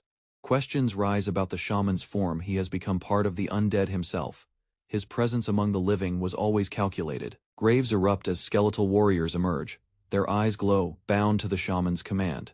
He mocks their surprise. The ground splits further. More corpses climb forth. The mountain's silence breaks as the dead reclaim it. The shaman commands the warriors to face their ancestors. The fallen now march under his control. Lone woman recognizes her grandfather and charges, overwhelmed by conflict and rage. Before striking, she halts. Another undead ancestor appears, dashing toward her through the trees. The attacker snarls, its mask cracked. Unnatural speed closes the distance. A counterattack surges, a blue slash cutting across the field, knocking the corpse back. Their leader orders immediate defense. Warriors take formation, readying for the undead swarm. With tension rising, survival is prioritized. Orders are shouted across the ranks. The battlefield shifts. Undead bodies rush the living. Arrows and blades clash in brutal waves. A soldier grips her bow tightly, aiming at a familiar face. Her eyes harden. There is no time to hesitate. An undead ancestor roars, face twisted with decay and fury. Its scream pierces the battlefield as it charges forward, driven by dark force. A sudden blast of blue energy slams into its chest, sending the corpse hurtling backward through the air, limbs flailing. The shockwave pushes nearby fighters back. Ian watches silently, understanding that brute force won't be enough to win this war. A woman steps forward, radiating frost, like energy. It's Aquila, the night fox, wielding spears charged with power. Whispers ripple. She once defended the forest alone. The rumors of her strength were true. Confidence returns to the ranks. With renewed focus, Ian is told to follow. The target is Yahello now, the one controlling the fallen. Yahello commands a skeletal warrior. His tone is calm, unaffected by the chaos. He pauses, aware Aquila is here. Despite his control over the dead, he can't act without care. Her presence is a threat. Even he respects her strength as the strongest village head in history. He grins, mocking her title. His plans are already moving forward. Dark magic surges as he prepares a deeper ritual within the hidden cliffs. Yane spots him. Hidden among trees, they see the center of the ritual circle glowing. This sacred place now corrupts with forbidden magic. The ritual deepens. They can't allow him to continue. Ian narrows her eyes and prepares to strike. With fierce resolve, she charges, declaring to kill Yahello before it is too late. As Yahello channels dark energy, a massive figure begins to rise. He grins and announces the ritual's completion. From the ground erupts a towering undead warrior, summoned through ancient magic. Shock fills the faces of the observers. Yahello laughs triumphantly, declaring his success. His power has now reached a terrifying new peak. With arms wide, Yahello proclaims the arrival of the one who slumbers deep in the forest. His voice echoes in the air. Before him stands a fearsome archer cloaked in dark aura, awakened after years of silence.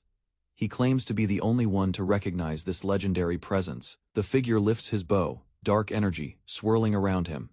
The warrior is revealed divine archer, Adonai, eyes glowing red beneath a cracked mask. Witnesses gasp. Ian confirms his identity. The legendary archer of the Balak stands before them. Adonai raises his weapon. His posture alone spreads dread. A shot is fired with inhuman precision. The arrow tears through the air like lightning, exploding on impact. Ian and others dive for cover. One manages to deflect it mid-air, but the sheer force still causes severe damage.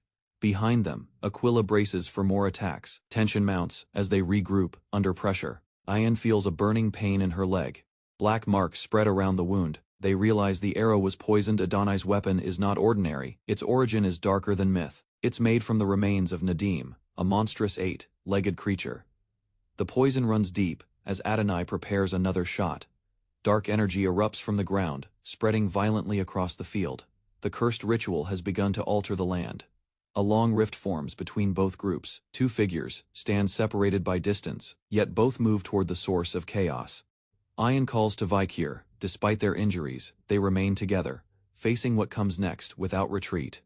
Vikir shields Ian with his body. She begs him to stop and leave her behind, overwhelmed by guilt. Yahello shouts with rage, demanding Adonai finish them both. His hatred clouds all strategy. A dark arrow launches again. The impact is imminent, and they have little room to escape. The arrow lands, exploding in a surge of purple force. The blast shakes the ground beneath them. Smoke clears. Vikir and Ayan remain upright, barely wounded but alive. They glance up as the next threat approaches. Adonai draws again without hesitation. Suddenly, a new figure descends from above, cloaked in swirling black energy. He lands calmly between the two sides, silent and unreadable. His golden eyes meet Yahello's. He speaks firmly, requesting a conversation without drawing a weapon. Vikir stands tensely beside his mother, Aquila, who arrives unexpectedly. The warriors nearby sense her fierce aura. Aquila observes the aftermath of a failed ritual. Her instincts had drawn her here, and the urgency in her expression confirms she anticipated danger. She approaches with certainty. A shadowed figure watches her presence with fear, whispering her name in disbelief. Without hesitation, Aquila thrusts her hand deep into the injured one's side, drawing out the poisoned flesh. The young boy stares in shock. He realizes someone had deliberately poisoned the sacred arena with lethal intent. Aquila's gaze sharpens. She utters a single name, Ahuman, as her suspicion turns to certainty. Ahuman and his ally confront her. One admits betrayal, blaming circumstances, while Aquila demands answers. The large red-skinned warrior questions her identity, unsettled by her strength. Ahuman confirms she is the legendary divine archer, someone beyond their ability to defeat. Aquila acknowledges him calmly. Her demeanor remains firm as she addresses her son and comrade. She instructs them to step back, preparing to face her opponents alone in a warrior's duel. With a confident smile, she issues her challenge, ready to determine who the strongest truly is. Aquila takes position, her feet steady and weapon drawn. Her opponent narrows his eyes, reading her movement. She charges forward with explosive speed, the final duel now inevitable. Aquila releases a surge of energy, her stance unwavering as her aura crackles with intensity. Adonai responds with overwhelming force, his purple energy twisting into a dark, oppressive wave aimed at her. As the ground trembles, Aquila maneuvers swiftly through the onslaught, her sharp eyes locked forward. Adonai readies, another arrow, cold focus behind his glowing stare. The sky explodes with clashing power, blue against purple tearing through the forest. From afar, Vikir watches, stunned that this battle is unfolding during his rite of passage. Ahuman activates a spell with a sinister grin, his confidence in Adonai's victory unshaken. He admits Aquila is formidable, but doubts her chances against the legendary archer, eyes gleaming. He declares with glee that this duel won't be so simple for her. Ahuman shouts that Adonai is unbeatable, even claiming the archer has transcended death. Aquila charges forward despite the overwhelming odds, understanding the reach of his arrows. She acknowledges the range disadvantage, preparing herself for the challenge ahead. Adonai strikes with speed and flawless precision, a master of long-range warfare, but Aquila counters, aware that he lacks one critical element: conviction. An arrow rips through the air, but Aquila doesn't flinch, ready to strike back. A devastating clash erupts as Aquila's arrow collides with Adonai's dark projectile, creating a spiraling burst of light and shadow. The impact scorches the battlefield, consuming the earth in a blinding explosion that leaves a deep crater. From the dust, Aquila leaps forward, launching herself with precision through the shockwave's wake. Her foot connects squarely with Adonai's chest, disrupting his stance and sending a pulse through his body. He retaliates with a barrage of dark energy, forcing Aquila to counter his strikes mid-motion. The two warriors clash fiercely in close quarters, their movements sharp and unrelenting across the forest floor. Adonai attempts to widen the distance, but Aquila's eyes lock onto her opening. She draws an arrow infused with glowing force, releasing it in a clean, focused strike. The bolt pierces the air, ripping through trees and shaking the terrain as it charges forward. Aquila dashes forward, the ground cracking beneath her steps as dust trails behind. She watches calmly, knowing the battle's end is near. Adonai, though staggered, speaks with grim composure, questioning if her restraint is due to blood ties. Aquila steps closer, stating her only duty now is to release him from this corrupted form. With a final surge of power, she unleashes a radiant blow aimed directly at his core. The impact shatters his dark armor, light bursting from within, as his form begins to collapse. Aquila reacts with alarm as Adonai's body is overtaken by dark energy, resisting her final blow. His entire form is consumed in a violent surge of necromantic power, twisting unnaturally. A corrupted aura pulses from his body as his transformation deepens, his hand now unrecognizable. A human observes the change and confirms Adonai rejected the necromancy, yet remains alive. He commands a final battle, demanding Aquila fight until all threats are destroyed. Adonai, fully consumed, roars with madness, his power now spiraling out of control. A violent eruption of energy tore through the ground as the corrupted power exploded outward. The surrounding area warped under the pressure, and the dark aura swallowed everything nearby. Amid the chaos, a lone woman stood still. Her body was bruised, her eye focused, but she showed no fear.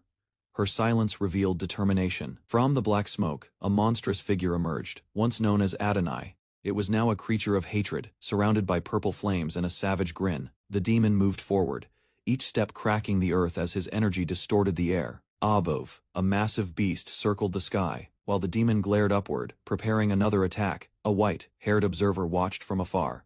Sensing this was no ordinary battle, the monsters had gathered with purpose. Spinning arrows of cursed energy launched from the demon's bow, ripping through the forest. The woman couldn't track them, they moved too fast to see. A man nearby laughed. Adonai had wiped out every monster with one volley. A command was given. Kill the woman. Adonai immediately obeyed, firing again. She dodged, barely avoiding the deadly strike, feeling its murderous intent. But poison from earlier attacks slowed her. Each wound made her limbs heavier. She knew she had to end this fast. Pushing past the pain, she charged. Blue energy erupted around her as she ran with full force. She leaped, clashing with the demon. Their powers collided as the final blow approached. The demonic archer raised his shield of dark energy, blocking the incoming arrow. A powerful wave clashed mid-air, shaking both forces. The shield trembled as the arrow forced its way through, bit by bit, pushing past the barrier's surface.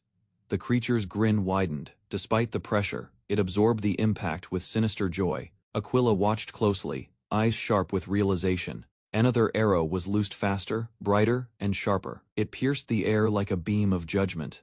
The demon tried to evade, but the projectile curved and struck him cleanly, leaving a deep wound. Aquila explained. The first arrow was misdirection. The second, guided by memory, targeted the previous hit's exact location. A third arrow struck the monster's chest. The demon staggered, but his laughter echoed through the trees. He mocked Aquila, claiming she'd never faced a corpse's wrath. His power surged again.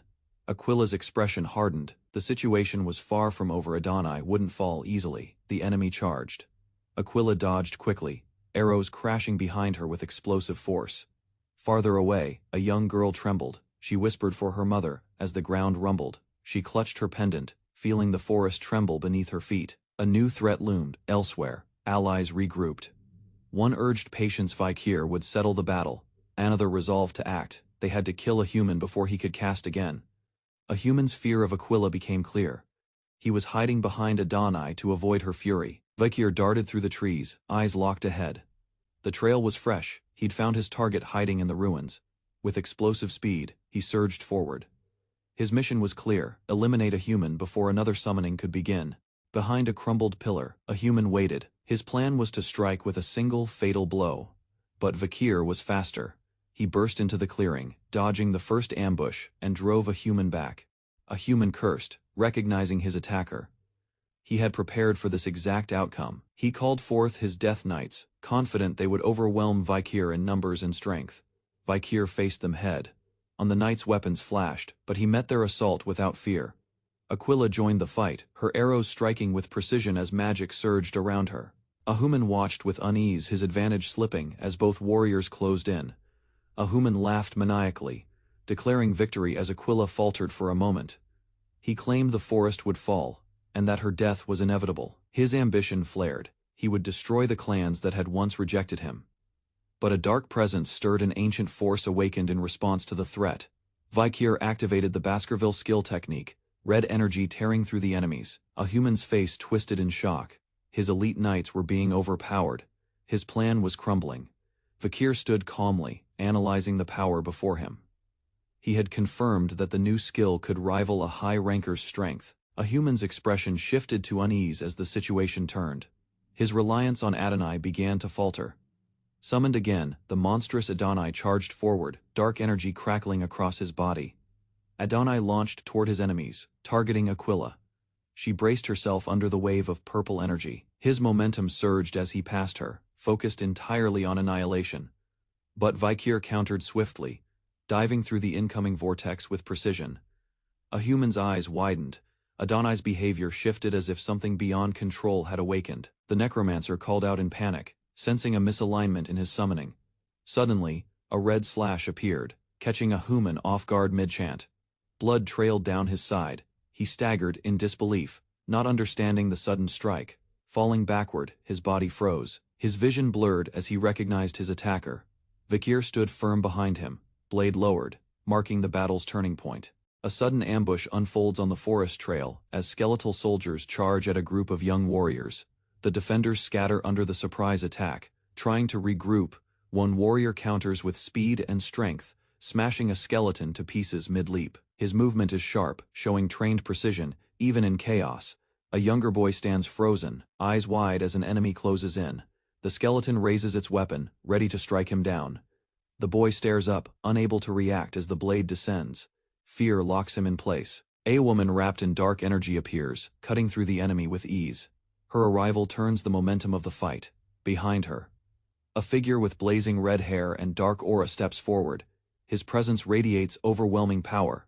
The man charges in, shaking the ground with his strike.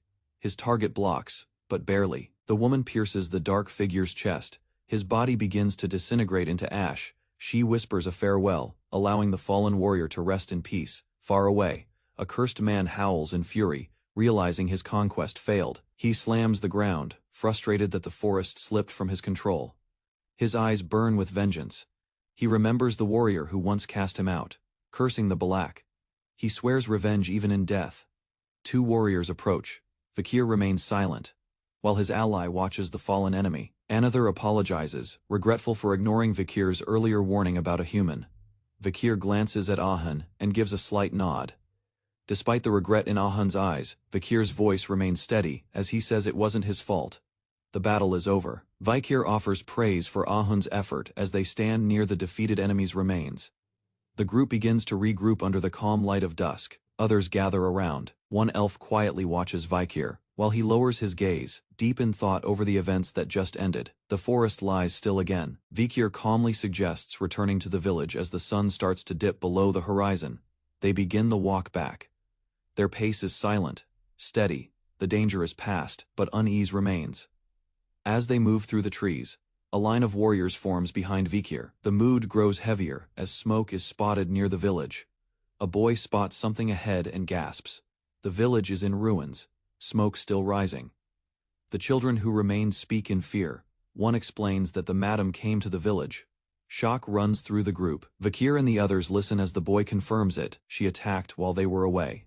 Vikir kneels and asks a girl named Ahul if she's hurt. She confirms the madam came during the battle with a human.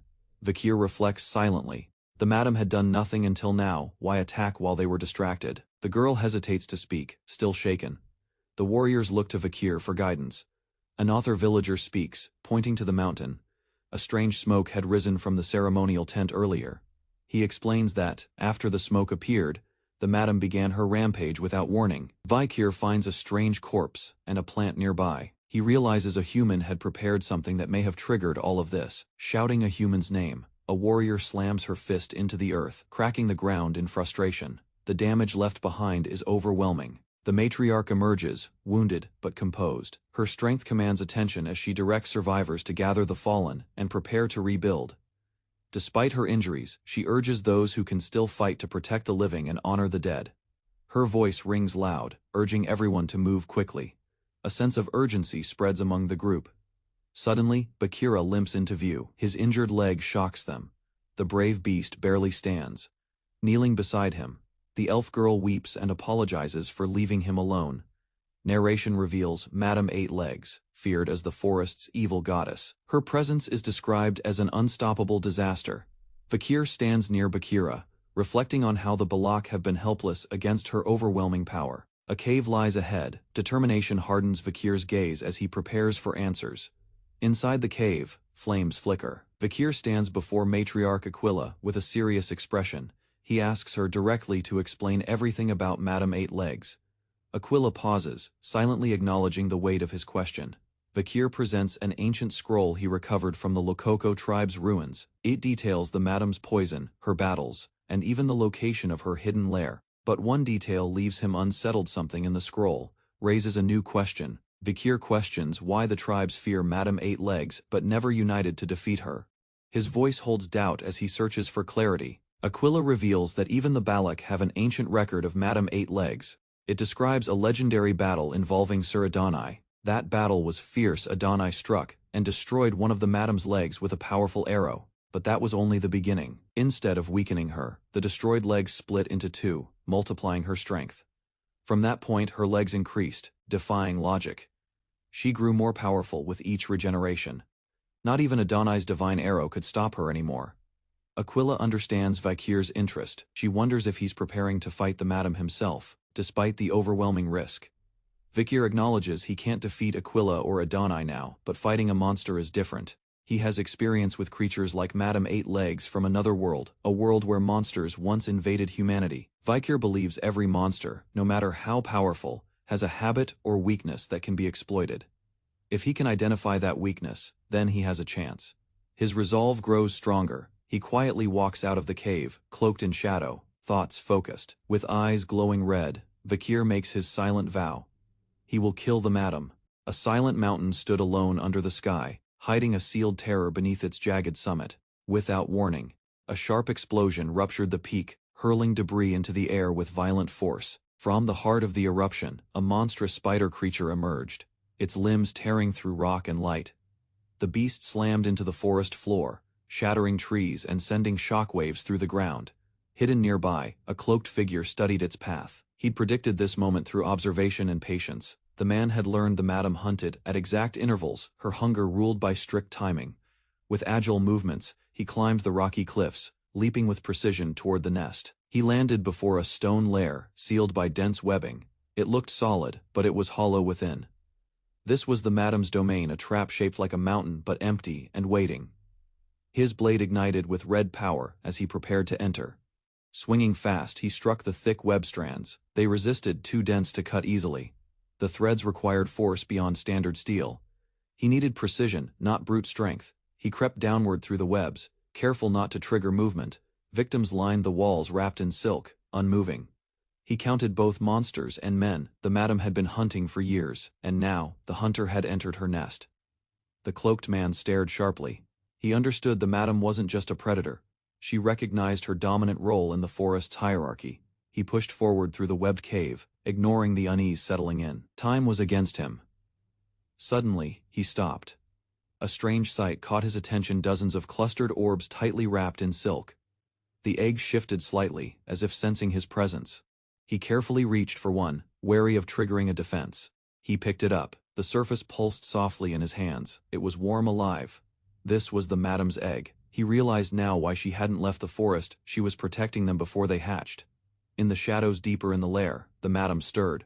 Her glowing abdomen signaled danger. She began to move, heading directly toward the egg chamber, with urgency and rage. He sensed her movement and darted away, slipping back into the web maze with speed, while escaping. He considered the timing. The Madame must have sensed the egg disturbance by instinct. There was no point in fighting her now. His mission was information, not battle. He resolved to retreat and regroup.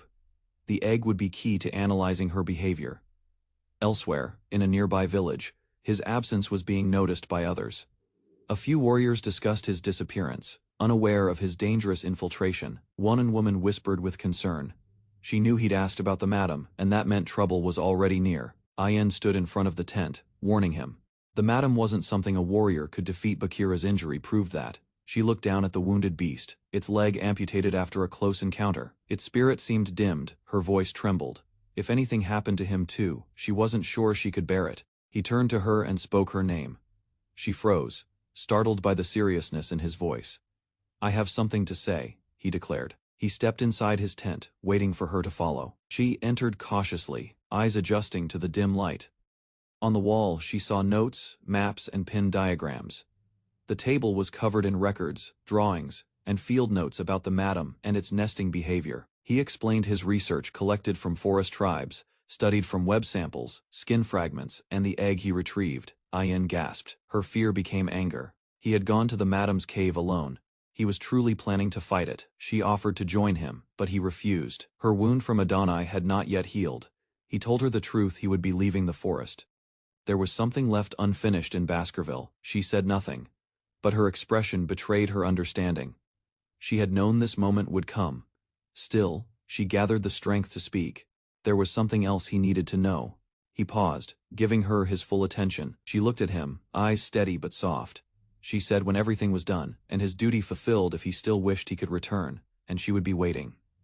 Vakir examined the documents and sketches spread across his desk. Every detail about the madam's structure was recorded precisely. He explained his purpose clearly. He wasn't hunting out of vengeance. He was preparing to protect the place he wanted to return to. Ayen listened in silence, acknowledging how reckless the plan was. But it wasn't the first time Vakir had faced overwhelming odds. She reminded him of all the times he fought impossible threats and still came back alive, leaving impact behind. Vakir stood still as her words settled. She asked if this time too she could expect the same result. He looked at her and confirmed. With steady hands, he gripped the lantern and gave his silent vow. That night, under heavy rain, Vakir sprinted across the wet forest floor toward his next target. A monstrous creature with green scales blocked his path, roaring as it charged at him. He dodged swiftly and countered with a slash, eyes burning with focus and readiness. As the beast regenerated, Vakir observed calmly, realizing the trick to its power. He declared this battle would give him the final skill he needed to face the madam. Calling out to the salamander, Vakir prepared to claim its regenerative ability for himself. Ahun exhales deeply, sweat glistening on his brow.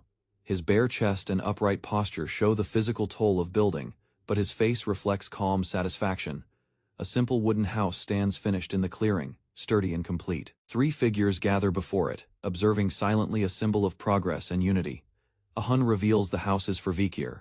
Though once hostile, he now calls Vakir a brother. The others react with disbelief, questioning his sincerity. The village, once in ruins, has returned to form. Restored huts and clean paths speak to hard work and shared effort. They agree Vakir deserves credit. Eager to tell him, they head to his new house, expecting to find him inside. But Vakir is gone. The hut is quiet. The curtain sways as they realize he left without a word. One woman admits she wanted to see his reaction, maybe even gratitude. Another doubts Vakir would ever show such emotion. She stays silent, gazing into the forest alone. She prays quietly for the forest god's blessing, her expression full of quiet worry. Vakir walks alone beneath darkening skies, eyes glowing with determination. Rain begins to fall. He senses the timing is right, his target will be vulnerable. He prepares himself. This is the perfect moment to hunt the Neda. A tactical map flashes through his mind, every path and threat calculated. He's prepared for every possible outcome. It's no longer just a plan, it's execution time. Leaping forward, he dives into the hunt, silent, focused. The mission begins. Vakir darts through webs, his blade slashing away threads that aim to bind him. His agility keeps him ahead of entrapment. From the darkness, the madam stirs. Its massive form, encased in thick purple armor, shifts with a threatening hiss. It turns, revealing its swollen body and gleaming legs. Threads shoot out, anchoring the battlefield in layers of traps. Vakir closes in and launches a technique. His blade glows red as he executes the Baskerville 8th style from midair. The blow connects, cracking the creature's exoskeleton. Venom sprays out, sizzling on contact with the ground. He watches its movement. The outer shell is damaged, but not enough. Just as planned, it reacted with partial defense. A surprise lunge from the madam forces Vakir to pivot. He dodges and adjusts his approach instantly, spinning midair. He throws knives in rapid succession toward exposed joints on its limbs. The madam recoils, shrieking as explosions of energy burst from the impact zones. Zone leg collapses, green blood splattering outward. Acid pools around the impact point. Vakir is grazed by a spray. His arm begins to corrode where the venom hits. He grips his arm, enduring the pain. The poison spreads, and time becomes limited. Breathing heavily, Vakir activates hidden strength. His expression tightens with resolve. He launches forward, each stride accelerating beyond normal limits. His arm burns, but he doesn't hesitate. The madam braces. Vakir doesn't stop. His final attack is about to begin. Vakir stands calmly, addressing the creature. He shows no fear, his hand tightening into a fist as the massive spider looms behind him. The madam lunges with force. Vakir reacts instantly, dodging the strike and slipping through a narrow webbed gap. He spins midair, striking the creature's exposed flank. His red eyes remain locked, his movements deliberate and brutal. With explosive speed, Vakir accelerates across the battlefield. Trails of crimson light follow each motion, his eyes narrow. A glint of metal is released, small bombs rolling toward the enemy's direction. He leaps above the beast, and drives his blade downward with crushing force, aiming for the weakened carapace. The strike lands deep. The madam recoils, shrieking in pain. Acidic blood sprays once more across the field. Vakir's chest heaves. He glares upward as the monster screams, its body trembling under the damage. The forest floor is still. Only a severed limb and a bloodied hand remain in the silence. Vakir emerges from the shadows, his body torn and bruised. His sword drips with a dim red glow. He wonders how many times he's regenerated, exhausted from the repeated toll. Meanwhile, the madam mutates again. New legs sprout rapidly, its regeneration shows no signs of slowing. Vakir smirks slightly, aware of the challenge ahead. His breath steadies. He sprints along the web strands, gaining speed for another approach. Leaping from strand to strand, he prepares for one final strike, as the creature tracks his every move. The madam collapses suddenly as Vakir's unexpected speed forces the creature to stumble. Its multiple legs twist awkwardly under its weight. The creature reacts in shock, raising its front legs defensively. Vakir approaches calmly, explaining that its rapid leg growth was something he anticipated. He reveals the flaw in its ability. Doubling its legs only worsened mobility. The madam shifts uneasily as the ground cracks beneath it. Vakir moves across the web terrain, positioning himself for the final phase of his plan. The creature attempts to surround him. He studies the webs, noting their weakness to a rare underground flame. His blade absorbs a purple fire that ignites on contact. With the enhanced flame, he prepares to burn through the webs and strike directly at the creature's core. Vakir advances as the madam struggles to lift itself, weakened from earlier damage. The cave vibrates from its movements. He warns the immobilized creature as its eyes widen in fear. He raises the burning blade overhead. A burst of purple fire engulfs the area as Vakir delivers the decisive attack, ending the battle with overwhelming force. Inside a dimly lit study, Vakir examined the maps and notes pinned across the wall. The atmosphere was tense, the markings revealing subtle movements of monsters and tribes. His gaze sharpened. He recalled the moment he faced Cerberus, a three-headed beast displaced from its home. That encounter wasn't random, it was unnatural. He questioned why dangerous monsters were being chased out. The answer lay in territory expansion, orchestrated by Madam, using tribal forces to clear zones. Vakir connected the dots. Madam's real motive wasn't conquest, but self-preservation. Her fear of hellfire was driving her strategy. She had sacrificed tribes to fight demonic beasts like Cerberus, forcing threats far from her domain to protect her own vulnerability. To his surprise, her weakness wasn't far. It was sealed, within his reach. A container held the volatile hellfire, glowing with purpose. Vakir unleashed the hellfire. The cursed flame erupted, striking the monster and igniting the battlefield. Dark energy surged, swallowing terrain as the flames expanded rapidly. The Cerberus roared under the heat, engulfed entirely. The weapon worked. Hellfire spread, leaving charred corpses. Vakir stepped through smoke, unaffected, unwavering. He didn't need direct combat. Her biology would fail in this heat. Now, he would wait. When she collapsed, her power would belong to him. Even a powerful being would suffocate in hellfire. Her lungs would burn, her flesh would melt. Vakir remained still, eyes focused. Only her end mattered now. Suddenly, energy shifted. He turned. Something unexpected had survived. The mountain rumbled violently as black smoke erupted into the sky. A deep tremor pulsed through the earth, signaling something unnatural. Suddenly, the peak cracked open.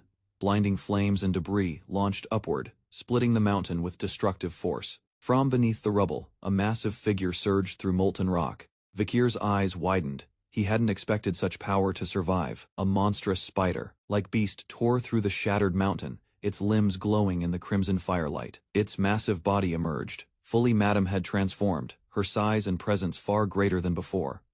Green energy burst from her mouth, erupting like fireworks into the sky, illuminating the battlefield with lethal force. Toxic rain fell across the forest, melting everything it touched.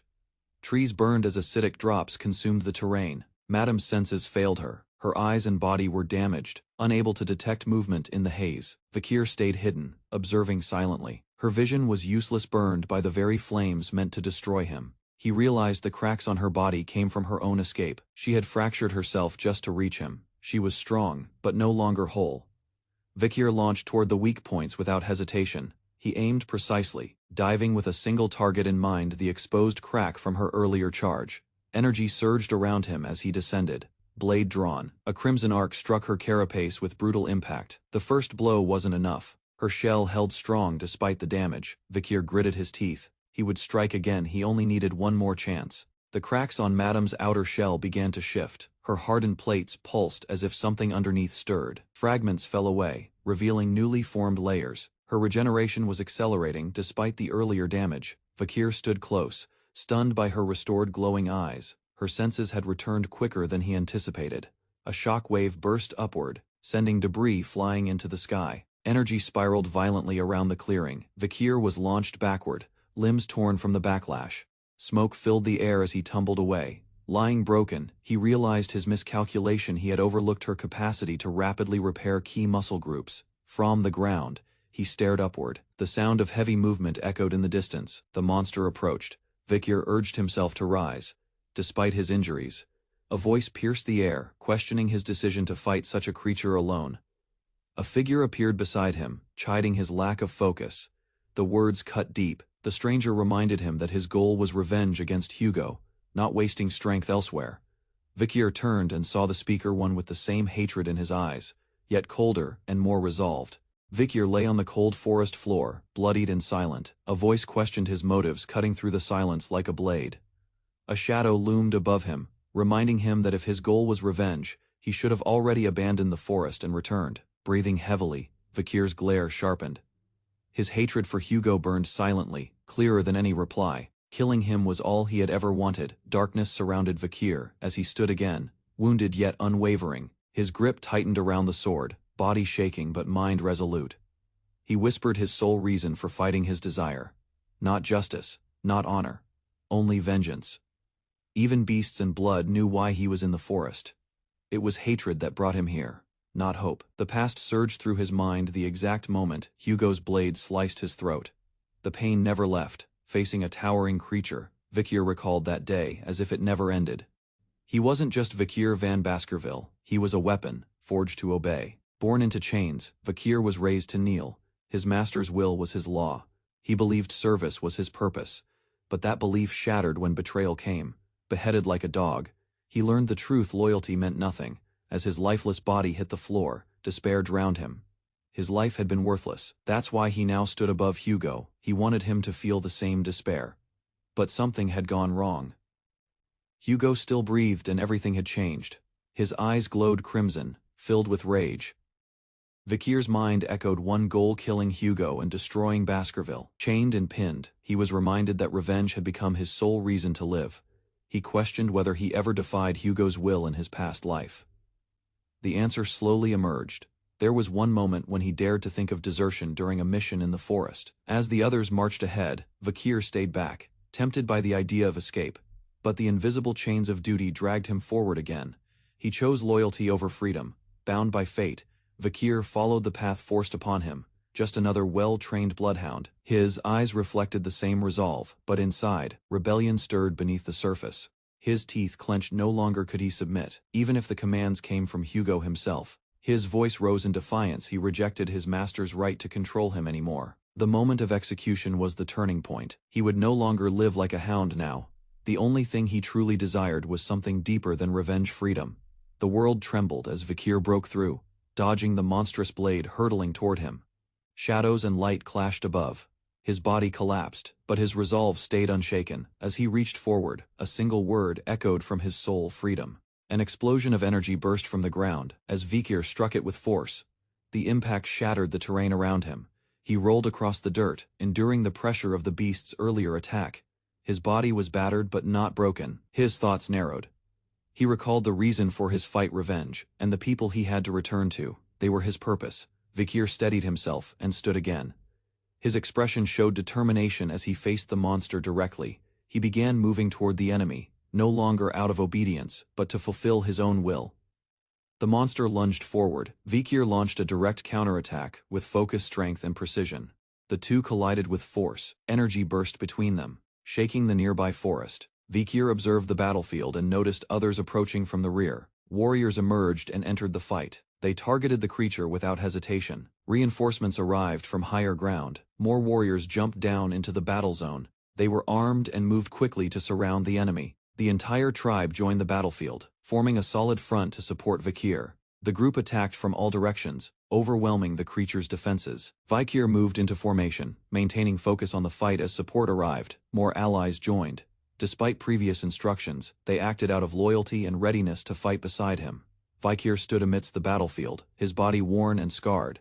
He acknowledged the help that kept him alive. He struck the monster again, but the result was unchanged. The creature endured the blow and shrieked. Despite the power behind the attack, Vikir realized he had not dealt a decisive blow. He prepared to strike again without hesitation. He continued his offensive, pushing through pain. Purple energy burst from his arm with force. The creature retaliated with overwhelming power, shaking the ground. Others on the battlefield noticed the shift. The monster was enraged and unstable, signaling Vikir's attacks were working. A female warrior watched the chaos from a distance, standing firmly on a cliff. She recognized the danger, but observed with calm focus. She had previously dismissed the beast as unstoppable. But Vikir's persistence changed her thinking. She now understood what it meant to resist fear and confront disaster. Vikir's internal wounds reopened, but he moved with conviction. His focus remained on delivering an attack strong enough to break through the enemy's defense. A blinding strike was unleashed, tearing through the air toward the monster. The wave of energy hit its target directly, forcing the creature backward. Vikir followed up immediately, closing the distance as the beast struggled to recover. Vikir unleashed a concentrated attack, channeling red energy through his arm as he prepared to strike. The energy surged forward in a sharp direct line toward the enemy's core. He moved in immediately after the strike, piercing the enemy's surface and forcing close engagement. The technique he used was designed for maximum penetration. Its force expanded inside the target on impact. Observers realized Vikir had entered the creature's body with the attack's force. The same technique was repeated in rapid succession from within, targeting the internal structure. The monster reeled back from internal damage. Its body twisted violently under pressure.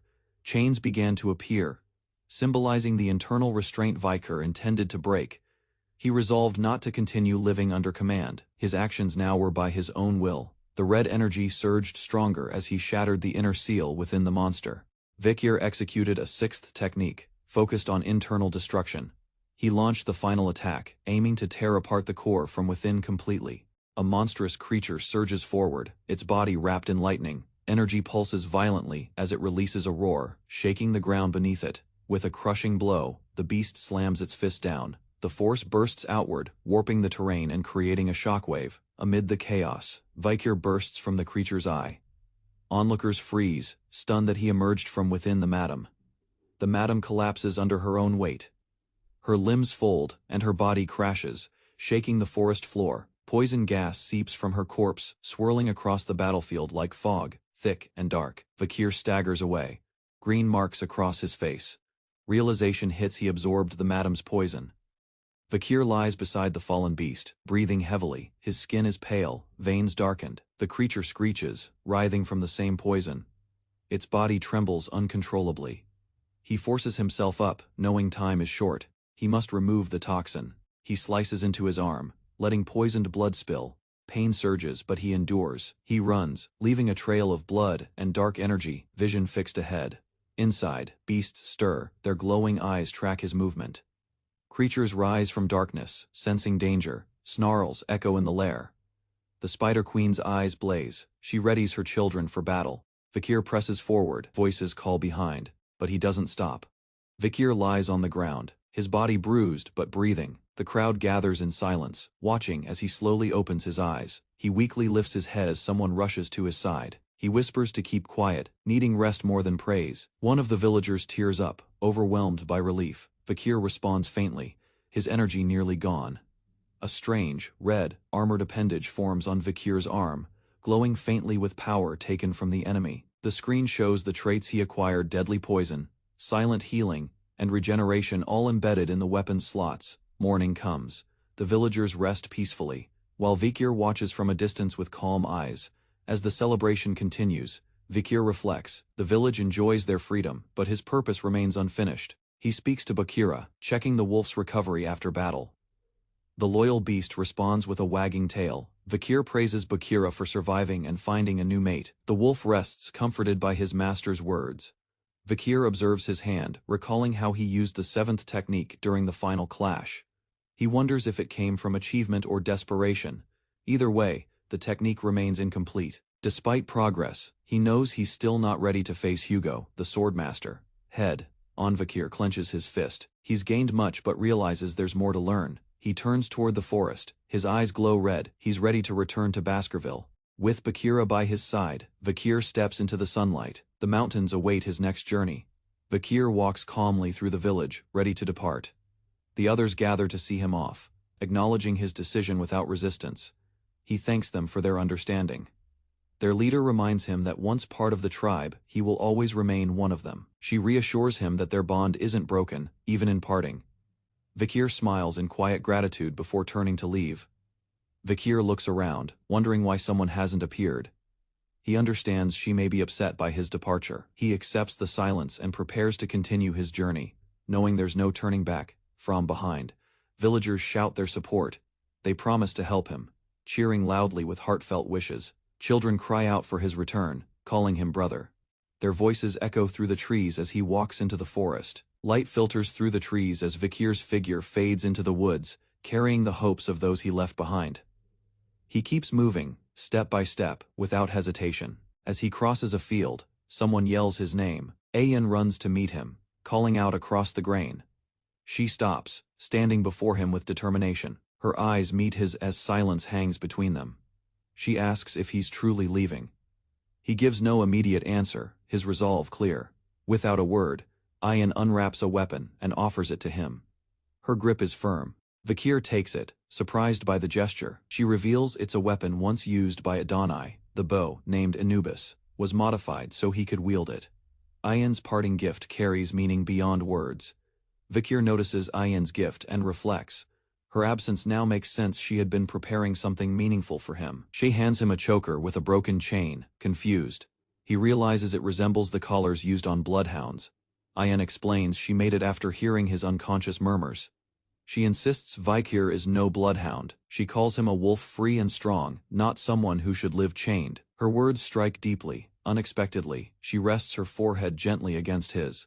The gesture carries quiet support and farewell. As Vakir grips the broken chain, he feels something shift. Her comfort lingers. Vakir walks ahead through the fields, the bow strapped to his back, mind full of her words. Ayan leans in close one last time. She hesitates, emotion in her eyes, then pulls back. She speaks of the past and his growth. Vakir listens quietly, acknowledging the bond they share. He wishes her well, offering sincere parting words. Ayan watches him from behind, rooted in place. Vakir smiles softly and says goodbye in his own way, promising a future meeting. Ayan turns and walks away, her figure slowly fading down the forest path. She walks alone beneath the trees, her pace steady though, her heart is heavy. Wiping a tear, she forces a smile, remembering everything they shared. As light shines through the leaves, she smiles brightly. See you next time. A lone figure steps silently onto cracked stone under the moonlight, his cloak rustling faintly with each movement. From atop a ridge, he surveys the dark valley below. Rows of crumbling tombs flank the path to an ancient fortress. Recognizing the worn structure as Red Ajual Castle, he notes the mining banners, and concludes the morgue still serve the Baskervilles. He recalls a red-haired woman from his past. A silent question lingers, is she still here? Staring at the castle, his mind prepares for a difficult reunion, unsure how to face her again. Descending into town, he decides to find an inn.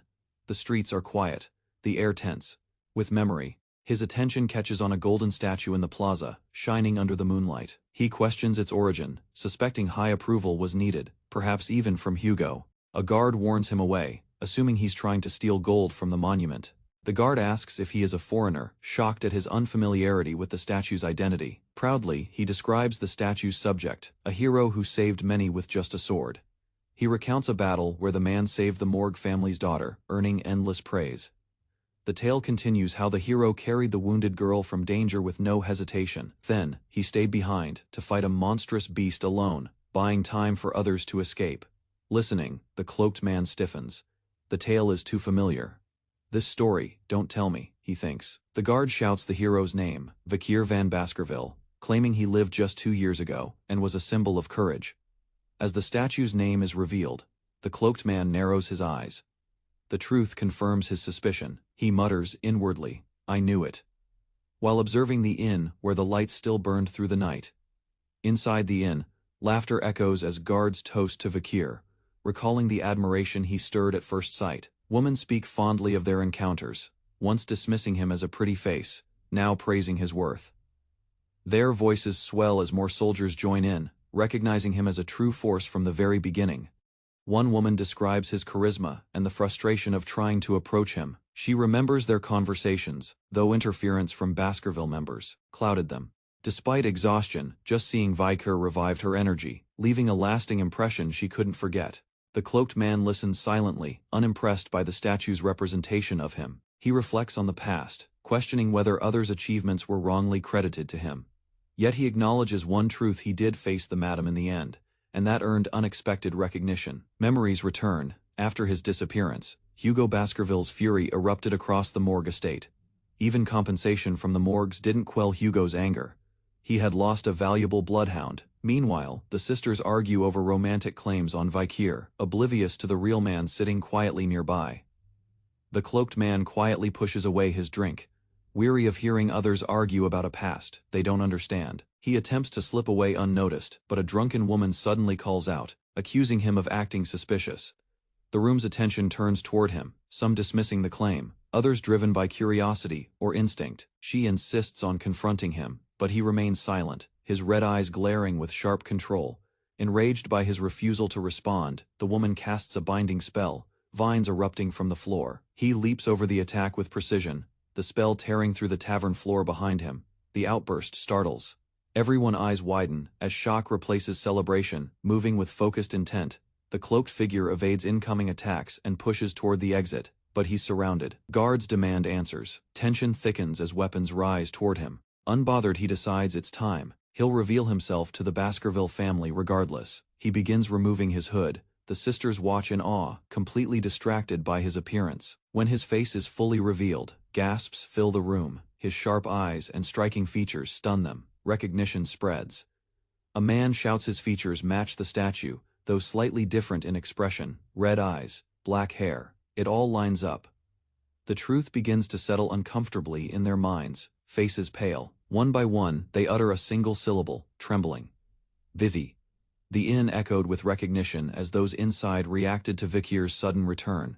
Morning arrived silently over the mountain range. Vakir exited without acknowledging the commotion. He avoided special treatment and bypassed the fortress's reserved chambers. The triplets followed him, claiming they always believed he was alive.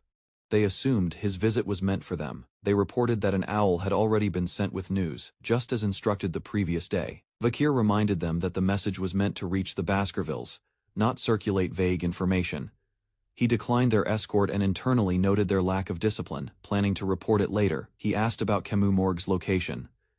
They explained she was in closed-door training. She had shifted from the Hall of Light to the Hall of Darkness to focus on advanced magic. This change triggered concern in Vakir, who recalled Camus's past conflict with the Hall's leader, Snake. Vakir instructed them to notify Camus of his return and to advise her to leave the Hall of Darkness. He departed immediately. The triplets were confused by his emotionless behavior, despite their shared history. News of his return traveled fast. The message labeled him as the hero of Red Owl Mountain. The message spread across the empire. Workers and messengers shared the announcement with urgency. The information reached military bases, noble halls, and distant outposts, where guards immediately alerted superiors. One courier entered a formal chamber. Attention shifted as he delivered a report to the Patriarch in person. Inside, a guarded chamber, 2 senior retainers stood frozen as news reached the Patriarch of Baskerville. His expression turned cold and intense, a reaction triggered by the message that disturbed his composure. Elsewhere, Vakir stood silently, facing forward, prepared for the consequences of his reappearance. Vakir's gaze remained firm, his resolve unchanged as he returned to Baskerville territory. His red eyes held no hesitation, a reminder of who he was and what he carried. Mounted on horseback, Vakir advanced with purpose. The once forgotten Hound had returned. Secretary Chihuahua greeted the returning deputy consul with a grin, recalling his previous entrance through the window. This time, the deputy had entered properly through the main door. The deputy consul stood silently, absorbing the surroundings of the office and avoiding direct eye contact, seemingly exhausted from recent events. He turned his attention to the window, observing a crowd outside, and questioned the reason for their gathering. Outside, civilians cheered with handmade banners. News of the deputy consul's return had spread across the empire, attracting excited onlookers. Annoyed, the deputy withdrew inside, rubbing his forehead in frustration at the unwanted attention. A girl burst through the door shouting, "Daddy," but was quickly corrected. It was her uncle she had run to, not her father. The girl proudly presented a dead mouse. He warned her about disease, though her enthusiasm remained undisturbed. Shifting focus, the deputy asked Secretary Chihuahua if the issues within Underdog City were resolved. Thanks to the agent Cindy Wendy, most were, except one case that remained unsolved. The secretary revealed a folder detailing missing slum children, a case still without leads. There were no ransom demands or black market traces, only silent disappearances, like they had vanished. He theorized a single perpetrator, comparing the crimes to a monstrous force. The deputy consul froze, recognizing the case from the report with clear anxiety. It mirrored the fabricated crime he was once accused of, though that incident lay years ahead in his timeline. With tense eyes, he began to connect this mystery to the twisted past he had long tried to forget. As the discussion grew tense, Pomerian interrupted, proudly showing the mouse once again. This time, it was alive and energetic, moving in her hands. Both the deputy and secretary were shocked. The rodent had clearly been dead, yet it was now fully revived. The deputy questioned if she had brought it back to life, and she confidently confirmed it with a smile. He pondered the possibility of necromancy or voodoo, like resurrection, suspecting influence from another dimensional mana source. Curious, he asked when she discovered the ability. She thought briefly, and replied, "It began only a few nights ago." She claimed to have simply copied what others from the Lococo tribe did, stirring unease in the deputy's mind. Normally, children from elite families required years to develop magic, but Pomerian showed mastery at only 5 years old. Her mana was elusive, drawn from an unknown dimension, making her a rare and dangerous anomaly. The deputy feared Hugo's reaction. In his memory, Hugo once ordered execution for similar traits without hesitation. Secretary Chihuahua received an urgent letter, reacting with shock and alarm at its contents. He announced with panic that the patriarch himself was en route, shaking the atmosphere of the room. The deputy demanded clarity, urging the secretary to calm down and explain slowly. A carriage approached under twilight skies, its occupant about to arrive. The long-haired figure of the patriarch stepped out, exuding dominance and cold intent. The revelation struck. The patriarch would soon enter Underdog City, and nothing would remain unchanged. Inside the chamber, the atmosphere turned still as the patriarch entered. The deputy consul straightened his posture, anticipating tension. The patriarch looked directly at him. With few words, he acknowledged the deputy's return, receiving a calm confirmation. Secretary Chihuahua exhaled in relief, as the long-awaited father and son finally exchanged words without conflict. The deputy silently revealed he had hidden Pomerian in the adjacent room, fearing Hugo's reaction if she was discovered. When questioned about his activities, he explained how he survived among barbarians, feigning alliance while healing from wounds. He added that he used the opportunity to study them and devise a method to completely eliminate their threat. He proposed a plan: exploit the barbarians' fascination with imperial goods to gain control and weaken them from within. The idea involved using seemingly common trade items like wool and vegetables as leverage. When challenged, he clarified, it wasn't trade. It was a strategy to cause their downfall indirectly. In a sinister tone, he explained his intent to use monster subjugation requests to drive the barbarians into fatal danger. The patriarch, grasping the manipulation, called it clever a strategy to reclaim land while letting others perish. With a pleased grin, he praised the plan as fitting for his son, expressing rare approval. The secretary noted the patriarch's sudden warmth, unusual after 2 cold years without his son. Still, the deputy consul quietly sipped his drink, hiding the weight in his eyes. Inwardly, he confessed a truth. He didn't want the innocent Balak people to suffer for Baskerville's ambition. While Hugo believed the natives were perishing in battle, they were actually regrouping deeper in the forest, near the mana-rich zone. This delay in conflict gave the Balak time to rebuild strength, unseen and underestimated by Baskerville. As the deputy consul drank his tea in silence, a sudden burst of mana shattered calm. A violent aura rose. Hugo, overwhelmed by rage, declared the Lococo tribe unworthy of negotiation, and vowed to destroy them. The deputy and secretary were shaken, forced to quietly acknowledge the patriarch's command, despite inner conflict. The deputy knew then the hatred ran deep. Hugo's wrath wasn't strategy, it was a lingering vendetta. Hugo softened for a moment, reflecting on how he had only criticized barbarians instead of reconnecting with his son.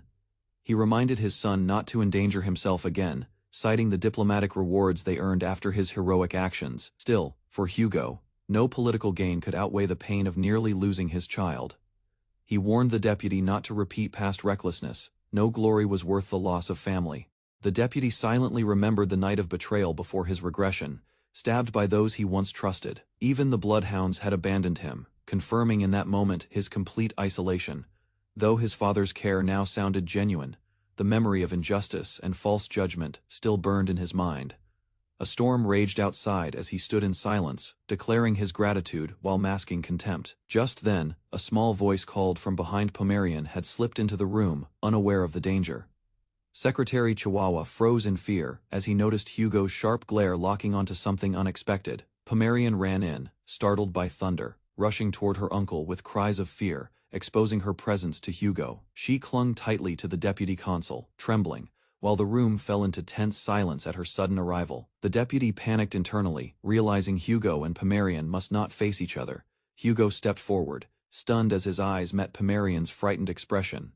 Recognition struck him. Her face triggered a deep and shocking reaction he couldn't hide. Hugo Elfay Baskerville, head of the feared Baskerville family, stood as a pillar of authority in the Roque Empire. He drove barbarians from the borders with relentless brutality.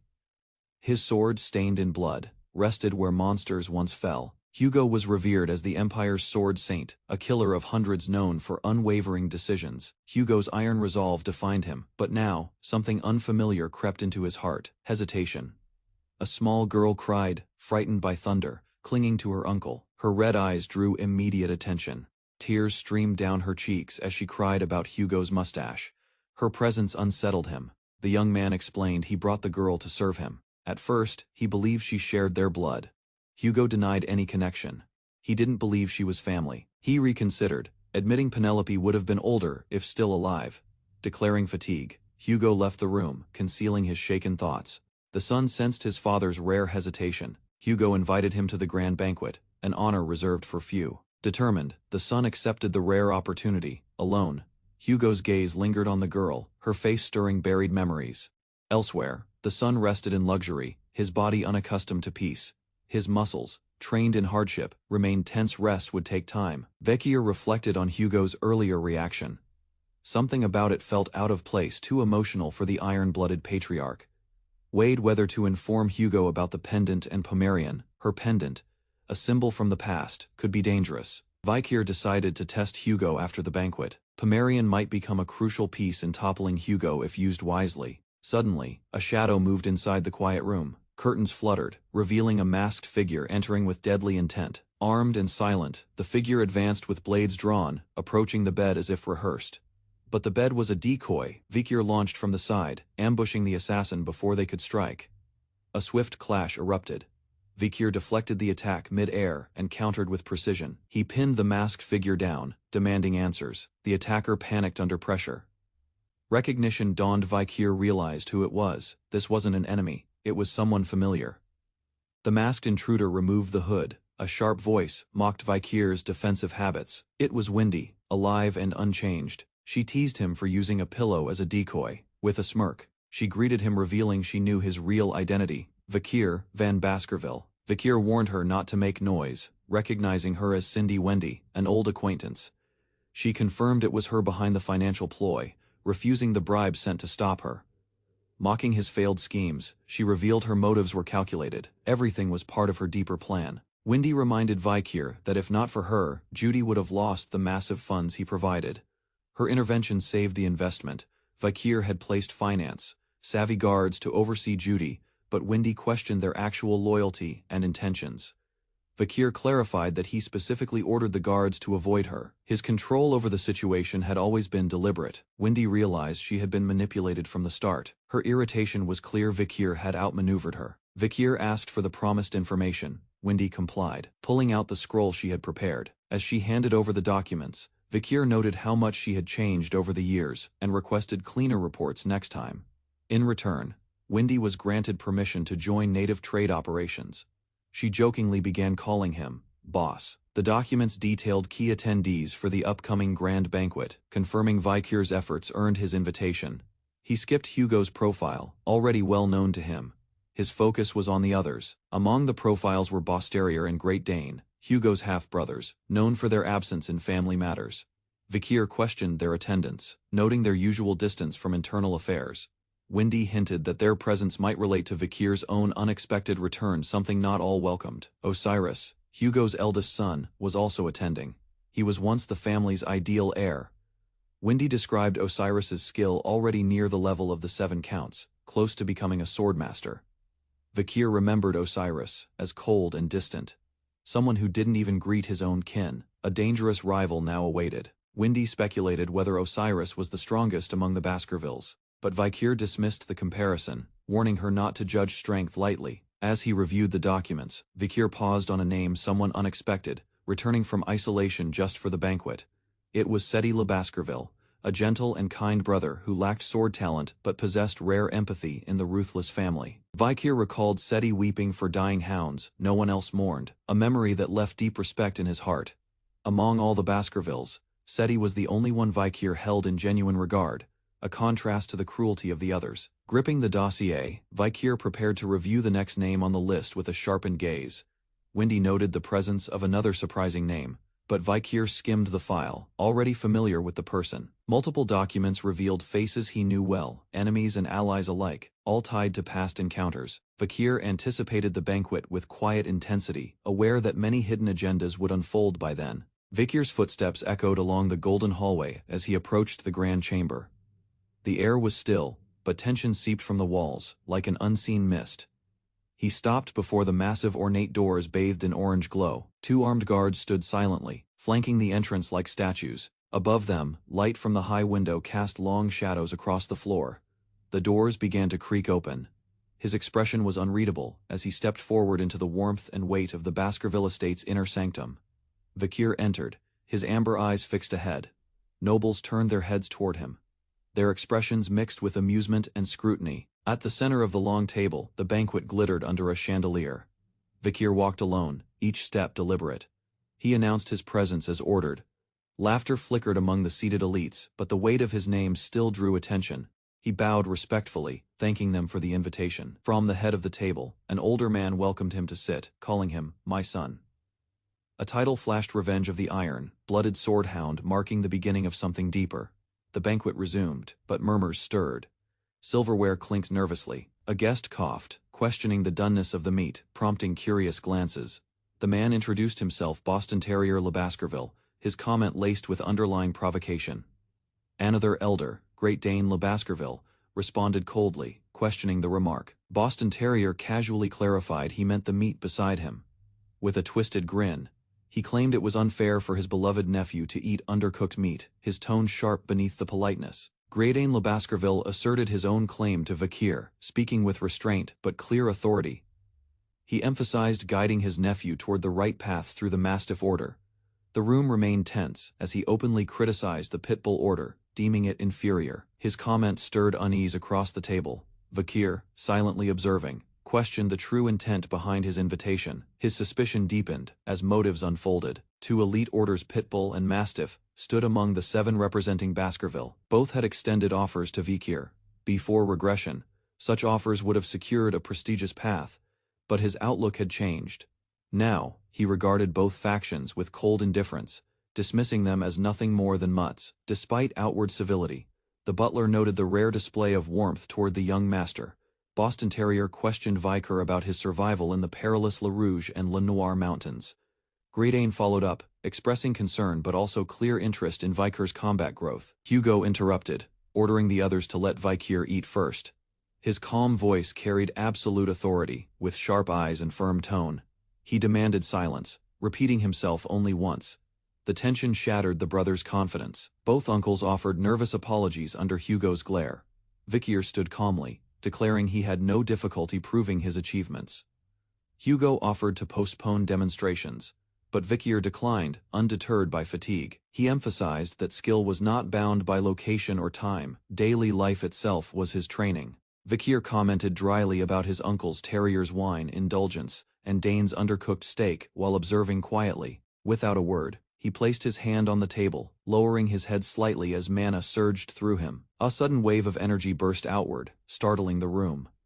Plates rattled as flames briefly flared, the steak began to sizzle, and the wine shimmered, both reacting to the mana he channeled. Griadane watched in silent shock as the steak cooked perfectly before him. Boston Terrier laughed, impressed that Vikir had used mana to cook the meat and warm the wine simultaneously. He announced that Vikir had reached mid-ranked graduate level at only 17, a feat normally achieved at 33. Another uncle acknowledged Hugo must be proud of such mastery in his son. Yet Vikir found it odd. He had used the same power 2 years ago during a deadly encounter. He realized someone must have witnessed his true strength back then. Among them, Osiris' first successor raised his glass and offered rare words of praise. Vikir accepted the compliment, stunned. Osiris's approval carried weight and intention. He wondered if Osiris was truly impressed or evaluating him for other reasons. Seti, second in line, noted it was the first time Osiris had praised anyone openly. The compliment, rare and public, hinted at shifting tides within the Baskerville family. Seti engaged Vikir in a casual tone, observing his calm demeanor and comparing it to Osiris. Vikir remained silent, but attentive. Seti shared his routine, often confined due to health, but aware of Vikir's role as deputy consul and underdog. He expressed a desire to learn more from Vikir's experience. Vikir noted Seti's cheerful nature remained unchanged, something rare among Baskervilles. It stood out to him as oddly sincere.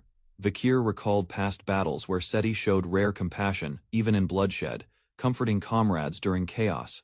Seti's loyalty stood out. He had once defended Vikir from false accusations during the fall. Among all present, Seti was the only one Vikir genuinely looked forward to seeing at the banquet. However, something felt off. A foul presence lingered in the hall, one Vikir recognized too well. He identified it as the stench of demons, hidden beneath the surface of the formal gathering. That stench revealed a harsh truth: a demon was hiding among them at the banquet. Vikir scanned the faces around him, his senses focused and sharpened, hunting for the source. The demonic aura slithered unseen, bypassing all but him, drawn toward a familiar glass. Seti spoke calmly, but the red energy around him stirred suspicion. Vikir's eyes narrowed in silence.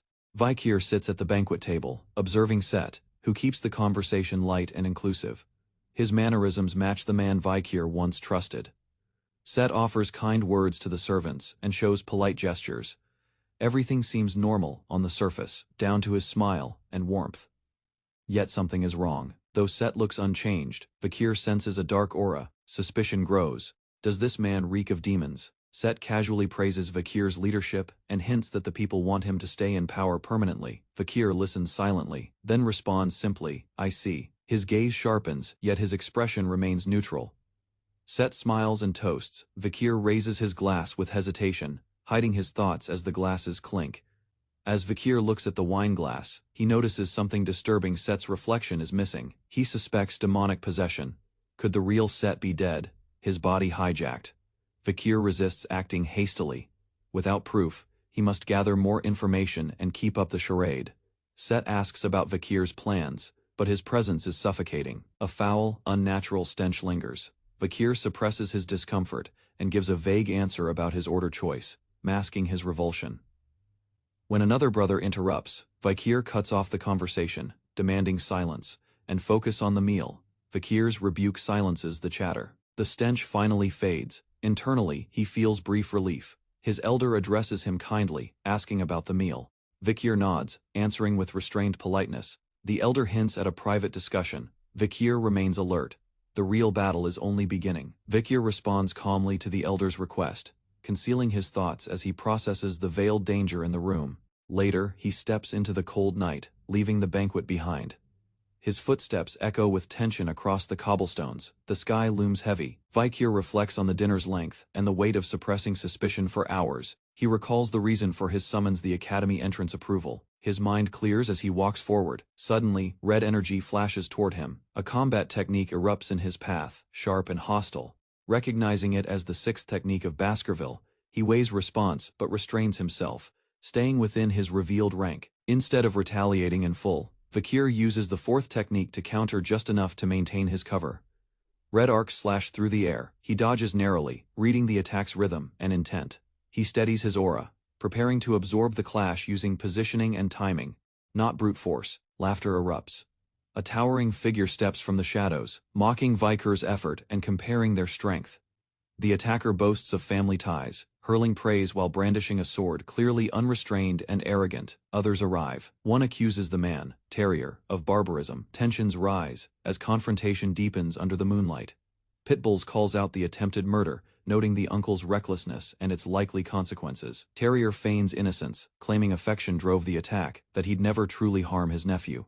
But Vakir rejects the act. Drawing his blade, he silently declares he won't let them claim him. Pitbull and Terrier argue fiercely, trading insults. Their egos clash, exposing old grievances beneath their fake concern for Vakir. They suddenly propose a duel, the winner claiming guardianship over Vakir. Vakir remains impassive, already tired of their games. Inwardly, Vakir reflects. Their bluster is meaningless. That earlier attack barely tested his strength. Vakir walks alone, analyzing the earlier technique. It was the strongest move among graduates, yet not impressive to him. He calmly recalls that he has surpassed that level, even mastering the seventh technique beyond their understanding. Empowered by the River Styx's blessing and Beelzebub's sword, he knows he could defeat not one, but two counts. Suddenly, 3 suited men step out, surrounding Vakir. He instantly recognizes them and their killing intent. Thou outnumbered. Vakir stays composed. He understands the power gap between them, and what must be done. The trio draws their swords in sync. Vakir prepares not to defend, but to silence them. Yet before the clash, the 3 unexpectedly kneel. Their sudden stance shocks Vakir. He identifies the move, the pledge of position, leaving one vulnerable, entrusting their life to another. Confused, he demands an explanation. Their blades stay lowered, their posture unwavering. The leader speaks first. They wish to repay a debt. Each echoes the word, pay. He recounts his fear. After Vakir attacked him as a child and how that fear turned to respect. He admired Vakir's feats, slaying Cerberus and defeating the troll, and now seeks to serve with loyalty. The trio recalls the forest battle, where Vakir faced a colossal monster alone. The display of power left them speechless. From that moment of awe and survival, they chose loyalty.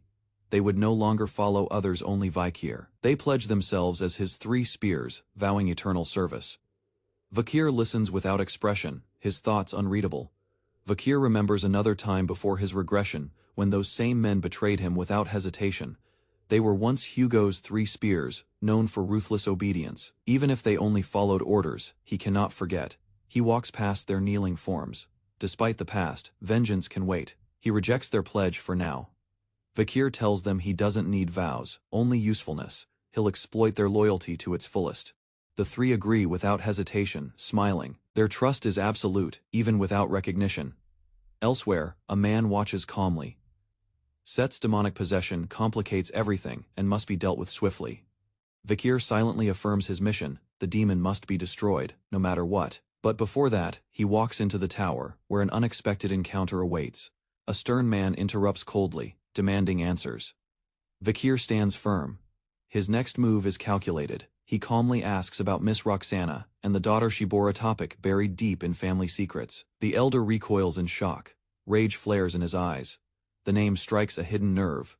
Unshaken, Vakir stares back. The curtain rises. The first act of revenge has now begun. The sun casts its glow on the towering Academy Colosseo, a symbol of imperial prestige and power. Its gates, once closed to the weak, now opened again. Inside a grand office, a sealed letter was delivered. The contents were clear, a notice summoning selected students to the academy. Vakir, composed and unreadable, held the document. His eyes confirmed what he expected. His re-entry into Colosseo had begun. Academy Colosseo, the Empire's finest institution, was a place where futures were forged and hierarchies preserved through elite training. In his previous life, Vakir had entered as a servant, ridiculed by nobles for his limp and scars. That humiliation was etched in memory. The elder asked if the triplets would manage. Vakir nodded slightly, mentally preparing for who else would join him. Vakir questioned the elder about a letter sent during his disappearance. It promised benefits from the Morgue family. Acknowledging it, the elder inquired what Vakir sought. Tension sharpened with each passing word. Vikir asked to speak freely. The reward he wanted wasn't material, it was buried truth. He calmly requested information about Miss Roxana and Miss Penelope. The elder flinched. The names shattered his composure. Vikir's stare deepened. The dead first wife's name had struck its mark. He continued, Penelope, Roxana's daughter. The air grew heavy, anger erupted. The elder demanded Vikir's purpose. Vikir answered calmly, give me the truth, and I'll tell you mine. Vikir reflected on the suppressed truth, Hugo's forgotten first wife and his kidnapped daughter. Both were keys to revealing Pomerian's identity. A tale told by Butler Barrymore had once described a child raised among barbarians. Though vague, the pieces pointed toward Penelope. Despite doubt, Vikir felt the urgency. He couldn't allow Hugo to meet Pomerian without confirming the truth himself. Hugo's voice trembled as he uttered Roxana's name. He confessed she was his true beloved, not bound by politics.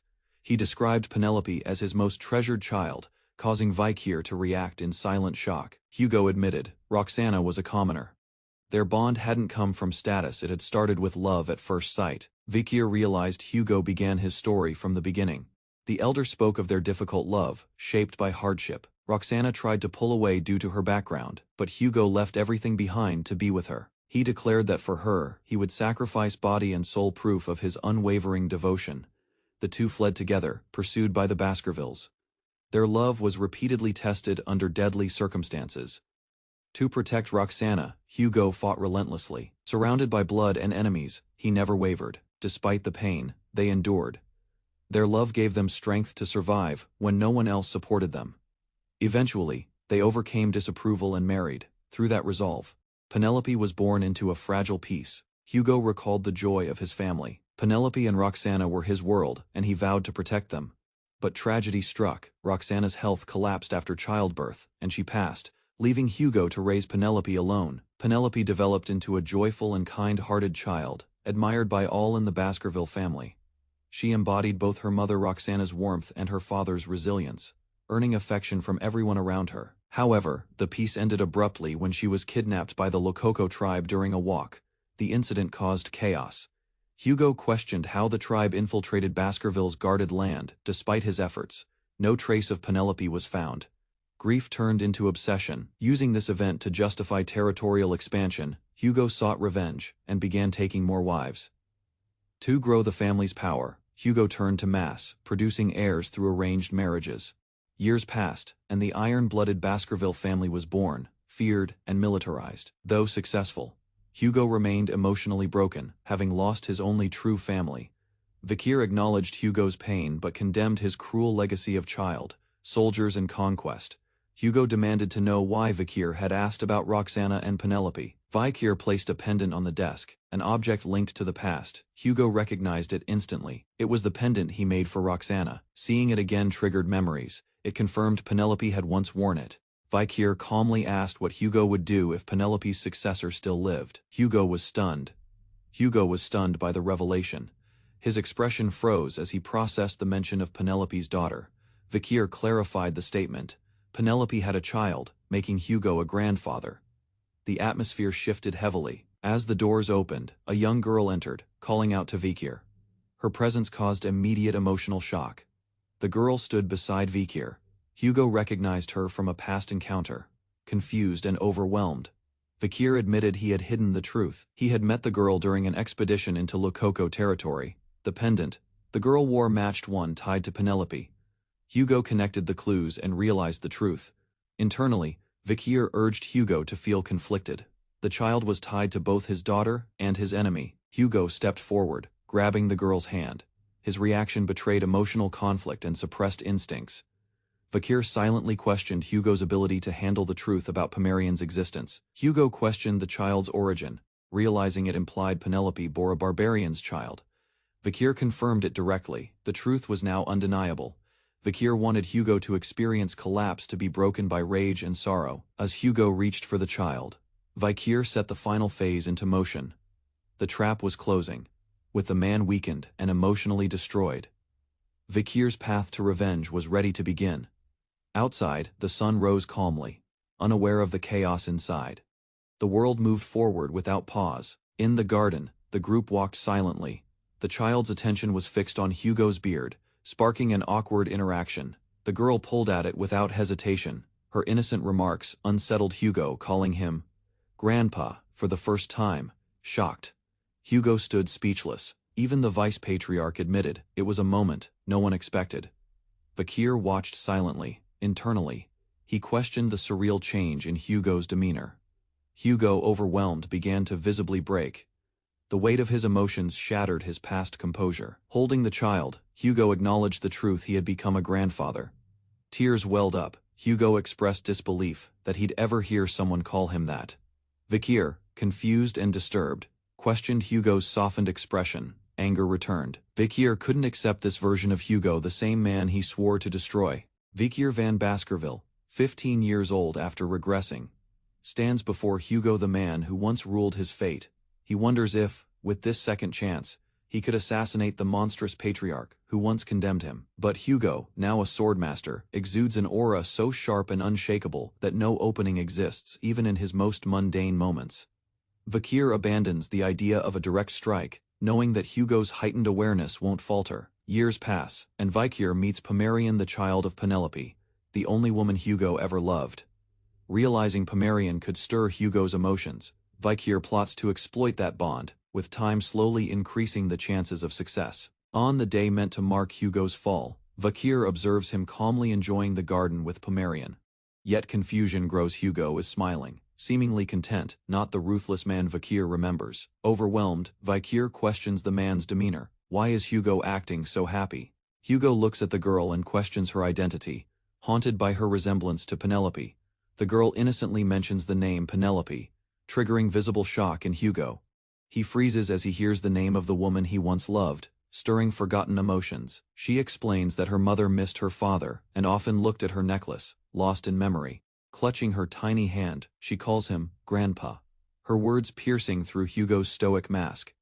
A faint memory of Penelope's voice echoes, softening him and shaking the foundation. Vakir planned to strike. Hugo's expression trembles at the mention of Penelope, the name buried deep in his guarded heart. For a moment, the hardened patriarch shatters, grief breaking through the cracks of his steel composure. As tears fall silently, Vakir watches the man who once seemed untouchable, now overtaken by sorrow. Hugo breaks down in front of the child, his wail echoing the years he spent in denial. Later in the garden, Hugo smiles gently while holding Pomerian, a sight no one imagined possible. An old servant remarks that such peace seemed like a dream and credits Vakir for making it real. Vakir hears the praise but cannot accept it. His mission remains tangled in doubt. He silently clenches his fist, recognizing that Hugo now exposes many vulnerabilities. Yet despite these chances, he stands frozen, powerless to strike the man before him.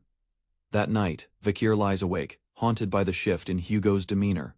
He remembers the cold, ruthless executioner who once sentenced innocents without mercy. In his mind, the echoes of past judgment and injustice remain vivid and unforgiven. He relives the moment of condemnation. Falsely accused, branded a traitor, stripped of dignity, bound and bloodied, he shouted the truth, but Hugo silenced him with accusations of devilry. Hugo's fury lashed out without remorse, rejecting every plea, labeling him a sinner unworthy of voice. Vakir recalls the fury in Hugo's voice, the man who crushed his name and honor with a single word, trash. That memory burns as he lies awake, rage mixing with doubt over his hesitation to strike. Despite his anger, something intangible keeps him frozen, unable to act on revenge. Sandwina arrives swiftly through the window, summoned for a mission, surprised to find Vakir motionless. She questions his mood, reminding him of his own request to investigate Set La Baskerville. Vakir listens quietly as she prepares to deliver her report, unaware of the gravity it holds. Sandwina reports that Set has secretly funded orphanages under a false name. He acted as guardian, ensuring children were adopted yet left no trace of where they went. Those adopted children have vanished, their records erased, a calculated cover-up. She warns Vakir that if Set is a demon, the missing children may have become sacrifices. AA case file confirms, Set's name linked to Underdog's missing children reports. Vakir realizes with dread that he overlooked a crucial truth. Set was a demon in both timelines. He recalls being framed and imprisoned, realizing someone close betrayed him with false evidence. Behind the bars, Set mocks him, revealing his role in accelerating Vakir's execution.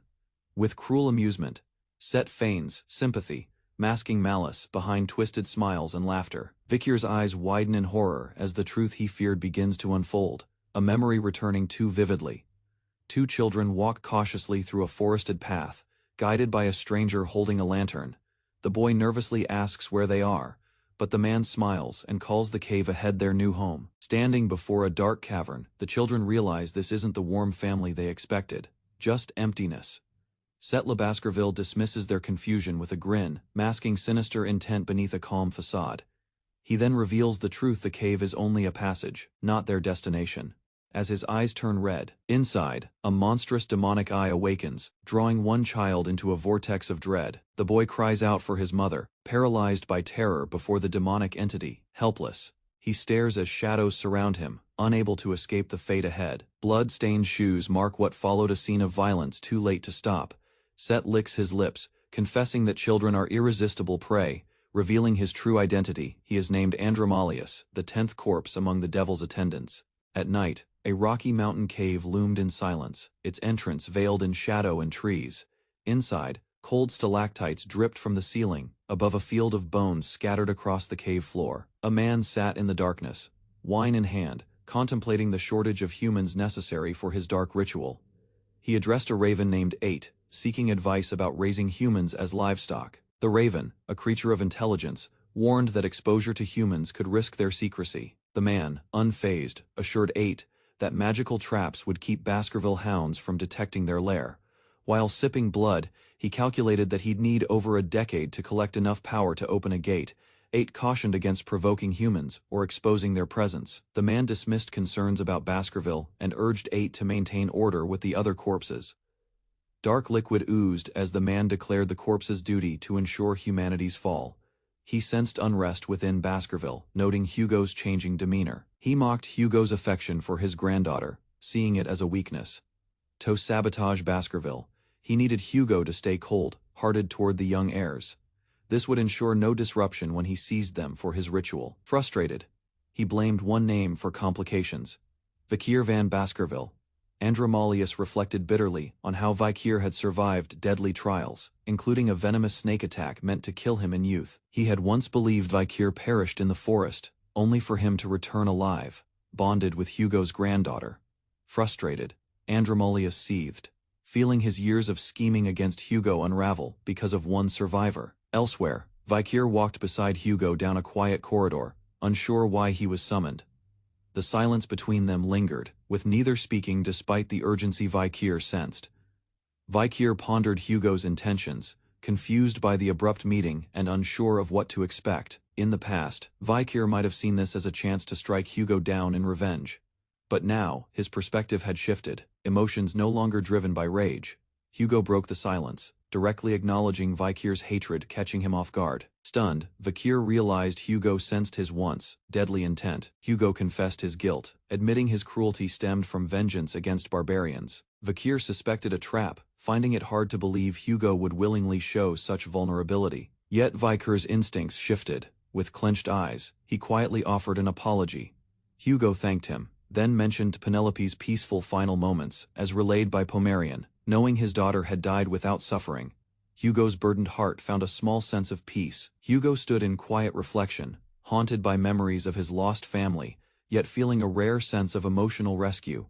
He expressed gratitude to Vikir, acknowledging that reuniting with Pomerian gave him strength to move forward. In a rare gesture, Hugo offered Vikir anything he desired, not as a soldier's reward, but a personal gift of thanks. Vikir recalled his regression and the suspicions he carried about those around him. His memories led back to his training days, where harsh guidance disguised subtle support, despite orders to stop fighting. He had once insisted on pushing forward, determined to complete his path. In past battles, injuries had been met with discipline, framed as necessary lessons. Now Hugo's words carried warmth, calling him "my son," without resentment or scorn. Vikir questioned if this was truly the same Hugo, unsure if the cold-hearted man still existed. He reflected on his lifelong obsession with vengeance, now conflicted by Hugo's sincerity. Though someone had ordered his execution, Vikir no longer believed Hugo was that person. Faced with forgiveness or revenge, Vikir struggled silently with his choice. He asked Hugo to raise his head, acknowledging his leadership. As Hugo reiterated his promise, Vikir hesitated, realizing he wasn't ready to choose yet. he decided. Once his current mission was finished, he would decide Hugo's fate. Pomerian stood cheerfully as Set gently combed her hair, enjoying a rare peaceful moment in Baskerville. Set asked if she was happy there, and she beamed, naming her favorite people. Except forgetting Set's name, Set playfully asked her to remember him too, sparking Pomerian's puzzled look as she tried to recall it. She finally shouted his name with joy, and Set smiled, lifting her proudly in front of the staff. One servant reminded Set of his isolation training, but he insisted on seeing his niece first. Before leaving, Set asked Pomerian to keep his visit a secret, and she eagerly agreed.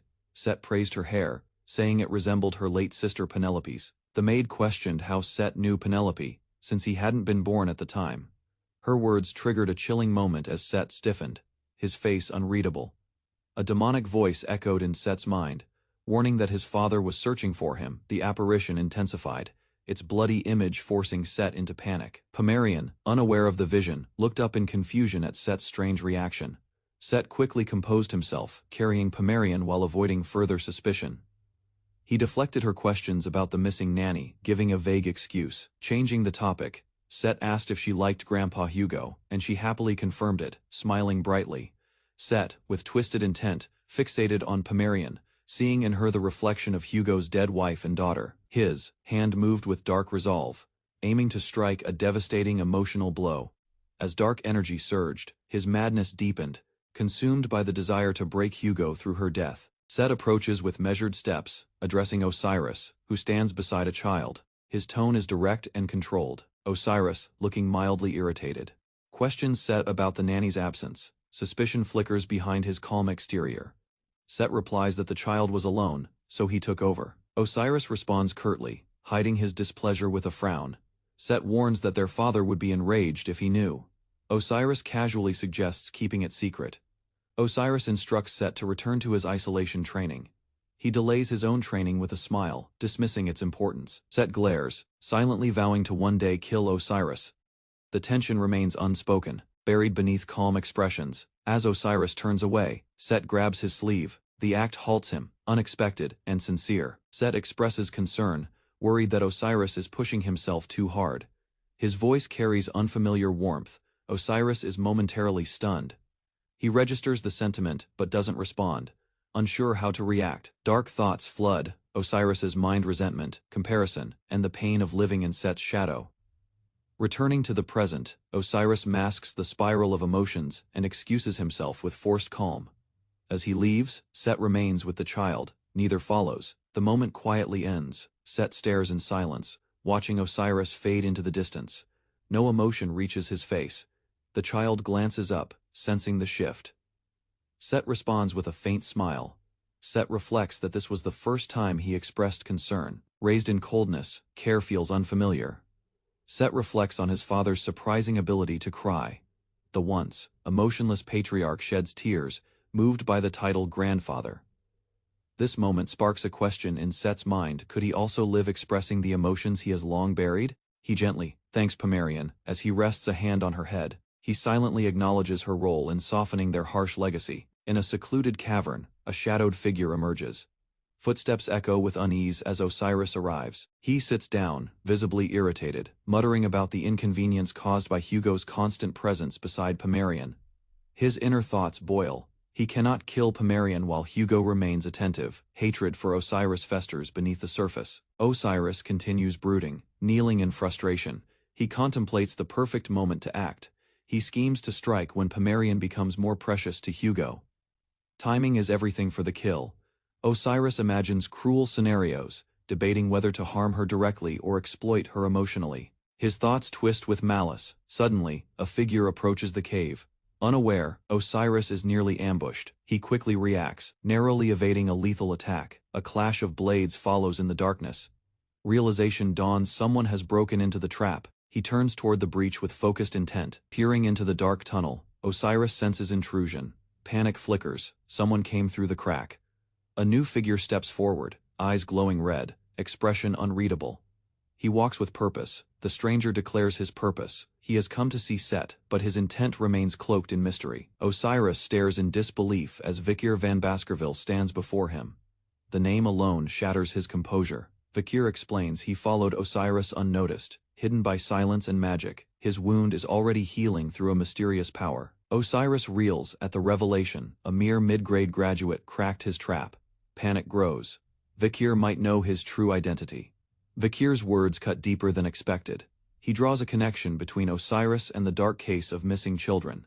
Osiris forces a smile, but his inner alarm is clear. Vakir's insight threatens everything. Unsettled, Osiris demands to know how Vakir discovered the truth. His powers flare, no longer hidden. Vakir accuses Osiris directly, calling him a demon. There's no room left for deception. Osiris, now fully revealed, mocks Vakir's boldness. He approaches with killer intent. He attacks, assuming superiority, confident that Vakir came unprepared. His mistake is instant and fatal. A devastating strike lands. Blood spills as Vakir's blade pierces Osiris mid-air. Osiris, stunned, wonders when the weapon was drawn. Pain overwhelms him, unfamiliar and terrifying. The agony digs deeper than flesh. It tears at his soul. Something about the weapon is different. Beelzebub, the cursed sword of gluttony, has awakened. Osiris recognizes it with horror. He demands to know how Vakir possesses the weapon tied to an ancient devil's constellation. Vakir confirms the weapon's identity. As always, devils underestimate humans, especially when they face Set, or rather, Vakir van Baskerville. Vakir identifies Osiris as one of the 10 demons sent to open the gate. His words hit with unsettling precision. Osiris reacts in panic, stunned that Vakir knows the secret. Fear replaces his usual arrogance. Osiris senses something deeper. He detects an unusual soul within Vakir, one tied to death and vengeance. Osiris questions why Vakir's soul reeks of demonic blood, suspecting a deeper origin than expected. His suspicion intensifies. He wonders if Vakir has been to hell. The aura surrounding Vakir turns oppressive. Flashbacks confirm Osiris's fears. He remembers deceiving, betraying, and executing Vakir in a former life. Osiris realizes Vakir is the same man he once destroyed, now reborn with terrifying purpose. Vakir, now awakened by fury and memory, demands Osiris face justice. The air thickens with menace. Determined not to grant a peaceful end, Vakir promises torment. Osiris now faces the consequences of a past betrayal. Before the regression, the world stood unaware. People moved calmly, their daily routines untouched by fate's approaching storm. Above them, a rift tore through the sky, a gate bridging the demon realm and the human world. It shimmered with unnatural energy. As demons poured through the tier, chaos consumed the land. It marked the beginning of destruction humanity would call the Fall. The gate had been opened by 10 high-ranked demons. These beings, known as the 10 elite corpses, were the architects of ruin. In a desperate war, the protagonist faced one of these demons. The encounter left him scarred and broken. Of the 671 fighters who joined that battle, 666 died. He alone survived, barely conscious, the only witness to the carnage. His survival wasn't chance. The demon had spared him intentionally, preserving the symbolic death count. The creature's strength overwhelmed reason. Its presence radiated pure annihilation. Years later, he met one of those same demons again, not on the battlefield, but 10 years in the past. In a cave filled with bones, the truth unraveled. A familiar face stood among the remains of innocence. The corpses were children. Horror twisted in his chest as the realization sank in. A man laughed darkly nearby, unfazed by the cruelty. He relished the discomfort and death he caused. The demon taunted, speaking of the children as if they were still inside him, fueling his strength. The victim's cries echoed faintly, illusions or remnants of tortured souls. The protagonist's fury peaked. With burning eyes he struck, driven by vengeance and grief. The man screamed in agony as his arm was severed, collapsing amid bones and chains. His pain echoed through the cavern. Gripping his shoulder, he wailed in panic, but his twisted smile betrayed a deeper madness behind the suffering. Dark flames surged from his body. His arm regenerated instantly, revealing his unnatural power. He mocked the one facing him. He recalled the genius Osiris, who reached high ranks at 30, yet the boy before him achieved more at 17. This youth was an irregular, abnormal, dangerous, unpredictable. If he bore the mark of Beelzebub, he was a risk to everything. Declaring the threat too great, the man raised his blade. To preserve the future, he decided the boy must die now. Unshaken, the boy met the challenge. He raised his own weapon. Sharp eyes locked on his opponent. They clashed with explosive force, blades flashing amid scattered bones, neither side relenting. Each strike carved the air, echoing through the darkness as skill and fury collided. The enemy sneered. To him, the boy's lineage meant limitation, restricted to the fourth sword technique. He remembered the family rule. Illegitimates were forbidden to learn beyond the fourth technique. Convinced of his superiority, he dismissed any chance of being overtaken by someone from a lower bloodline. The boy proved him wrong. With swift precision, he unleashed the fifth technique. In the next instant, he executed the sixth, a forbidden move thought beyond his reach. The enemy's eyes widened in disbelief. The boy knew the sixth technique and had mastered it. The demon smirked, convinced he had foreseen every trick. He anticipated the boy would still hold something back. With a powerful slash, he lunged forward, blade glowing red. His strike aimed to finish the fight before control slipped further.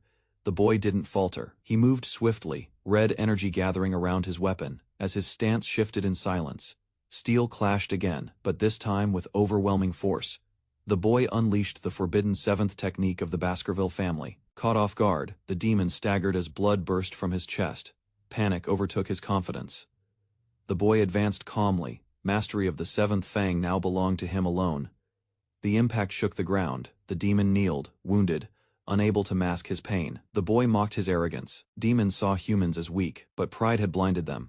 This time was different. The past had failed, but now he had a chance to end it before it began. The fall hadn't started yet. The demon corpses were weakened and scattered. He realized the boy knew their plan. If severed now, it would all collapse. The demon's surprise deepened. The human stood steps ahead. The boy questioned if killing them would bring relief.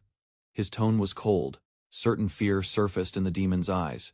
He trembled, unsettled by doubt. Outraged, the demon roared. A mere human had broken his composure. The boy narrowly avoided the bloodthorn's impact, as it burst violently from the ground, forcing him to reposition. Landing low, he examined the strange crimson mass, puzzled by the organic spikes now piercing the earth. From behind the blood structure, a figure began to emerge. The demon was changing. With unsettling pride, the demon revealed his true form. Now monstrous, his frame twisted with overwhelming power, he mocked the boy, addressing him directly. Forcing a transformation, he deemed it a rare honor. Despite acknowledging the boy's strength, the demon smiled, confident this form would be the end. Multiple snake like appendages erupted from the demon's back, each charged with magical energy. The boy readied himself. As the tentacles rushed in, he shifted into defensive maneuvers. With sharp movements, he dodged the first wave, narrowly escaping their chaotic range. He countered quickly, slicing through the incoming limbs with precision and speed. His attack severed several tentacles, causing the demon to momentarily falter. Despite injuries, the demon grinned, still believing his regenerative ability guaranteed survival. The boy declared the battle over, but the demon mocked him, unfazed by the damage taken. With a wicked smile, the demon extended his hand, triggering his blood-fueled healing. The boy's eyes narrowed. Endless blood absorption. The fight was far from finished. A red current of blood spiraled toward Vikir, responding to the demon's control. The air thickened with dark energy. The demon's body expanded with pulsing veins. His power manipulated living blood, making him nearly invincible against organic foes. Vikir stood firm despite the attack. The enemy warned that losing too much blood would mean death, but Vikir didn't flinch. A massive demonic hand opened, pulling in blood with violent force as red currents swirled around its fanged center. The demon declared its power, confident that endless absorption made it unkillable, as long as wounded life surrounded it. Vikir watched quietly, recognizing the creature's mistake as his own blood mixed with the streams entering its body. A short laugh escaped Vikir as the demonic absorption tightened around him, drawing more of his tainted blood. The demon grew irritated, unable to understand why the human showed amusement instead of fear. Vikir revealed the truth. The creature had absorbed something it should never have taken into itself. Pain struck the demon instantly, its body convulsing as the blood it consumed turned into poison. Vikir calmly cut his palm, allowing more venomous blood to drip from his hand. The demon collapsed, realizing his blood alone was lethal. While Vikir's regeneration activated flawlessly, the demon's fear intensified as it questioned how a human could regenerate like a mythical beast. It recognized traces of toxins from legendary monsters, known for killing even demons. Accepting the truth, it trembled at the idea of a human carrying such lethal power. Vikir advanced as the demon shrieked, its body breaking down from internal poison. He explained that the toxin came from Madame Eight Legs contained within his stored abilities. The demon writhed helplessly, unable to withstand the combined venom and regeneration that ensured Vikir's survival. Vikir raised his sword, its aura glowing red. His calm movement carried deadly precision and silent confidence. He declared his ability a fusion of Baskerville's technique and Beelzebub's power enough to defeat the 10 corpses. His slash tore through the demon's defenses. The enemy recoiled, unable to comprehend how he'd grown so powerful. The demon shifted strategy, retreating behind magical barriers to summon allies. Warning the others took priority. Vikir watched closely as hexagonal shields shimmered. The demon questioned if Vikir had activated a bloodline trait. A command echoed. Let water turn into blood. Waves surged unnaturally beneath his feet. Water morphed into crimson liquid. Vikir's eyes narrowed at the demon's rare transformation ability. Even as a weakened demon, the enemy retained elite skills. Yet Vikir knew it couldn't absorb this blood. The demon dismissed his warning, confident it could drain any blood regardless of source. Red droplets floated around the demon. It realized Vikir hadn't created the blood for absorption. Instead, the blood summoned warriors, the blood knights rising one by one from the floor. A red crown appeared. The first armored knight formed from blood and stepped forward. Several knights stood around Vikir, their bodies pulsating with dark magic. The demon revealed they were capable of using Baskerville's 6th technique, the same one he had mastered. With glowing eyes, he vowed vengeance, to kill Vikir, then destroy everything and everyone he held dear. The enemy's command echoed, regret going against the 10 corpses. Blood Knights closed in around Vikir. He analyzed the threat. All the summoned Blood Knights could use the 6th technique, a serious risk. Unprepared, Vikir recalled a past conversation back then. He was told he could request anything he desired. His hand moved toward his collar. A faint smirk formed as realization set in. He raised a black whistle. The demon's expression twisted. It recognized the forbidden object from Baskerville. As panic spread through the enemy's eyes, Vikir prepared to blow the whistle, confident in its effects. A piercing sound burst out. Blue shockwaves spread across the battlefield in perfect circles. The signal extended far beyond the cave, triggering a hidden response across the region. Realizing the danger, the demon ordered his knights to kill Vikir immediately. Vikir revealed the whistle's secret, the power to command the orders of Baskerville. Another function activated, summoning the full might of the hidden Baskerville forces. Troops surged in from all directions, cutting through the Blood Knights with red, bladed strikes. Vikir charged forward as the red tide of allies overwhelmed the enemy ranks. Steel clashed, and screams filled the battlefield as Baskerville warriors pushed through. The demon trembled in disbelief. In the cave, no. It began to grasp its defeat. A red explosion scarred the mountain, erasing half of its surface in a single blast. As the dust settled, soldiers approached. Their leader remarked on the borrowed authority Vikir had requested. They realized the true purpose. He had used Baskerville's full force to eliminate a demon threat. The weakened demon looked up, shocked to see Vikir still standing amidst corpses. Recognition struck even Hugo Le Baskerville, and the vice-patriarch Osiris had arrived. The demon panicked, sensing that the entire Baskerville clan had mobilized for this single hunt. Osiris officially transferred command to Vikir, granting him 6 hours of full authority. Vikir accepted in silence, eyes glowing with resolve as he assumed total control. The demon ordered a final attack, unleashing its forces in desperation to stop him. Blades rained down, striking the monstrous demon that towers over the battlefield. Its body impaled but still standing. Despite the attack, the demon roars violently, absorbing the blood around it to regenerate using magic power. Vikir stands calmly at the cliff's edge, observing the chaos as a red poisonous river flows beneath him. The bloodhounds swarm the demon in coordinated waves, claws and weapons drawn, avoiding injury. Vikir issues a firm command. No one is allowed to take even a single scratch from the enemy. In response, the bloodhounds move with lethal precision, overwhelming the demon's defenses without hesitation. One elder watches silently, realizing too late that his son has fully transformed into a demon. Tentacles erupt from the demon's back, lashing out in fury as he screams in hatred. The bloodhounds press in, slashing through the darkness. Despite the violent resistance, wounded, the demon senses its limit. Shocked by their skill and relentless assault, realizing its strength is depleting, it looks toward the cliff and hesitates. Desperate, it shouts for negotiation, hoping to survive. Begging for mercy, it offers to leave the host's body and flee. Vikir's eyes narrow, unmoved by the offer. He rejects it coldly, declaring Baskerville will never agree to weakness. The demon grins behind its mask, fully aware that no deal could sway the iron resolve of the hunters. Still, it focuses on one target, Osiris, hoping to exploit familial ties to escape its fate. Calling Osiris by name, it reminds him that the life of his younger brother hangs in the balance. The demon believes Osiris is the kindest man in Baskerville, as remembered from its host's past. It gambles everything on that memory, begging him to reconsider before Set is lost forever. Osiris steps forward in silence while Vikir warns him not to be swayed by deception. Osiris walks alone toward the wounded demon, his expression unreadable. Standing before it, he listens as the demon hints that Set's soul still exists. He questions whether Set can truly be saved, trying to grasp what remains. Suddenly, Set's voice breaks through, revealing he is still conscious and alive. Tears fall as he confesses his pact with the demon, blaming his weakness and envy. He speaks of unbearable pressure from his father, and the pain of comparison to his brother. Set admits deep regret, acknowledging the destruction caused by his own decisions. As he pleads for a chance to make things right, Vikir's sword strikes down decisively. Looking down at the fallen body, Osiris whispers his brother's name, Set. Osiris stands over Set's corpse, his expression filled with grief and regret at being too late. Set, still conscious, stares upward in pain, blood flowing as he fades.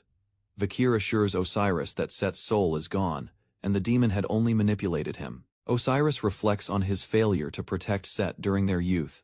He mourns how the corruption of Baskerville destroyed its promising heirs. As vice patriarch, he admits his shame for remaining unaware of the growing darkness. The soldiers gasp as something unexpected moves behind them.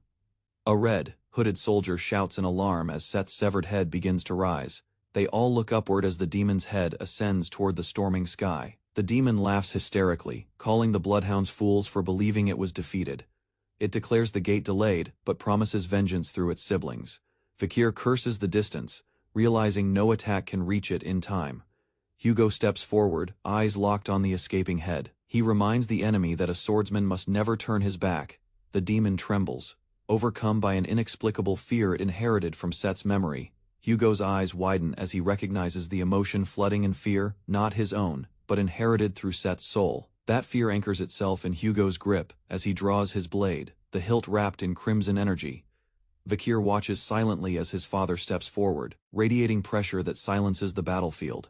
The demon soars upward, wings extended, believing itself beyond any mortal's reach. It laughs mockingly, convinced that no swordsman could strike it from the sky. Suddenly, a red arc cuts through the air, forcing the demon to halt mid-flight. Blades of pure energy slice across the sky, forming an inescapable cage. The demon stares, stunned, realizing the attack came from the ground below.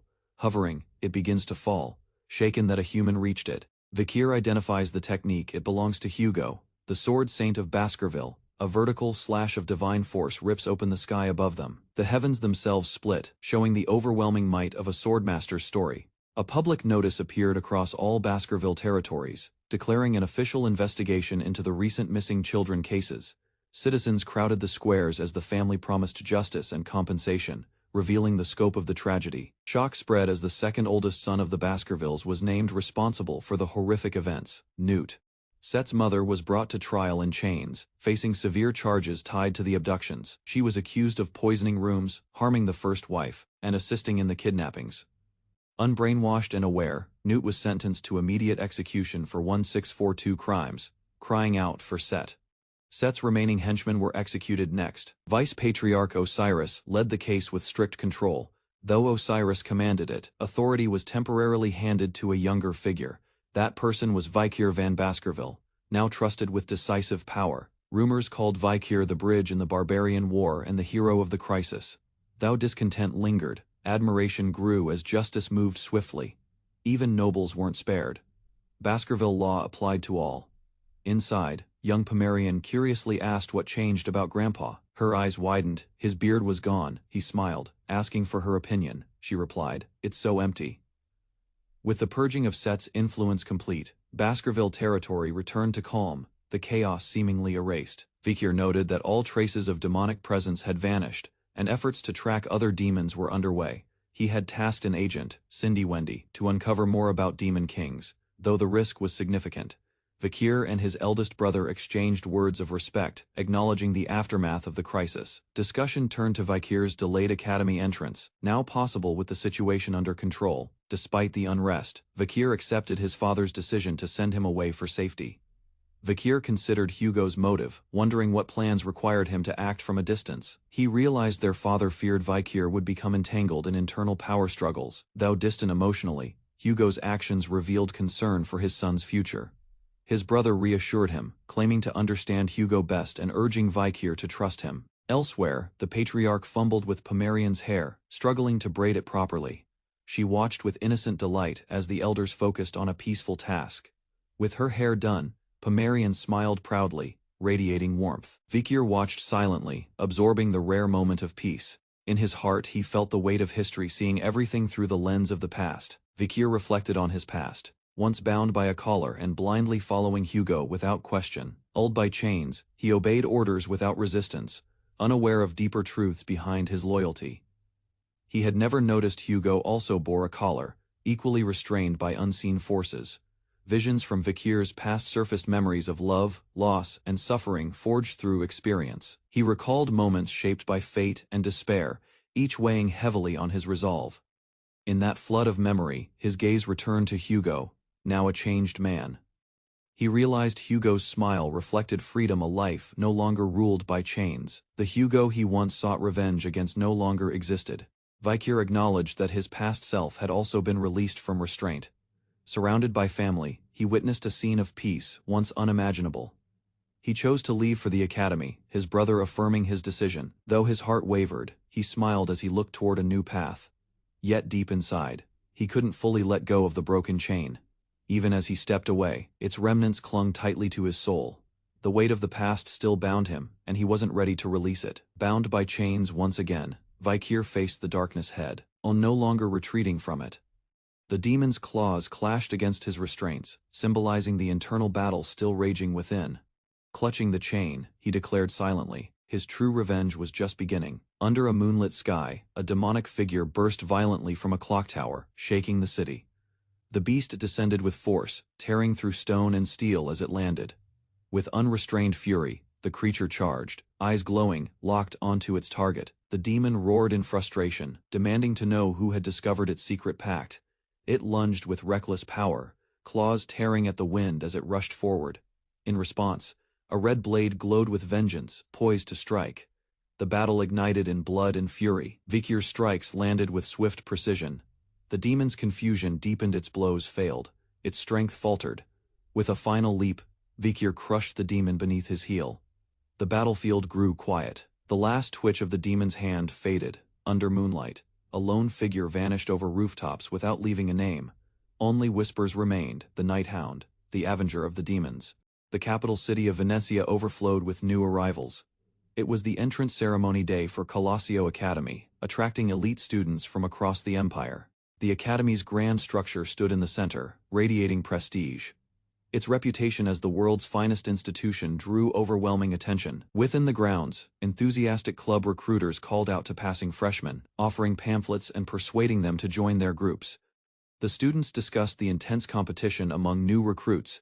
This year's intake included powerful candidates from the Fire and Ice Corps. The Ice Corps focused on weapons like swords and spears, while the Fire Corps honed advanced magic skills. Over 4 years, students would not only train in their corps but also study general knowledge to become well-rounded elites. Outstanding freshmen were already known. Rufus excelled in swordsmanship and Heinkel dominated with overwhelming magic control. They were placed immediately into corps without tests, due to their recognized talent and noble backgrounds. Then came Vikir, the top scorer in the theory exam, who entered quietly yet drew unexpected attention. Vikir, wearing glasses and a humble expression, tried to blend in and avoid being noticed. Students gossiped, some dismissing him for lacking presence, unaware of his hidden capabilities. He had intentionally registered as a commoner, aiming for a discreet life to move without drawing suspicion. Despite his efforts, a crowd of enthusiastic fans approached him, calling out with admiration. Their voices rose, shouting affection and respect, making it impossible for him to stay hidden. At the center stood Dollars, Lunquo Vades, school president and vice president of the newspaper club. Dolores greeted the crowd warmly, but the students confessed they were more interested in her than the club. Vikir watched cautiously from the side. Recognizing Dolores as the school president, Vikir decided it would be best to avoid her completely. Her influence drew too much attention. As she interacted with the crowd, Vikir quietly slipped away, distancing himself from the group to remain unnoticed and out of reach. Reaching his dormitory, Vakir stood before a large door, confirming it as his room. As he opened it, he noticed someone else inside. A cheerful student greeted him, surprised they shared the room. He introduced himself with energy and innocence. The boy called himself Pidgey, unaware of the connection they had from the past that Vakir remembered vividly. Pidgey was once a kind supporter of Vakir, helping him in his previous life. Vakir recalled the warmth of their interactions. Back then, Pidgey suffered under the abuse of a cruel roommate, while Vakir focused on supporting noble students. This memory marked the beginning of Pidgey's misfortunes, a timeline Vakir now intended to change. Inside the room, Pidgey excitedly offered Vakir a choice of beds, trying to be accommodating and friendly. He asked if Vakir would join the welcome party later that evening, noting its popularity among students. Vakir declined coldly. He had no interest in blending in or forming social ties, intending to keep his distance. Pidgey panicked at Vakir's refusal, warning him of isolation and judgment from both peers and seniors. He named elite attendees of the orientation from the President Dolores to the triplets of the Baskerville family. Vakir remained silent, remembering how Pidgey once excelled at gathering information, a skill that might still prove useful. Pidgey asked again if Vakir truly didn't want to go to the orientation. His hopeful expression quickly fell when Vakir confirmed with a flat no. Surprised and disappointed, Pidgey pleaded for a reason. But Vakir remained indifferent, simply choosing not to participate. Without hesitation, Vakir walked out, wishing Pidgey a good time. Left alone, Pidgey could only watch in silence, murmuring in awe. Outside, Vakir walked through campus, reflecting on the impression he wanted to leave behind. His goals remained unaffected by group events. As night fell, he stood alone on a rooftop, looking over the academy as a crescent moon illuminated the darkened city. Elsewhere, a group of men gathered by firelight. Mercenaries whispered among themselves about mysterious recent activities involving missing children. They mentioned storerooms once filled with kids and a carriage that had taken them away at dawn toward an orphanage. A woman warned them not to pry. Just then, a muscular figure approached, silencing the chatter with his presence.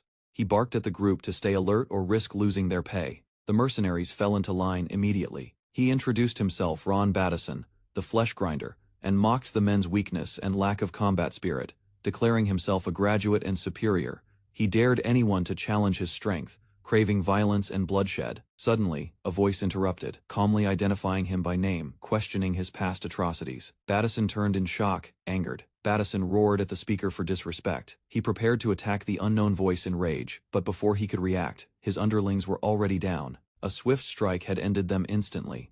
Shocked, Battison faced a shadowy figure who accused him of killing a neighbor family to forge a demon pact. The masked figure recited Ron Battison's crimes, detailing his betrayal of mankind through demon collaboration and espionage within allied forces. Battison had used his position to gather secrets and pass them to a demon. His actions led to devastating consequences in the past. Though Battison shouted in denial, the masked figure approached with deadly calm, stating how an allied platoon was slaughtered due to his betrayal. Battison launched an aggressive attack, dual blades flashing with brute strength and murderous intent. He believed he had the upper hand and struck confidently, assuming the fight would be over in moments.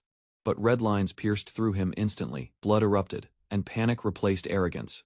The masked attacker stood unmoved. Battison screamed in agony as his arms were severed in one swift strike. Desperately, he denied any knowledge of the allied forces or his prior deeds. The masked man remained silent. Explaining that the crimes hadn't happened yet in this timeline, the attacker demanded information about the demon's identity. Battison trembled, claiming ignorance. His fear turned into tears as he realized there would be no mercy. He tried to speak, but it was too late. His skull burst from within as the masked figure stepped back, another target eliminated. Blood soaked the ground, the silence disturbed only by the echoes of justice. The masked figure opened a blood-stained book, recording the death. The text updated automatically, another name crossed out. The contained targets identified from past life knowledge and covert investigations. Each name belonged to a demon worshipper responsible for mankind's downfall. Before that time returned, they had to be destroyed. The masked figure examined the corpse, recognizing the curse mark of a demon skill embedded in the victim's brain. This mark revealed the demon's reach had already infiltrated the capital without detection. Hidden in shadows, a corrupted man clutched his head, confirming that someone within the elite corps had already formed a demonic pact. The cathedral bell echoed under the stormy night sky, casting tension over the silent city. As the bell tolled again, The camera panned down to a grand estate soaked in moonlight, its walls hiding something grim. Inside the hallway, bodies lay in pools of blood. Amid the carnage, a masked figure loomed over the fallen, his hand glowing red as he silently tallied the dead. The corpses were marked with strange wounds. The few survivors were either dead or bound by silence, their heads exploding if they dared speak. The masked man studied a journal. He muttered that demonic contracts prevented the truth from escaping the dead. With no leads on the elite corpse unit, he concluded the mission would stretch longer than expected. He turned away under the cold moonlight, resigned to return.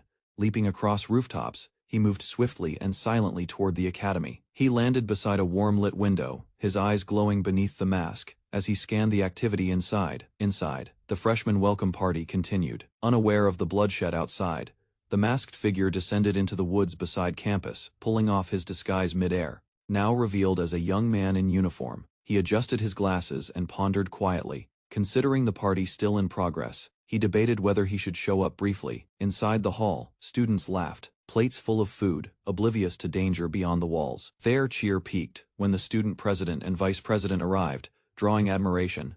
As drinks were raised, one student stood still in the crowd, quiet and observant, the same man who had walked through blood minutes earlier. The boy's eyes locked onto two familiar figures across the banquet hall. Their presence stirred memories from a distant, blood-soaked future. Among the crowd, they stood confidently, young, proud, unaware of the chaos that awaited them. They were once legendary heroes who led humanity in battle against Karmas Morg long after the fall began. The red-haired warrior who faced the front lines belonged to the Azure Spearman family, a clan known for unrivaled skill in close combat. Beside her, the archer who destroyed wave after wave of demons came from the Usher family, an elite mystical lineage. They were Tutor Mancha Don Quixote and Bianca Foe Usher, both geniuses from the 7 great families. The boy noted familiar faces all around, people he had seen die in the future war.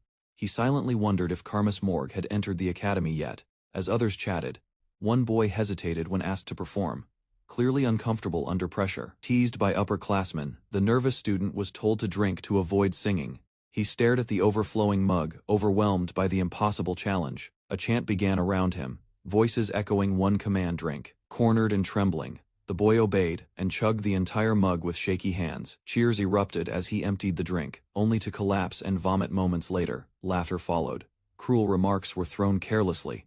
His suffering became their amusement. Mockery spread through the hall as the boy collapsed, earning the nickname Vomit Piggy from the crowd. As he cried in shame, someone stepped forward calmly and pushed past the circle of jeering students. The laughter stopped when the boy with glasses appeared, staring coldly at the bullies in silence. The narrator recalled meeting PG again during the time of the fall, where he had transformed into a tactical genius. Volunteering at the front lines, Piggy's analysis and decision-making had saved many lives, including the narrator's. He was not a fool to be ridiculed, but a friend worthy of deep respect. Unable to watch in silence, the boy in glasses intervened, stopping the harassment. Confronted by upperclassmen, he endured their threats and accusations without fear. The bullies grew enraged, demanding punishment for touching their so-called master. With glowing red eyes, he issued a quiet warning, threatening death if his identity was revealed. The seniors froze, disturbed by his intensity and confidence. 2 onlookers whispered to one another, suggesting they play along instead of escalating. They set a new condition: if he drank the entire barrel, both he and Piggy would be spared. Piggy tried to stop him, but the boy gently moved forward, unbothered. He picked up the mug as everyone watched in stunned silence, unsure of what would happen next. A girl whispered that the mug was filled with a dangerous mix of vodka and rum. No ordinary student could handle it. The boy tilted the mug and drank steadily, shocking those watching in disbelief. He finished the drink in silence, slamming the mug down without a word, unshaken. Without waiting for a response, he calmly guided PG away and said goodbye to the stunned crowd. A senior lunged forward, shouting to stop him, but was ignored completely. Watching from afar, Tudor and Bianca grew visibly tense as they witnessed the disruption. The boy's red eyes glowed faintly as he asked the senior if there was still a problem. The senior froze, overwhelmed by the threatening aura, unable to respond. Dolores arrived to address the commotion, warning others to treat freshmen with care to preserve the academy's image. Piggy quietly thanked Vikir, moved by his protection. Meanwhile, some onlookers who once mocked Vikir now admired him, calling him so cool. Among the confused, Tudor stared at Vikir in silence, questioning his own earlier judgment. A silver-haired student watched Vikir with admiration, whispering, "Wow," with genuine awe. His name was Sinclair, top of the Ice Corps practical exam. Second, in theory, yet even he was impressed. As Vikir walked away with Piggy under his arm, Sinclair smiled, realizing, "I found a nice person." At the elite academy, Ice and Fire Corps cadets attend a joint lecture, fostering rivalry among future commanders. The structure cultivates sharp minds, urging students to rise above their peers through performance. Professor Vency Morg concludes his session on barbarian history, marking the end of the formal lecture. As the students shift to discussion, they begin hypothesizing the location of the barbarian stronghold. Tutor Don Quixote recalls that most clashes occurred in southern low-altitude areas. Bianca Usher quietly deduces that the enemy base is likely hidden in a trough. Before anyone responds, Sinclair from the Fire Corps jumps up and volunteers with confidence. Granted permission, she references military data outlining confirmed conflict zones. She names each Highland battle, drawing links to the Empire's prior engagements.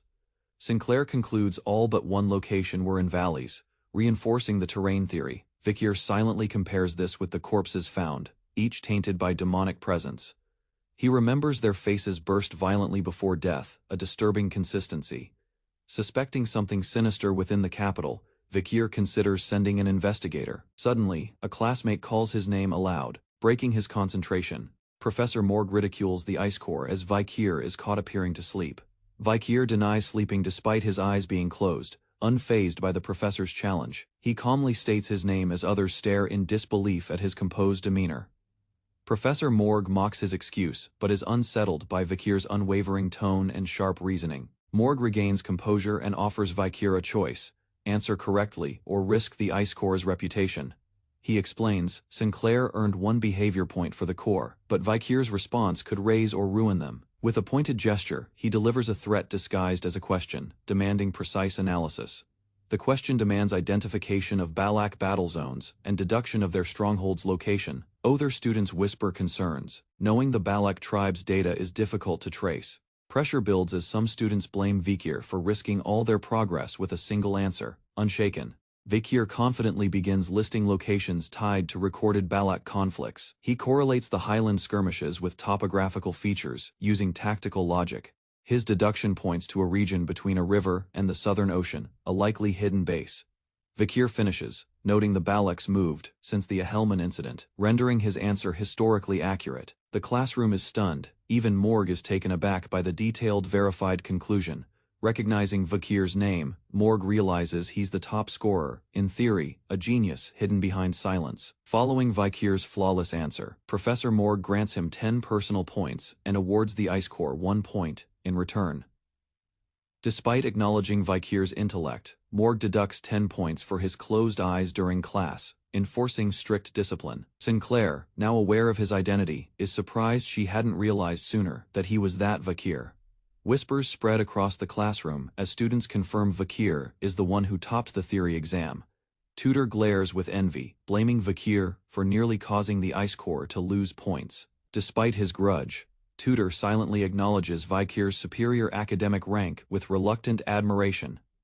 Outside, students prepare for the next phase, a brutal sport, known as Run Flat, played on a massive field. The game forbids weapons and mana, but allows any physical method to move the ball into the opponent's goal.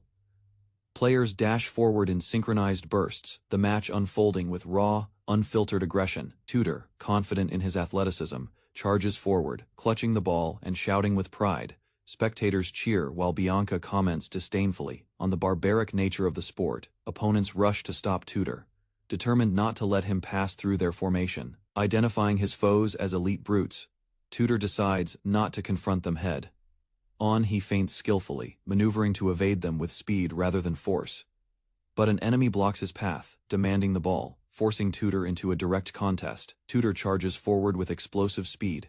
Gripping the ball as a bright burst of impact fills the field. He breaks through a wall of defenders using brute momentum, refusing to be stopped. With fire in his eyes, he declares he won't accept defeat under any circumstances. Spectators cheer in awe, stunned that Tutor dominates without mana or weapons. He's praised as the run-flat prodigy of Don Quixote's lineage, admired even by Ice Corps cadets. Tutor scoffs at theory, focused students, believing true strength lies in physical power alone. Spotting Vikir ahead, Tutor rushes straight at him, determined to overpower the top-ranked theorist. Vikir recognizes him and recalls the morning lecture, already regretting this predictable encounter. Choosing to teach a lesson, Vikir braces to confront Tutor with a sharp counter. Vikir sidesteps swiftly, catching Tutor mid-charge and sending him flying across the field. The collision stuns spectators and shocks the cadets, unable to comprehend the reversal. Vikir stands composed while Tutor crashes down, his pride bruised more than his body. Tutor lies dazed, confused why Vikir didn't dodge, but instead countered deliberately. As pain spreads through him, he considers how easily he was outplayed. Feigning weakness, Tutor decides to pretend he's injured, hoping to avoid further embarrassment. Vikir's eyes opened abruptly, sweat forming on his brow. The sky above was clear, but confusion clouded his thoughts. He jolted upright, his breathing sharp around him. Students paused their movement, glancing in his direction. Lying on the ground, he stared at the group surrounding him. He questioned whether he had fainted mid-match. His memory returned in fragments. He had charged toward Don Quixote, his body glowing with energy before impact. He remembered initiating a powerful strike, but lost consciousness instantly. The outcome was still unclear. Watching Don Quixote's calm figure ahead, Vikir rose again. Intent on understanding what had gone wrong, he took his place once more, ball in hand. Teammates formed up behind him, awaiting his move. Doubt crept in. Something about his earlier motion felt flawed. He resolved to test it again. The triplets lined up defensively. Vikir adjusted his grip, eyes narrowing on the goal. He ran forward. The goal was visible, but the triplets blocked his path. They shouted defiantly, refusing to let him through. Vikir didn't hesitate. With swift movement, he evaded them, pushing past with clean footwork. He had told his teammates to distract Don Quixote, yet Quixote kept coming toward him. It wasn't coincidence. The targeting was intentional. He was being tested. As lightning energy surged, Don Quixote charged with a Saint Spear tackle. Vikir braced for impact. Tutor lay on the ground again, eyes unfocused, his consciousness slipping as the world spun around him. His teammate hovered over him, calling his name. Tutor stirred slightly, confused and disoriented by the repeated blackout. As he sat up, frustration filled him. He questioned why he had fainted once more and what force had overwhelmed him this time. His teammate explained. Tutor's powerful tackle had rebounded with equal force, launching him backward, determined to uncover the truth. The white-haired fighter stood, declaring he would take on the opponent himself. This was Sancho Baratar Fea, a transfer from the Northern Mercenary Guild. With fierce resolve, he stepped forward. Sancho's physique disqualified him from normal leagues. Instead, he chose to compete at full strength in Run Flat, having survived brutal life or death battles in the north. He saw every match as real combat. The triplets blocked his way, but Sancho charged straight through, fierce energy radiating from his body. Across the field, Don Quixote stood still as fallen players surrounded him. His expression was unreadable. Sancho leapt with crushing force, his glare pierced forward, intent on breaking through the wall ahead. Air cracked around him as he descended toward Quixote, his body like a missile locked onto target. Sancho shouted, unleashing his full power in a direct assault against Quixote's frame. The collision shook the field. Wind spiraled outward, cracking the ground beneath their feet. Sancho crashed into the mountainside. As dust cleared, he looked up in disbelief. He had hit a mountain. Don Quixote stood calmly, watching Sancho rush at him. With one motion, he knocked Sancho back across the field. Sancho's body skidded along the grass, shocking the spectators. They questioned whether he was seriously injured. Despite the concern, the match continued. The momentum now favored Class B as they surged toward victory. Sancho, still shaken, stared at his hand. Something about Don Quixote's impact disturbed him deeply. As teammates gathered, one of the triplets took the ball and sprinted toward the goal. The team erupted in celebration, cheering loudly. Their goal secured a much-needed win. The match ended. Class B stood victorious with a 6-4 score. Don Quixote quietly slipped away. Tutor was praised as the key to the win, though not flashy. His role had shaped the entire outcome.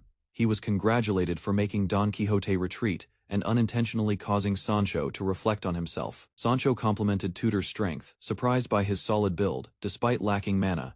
Tutor admitted he was a commoner, unable to use mana, relying solely on physical strength. Despite that, others recognized his potential. With proper training, he could rival elite students. Classmates gathered, offering towels and congratulations. Their spirits were high. Tudor and Sancho stood side by side, unlikely allies united by respect and effort. Though this was just a match, one day they would stand as heroes against the fall of mankind. As Sancho looked on, surprised by the crowd's reaction, several girls blushed while watching Vikir wipe sweat from his face. Their stunned expressions showed they saw a side of Vikir they hadn't noticed before: his calm presence, his composed charm. As sunlight lit his profile, whispers filled the air. Vikir, unaware, had unintentionally drawn attention that would disrupt his peaceful days. Far from the academy, under a moonlit sky, a hidden building became the stage for darker events. Lloyd Dorkseler, trembling in fear, found himself exposed. His crimes were no longer a secret. A masked figure stepped from the shadows, accusing him of conspiring with demons and trafficking noble children. The red glow of the masked man's sword confirmed his strength. He wasn't just any warrior. The young swordsman calmly explained he was nearing the level of a swordmaster. His aura wasn't fully solid, but close. He extended a simple offer: help him catch the demon, and compensation would follow. Lloyd hesitated, frozen in fear. Suddenly, the masked demon attacked, shattering the rooftop above and crashing into the courtyard below. The earth cracked from the impact. Dust and debris exploded outward as the demon landed aggressively. The red-eyed swordsman rushed into the fray, countering the destructive force with swift movement and precision. As he stood atop a pillar, the young warrior sensed intense pressure rising from the ground below. Staring down at the enemy, he recognized the terrifying energy. It radiated menace even from a distance. The demon's voice echoed, "Are you an elite corset?" The confrontation had just begun, and the stakes were rising fast. Under the pale moonlight, a figure stood atop a ruined tower, his cloak billowing below. An enemy approached with crimson light flickering from his hand. Vikir sensed the pressure immediately. The enemy's presence radiated dense hostility, thick enough to feel even from a distance. The enemy stepped forward and demanded, "Are you an elite corpse?" His voice echoed, but Vikir offered no reply. In a single bound, the enemy crushed the rocky platform beneath him. Shards scattered as he launched toward Vikir. He struck the ground with a brutal downward swing, sending shockwaves through the floor. Vikir evaded, eyes tracking every motion. The masked warrior struck again and again, hammering the ground and forcing Vikir to shift backward. The enemy advanced with calculated aggression. Vikir stood calm, analyzing the attacks. One strike landed clean. Vikir absorbed the blow, gauging the true weight behind the weapon. Skidding back, he concluded this wasn't an elite corpse. The energy lacked refinement. Vikir examined the aura. It was unstable, not divine, but demonic. He considered the possibility of infiltration. The holy nation had always harbored dark secrets. Vikir reasoned this was a servant under the 10 elite corpses. A gatekeeper, not a general. The masked warrior lunged, declaring his strength had been sealed for too long. With a violent roar, his red-charged hammer slammed down. The ground ruptured beneath its weight. Vikir remained firm. The clash hadn't ended, it had only just begun. Red orbs surged outward from the enemy's chest, swirling chaotically. The energy condensed and exploded forward in rapid bursts. Vikir, positioned mid-ground, countered with a high-speed charge. His momentum broke through the wave of projectiles, disrupting their path. The attacker descended from above with his weapon, but Vikir had already closed in from below, landing solidly and repositioning for retaliation. They clashed again in the center of the ruined building. The masked attacker lunged forward, his weapon aimed with intent to kill. Vikir ducked low and delivered a slash. The blade tore through the side of the enemy, leaving a trail of dark blood. Wounded, the attacker spun wildly, attempting a counterstrike. Vikir evaded, then slipped behind with surgical precision. In one clean movement, Vikir forced his blade deep into the opponent's chest. The impact shattered nearby flooring. The attacker fell limp. His body collapsed beside a wall, marked with the word Ifibo carved into his flesh. Vikir approached the corpse. The evidence suggested control, not loyalty, but manipulation from a higher power. Vikir examined the body and identified abnormalities in its construction. It was likely enhanced or puppeted. He activated a sealing grip, restricting any residual energy. The enemy screamed, unable to resist or speak coherently. Understanding words were futile. Vikir prepared to extract answers by analyzing the body's internal composition directly, using a knife. Vikir began cutting through the torso. His aim was to trace magical imprints hidden in organs and nerves. He located spell remnants in the blood and muscle fibers. From these, he would infer origin and master's identity. Behind him, a terrified survivor watched the scene. Vikir didn't react. The interrogation had only just begun. After examining the corpse, Vikir turned toward a new figure hiding among the rubble. The man trembled under his stare. The man identified himself as a poison dealer. Vikir approached without hesitation, his presence forcing the man into submission. Understanding the threat, the man nodded. His fear was evident as Vikir demanded full disclosure in exchange for survival. The man hesitated before asking if he would be spared. Vikir gave no clear promise, only weighing the value of what he might hear. Realizing he had no choice, the man began confessing in panic. His voice grew louder, desperate to stay alive.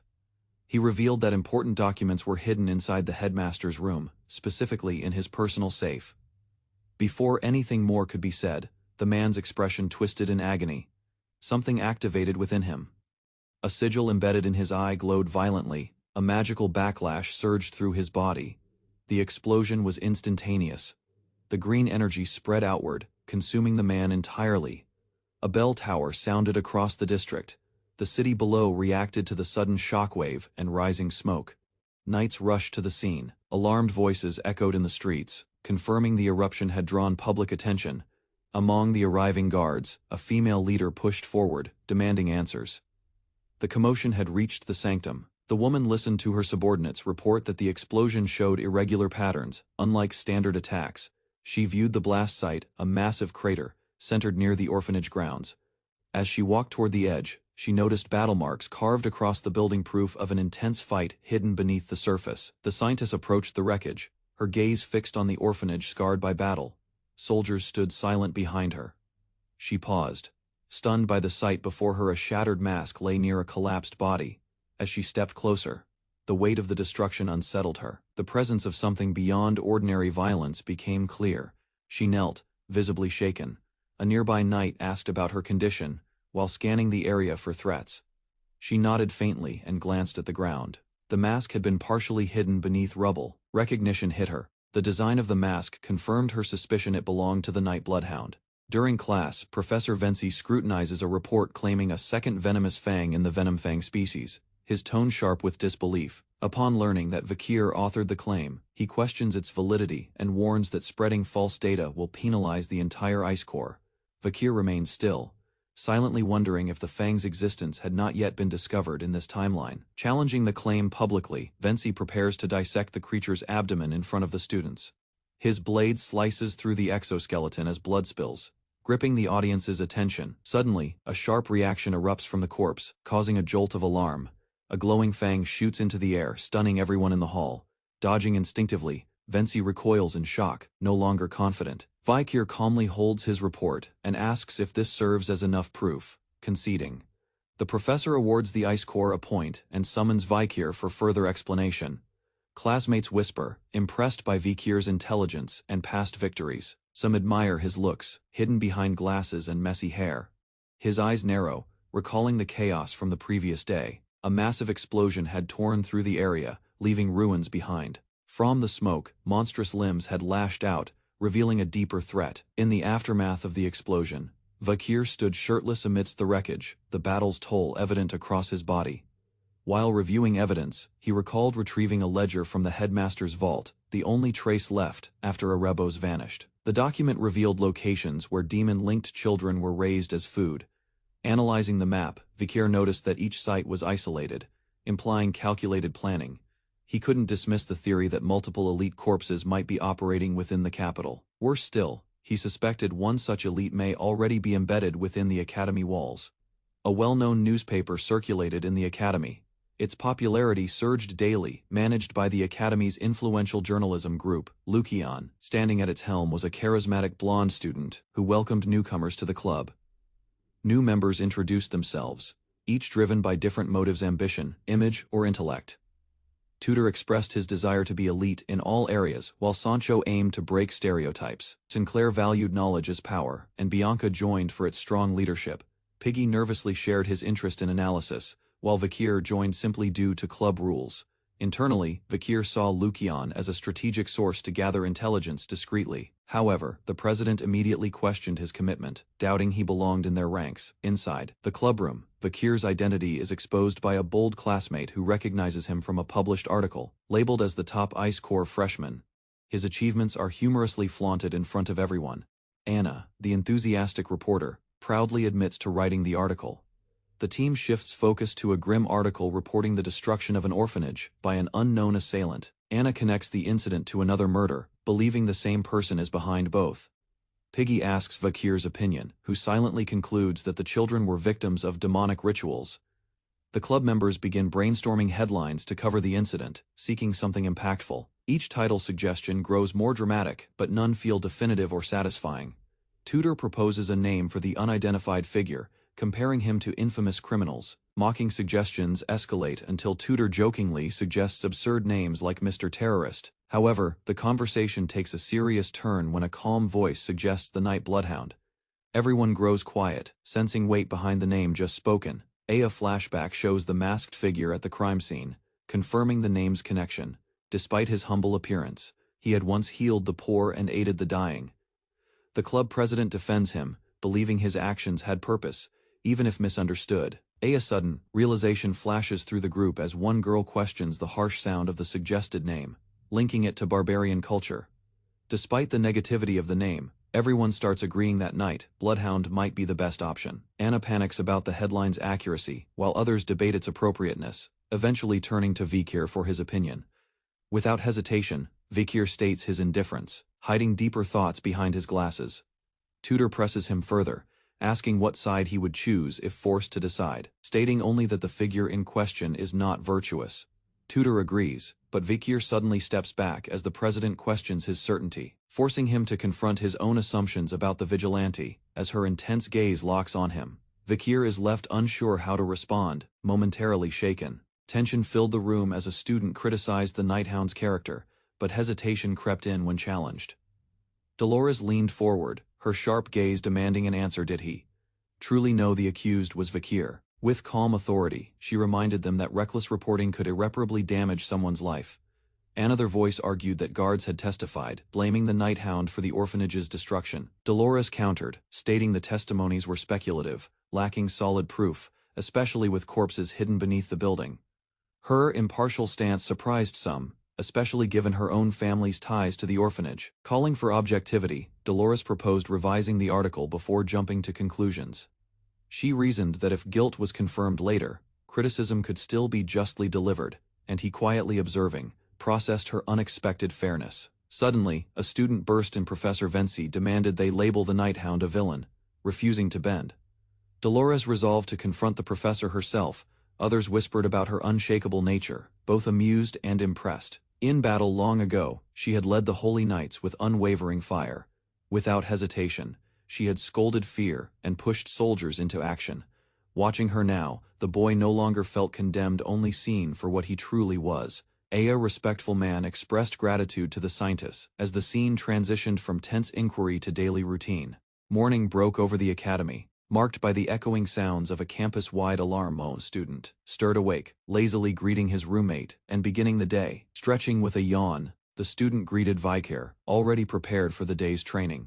At 6 a.m. sharp, students gathered in the training yard, as the academy's schedule demanded discipline. Following the lead instructor, everyone began a group jog, signaling the official start of their day. Some students debated skipping exercise for better mental clarity, while Vakir remained focused.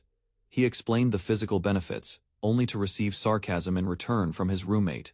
Piggy talk shifted toward weekend plans, and friends proposed a fun outing in the city. Asked to join, Vakir declined, citing weekend volunteer duties. Though surprised, his friends offered to join him instead of going out. Their loyalty showed that Vakir, though distant, had earned their respect. As the group walked, some reflected on Vakir's quiet charisma. He wasn't loud, but naturally drew others in. Even seasoned fighters tow them. Vakir was more than a classmate, he was a leader through action and strength, encouraged by Vakir's presence. A classmate felt emboldened, like anything was possible. Suddenly, the atmosphere shifted. Vakir's demeanor darkened, alarming those around him. Their group moved through eerie, green-lit halls, chains hanging around them like a warning. As they scouted, Vakir subtly asked about a suspicious student mingling with girls. Startled, Piggy responded nervously, realizing Vikir had already identified him. The target, Bane Kodzak, was known by reputation deeply tied to the hidden corpse incident. A wave of unease washed over the group as disturbing memories of the 10 corpses resurfaced. Bane, watching from a distance, weighed the option to attack but decided against it to avoid exposure. Feigning illness, Vikir excused himself, needing to gather information alone using stealth magic. As Vikir moved, Dolores unexpectedly grabbed his wrist, startling him. The sudden motion caused her to fall, drawing shocked gasps from nearby students. Concerned, they rushed over, while Vikir stood stunned, unsure how to respond. Pressured to apologize, Vikir muttered a quick, "Sorry." Dolores brushed it off, blaming herself for the fall, and remarking on his solid frame. In her thoughts, she questioned Vikir's presence and strength, wondering who he truly was. Vikir assessed the situation, and concluded it was too risky to act while surrounded by others, choosing to wait. Bane stood alone in the hallway, his name echoing in Vikir's mind along with the memory of the 10 corpses. Meanwhile, Bane led 2 girls into a dark, isolated area of the academy, cloaking his intent behind charm. The girls followed without suspicion as Bane hinted at troubling news. He fabricated a story about being targeted by a strange man, gaining their sympathy. Expressing gratitude, Bane earned their emotional support, hiding his sinister motives. Suddenly both girls collapsed after being drugged by Bane. A masked figure emerged. Analyzing Vikir's combat ability and aura, the mysterious figure linked Vikir to someone's death, suspecting him of deeper involvement. With quiet intensity, Vikir listens as tension fills the room. Worry hangs in the air as the academy's situation worsens. Rather than experienced investigators, the staff assigns first-year students the task of solving the strange incidents. Laid out before them are numerous documents, each tied to unresolved cases. Sorting through the papers, the students begin to grasp the weight of the situation. Among the chaos are stories of terrorism, vanishing nobles, and suspicious behavior within the capital's core. Vikir's attention settles on a case involving missing students, rumored to involve emotional conflicts and deadly consequences. As he reads, a chill creeps down his spine. A photograph reveals a familiar face, one of the academy's elite, now confirmed dead. His eyes narrow. The phrase "an elite corpse" now holds a far deeper meaning. Elsewhere, a man stirs in bed, restless under moonlight. His partner remains unaware. He slowly rises, troubled by something outside the window. Pale light filters in as he peers out, scanning the dark streets in silence. Inside a dim chamber, a masked figure sits calmly, awaiting news. His eye glints as he inquires about an unknown force disrupting their operations. Identified as Epileko, he and his masked allies prepare for retaliation. Several masked figures gather under dim light. Among them, Geronio, Hero, and Fido stand silently, awaiting orders. Their leader, Dantalion, seated with confidence, notes the carefulness of the interfering masked figure who disrupted their operations. Suspicion spreads among the members as they confirm that the pandemic mask agent has not reappeared since the incident. The command is clear: expand the operation's scope immediately. At once, identical figures spring into motion. A grotesque masked man offers his faces to spread among agents. Each subordinate is dispatched to scout bright areas and track down the pandemic mask intruder. Suddenly, the bedroom door creaks open, startling the woman inside. Confused, she questions her husband's strange behavior at such an early hour. Her gaze shifts uneasily to the unfamiliar people in the room. Dantalion looks at her with solemn interest. He had hoped to admire her longer still. Duty outweighs sentiment. He gives the command to keep her face intact. The woman collapses, lifeless, as the plan to open the gate stalls once more.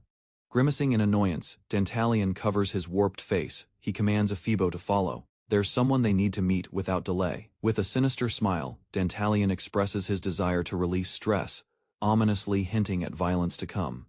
The priest greets the scientist with a warm smile. His pleasant expression hides something deeper. From afar, she questions his demeanor. He claims joy at seeing the divine figure standing before him.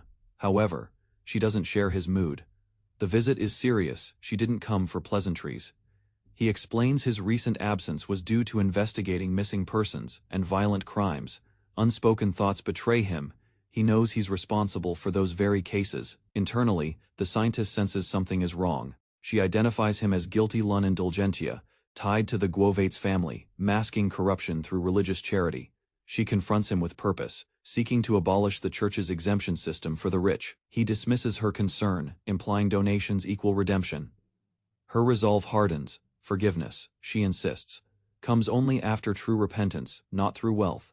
He holds his silence. She turns firm in her stance, deflects her challenge, suggesting she speak with her father, the cardinal. Calmly, she agrees to return later and leaves peacefully, hiding her disappointment. Once alone, his twisted desires surface. He nearly acted on them. Voices in his mind echo beautiful, overwhelmed by her image. He restrains himself. The scientist is a treasure. He'll claim her face only after breaking her spirit. A masked man insists the gate must open soon. His mind burns with the urge to summon chaos into the world. In the academy courtyard, Vikir quietly observes the grounds linked to recent disappearances. Clues point toward the Guovates family. A student confirms the orphanage case connects to their estate. The estate serves as a symbol of nobility and power. Suspicion now surrounds it. Vikir and his classmates arrive under the pretense of volunteering, hoping to uncover secrets thou accompanied. Vikir remains cautious. The situation is more dangerous than it appears. The Academy's Gozun holiday commemorates its founding and a sacred Loon Church event. While most students take the chance to travel or relax with family, a few remain behind. Among them is Vikir, assigned to volunteer at Indulgentia Orphanage in the imperial capital. Inside, the group notices a portrait of guilty Lun Indulgentia, the orphanage's founder and a lecturer. His reputation extends deeply into the Loon Church, granting the institution considerable influence. Some students express unease, aware of conflicts tied to religious divisions and noble factions. Quietly observing, Vikir studies the solemn expression in the portrait, rather than judge prematurely. He decides to understand the man through experience. Ayan Nun kindly requests that the students serve as temporary teachers for 10 days. She urges them to treat the orphans with warmth and responsibility. Unexpectedly, Bianca and Sinclair appear, drawing immediate attention and questions. Though tensions flare briefly, most agree to focus on their task. Bianca greets Vikir with enthusiasm, hoping to build a connection. He accepts her gesture and responds with a handshake. Just then, another student approaches, hinting at important news for Vikir. A friend informs Vikir that Bianca had intentionally chosen to volunteer where he would be assigned. That revelation makes him realize her appearance wasn't coincidental, prompting internal caution. He silently decides to keep his guard up around her, while wondering about the headmaster's absence. Meanwhile, the children are excited as they rush to pick their temporary teachers among the volunteers. Some students are quickly surrounded by cheerful kids, enjoying the lively interaction. Bianca also draws attention from the orphans, warmly engaging with them on the floor. When Vikir tries to interact, his stern expression frightens the children. Despite his effort to ask their names, his tone remains stiff, unsettling the group. He reflects quietly, realizing that communicating with children isn't as easy as it seems. Suddenly he notices one child wandering off toward a hallway in the distance. Curious, Vikir follows the girl silently as she moves through the orphanage corridors. He finds her alone, seated near a wall of arched windows bathed in light. Sitting quietly, the girl stares outside with a distant expression. Vikir approaches gently, and she explains that crowded places make her feel suffocated. He listens without judgment as she asks why he left, unaware of how much she notices. As Vikir silently stands beside the withdrawn girl, he reflects on his earlier failure to connect. Past memory surfaces. Someone once advised him that smiles make difficult conversations easier. Reading her name tag, he gently calls out. Perry, trying again with a softer approach. He crouches down and asks if that's truly her name, this time showing a warm expression. Perry's eyes widen, surprised by his shift in demeanor. Yet, she suddenly bolts away, leaving Vikir confused and slightly disheartened. From behind, President Dolores appears, and admits she had been observing the whole exchange. She explains that Perry was once deeply hurt, leading her to shut out the world. Dolores adds that rumors began circulating, making people avoid Perry and fear her schedule. Vikir listens in silence, digesting the weight of what Dolores has shared. He takes slow steps into a dark corridor, where shadows stretch ominously ahead. A chilling realization strikes as his eyes widen, sensing something unsettling in the darkness. Back with Dolores, she notes how Perry reacted to Vikir differently than others. She asks him to look after Perry, believing he might be the key to reaching her. Elsewhere, the elusive headmaster finally appears, discussing a growing trend of people seeking confession, but his intentions reveal a darker interest in purchasing the orphanage. He questions the donor's past actions, hinting at a recent violent incident involving a barbarian slave. While Dolores tries to quiet the discussion, Vikir detects a familiar disturbing scent tied to death. Vikir realizes the scent matches what he once noticed back at the academy, an elite corpse's odor. The headmaster justifies a massive offering, calling it a divine tip to cleanse past sins. Dolores remains tense, sensing the hypocrisy behind the man's twisted view of faith. Feigning humility, the headmaster maintains his holy image while masking deeper schemes. Hidden nearby, Dolores resists acting rashly as she witnesses something alarming. As she's restrained, Vikir watches closely, realizing the situation may demand immediate action. Hidden in the hallway, Vikir and the scientist freeze as they're spotted mid-eavesdropping, rather than panic. Vikir picks up on a faint odor, unfamiliar, sharp stepping into view. A robed figure greets them mockingly. He doesn't hold back, making a crude implication about their relationship. The provocation is calculated, designed to shame. Her composure falters as realization dawns. They've been thoroughly exposed, there is no easy way out. Turning his gaze to Vikir, the man notes his uniform and connects him to the orphanage, masking scrutiny with politeness. His eyes narrow. With Vikir's glasses no longer hiding his face, he makes an unsettling remark about his looks. That comment lingers, as he states his desire to possess Vikir's face in his collection. Vikir remains unreadable. Another man appears, shifting the conversation. The first quickly departs, leaving tension behind. Outside, the scientist grows frustrated. She had hoped for action, not silence. She speaks, but Vikir says little. His silence weighs heavier than words, confronts him, but he simply walks away, unreadable as ever. Offering an apology, Vikir speaks calmly, his tone steady but cold. Without waiting for a response, he excuses himself, turning to leave. Left behind, the scientist watches his back, sensing the anger beneath his quiet exterior. The investigation into guilty gun indulgenta progresses. Vikir learns he frequently visits the orphanage, using it as cover. Suspicious letters are sent regularly. After inspection, they're addressed to Cardinal Humbert of the Vito Shios family. Further intel reveals Guilty is guarded by 4 elite warriors. Analyzing their strength, Vikir determines the guards are at least elite corps graduates, making them formidable opponents. Given their level, confronting them directly would be reckless. Before Guilty can be touched, the 4 guards must be eliminated. While others use the orphanage for easy credits, Vikir works tirelessly, caught in thought. He realizes he's been too absorbed. Still, it's safer to act at night, for now. He decides to stay useful by blending in and waiting for the right time. Nearby, children play joyfully with a ball, unaware of the storm brewing behind Vikir's calm eyes. A girl watches quietly beneath a tree, observing both the kids and Vikir's movements. She rises and begins walking, seemingly drawn by curiosity or recognition. A small object rolls toward Vikir. He picks it up calmly, watching the girl approach. She sits near him without speaking. The two share a still, quiet moment. Vikir mutters that the children of Balak once enjoyed playing with a toy like this too.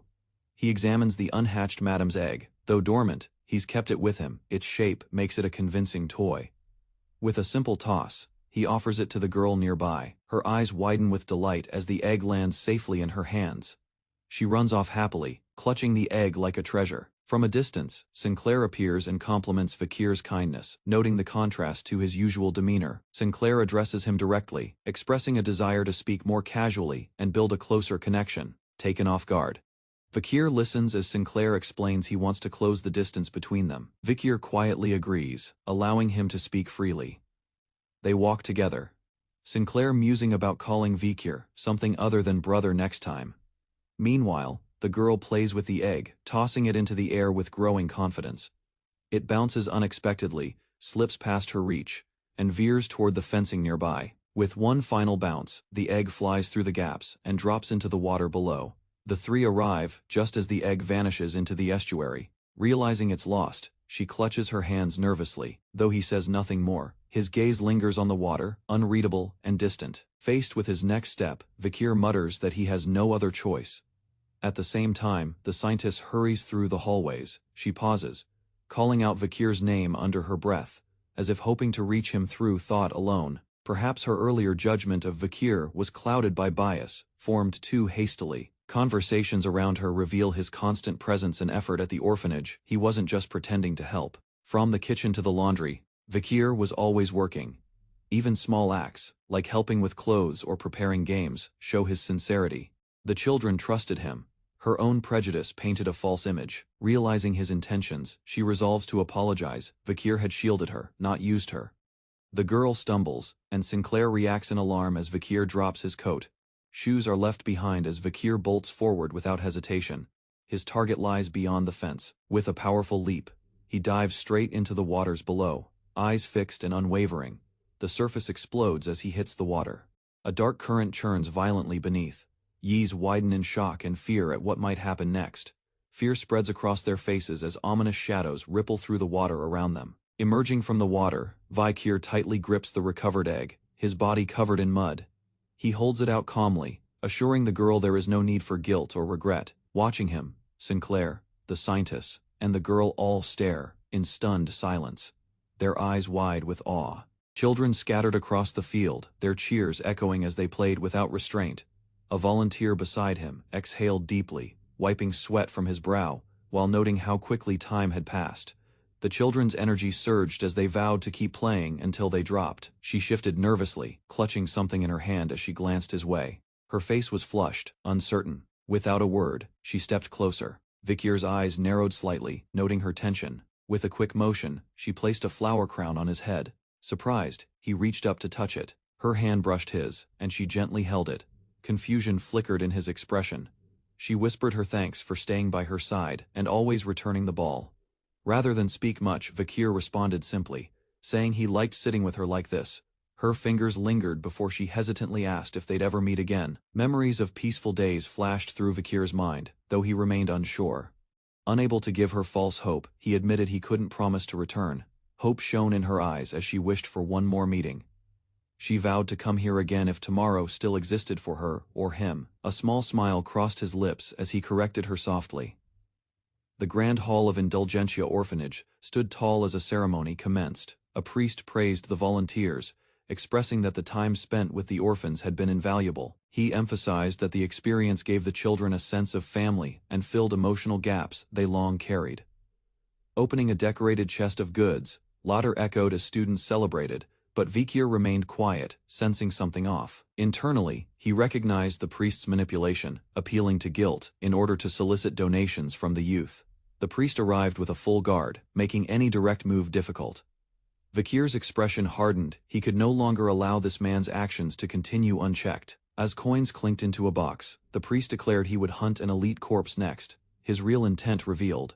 Nearby students discussed donations, but Vakir admitted plainly that he had no money. He argued that wealth should be used to help. One girl disagreed, stating that while children need parents, her tone softened as she invited Vakir to her home during the holiday. With cheerful energy, she ran off to volunteer again, asking him to find time later. Vakir watched her leave, quietly muttering to himself, calling her a strange person. Beneath her cheerful mask, the silver-haired girl had submitted false credentials to enter the academy. Before Vakir's regression, she ranked first in both theory and combat for 4 years. Then, she vanished without a trace. The children were invited to express gratitude. Cheers erupted as they ran forward to thank their student parents. Tutor declared boldly that he would visit every week until he became a hero. Another student bent low, praising the children's potential as the hope of the North Ivorion. Shared heartfelt words. Vakir watched quietly, observing their sincerity. His gaze locked onto a familiar braid, moving across the crowd. Recognition struck. He called her name Senior Dolores, and she turned with surprise. Seeing her up close, Vakir confirmed her identity. Dolores responded, shocked by his presence. Haunted by past trauma, Vakir asked her about Perry's whereabouts. Dolores hesitated, scanning the room. Perry was nowhere to be seen. Her absence puzzled them both. Vakir's expression grew cold. Sinclair excused herself, unaware of Vakir's rising suspicion. Memories of Perry's smile surfaced. Her absence now felt ominous. Vakir's eyes narrowed in alarm. He launched forward, heading toward danger without hesitation. A sinister figure grinned in the shadows as the wind howled outside. The night had begun to shift. Vakir's eyes glowed red with alert focus. His instincts screamed danger as he watched the orphanage under moonlight. Elsewhere, Perry stirred in her sleep, murmuring uncertain words. Her tone was anxious, not at peace. The bed beside her lay cold and empty, unnoticed in the stillness of night. Outside, the orphanage's 4th building stood under moonlight. Indulgentia orphanage's children's dormitory. Dark figures moved swiftly in formation, silently infiltrating the premises with deadly intent. Inside, the hallways, masked invaders, spread out, claiming control of strategic points. Zone of them crept ahead, weapon ready, scanning the dark corridor ahead. A second later, Vakir loomed behind him, glowing eyes and a shadowed face revealed no mercy. In another hallway, the man stopped abruptly. Something felt wrong, and Vakir emerged silently beside him, watching with unreadable intent. He demanded to know where the hidden children were, those being kept for demonic feeding. Sudden strike followed his words, launching him violently backward, pinned and grinning. He mocked the silence, realizing the enemy couldn't speak. Raising his weapon, the demon refused to waste time. The blade ignited red, ready to kill. Vakir stood silently above a corpse, the crimson glow of his eyes piercing the shadows. Carefully, he grasped the man's head, observing as strange smoke began to rise. Without warning, he discarded the head, unsettled by the unnatural texture and weight. Among the remains, a torn cloth caught his eye, one he instantly recognized as Ephibo's suspicion grew as he examined the face, questioning if it belonged to someone named Peter. His doubt solidified. A mole not present on Peter's face exposed the disguise. Long before his regression, Vakir recalled Peter mentioning a missing younger brother. The boy hadn't vanished from training, but after encountering a demon that cursed him. Now wary, Vakir considered that the bodies before him might be people from his past. Two figures emerged, blades drawn, aiming for a swift ambush. Reacting instantly, Vakir dashed aside, narrowly avoiding their coordinated strike. He retaliated with a surge of red energy, his fist tearing through the air. The counterattack landed cleanly, cutting one opponent down mid-charge. Energy erupted on impact, shaking the corridor and scattering debris. At the end of the hall, a woman knelt in prayer beneath a solemn statue. Beneath a solemn angelic statue, Dolores recited a sacred prayer, her voice soft and focused in the silent chamber. Images of a wounded boy clutching a stone filled her mind, the prayer blending with his battered memory. Suddenly her heart raced. Confusion overwhelmed her. Why did this vision keep resurfacing? She stepped away from the altar, forcing herself to calm down. Though she tried to deny it, her thoughts kept circling back to Vakir. Then, without warning, she noticed someone falling into the lower chamber. Smoke erupted from below as a masked figure emerged in combat. Recognizing the red eyes and plague mask, Dolores gasped. He was the Night Bloodhound. As blades clashed below, she wondered why the Fontana Guild's guard was involved. Vakir locked onto her and shouted scientists. Before vanishing in a blur, Dolores froze mid-step as others rushed past her to engage him. Stretching out her arms, she pleaded for everyone to stop fighting. Startled, the two warriors halted and turned toward her. Their confusion gave way to dismissal. She was told to move aside. From the shadows, an energy strike surged forward, narrowly missing her. A sharp red slash cut past Dolores, but Vakir shielded her with his own arm. Her eyes widened in horror as she saw blood pour from his wounded limb. Despite the injury, he calmly dismissed her concern and refocused on the threat. Blades flew as the enemy launched a fierce attack from multiple angles.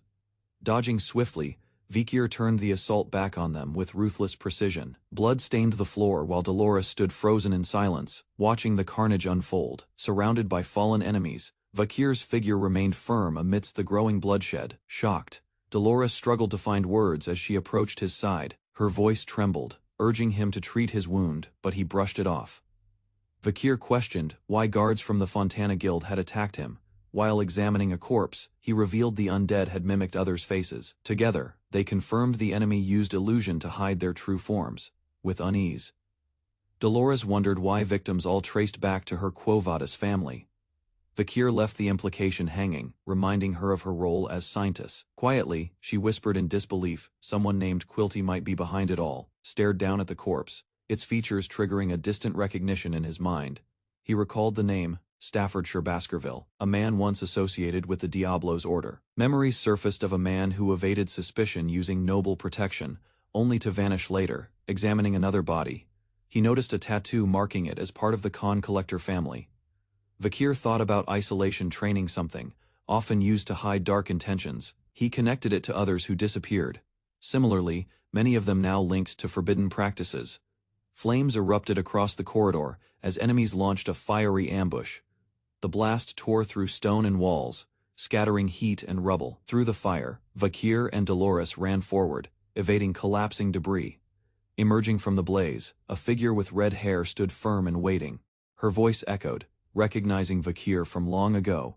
Her stare filled with intent. Without backing down, she stepped through the fire, ready to confront him directly. Through the roaring flames, Vakir lunges to pull Dolores away from a direct hit, protected by his swift reflex. Dolores blinks in shock, realizing Vakir risked himself again to shield her. Her gaze isn't on Dolores, it's fixed on Vakir, confirming her intended target. In response to Vakir's question, Dolores reveals the woman was only recently accepted into the guild's ranks. Dolores clenches her hand, conflicted yet resolute. Instead of retreating, she steps forward. Her voice carries conviction as she offers her strength to Vakir, despite her attempt to heal him. Vakir brushes off the aid, focused on the confrontation. The red-haired mage rises high, conjuring explosive projectiles that rain down with precision. Dodging each blast, Vakir advances, eyes never leaving his opponent. He observes her closely fiery hair, expert control, high-class magic at her command. Such ability at her age is rare, and the blood seals etched in her hands suggest dark methods. Inwardly, Vakir classifies her as a serious threat demanding immediate action. A massive detonation erupts across the field, blanketing the area in smoke and flame. Vakir emerges from the inferno unharmed, his pace steady as he closes in. With his hand raised, he begins forming a concentrated orb of magical power. Dolores watches as Vakir intentionally absorbs incoming blasts without retaliating, his actions confusing her. Rather than counterattack, Vakir allows himself to be struck. Dolores wonders if he recognizes the mage. Eyes narrowing, she considers the girl's background linked to her uncle, Adolf Morg, and known for secluded training. A flashback reveals the red-haired girl arguing with boys over land ownership, her pride fierce and unyielding. She later meets a boy who challenges her with questions. He sparks her curiosity with sharp answers. Memories unfold. He saved her once, learned her history, and formed a bond that deepened over time. Standing beneath a looming structure, Vakir reflects on how he manipulated her for his own agenda. Camus Morg's image resurfaces. She had dreams. Dreams he may have shattered by altering fate. His internal voice admits. Regret his regression may have erased her once promising future. Camus charges forward, eyes blazing. Vakir hesitates, haunted by his past decisions. Fire gathers in her palm. She's ready to strike, undeterred by sentiment or doubt. With calm precision, she launches her attack, flames swirling like blades. The battlefield shakes as Camus lunges at Dolores, tendrils of fire lashing out. Gripped by fear, Dolores tries to resist, but flames curl dangerously around her. Elsewhere, he watches grimly. Camus readies another fiery spell, her will unwavering. Vakir lifts his arm, conjuring a red energy slash that cuts through the fire, aimed at Dolores. With swift precision, he redirects the blow toward Camus, his strike ripping through the battlefield. The blast knocks Camus back. Her figure crashes into the floor, defeated but still breathing. Dolores rushes to Vakir, calling his name as he limps forward. Bloodied but standing. Worried, she casts healing magic, her hands glowing as she tries to mend his wounds. Seeing Camus sprawled across the ground, Dolores asks if he knows her. Vakir remains silent. He denies any connection. Dolores relaxes, believing the danger is over. Despite his injuries, Vakir insists he's fine and stops her healing spell. When asked why he chose this harsh path, he finally answers demon hunting his personal vendetta. He kneels near Camus, sensing corrupted energy. A dark aura seeps from her body, from her clothes. Vakir pulls out a cursed relic, one he intends to take responsibility for. As he demands the relic, a distorted voice responds, revealing a mouth embedded in her flesh. Dolores recoils, shocked by the sight. A demon speaks from the corpse, taunting them. It confirms she's the one disturbing branches across the region, calling her elite corpse to provoke further. The voice mocks Dolores, casually admitting its identity guilty. From Camus's corpse, a demonic voice oozes with mockery. It relishes in the chaos, unbothered by exposure. Now that the scientist knows the truth, it no longer needs to hide. Because she uncovered its identity, the demon claims it has justification to kill Dolores with its own hands. Dolores stares in disbelief. She never expected guilty to be a demon in disguise. The creature taunts her, eager to see her expression twisted by fear and despair, with eyes glowing. It calls Dolores the light of its life, the very reason it exists. Unshaken, Dolores prays aloud. She offers her sin and soul, invoking divine judgment. Golden light erupts from her body, holy light. She declares, punishing the wicked. Screams echo as the demon writhes in agony, overwhelmed by the holy onslaught. When the radiance fades, Dolores demands the demon reflect in the afterlife for its crimes. The demon, amused, licks its lips and sneers at her righteousness. Valkyr and Dolores charge side by side, weapons and faith aligned. Their pursuit halts as a new voice calls out another demon steps into view. Mocking her title, he condemns Dolores for interfering with his kin's business. He approaches with twisted glee, declaring she won't defeat a demon with trembling eyes. Valkyr reveals he faked his vulnerability to draw out the real threat hiding in the shadows. By pretending to be weak, he forced the enemy to expose themselves exactly as he predicted. Now facing the demon, he asks how convincing his performance was. Wounds still fresh on his body, the demon glares back, recognizing Valkyr's trick and calling him a method-acting brat. Its green eyes glint as it introduces itself with a chilling name, Damtalion. Clenching its claws, Damtalion prepares to retaliate, furious at being deceived. Shock spread across Dolores's face. The man before her should have been dead. Despite a wound through the head, Damtalion stood tall, unfazed and composed. His eerie smile deepened. The name Elite Corpse wasn't a title, it was a curse. He embodied. He explained his ability to steal faces, gaining access to memories and identities of his victims. Dolores accused him of foul sorcery, but he merely shrugged his death would only come if all stolen faces were destroyed. Without hesitation, she lunged. Damtalion countered instantly, blade streaking forward. A red flash split the air, impaling a nearby woman with brutal force. The wounded girl trembled, whispering desperate pleas as blood soaked her gown. Tears streamed as she begged to be spared, unable to accept her fate. Crimson trails marked the ground as Damtalion stepped over fallen bodies. Dolores dropped to her knees, drained and silent, unable to resist further. From the side, a confused figure stirred and asked weakly. An old man recounted his final moments, recalling how he had been buying his daughter's favorite meat pie. Just as he reminisced, a red slash tore through the scene, ending his story mid-thought. Masked and merciless, called him arrogant for speaking, as if his life held any weight. Tears welled in the eyes of a small boy nearby, frightened by the sudden violence. He trembled and whimpered, claiming innocence, unable to comprehend what he'd done wrong. Valkyr remained cold, recognizing the deception. He'd seen enough false pleas to resist pity. The child's expression twisted unnaturally as he asked, "Then what about this?" and lunged. Caught off guard, Valkyr blocked the sudden, sharp strike with his blood-stained blade. A second attacker, grinning, called the ambush a present, and joined the assault. Dark energy spiraled around the boy, launching him in a powerful spin. He landed effortlessly, showing no fear, only deadly confidence. Laughing low, he cracked his knuckles as a shadowy figure emerged behind him. Dolores shouted Valkyr's title, watching the scene unfold in horror. The boy revealed a crystal, stating he had implanted a face within Valkyr's body. That fusion would soon corrupt his mind, mixing memories until he lost himself. Confused by a sudden shift in energy, as Valkyr stood silently, trembling. Dolores gasped, her eyes widening at the sight of Valkyr's arm, which bled and quivered uncontrollably. Despite the damage, Valkyr assured her he was fine and prepared himself to face a demon. Winds howled as Valkyr launched forward, reminding his foe that while human he was far from ordinary. Observing closely, began to understand how the powerful Andromedus had fallen before this man. His gaze locked on Valkyr's sword, one laced with demonic energy, and sensed an aura far beyond typical warriors. The foe attacked with monstrous strength, stretching his mutated hand toward Dolores and Valkyr. Instinctively, Dolores pushed forward and intercepted the strike. Her courage didn't go unnoticed. The enemy smirked, calling her Valkyr's weakness. Despite the chaos, Dolores urged Valkyr not to worry about her and focus on the battle. Her voice faltered, admitting she couldn't let the pillar of the hero fall here. Inwardly, she questioned how long he would carry the burden alone in such brutal fights. Determination swelled as Dolores clenched her fists. Though her body trembled, her will to support Valkyr grew stronger. Stepping forward, she resolved to act no longer just a bystander, but a partner in battle. A grotesque, twitching mass with many eyes emerged, muttering the word sister in a distorted voice. Dolores froze in fear, as a monstrous shadow loomed behind her, its presence overwhelming. Terror took hold of her body while the enemy grinned, preparing his next attack with summoned tendrils, within a dome of fleshy faces. The villain explained how painful transfiguration is for a single human. He mocked what might happen to someone caught in thousands of such transformations. Valkyr remained calm, preparing to counter. The cursed blade cut through the wall of faces, each swing relentless.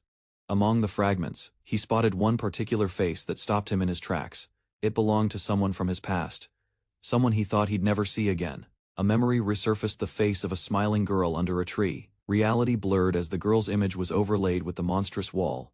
Vakir faltered slightly, but the dome kept expanding, threatening to engulf everything. In the dim corridor, Vakir stands silently, his figure surrounded by darkness. A sharp gaze pierces the gloom as he steps forward, tension tightening across his face. Ahead, a row of lifeless bodies sits in formation. He recognizes the scene from when Dantalion devoured him, swirling black energy pools beneath his feet as he walks deeper into the tunnel. These people, once human, were absorbed by the same dark force that nearly consumed him. Without warning, the anguish of dozens rushes into his mind, raw and unfiltered. One victim trembles, whispering through clenched teeth, lost in unbearable pain, clutching his head. Vakir stumbles, overwhelmed by the relentless stream of foreign memories. From scattered fragments, he understands Dantalion fed on every soul trapped here. His breathing steadies, and focus returns to his eyes. Among the dead. He believes the child he seeks must be hidden. Cries of despair echo expressions of exhaustion, fear, and the longing to vanish. A blonde woman walks among them, absorbing every broken emotion. She solemnly declares these are spirits devoured by the demon's hunger. Behind her, a creature emerges mocking, cruel, proud of its selective feast. Dantalion grins wickedly, flaunting his power and taunting Dolores with his distorted view of morality. A formal report identifies him as the Ninth Corpse, a near-immortal disaster, feared across the world. Dolores, standing among victims, condemns his crimes. He answers coldly, consumption needs no justification. The demon continues, mocking humanity's hypocrisy and exposing his exemption from sin. He compares himself to humans who trade lives for profit, applying their logic to his own acts. Closing in on Dolores, he ridicules her past, blaming her for her own weakness and survival. His underworld thrives on human despair. Feeding on every dark emotion left behind, Dolores listens quietly, then admits his claims mirror human flaws. Even her faults, selfishness, weakness, guilt, are truths she cannot deny. But amidst guilt, she counters humans still possess the will to rise from despair. Light radiates from her as she embraces divine strength, born from suffering. Others watching finally grasp the source of her resolve. In memory, she recalls someone who once took action despite weakness. Chosen by God, she believes their brokenness gave them strength. Others lacked, now empowered. Dolores rises, no longer willing to let Vakir fight alone. Dantalion recoils as he realizes Dolores's divine power is activating, threatening his grasp on the souls. He panics, knowing that divine purification would destroy souls refined by his corruption. With her resolve firm, Dolores casts aside hesitation. She will no longer listen to a demon's lies. Stepping forward, her glow envelops a young boy who looks at her in awe. More children gather near her light, warmth returning to their once empty faces. Tears stream down Dolores's face as she whispers her apology for not reaching them sooner. A powerful surge erupts as Dantalion is cast away by her radiance. The remaining children stir as the dark energy begins to vanish. Among them, a girl quietly hugs her knees, isolated in lingering fear. Vakir kneels beside the girl, softly uttering her name, Perry. He explains he wanted to see her again, unsure of his own feelings.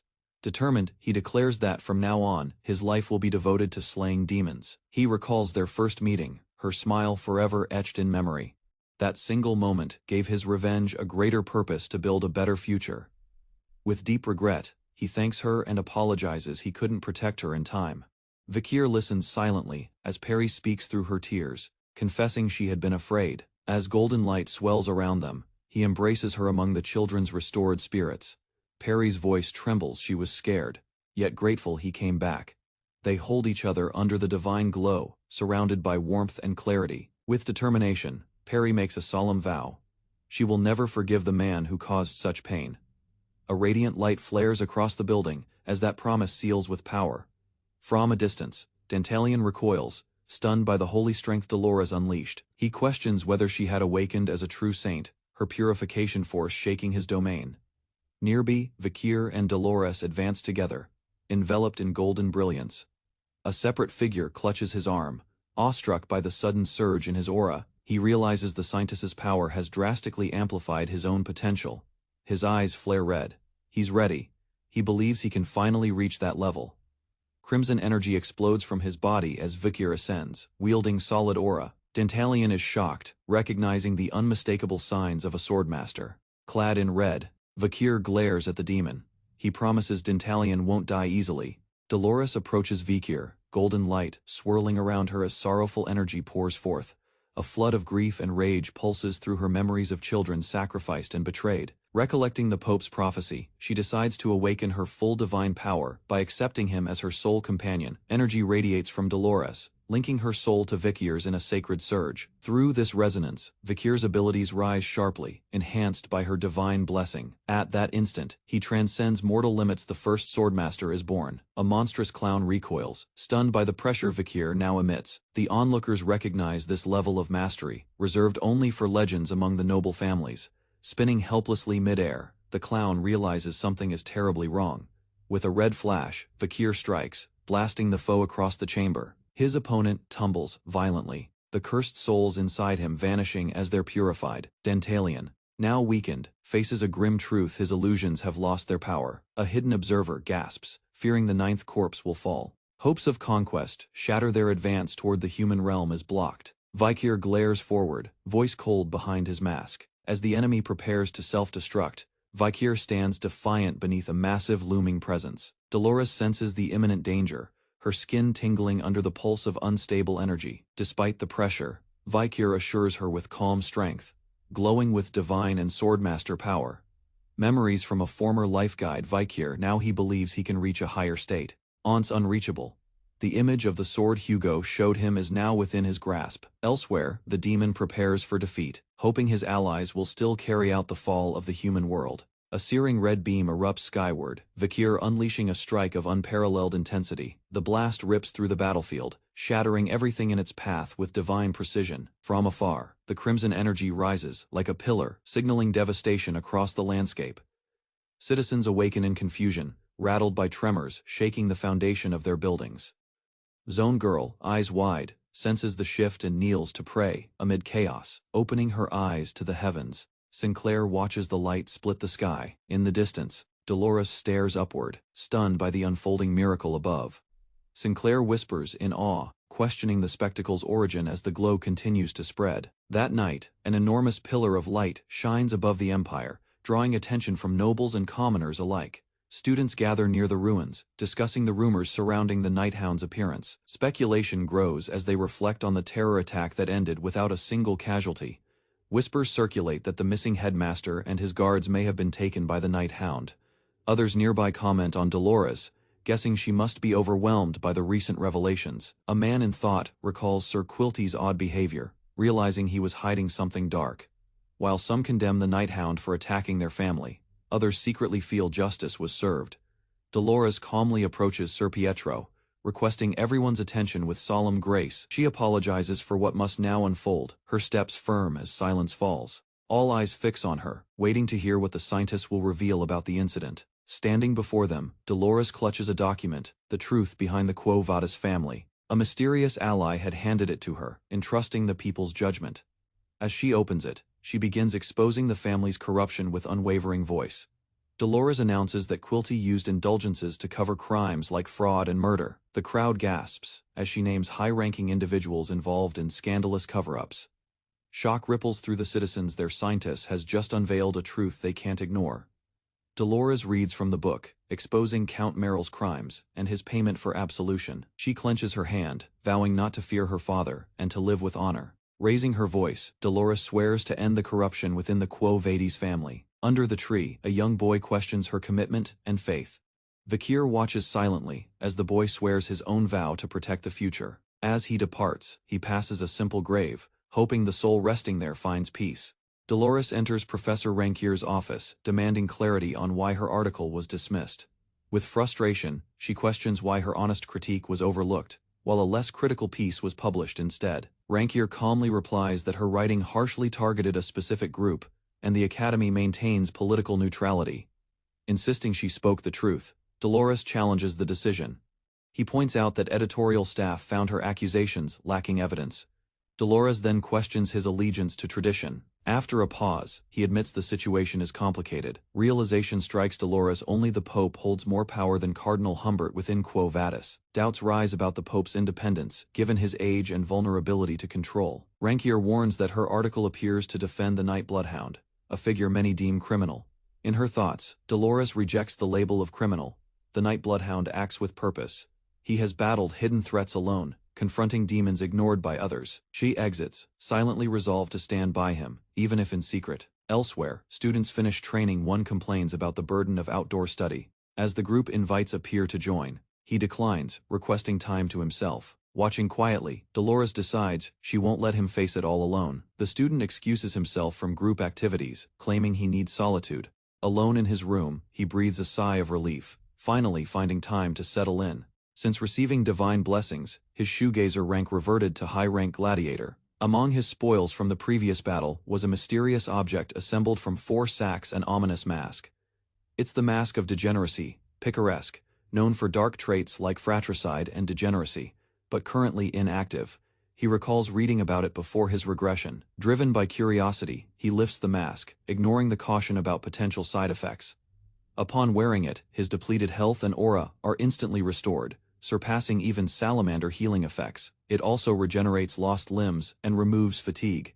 Yet something feels undeniably strange. Perceptions shift, the room appears enlarged and colors fade to monochrome. Looking down, he realizes in shock he's transformed into a dog.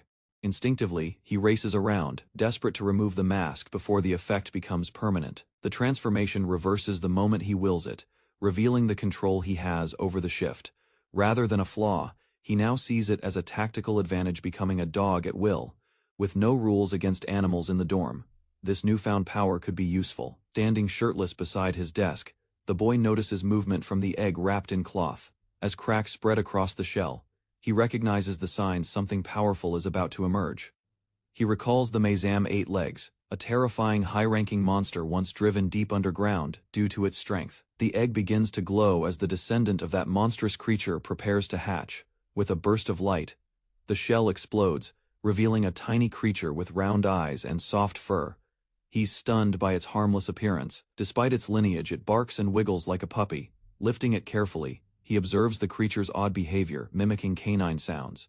The spider-like baby stares up at him. He gently asks if it's hungry. He places meat nearby, but the creature doesn't respond to it, suggesting it may need something else. He decides that raising a descendant of an A-rank monster offers valuable opportunity.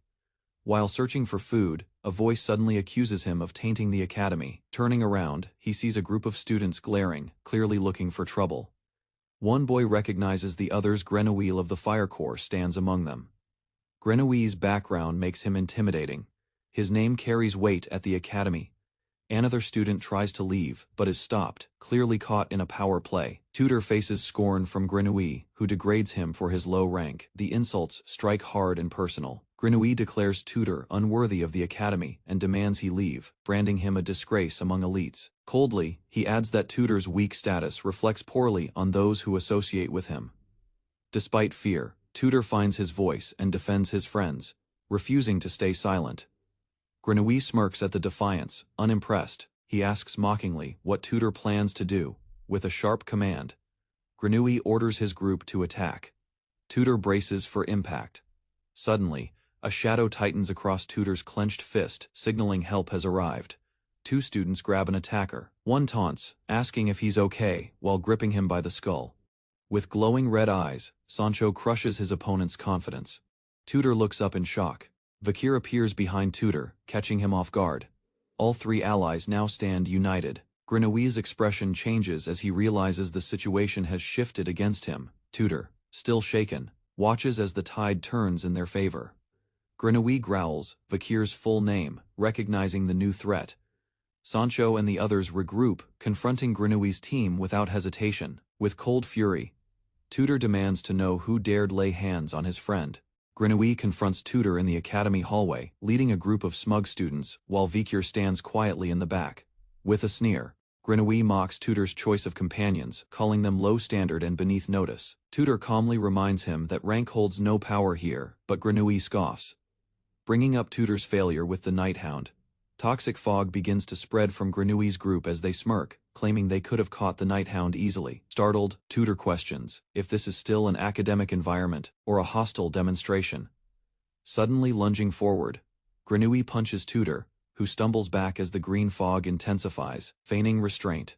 Grenouille says the poison is harmless and merely a warning. He taunts the others, urging them to recognize their inferiority and give in to despair. Unbothered, Vikir watches silently while his spider pet begins to stir. The tiny spider absorbs the poison rapidly, astonishing nearby students. Rather than fall, it consumes the fog with ease, leaving others speechless. Grenouille turns toward the disturbance, his confidence slipping. Assuming victory, he's caught off guard by the sudden shift. The poison drifts unnaturally toward Vikir, who remains motionless, in silent shock. Grenouille realizes his poison has been rendered useless. Tutor challenges Grenouille to compete in the upcoming team-based midterm event. Grenouille initially hesitates, but agrees to the humiliating condition, confident in his own team's superiority. Accepting the terms with a smirk, he mocks the idea of Tutor's group becoming public laughingstocks. Tutor apologizes to his teammates, thinking he acted rashly, but soon doubles down, determined to crush Grenouille's pride. Piggy, unsure of his value as a low-ranked student, expresses doubt about contributing effectively to the team. Tutor reassures him, assigning roles based on each person's strength. Piggy for analysis. Just as their team forms, Vikir calmly states he already has a commitment with someone else and won't join them. As they plead with Vikir to reconsider for the team's sake, despite their reactions he refuses, leaving them frustrated as he walks away. The scene transitions to the academy's arena. Cheers erupt as competitors enter, with Dolores a notable student. Coliseum Academy announces that this year's midterms will be observed by outsiders, raising the stakes even further. Examiners outline 3 tests: a team defense trial, an individual offense exam. For the defense phase, the arena transforms into a dungeon using advanced hologram magic to simulate battle conditions. Teams must survive waves of holographic earth golem monsters. The test's objective is clear: each group must defend a central shield that tracks their score from afar. 4-person teams form defensive positions against incoming monster waves. Point losses occur each time a member is hit, and if one faints, the team is disqualified. Piggy observes that Dolores's third-year team set the current record. Tutor calculates that if their first-year team lasts 20 minutes, crushing Grenouille's pride, however, means reaching at least the second wave. Tutor's team becomes determined. Bianca assures Tutor she'll attract the monsters, taking the tank role to shield the others. Tutor warns against selfish tactics, demanding coordinated effort from all team members. Bianca agrees with sarcasm, and both are introduced officially by name before heading to the arena. Piggy trails behind, noting the tension between Bianca and Tutor remains unresolved. He wonders why Vikir joined another team, feeling a bit abandoned. Vikir explains he prefers staying out of the spotlight and wants others to shine in his place. Surprisingly, his new teammates promise to protect him completely, declaring him their liege. A girl named Hydrangea takes this seriously, viewing it as a personal mission from Vikir. Motivated by loyalty, she and her group prepare to defend Vikir with everything they have. Grenouille watches Tutor from a distance, noting his smart choice of recruiting Bianca from the Usher family to boost his team's chances.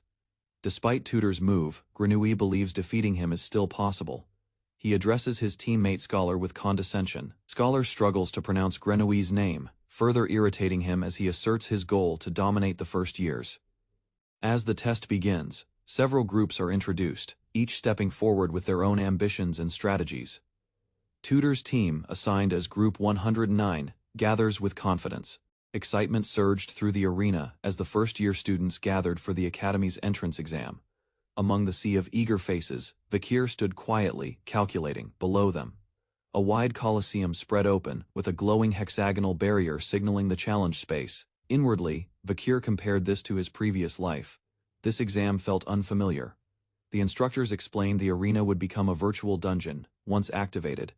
Participants were warned, monsters would chase them, and their poison, while dulled, could still bring incapacitation. Tutor and his allies stepped forward, proud of their training. They offered to guard Vikir, who accepted without protest. Rather than interfere, he chose to conserve strength. Letting them act freely suited his strategy. Another group approached and questioned Vikir's alliance with the Baskervilles. Tutor explained their past training sessions, emphasizing how they'd learned from Vikir's insights. Though Vikir never volunteered, he acknowledged their determination to stay close. Group 88 stumbled out, exhausted and injured. A new announcement summoned Group 89 to the arena. Tutor smirked. Their moment had finally arrived. Enormous insects surged forward as the illusion activated. Magic circles lit up while Sinclair summoned defensive spells. Grano finished casting. Battle was fully underway. Sinclair's eyes glowed fiercely, brimming with mana as she unleashed a concentrated burst of energy toward the monster, charging at her. A pulse of magic collided with the beast, forcing it backward with explosive force. The crowd roared in awe, stunned by the power displayed. Within the dungeon, Sinclair moved gracefully through spell formations. Vakir recalled she eventually rose to fame, but in his past life she never revealed this strength during early academy days. An announcement rang out: Group 89's exam had ended. Grenouille's team returned victorious, setting a new record. Tutor stared, dismayed at Grenouille's achievement. Jealousy and irritation crept into his expression. Grenouille smirked confidently, taunting him with a finger raised high. Shouts erupted from Tutor and his companions, their rivalry ignited. Group 108 prepared to enter. Tutor and Vakir stood among them. Cheers echoed from the stands. Vakir received encouragement, but kept his gaze forward. His calm demeanor contrasted Tutor's ambition as monsters emerged from the shadows. Whispers rose among students watching from above. Vakir's skill with a bow came as a surprise. He calmly readied an arrow, encasing it with mana. His stance was firm and precise. Arrows flew like a storm, piercing the dungeon floor with relentless accuracy. As Vakir dashed across the field, stunned whispers filled the air. Students watching couldn't believe their eyes. Though his shots were fast, Vakir noted they lacked accuracy and force. Something felt off. His instincts warned of an unseen threat. Drawing another arrow, he released it. As it flew, a red aura surged from its tip, amplifying its destructive power. The shot exploded on impact, scattering the enemies. Realizing the danger of revealing too much, Vakir forced himself to hold back. A memory flashed. Someone once warned him never to lose with a bow. Taking advantage of the poisoned terrain, he tossed a marble containing baby madam into the chaos. A puffball creature appeared, glittering innocently. Vakir explained his strategy. Knowing the ants secreted poison, he predicted they would empower baby madam perfectly. While others fought, he let the creature roam freely. He stepped back, smiling quietly as the dome shimmered above them.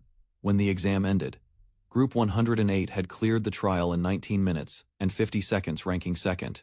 Grenouille's team laughed proudly, boasting they had proven the superiority of nobles over commoners. Vakir remained calm, dismissing their arrogance with a quiet word. Group 109 prepared for their turn, aiming to push even further. A monstrous ant lunged forward with sharp legs raised, aiming directly at Tutor's group. Without hesitation, Tutor responded with a precise thrust, driving his mana-charged spear into the beast's head, halting its charge. Behind him, his teammates coordinated their movements. Sancho blocked, Bianca launched magic, and PG relayed commands, each fulfilling their roles. Tutor and Sancho fought aggressively on the front lines, holding back the wave of enemies with synchronized strikes. From the rear, Bianca continuously supported them with barrier spells, while PG managed the strategy mid-battle. Vakir assessed their teamwork and noted how well prepared they were. As Vakir scanned the field, his eyes widened in shock. Something unexpected had appeared from underground. A small creature bounced into view, drawing the attention of nearby ants. The ants circled her, completely entranced. With a soft glow, she activated her innate charm, disarming them without force. Surrounded by defeated ants, the group stands tall. From afar, enraged upperclassmen stare in disbelief, insulted by the idea that commoners equaled them. While Bianca regrets missing first place by seconds, Tutor breathes in relief, grateful he avoided humiliation. Impressed by their talent, Dolores observes quietly, reflecting on their future potential. An automated message echoes through the arena. Before anyone can rest, a new threat emerges as Phase 2 unleashes second-year level monsters into the field. Shock spreads rapidly. Students shout in confusion as more ants crawl forth. Recognizing the danger, Tutor warns the team that further damage won't be simulated, but real. Holding their line, the students brace for impact, praying the school intervenes soon. Instructors grow alarmed as HP bars drop to 0, yet the test persists. Despite this, vital readings still register on the system, suggesting someone altered the response logic. Rushing in, Dolores urgently informs the faculty of the emergency unfolding below. A heated debate breaks out. Some staff deny responsibility. While they argue, others mention the need for higher authorization to bypass the safety protocols. Although Dolores holds the key, she reveals it's not enough to break the wall alone. Standing among scattered ant corpses, the team completes the trial with a record-matching time, first among their peers. Fuming from the sidelines, upperclassmen glare, unable to accept that commoners equaled their results. Bianca sighs, Tutor pants in relief, and both reflect on how close they were to solo victory. Dolores watches from above, eyes filled with curiosity and respect for the younger students. An announcement declares Phase 1 over and prepares them for a more dangerous phase to come. Without warning, high-tier monsters flood the arena. Dolores freezes, shocked by their sudden arrival. Mockery turns to confusion as more ants pour out. Students question why the battle isn't finished. Tutor shouts a warning. From now on, any injury will cause real harm. They tighten formation. Survival depends on holding out until the academy intervenes. Inside the control room, panic erupts. HPS are 0, yet Phase 2 activated. Life signals remain inexplicably active, baffling the professors monitoring the system. Dolores rushes in, breathless, to alert them of the danger unfolding below. Debate sparks over responsibility. Most claim they merely manage the wave system. Procedures require higher clearance to halt the arena's core systems. Though Dolores holds the key, she admits it won't work alone. Vakir listens as a student reports a missing professor, raising suspicions about an internal failure. He crouches silently, pondering the possibility of a malfunction in the magic equipment affecting the test. While observing the dome, he recalls that during his trial, life signals vanished once baby Mazam consumed poison. Eyes widen as he identifies ventilation holes above the arena, potential entry points for infiltration. Judging the size, he calculates, it's just large enough for someone small to pass through. Elsewhere, a silver-haired girl grows curious about the commotion and wonders if another team beat their record. Out of nowhere, a black puppy rushes the scene, startling the girl into falling. She lands hard, wincing in pain from the unexpected impact, clutching her side. She mutters in discomfort while classmates look on. The strange dog sprints past, confusing bystanders with a pair of pants in its mouth. Simultaneously, a powerful strike shatters a massive crystal. Shock spreads among faculty as Dolores, the student council president, steps forward. Instructors panic, recognizing her intent to sacrifice the magic stone for student safety. With fierce resolve, Dolores disregards objections and strikes again, channeling everything into the blowback in the arena. Bianca dodges incoming danger, unaware that help is already on the way. Tutor shouts as Pig is struck down during the chaos. The team scrambles amidst falling bodies and rising panic. Pig lies unconscious on the battlefield, motionless and unresponsive, despite Tutor's calls. Sancho and Tutor regroup, surrounded by growing threats. Fear sinks in as they question their chances of surviving. Bianca, now isolated, pushes her limits to protect the others. Determined not to die, she prepares one final attack against the enemy before her. Her aura explodes in red, surging outward as she releases her power in desperation. Bianca collapses, vision blurring. A mysterious figure appears through the gas. It is Vakir, shirtless and wounded, standing firm despite the poison. He calmly assures her with his presence, ready to defend everyone without hesitation. Dolores lunges forward, but guards hold her back as she protests, desperate to aid the trapped students. Nearby, a glowing crystal barrier hums with energy while officers focus on the magical interface displaying arena activity. Shock spreads as a killer ant is reported dead, yet no authorized personnel have entered the arena. Panic builds inside the control room as red signals on the display shift erratically, suggesting a disruption within the arena. Unconscious students lie scattered across the battlefield, amid the carnage. Vakir slowly stands, his eyes cold and his stance steady as he surveys the scene. A faint glow pulses in Vakir's crimson eyes as the remaining ants hesitate under his gaze. With a mental command, he sends his summoned creature to absorb the poison clouding the air. Tension rises as one ant senses danger, shifting uneasily while the fog clears. Charging blindly, the ant attempts to strike, but Vakir remains still. Unimpressed, he retaliates with a sudden, crushing blow, halting the monster mid-lunge. Monitors outside spike with energy readings, leaving analysts stunned by the force displayed. Realizing the arena detects life energy, Vakir knows his true identity risks exposure. His strength, far beyond student level, must remain hidden for now. Analyzing the ants' ranks, he prepares to act using advanced raid techniques. Vakir assesses his arsenal, ready to launch a calculated assault using high-level sword techniques. He targets the ant's weakest point, the junction connecting head and thorax, striking with deadly precision. Following the attack, he watches its reaction. Having aimed at the creature's internal compass, the ants stumble in confusion, their formation breaking down as spatial awareness fades. One by one, they begin to move backward, evidence of their navigation systems failing. Vikir advances with confidence, preparing to exploit their second known weakness, the vulnerable joint in their skull. He strikes again, this time focusing on the joint, no larger than a fingertip, between the two-part skull. Explosions of red energy light up the battlefield as his blows land with ruthless efficiency. Dozens of ants fall in rapid succession, leaving Vikir alone amid silence and scorched earth. A new threat emerges, a towering ant general, with an rank danger level. His expression hardens, recognizing the final challenge of the test. He smiles coldly, eyes glowing red, and tightens his grip on his weapon. Outside, students and staff react in disbelief. Supervisors detect movement on the screens. Realizing the ant general has been neutralized, panic turns to awe as they acknowledge the impossible. Someone defeated a golem. No student was meant to overcome. Confusion spreads among the professors as they finally locate the missing key holder. Professor Sadie, she had been detained for causing property damage, leading to a delay in unlocking the arena's magic barrier. Ignoring the excuses, Dolores orders the team to open the wall immediately. As the barrier drops, emergency crews rush inside to assess the aftermath of the incident. The report confirms the ant threat was neutralized before support arrived in just 42 minutes. Amid the wreckage, Dolores charges in, shocked to find all the ants slain and the students missing. Spotting Vikir unconscious among the fallen, Dolores freezes in disbelief. She wonders how he ended up inside when he wasn't assigned to the test area. Feigning unconsciousness, Vikir internally plans to pretend he simply collapsed like the others. Outside, Dolores expresses mild concern but relief that no students were lost.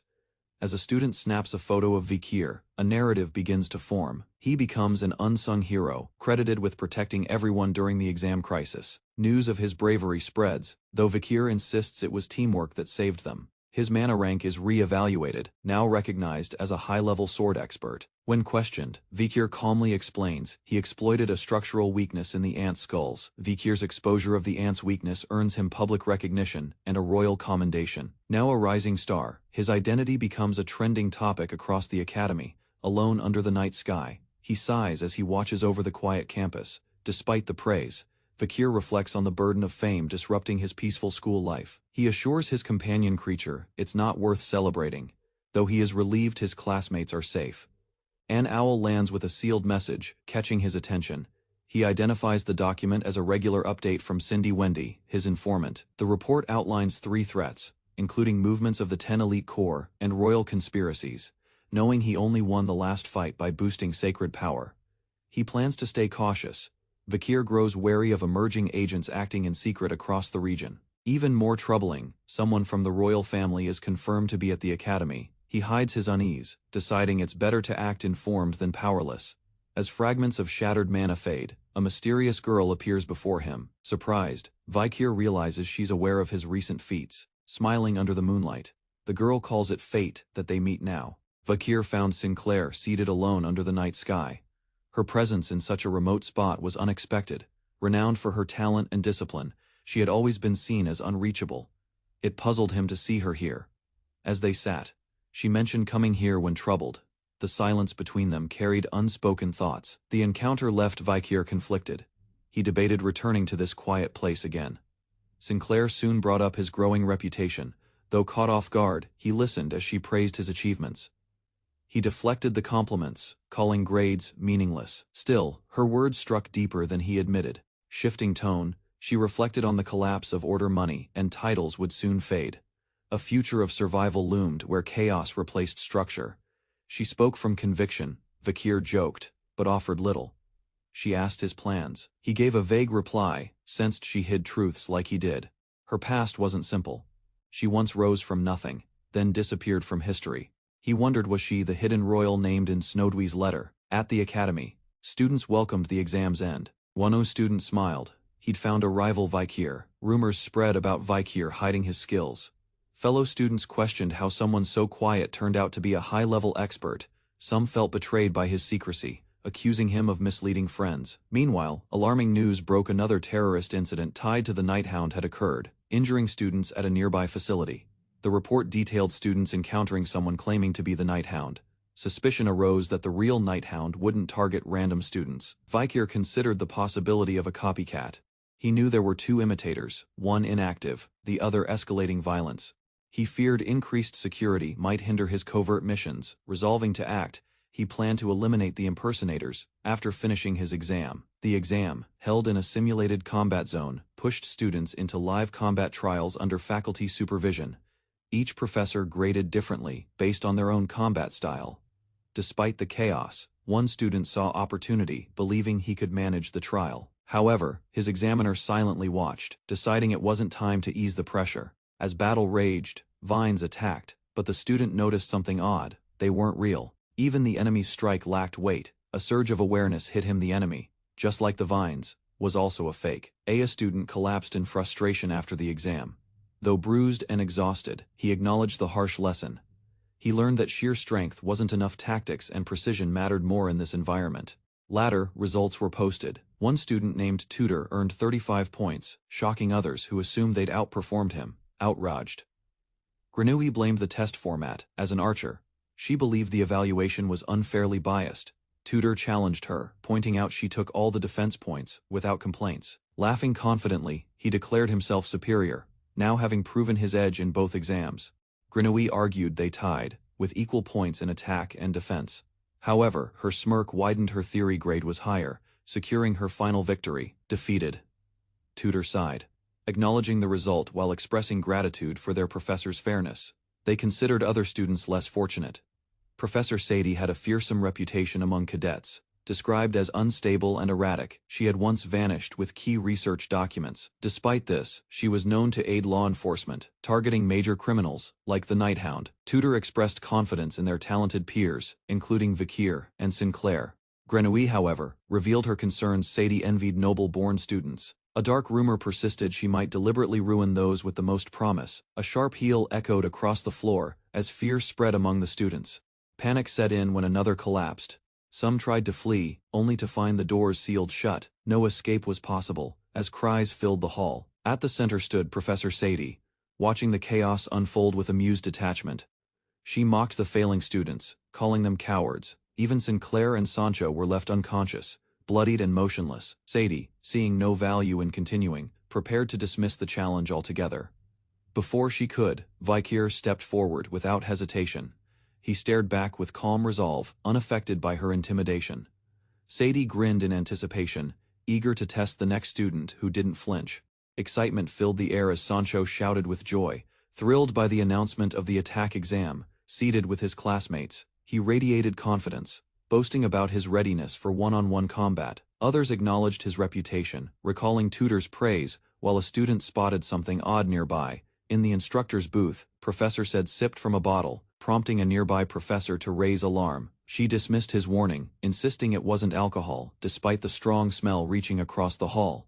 Without warning, she grabbed and hurled him aside, her strength shocking everyone present. Eyes glowing, and voice unwavering, she casually claimed the drink was only 78%, brushing off concern. Students whispered among themselves, recognizing her as the infamous professor said behind many unsettling rumors. With a grin, she pulled out a list and called Sancho's name to begin the test. Stepping forward, Sancho declared his unshakable resolve, undeterred by warnings. He brandished his weapon with determination, prepared for whatever lay ahead. From a distance, Set observed calmly, amused. Vakir and others stared intensely as the clash began. A sudden blow landed before anyone could react.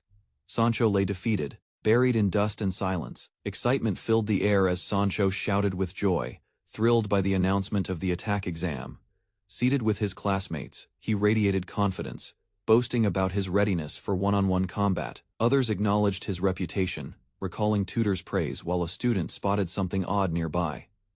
In the instructor's booth, Professor said sipped from a bottle, prompting a nearby professor to raise alarm. She dismissed his warning, insisting it wasn't alcohol, despite the strong smell reaching across the hall. Without warning, she grabbed and hurled him aside, her strength shocking everyone present, eyes glowing, and voice unwavering. She casually claimed the drink was only 78%, brushing off concern. Students whispered among themselves, recognizing her as the infamous professor said behind many unsettling rumors. With a grin, she pulled out a list and called Sancho's name to begin the test. Stepping forward, Sancho declared his unshakable resolve, undeterred by warnings. He brandished his weapon with determination, prepared for whatever lay ahead. From a distance, Set observed calmly, amused. Vakir and others stared intensely as the clash began. A sudden blow landed before anyone could react. Sancho lay defeated, buried in dust and silence. Sinclair collapsed to her knees, pain surging through her body as Said towered above. With a twisted smile, Said warned that using magic again could be impossible if the damage was deep enough. She ridiculed Sinclair's effort, highlighting her commoner status and the irony of failing after working so hard. One of the students stood trembling, called up next to face the merciless exam. Gripping his sword tightly, he struggled to maintain composure. Determined, the student declared his resolve, swearing not to back down despite his obvious fear. The moment the fight began, Said launched a violent magical strike that sent him flying. His sword shattered in the air before he could land a blow. Eyes wide with disbelief, she dismissed his efforts, stating that no matter how hard they tried. From a distance, Vakir silently watched as another classmate fell unconscious from a brutal strike. Panic erupted in the stand. Students screamed in disbelief, questioning the legitimacy of the test. Chaos spread as they discovered the exit was sealed. While others panicked, Vakir knelt beside the fallen, staring at the bloodied faces of his friends. Sancho and Sinclair lay unconscious, their bodies broken, images burned into Vakir's memory. Rage slowly ignited within him. His aura darkened, and his eyes glowed with deadly intensity. Said scoffed at the class, mocking the year's students as cowards who lacked resolve. With a smug grin, she called for the next participant, eyes scanning the field for another victim. Vakir stepped forward without hesitation, his voice calm but firm as he declared, "I'm next." Amused, Said welcomed him sarcastically, calling him a passionate student ready for punishment. In the stands, whispers spread. Students identified him as Vakir. Even so, concern grew. Despite Vakir's strength, Professor Said's experience far outweighed his. Said relished the chance to break the academy's top student for her amusement. Her golem lunged, imagining the satisfaction of tearing apart Vakir's limbs. Unshaken, Vakir countered mid-air with precision, releasing a crimson slash that caught Said's attention. His blade landed true, cutting the golem's shoulder as Vakir held his ground with quiet intensity. Shock rippled through the spectators. Said's hair whipped from the force as she reeled back. The room fell silent as he stared down the enemy. Gasps erupted. Students were stunned that he stopped the golem's charge completely. Before anyone could react, a scream pierced the air. Said clutched her bleeding eye in agony. Panicked, she stumbled back, while Vakir advanced without a word, dark intent burning in his eyes. Vakir feigned confusion, claiming he was aiming for the golem, though the arrow struck elsewhere. A chilling aura emerged as his red eye gleamed, betraying his true intentions. Professor Sadie clutched her bleeding eye, stunned by the attack, unable to hide her rage. Blood stains the floor as a student collapses, motionless and severely wounded. Startled by a distant scream, a professor halts his magic and turns sharply, suspecting trouble. He scowls, thinking Sadie might be tormenting the students again. Confused students gather, fists pounding on the sealed door as panic builds. Storming inside, the professor confronts Sadie, furious and demanding an explanation. To his disbelief, it's Sadie who lies injured, bleeding heavily before the class. The sight of fallen classmates sends a wave of shock through the crowd. One cadet explains a deflected arrow accidentally struck Sadie during the trial. Never before had the professor seen her wounded, only ever her victims. Clutching her bleeding eye, Sadie glares furiously at the student responsible. Meanwhile, Vakir's score appears, totaling 11 points from a critical hit. Behind him, top-ranked cadets arrive, casting a tense silence over the hall. Tutor assesses the injured. Fractures, bruises, and internal trauma mark their bodies. Thanks to Dolores's swift action, recovery remains possible. With tension easing, Tutor quietly expresses relief amid the aftermath. Dolores approaches the injured Professor Sadie and requests to examine the wound, calm but firm in tone. She warns that once Sadie recovers, she will propose disciplinary action for student abuse. Though noble-born, Dolores repeats her demand with composure, but blood splashes suddenly, halting her, rejecting any help as her wounded eye glows with fury. The surrounding students watch in stunned silence as her disturbing aura spreads. Sadie accepts the coming punishment, but hints ominously at rising chaos beyond the academy. Turning to Vakir, she confirms his name, memorizing it with malicious interest. She walks off, promising to meet him again, leaving Vakir thoughtful but composed. Shortly after, the long exam concludes, and students gather beneath the posted rankings. Those who endured Sadie's test are permitted a retake by faculty decision.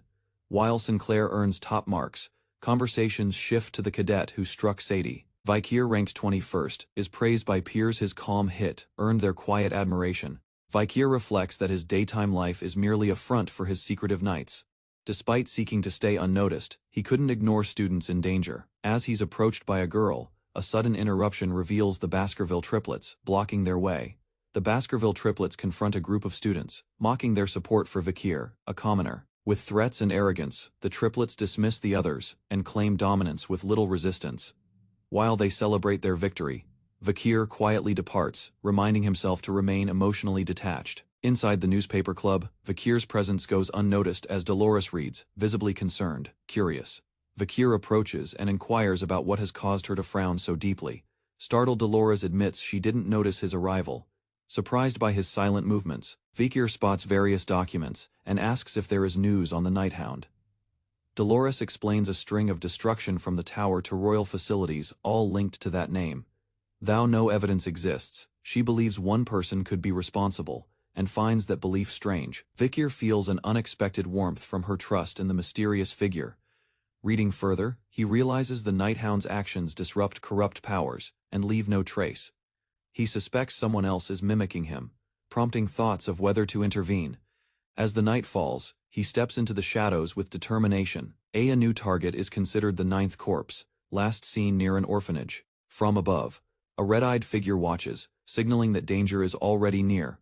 Hidden in the shadows, the cloaked figure crouches, prepared to uncover the fate of the missing informants. A horde of zombies rises in the dark, their presence confirming his suspicions. Among the undead, he recognizes former allies, once informants, now turned abominations. He draws a compact weapon, appreciating its portability and Ain's unexpected gift. In a swift motion, the blade ignites red, cutting through flesh without hesitation. Each strike lands precisely, dismembering the monsters with brutal efficiency. Surveying the area, he notes the weapon's superiority over his previous midterm gear. With silent steps, he moves between enemies, every movement refined and calculated. Dark energy swirls around him, reacting to his focused resolve and deadly intent. A foul scent fills the air, distinctly demonic, yet weaker than expected. Tracing the source, he confirms it originates from the Indulgentia orphanage nearby. Descending swiftly, he senses a presence dangerous and close. Below, a ritual unfolds. Rose emerges, resurrected by Dantalion's dark magic. Grieving yet determined, he embraces her, vowing never to lose her again. With glowing eyes, Dantalion swears to protect those he cherishes at all costs. A massive fracture splits the temple floor, revealing a lone figure enveloped in crimson light. Seir's ability guides her to Rose, who stands calmly opposite her in the shadows. Although the masked warrior has located Rose, he still fails to detect the other target he seeks. Intent on completing the ritual, he steps forward to gather all of Seir's remaining power. A sharp command pierces the silence. Crimson energy surges as a third presence enters the fray. He's caught off guard. Someone had been nearby, completely masked from his senses. With a blade of red lightning raised, the stranger demands answers with deadly intent. In response, the masked one declares his dual nature, part human, part demon. He insists the woman beside him was taken by Dantalion, not loyal to him. Rather than reply further, the masked man strikes, igniting a clash of crimson and shadow. The assailant counters swiftly, vowing to kill the demon without hesitation. Meanwhile, Rose conjures necromantic magic, raising skeletal remains to join the battle. Purple light glows beneath her feet as skeletons animate within a summoning circle. A grim realization dawns: these were once children, now twisted into undead warriors. His voice barely escapes. "I'm sorry," he mutters, driving his blade with quiet resolve. Red energy bursts between skeletons, sending them flying back with violent force. A massive explosion rips through the chamber, consuming everything in a surge of blue light.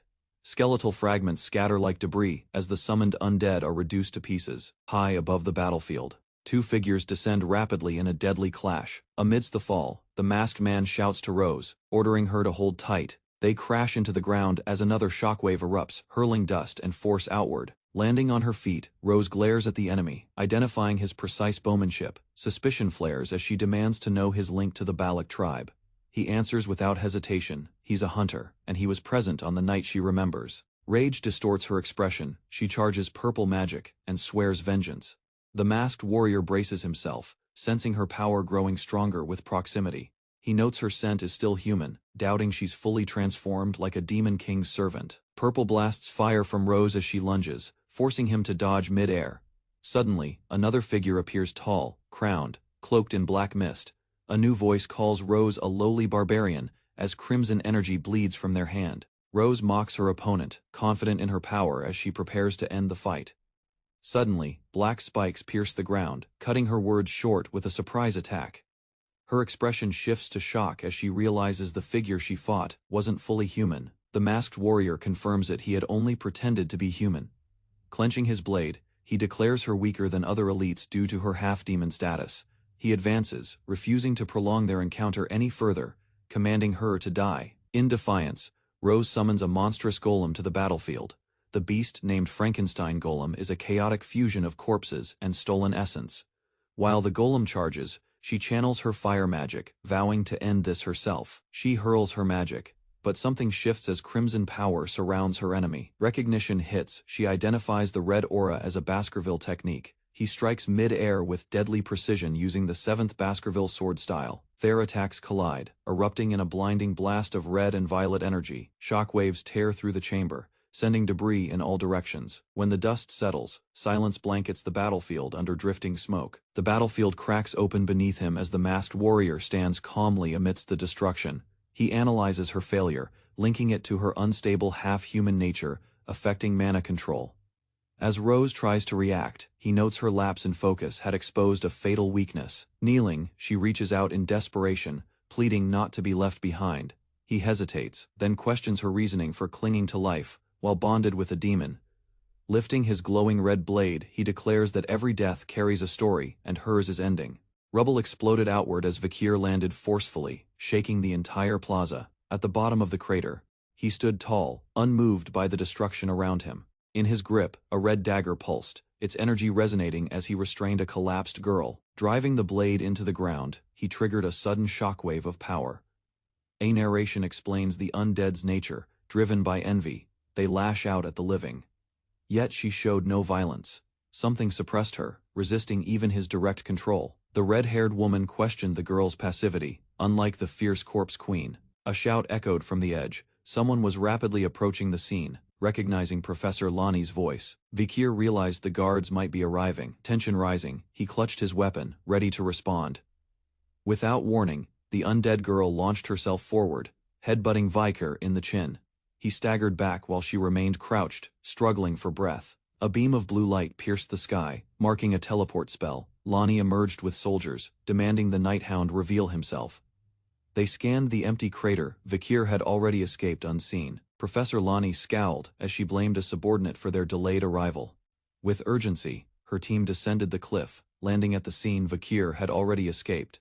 Her expression darkened as she noticed the mask he left behind on the cracked earth. Somewhere across the city rooftops, a scout clicked their tongue, realizing they'd lost Vakir's trail. A new chapter of the Academy's life began as the title marked episode 100. Inside the school, sunlight filtered through the windows as students prepared for the seasonal festival. In the dressing area, excited chatter filled the air as students planned their haunted house. A group recalled how Halloween festivities followed the exhausting exam period. Everyone agreed the haunted house tradition remained a staple, even for professors. The leader declared they would draw lots to assign ghost roles, while others laughed and participated. One student remained quiet and thoughtful. His thoughts returned to Sarah the Eighth Corpse and the missed chance to eliminate her. He reflected on needing help against past foes like Andromalius and Dantalion. Doubts clouded his mind about fighting Sarah alone at full strength. To stand a chance, he knew he must master the Baskervilles' forbidden 7th technique. Text explains that the 7th technique of the Baskervilles demands the user abandon all emotion. Mastering this form requires understanding the 6th and 8th techniques as foundational steps. Vakir contrasts this with the dummy-level graduates who embrace emotion to reach conclusions. While others continue drawing lots, Dollars flinches after pulling the Night Hound roll. She hesitates, recalling that Vakir, the real Night Hound, recently attacked an orphanage. Despite her discomfort, she agrees to participate, trying to mask her anxiety. The group's attention shifts as Vakir is urged to draw his roll from the box. Internal thoughts cloud his focus, especially the irony of being linked to the title Night Hound. Curious voices surround him, asking what role he pulled while the festival begins around them. Celebration sweeps through the academy grounds as the night festival kicks off. At one booth, muscular warriors in costume invite guests to try spicy stew and join the bar. Students cheer as food and drink stalls fill with enthusiastic voices and laughter. Charming hosts hand out flyers, drawing attention with flair and flattery. One fairy-costumed girl surprises onlookers with her cuteness and polite demeanor. A firm voice interrupts flirtation, reminding others not to bother their teammates. The sound of approaching footsteps catches attention as a tall figure enters the booth area. Students nearby look over curiously as Dolores walks confidently, eyes fixed forward. Professor Venci greets her, addressing her by title with a serious tone. Standing before her, Venci questions her costume with visible disapproval. He reminds her of the social consequences of impersonating a notorious criminal. Dolores lowers her gaze, speechless as he continues to criticize the choice. Venci declares she must face the outcome of her decision, offering no further objection. Nearby, others recognize Venci's presence and discuss how professors also promote their booths. He admits, reluctantly, that he's only attending due to that obligation, not enthusiasm. A server delivers Dolores's fried chicken and fries, placing the dishes on the table. In her mind, Venci insults the food, doubting its preparation and quality. However, his expression changes instantly after tasting it. He's shocked by its flavor. Golden juices burst from the meat, releasing smoky aroma and savory flavor. He demands to know who made it, suspecting a professional chef was hired. Dolores responds calmly, one of their members cooked it themselves. In a quiet kitchen, a girl in a witch costume stands over the stove, flames flickering around her. Her lips move with determination, speaking quietly to herself. She pauses, startled, eyes widening as something or someone comes to mind unexpectedly. At the vibrant school festival, students take part in a playful tradition. Men dress as women, and women as men. Inside a bustling food stall, a figure in a witch outfit works the stove. The cook's graceful movements contrast with the fiery kitchen backdrop. That witch is Vikir, quietly preparing multiple dishes, fried chicken, sausages, and rice balls, despite the flood of orders coming in. With a swift flick of the ladle, Vikir stirs the food over rising flames. His calm demeanor anchors the chaotic kitchen. The crowd outside swells. Rumors of the delicious food spread quickly, drawing both men and women in droves. Staff rush to keep up, but Vikir remains unfazed, maintaining speed and precision. Memories surface from a harsh expedition where food was nearly impossible to find. To survive, Vikir learned to cook using rotten meat, strange animals, and insects. Through countless trials, he mastered how to turn the inedible into meals. Now, he washes tough roots with vinegar and salt, cooking them with rare herbs. He creates an aromatic dish. A customer, stunned by the flavor, gazes at him in awe. Teammate storms in, questioning Vikir's presence in the kitchen. Another protests, insisting his cooking is irreplaceable. Arguments rise, but all agree Vikir's food is the true attraction. A shadowy figure watches the kitchen, eyes glowing red with suspicion. Drawing a blade, red energy coils around his hand. The intensity stirs, a reaction from someone nearby, eyes wide in shock. Across the room, a man steps forward, Osiris Le Baskerville, from outside the bustling tent. Osiris observes quietly, cloaked in mystery. He muses aloud, noting how long it's been since he last visited. When Vikir questions him, Osiris responds playfully, calling it a brother's duty to intervene during troubled times. Smiling warmly, Osiris expresses affection. A child rushes past the crowd, arms extended, voice filled with excitement. She clings to Vikir tightly, exclaiming, "Uncle." Her joy is genuine and overwhelming. Pomerian's loud cries attract attention. She jumps into Vikir's arms, barely holding back tears. Osiris reveals that their father sent him specifically to escort her to the academy. He adds that she missed Vikir so much. A cacao farm was created just to cheer her up. A servant solemnly confirms that their father approved Pomerian's visit. Osiris notes how her mood changed drastically after Vikir left. For the first time in ages, she's smiling again. Osiris, despite himself, looks genuinely moved. After a heartfelt moment, Osiris brings up a troubling topic: an organization known as the Judgment of Truth. He explains how the group rose in political influence. Their trials judged entire noble families, pushing some to exile or ruin. Vikir recalls how the group's manipulation led to deadly consequences.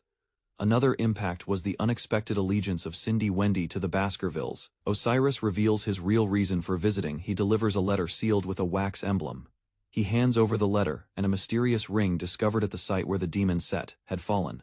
Vikir inspects the ring, believing it may hold a unique power tied to divine abilities. The item is confirmed to be the Divine Immortal's Ring, capable of disabling powerful barriers once thought unbreakable.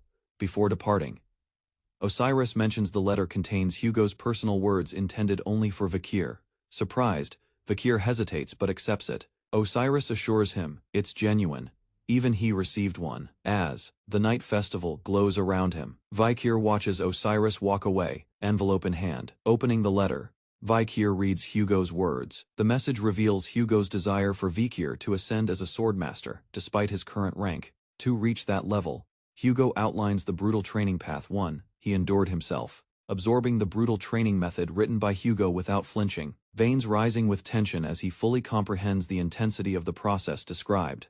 Despite the cheerful festival atmosphere, Vikir sits isolated, deep in thought, weighed down by the path ahead.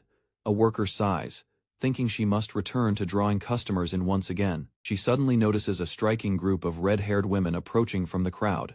Their confident presence and elegance catch attention. They are instantly recognized as beautiful by those nearby. Laughter echoed across the glowing festival as crowds gathered between lantern-lit stalls. Rose walked calmly through the celebration, her eyes scanning the vibrant scene while remaining composed beside her masked companion. Stopping at a food stand, she took a bite of the warm dish. Her eyes widened, unexpected flavor bloomed on her tongue. Memories stirred. Rose imagined a different life, one without demonic contracts or secrecy. Instead of blending with the crowd as a student, she now stood. Her gaze turned sharp. The night hound was close. She had to uncover the truth beneath his mask. Rumors painted him as a shadowy terror haunting the capital's nights. He possessed knowledge too precise to be coincidence. Drawn to Ser, the demon inside her, he wouldn't ignore a gathering this large. Red-tinged swordsmanship confirmed her suspicions. She was determined to expose his identity. Conflicting thoughts flooded her mind. What if she was right? Ser responded without hesitation, rising to the surface to seize control. Wings unfolded as the demon took form, radiating authority in Rose's place. Rose objected, questioning if this act violated their pact. Calmly, Ser invoked the clause granting her an hour of full control. With chilling clarity, she warned Rose to never mistake borrowed power for submission. Ser grinned with twisted delight, energy pulsing through her as her powers surged to the surface. With graceful force, she unleashed a wave of dark aura that pushed against the space around her. Her voice rang out with scorn, mocking Rose's past. A memory was invoked, her failure to protect a loved one, now weaponized in Ser's cruel monologue. Ser boasted that Rose only found her sister due to the demon's power, emphasizing her own usefulness. Rose clenched her teeth. Despite their contract, Ser had never found the one person she truly sought. As their argument escalated, movement near the tents caught Ser's eye, breaking her focus. A demonic signature stirred from the crowd, its presence sharp and familiar. Her expression shifted. This wasn't normal. The warning came swiftly. Ser urged Rose to run, sensing a demon hunter's foul aura. Realization struck. That presence confirmed a long-held suspicion. Without hesitation, she lunged, but her target slipped away into the night. Panic surged through Ser's chest as she glimpsed the figure's back, familiar, haunting. Rose dashed after him, fireworks exploding above, like echoes of urgency and revelation. Left behind, Ser stared in stunned silence, her face frozen in disbelief. Fireworks exploded above as Rose closed in.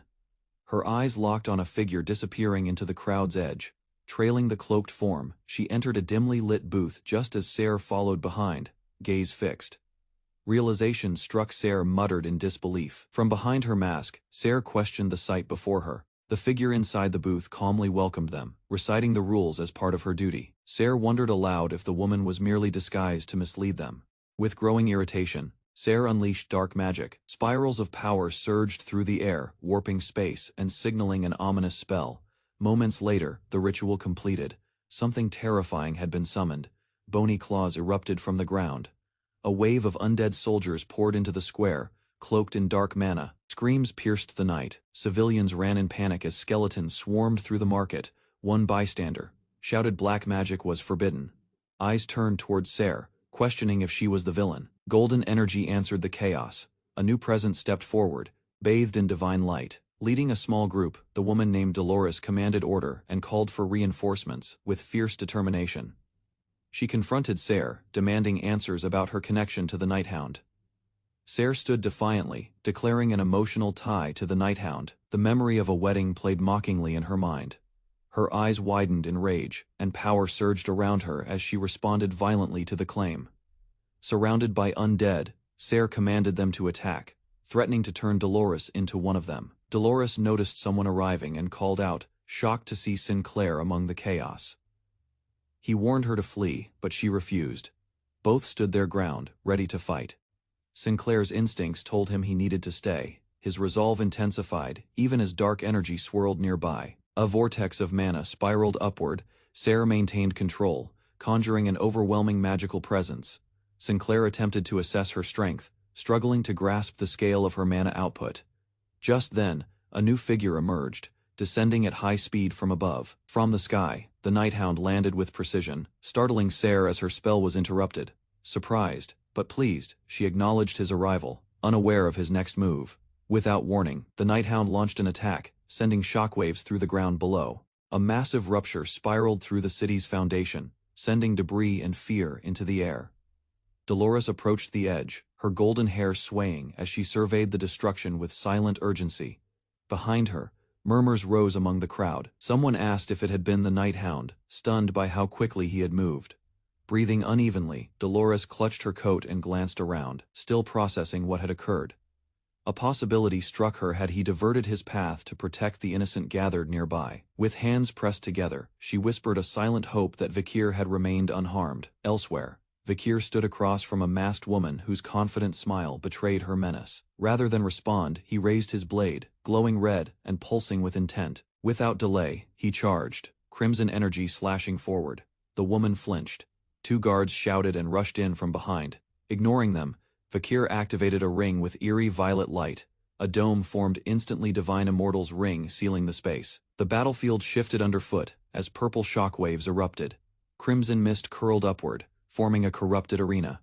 Among the haze appeared echoes of Hugo and Osiris, summoned by the cursed domain. Ser observed the barrier's effect, recognizing the statue of Baskerville's patriarch within. Suspicion became certainty. Her sharp eyes narrowed. She demanded Vakir remove his mask, hoping to confirm his identity, but he refused. Bound by a contract with Geyser, he explained. He could not reveal his face, not even his name. A flicker of surprise crossed her face as Vakir lunged.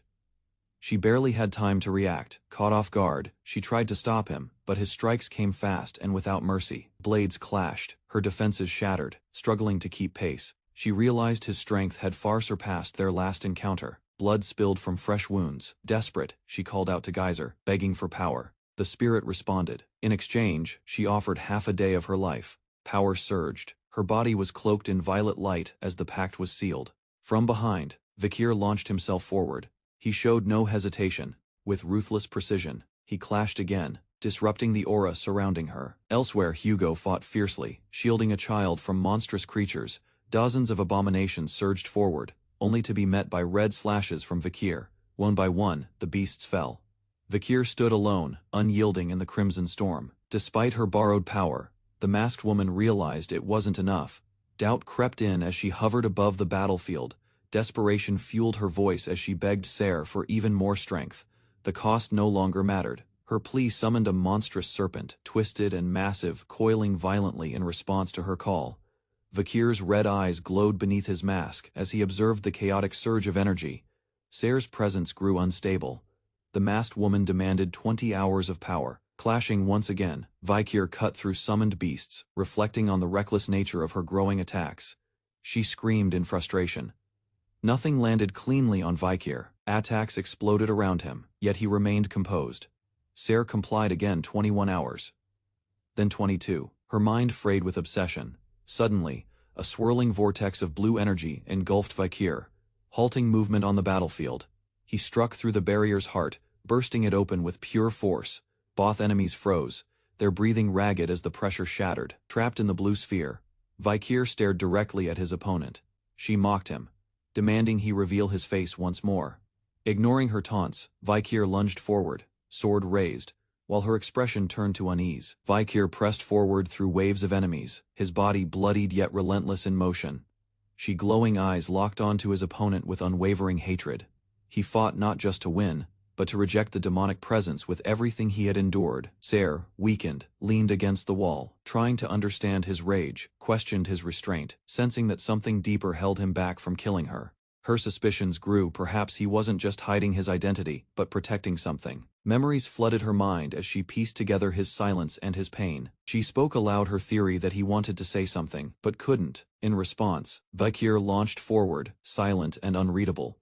Just as she reached for him, a memory returned his face, once familiar. The moment confirmed it. She knew who he was all along. Her voice trembled as she addressed him by name. Camus Mori, the one she once knew. Behind the closed doors of the Nord estate, quiet sobs echoed through the silence. Golden handles and carved panels stood unmoving, as if guarding the sorrow within for days. Camus remained locked inside, unwilling to eat or face anyone. Two maids spoke in hushed tones, concerned by the young lady's prolonged grief. Memories of the recent raid resurfaced. Soldiers had fallen, while protecting her from brutal invaders. What broke her most was the loss of Sir Vikir Baskerville, the man she deeply loved. Their whispers were interrupted as a cloaked figure stepped into the hallway. Streams of water, magic burst forth, forcefully silencing the maids mid-sentence. He chastised them harshly, reminding them that loyalty meant holding one's tongue. The man revealed himself. Rodvelt, Camus's uncle, his expression cold and stern. Blue magic faded as the terrified servants collapsed, gasping and begging forgiveness. Without another word, he turned and approached the sealed chamber. A breath escaped his lips before he gently called to his niece. The heavy door creaked open, revealing a room washed in blue light. There, beneath the covers, Camus lay trembling, swallowed by grief, too heavy to lift. Informing Camus that her refusal to eat had worried everyone, especially her mother. Camus responded weakly, questioning if eating meant she was expected to continue living alone after losing everything. Her mind drifted to the past, remembering how her own mistakes led to her kidnapping and forced Vikir into a deadly battle he faced without support. She confessed aloud that Vikir's death would never have happened if she had acted differently. The weight of Rose's fate joined her guilt. Rodvelt stepped forward, unable to watch her collapse further. He reminded her that the lives lost during her rescue had added meaning to her own. According to him, those who survived had a responsibility to carry the memories and purpose of the fallen. Hearing this, Camus realized that continuing her life might honor Vikir and Rose rather than betray them. Determination returned to her as she suddenly sat upright, driven by the possibility that another path existed, filling pages with magical equations while explaining her theory of shifting energy values and altering outcomes. Exhaustion forced her to clutch her head in frustration as the calculations blurred. Camus called out for food, realizing she needed energy if she hoped to pursue her idea. Later, a grand banquet filled the estate dining hall. Sitting before her mother, Camus finally gathered the resolve to speak again. Camus's mother, the matriarch, finally spoke, acknowledging how long it had been since her daughter had touched food. Camus then made her request to mobilize the Morgue family's military and search the nearby forest. Rodvelt expressed concern over the forest's danger, but agreed on the condition she wouldn't skip any meals. Rodvelt objected briefly, but the matriarch insisted Camus still had fight left in her. She clasped her hands, declaring it was not her role to force Camus to give up. With a firm smile, she asked if Rodvelt would hold her to that promise. Later, Camus tried to eat, but her weakened body reacted violently. Rodvelt realized she couldn't handle normal food after starving for days. Despite protests, Camus declared she would eat every last bite, refusing pity or adjustments. With fierce resolve, she bit into her food, whispering Vikir's name with trembling lips. She blamed herself for everything: the kidnapping, the battle, the loss, all connected to her. To her, death had come unfairly to Vikir, and she vowed to undo that injustice. Clutching her food, she silently swore vengeance and restoration. Her will, once broken, now ignited again with purpose as her preparations began. Far away, in the hands of a hidden enemy, her movement had already drawn notice. A mysterious woman stood before the elder, revealing her intention to defect from the Hall of Light. With a confident smile, she declared her wish to join the Hall of Darkness instead. The elder was stunned. The Hall of Light was the Morgue family's pride, the darkness its hidden, secretive counterpart. He reminded her that entering meant severing all ties and living forever in secrecy. She accepted, willing to abandon her title and family for what she believed in. When the elder learned she planned to resurrect Vikir, he asked if she truly intended to use forbidden magic. Without hesitation, she confirmed it. She would perform the spell of perfect revival. The elder immediately rejected her request and denied her entry. Rather than plead, she summoned dark power, vowing to master it herself. Her display of necromantic energy shocked him. She had already bonded with a spirit. Doubt turned to awe.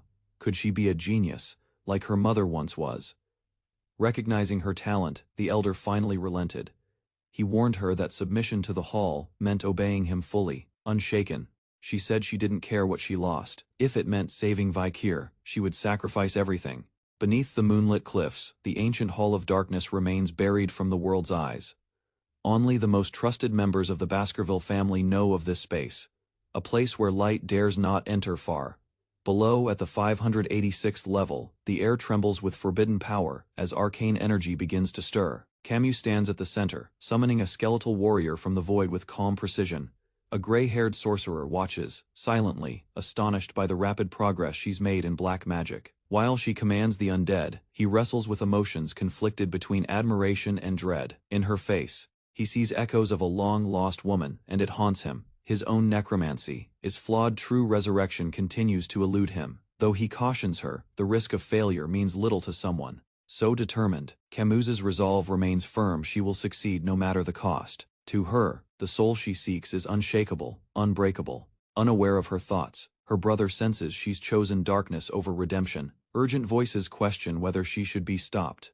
One leader insists she was free to walk either path, having earned the right. Without further protest, they watch her vanish into the depths. As they descend deeper, the elder asks if Camus knows the origins of the word morgue. She shakes her head. He raises the lantern, illuminating carvings etched into the walls of the Hall of Darkness. The hall echoes with their footsteps. He begins recounting the family's roots tied to a morgue long before human civilization. The Mora line once handled the nameless dead, helping families find peace with loss. In time, some members gained the ability to speak with spirits. Even now, rare descendants like Camus can still commune with the dead. She asks if this means black sorcery existed from the beginning. He confirms, but warns the truth lies beyond death. To reach that truth, he tells her, one must first respect death, never rush toward it. Before embracing death, a true sorcerer must love life and understand suffering. He reminds her real black mages cherish life and pity the dying. Camus listens, silent, absorbing his words. Despite the world's fear, true black mages are closer to sages than monsters. Later, she reveals a magic circle, one designed for full resurrection. The elder examines it, shocked. It surpasses what he knows. Though incomplete, its sophistication stuns him. Her research has leapt ahead of his own. Camus presents her magic circle with pride, the culmination of her intense research and willpower. Her mentor studies it carefully, impressed by its advanced structure far beyond what he expected. She asks him to help conduct the spell. He reflects on her nature, wondering if she truly likes Vikir. Acknowledging her sincerity, he agrees to assist, deciding to support her conviction. They prepare together, Camus explains. She obtained Vikir's blood and hair, vital components for the ritual. Spirits from the forest have also been gathered, enhancing the spell's reach toward the soul. As the array is drawn, she prepares mentally to begin the ritual without delay. Her mentor warns of haste, but she insists she's waited long enough, with glowing eyes and unwavering focus. Camus activates the ritual with determination. Energy swirls violently as her mentor channels power alongside her. Dark lightning cracks through the circle. Both are lifted by the force of the spell. Amidst the chaos, Camus holds firm at the center, fully immersed in the ritual's energy. He confirms the circle is flawless. It may mark a turning point in black magic's evolution. Suddenly, crimson forces surge violently, shifting the ritual's tone. Camus opens her eyes. Stunned whispers of a name escape her lips. She reaches toward the glowing core, calling Vikir's name as the spell spins out of control. The ritual circle explodes in a violent burst of red energy, warping the chamber. Her body is hurled away by a surge of backlash shrouded in lightning and force. The elder cries out, watching helplessly as the ritual collapses around them. Camus lies motionless among the shattered remnants of the circle, her vision fading. Realizing the ritual was disrupted by mana interference, she wonders if she failed. In a void of darkness, Camus drifts alone, unsure if she's alive or dead. She questions what went wrong. Was Vikir's soul absent, or already beyond reach? Doubt consumes her. If he's truly gone, what was the purpose of her efforts? Tears stream down her face. She thinks it might be better to disappear entirely. In a brief memory, she confesses to her master the real reason she pursued darkness. Unable to stay beside her sister in the light, she chose the shadows instead. The elder regrets his own cowardice and lack of honesty in the past. He encourages her to keep going, wishing her strength and reunion with her loved one. As he fades away, Camus sinks into the depths, alone but still reaching forward. Camus and her master lie motionless amid the shattered ritual ground, blood pooling beneath them. His body shows deep wounds, lifeless eyes staring upward as silence fills the chamber. She slowly rises, shaken, and calls to him with trembling fear, realizing something has gone terribly wrong. With blood trickling down her fingers, Rose struggled to press her hand against the shattered floor. The tension in her hand revealed a spark of life, though her strength was nearly gone. Lying motionless within a fractured ritual circle, she appeared lifeless, trapped under layers of failure and isolation. Thoughts returned slowly, immobilized and scorched. She couldn't determine how long she had remained alone. No one would find her in the hidden depths of the Hall of Darkness, where silence crushed any lingering hope. Regret filled her heart. Despite everything, she had never met the person who mattered most. Just as her thoughts drifted toward death, a voice echoed in the void, foreign yet familiar. Uncertainty gripped her. Perhaps it was madness, but the voice insisted it was real. A presence emerged, revealing itself as a demon drawn to her dying wish. Questions were asked. The demon probed her desires, confronting what she couldn't admit aloud, introducing itself as a spear. It offered her a path to reunion with the one she lost. Though exhausted, a flicker of purpose returned to Rose's gaze. She nodded. The pact began. Even now, something remained untried, and she would seize it. Far away, cloaked figures rushed. Rose's fate had changed. Inside the hall, Camus rushed toward Rose, shouting her name with urgency as cloaked guards followed close behind. His concern was obvious as he questioned her appearance and absence. He grew suspicious, noting her changed hair and sensing something deeper at play. Rather than explain, Rose offered a brief apology and excused herself, claiming exhaustion. Spear's voice mocked her as she walked, but she silenced him firmly, unwilling to entertain his remarks. Their contract had just begun, granting her powers from a realm few dared touch. Spear gave her the ability to find whatever she sought, no matter how hidden. He also granted the power to resurrect the dead, a forbidden gift Rose desperately needed. Despite locating her younger sister's soul, Rose could not sense Vakir's presence among the dead. Giving up wasn't an option. Her search continued, fueled by obsession and grief. By day, she trained and guarded Rose. By night, she searched tirelessly for Vakir. Though family ties weakened, her determination to find him never did. One night, an intruder appeared. He wasn't there for her. He demanded a spear. Spear's ally required a host, choosing a nearby child for his own gain. Following that encounter, Rose vanished without a trace, consumed by forces beyond reach. Camus's arrival brought confrontation. He questioned Rose's nature, sensing the change that came from her contract with the demon. That very day, just as he set out to find her, a destructive rift split open, and Rose emerged from the chaos. In that moment of despair, a miracle unfolded. She had returned, changed yet alive. Their eyes met again after a long separation. He greeted her gently, commenting on how much she'd changed since they last met. Flooded with emotion, she longed to speak, to ask everything left unspoken. Internally, Rose screamed questions: why he vanished, why he never came for her. Though desperate to express her pain, her voice failed her. Camus admitted he knew of her pact with a demon, and only wished to leave a dignified impression before the end. Time was running out. She warned that when the end came, he would have to fight alone. Still, her final wish was to stand beside him one last time. Smiling, Camus thanked her for finding him, giving her perfect closure. The reunion didn't last. Blood spilled across the battlefield. Horrified, Rose watched Camus collapse in her arms, pierced and dying. With weak breath, he acknowledged her silence and understood it wasn't her choice. Camus, injured and bloodied, spoke calmly while embracing Rose, acknowledging her restrained attacks during their duel. Despite his condition, he told her to stop worrying and trust him to finish the battle. Determined eyes flared with resolve, Camus vowed not to fall to any demon, even as the monstrous enemy approached. At the edge of a blood-colored sky, Vakir stands silently before a grave. Without warning, a silver-haired woman appears and embraces him. She speaks softly, claiming to know him through Camus, her so-called roommate. Suddenly, the embrace turns violent. She drives a blade into his side, grinning as she reveals her identity as a demon possessing Camus's body. Dark spikes erupt around her while she mocks Vakir's hesitation. Reacting swiftly, Vakir pulls away and dodges the attack. The ground warps, exposing a trap designed by Daedalus. She steps forward, identifying him as the one who killed her ally. Suspicion creeps in. She notes his forbidden knowledge of elite corpses. No soul is visible through her mystic eye. The question rises, is he truly human? Unmoved, Vakir listens as she offers to share Camus's tragic past. Desperation once led Camus to invoke a forbidden resurrection ritual. In return, her body became a prison for the demon that answered her plea. Haunted by regret, Camus now clings to fading memories within. Blade drawn, Vakir rushes toward her, cutting through the cursed air. The demon smirks, reminding him that her death means Camus's too. Surging with dark energy, she warns Camus has waited for him all this time. A violent clash ignites as Vakir charges, red energy surrounding his blade. Without hesitation, Vakir unleashes a flurry of strikes. Just as his attack lands, a monstrous skull bursts forth. Vakir braces, caught between its gaping jaws and the demon's unrelenting assault. Mocking laughter erupts as the demon questions how Vakir managed to cut through her true form. A bone dragon smashes into the battlefield, its roar shaking the ground. It dives with brutal speed, shaking the terrain as it lands. Its sheer force reshapes the battlefield around them. Seated among the wreckage, Vakir reflects. He stands once more surrounded by shadows. His resolve hardens as he recalls the contract Camus made. Destroying the demon would also kill Camus. Despite knowing the truth, Vakir questions his own words.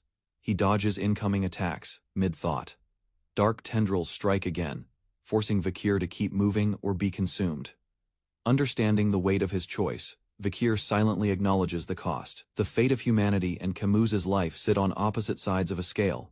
Yet, if even a single thread of hope remains, he won't let it go. Amid the battlefield's ruin, a demon laments defeat at the hands of a human. The 9th and 10th elite corpses had fallen. With rage in her voice, she calls out Vakir's name. His interference had delayed the opening of the demon realm's gate. A clash resumes as the demon lunges forward. Energy explodes, while the two forces collide again. Blood sprays from Vakir's side as he's struck. She ridicules his weakness, calling him a graduate clinging to hopeless dreams. Undeterred, Vakir whispers about miracles. A small smirk forms on his face as he grips her head. Pulling her close, he declares he's betting everything on that miracle. His strike hits, catching the demon off guard as shock floods her expression. Face to face, Vakir calls out to Camus, asking if she can hear him inside. Wounded but determined, he tells her he can't save her alone. He urges Camus to resist. The contract isn't unbreakable due to her magical skill together. They'll make the miracle real. Anger boils in the demon's eyes as she screams and attacks again. Vakir holds his ground while evading her strikes. The demon's fury is relentless. She vows to enslave him and use him as a tool to destroy mankind, walks toward the demon despite his injuries, determined to end the battle. He recalls a letter he once dismissed, realizing its warning now guides his actions. Looking toward the statue of Hugo Le Baskerville, Vakir prepares for a final confrontation as the demon advances. The demon releases a surge of power, shouting Vakir's name while preparing a lethal strike aimed directly at him, revealing strength he never expected to reach. Camus's body appears restrained by the demon's force, creating a critical moment.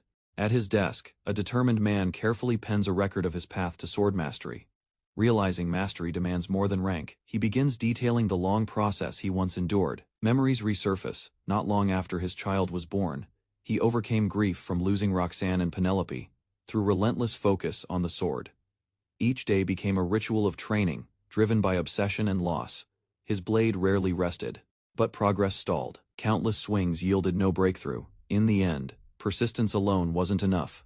He still couldn't attain true mastery. Turning to ancient texts, he scoured the vast 10,000 epistle library. A forgotten note revealed the key. Reclaiming emotion was essential. He began retraining his soul, forcing himself to feel once more. The effort backfired. His emotions twisted, no longer authentic, seeking legacy. He fathered many sons, and pushed them into brutal training. One child, however, would lead him to a surprising revelation. In freezing water, a baby fought against unbearable pain. That struggle stirred something deep inside him.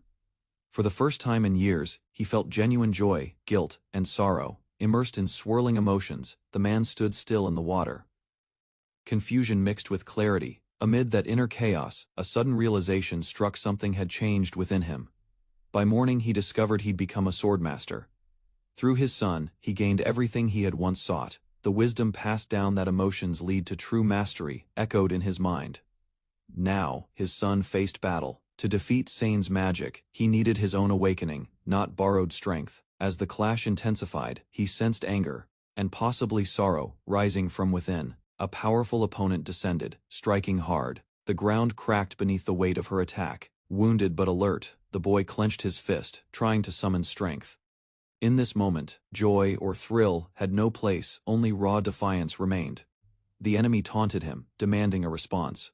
Her voice cut through the battlefield. He stood in silence, battered but unbroken, eyes locked on hers. She lunged again, and the ground erupted as their clash resumed. From the dust, he rose once more, bloodied but resolute. With newfound clarity, he unleashed the feared Baskerville 7th technique. Blade clashed against flesh. His strike now carried true intent. The enemy mocked his efforts, belittling his strength and confidence.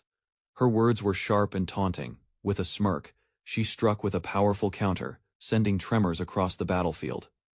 Confident in her superiority, she questioned his intent and strength, dismissing his resistance. A magic circle surged beneath her feet as dark energy gathered. She invoked an ancient contract's power.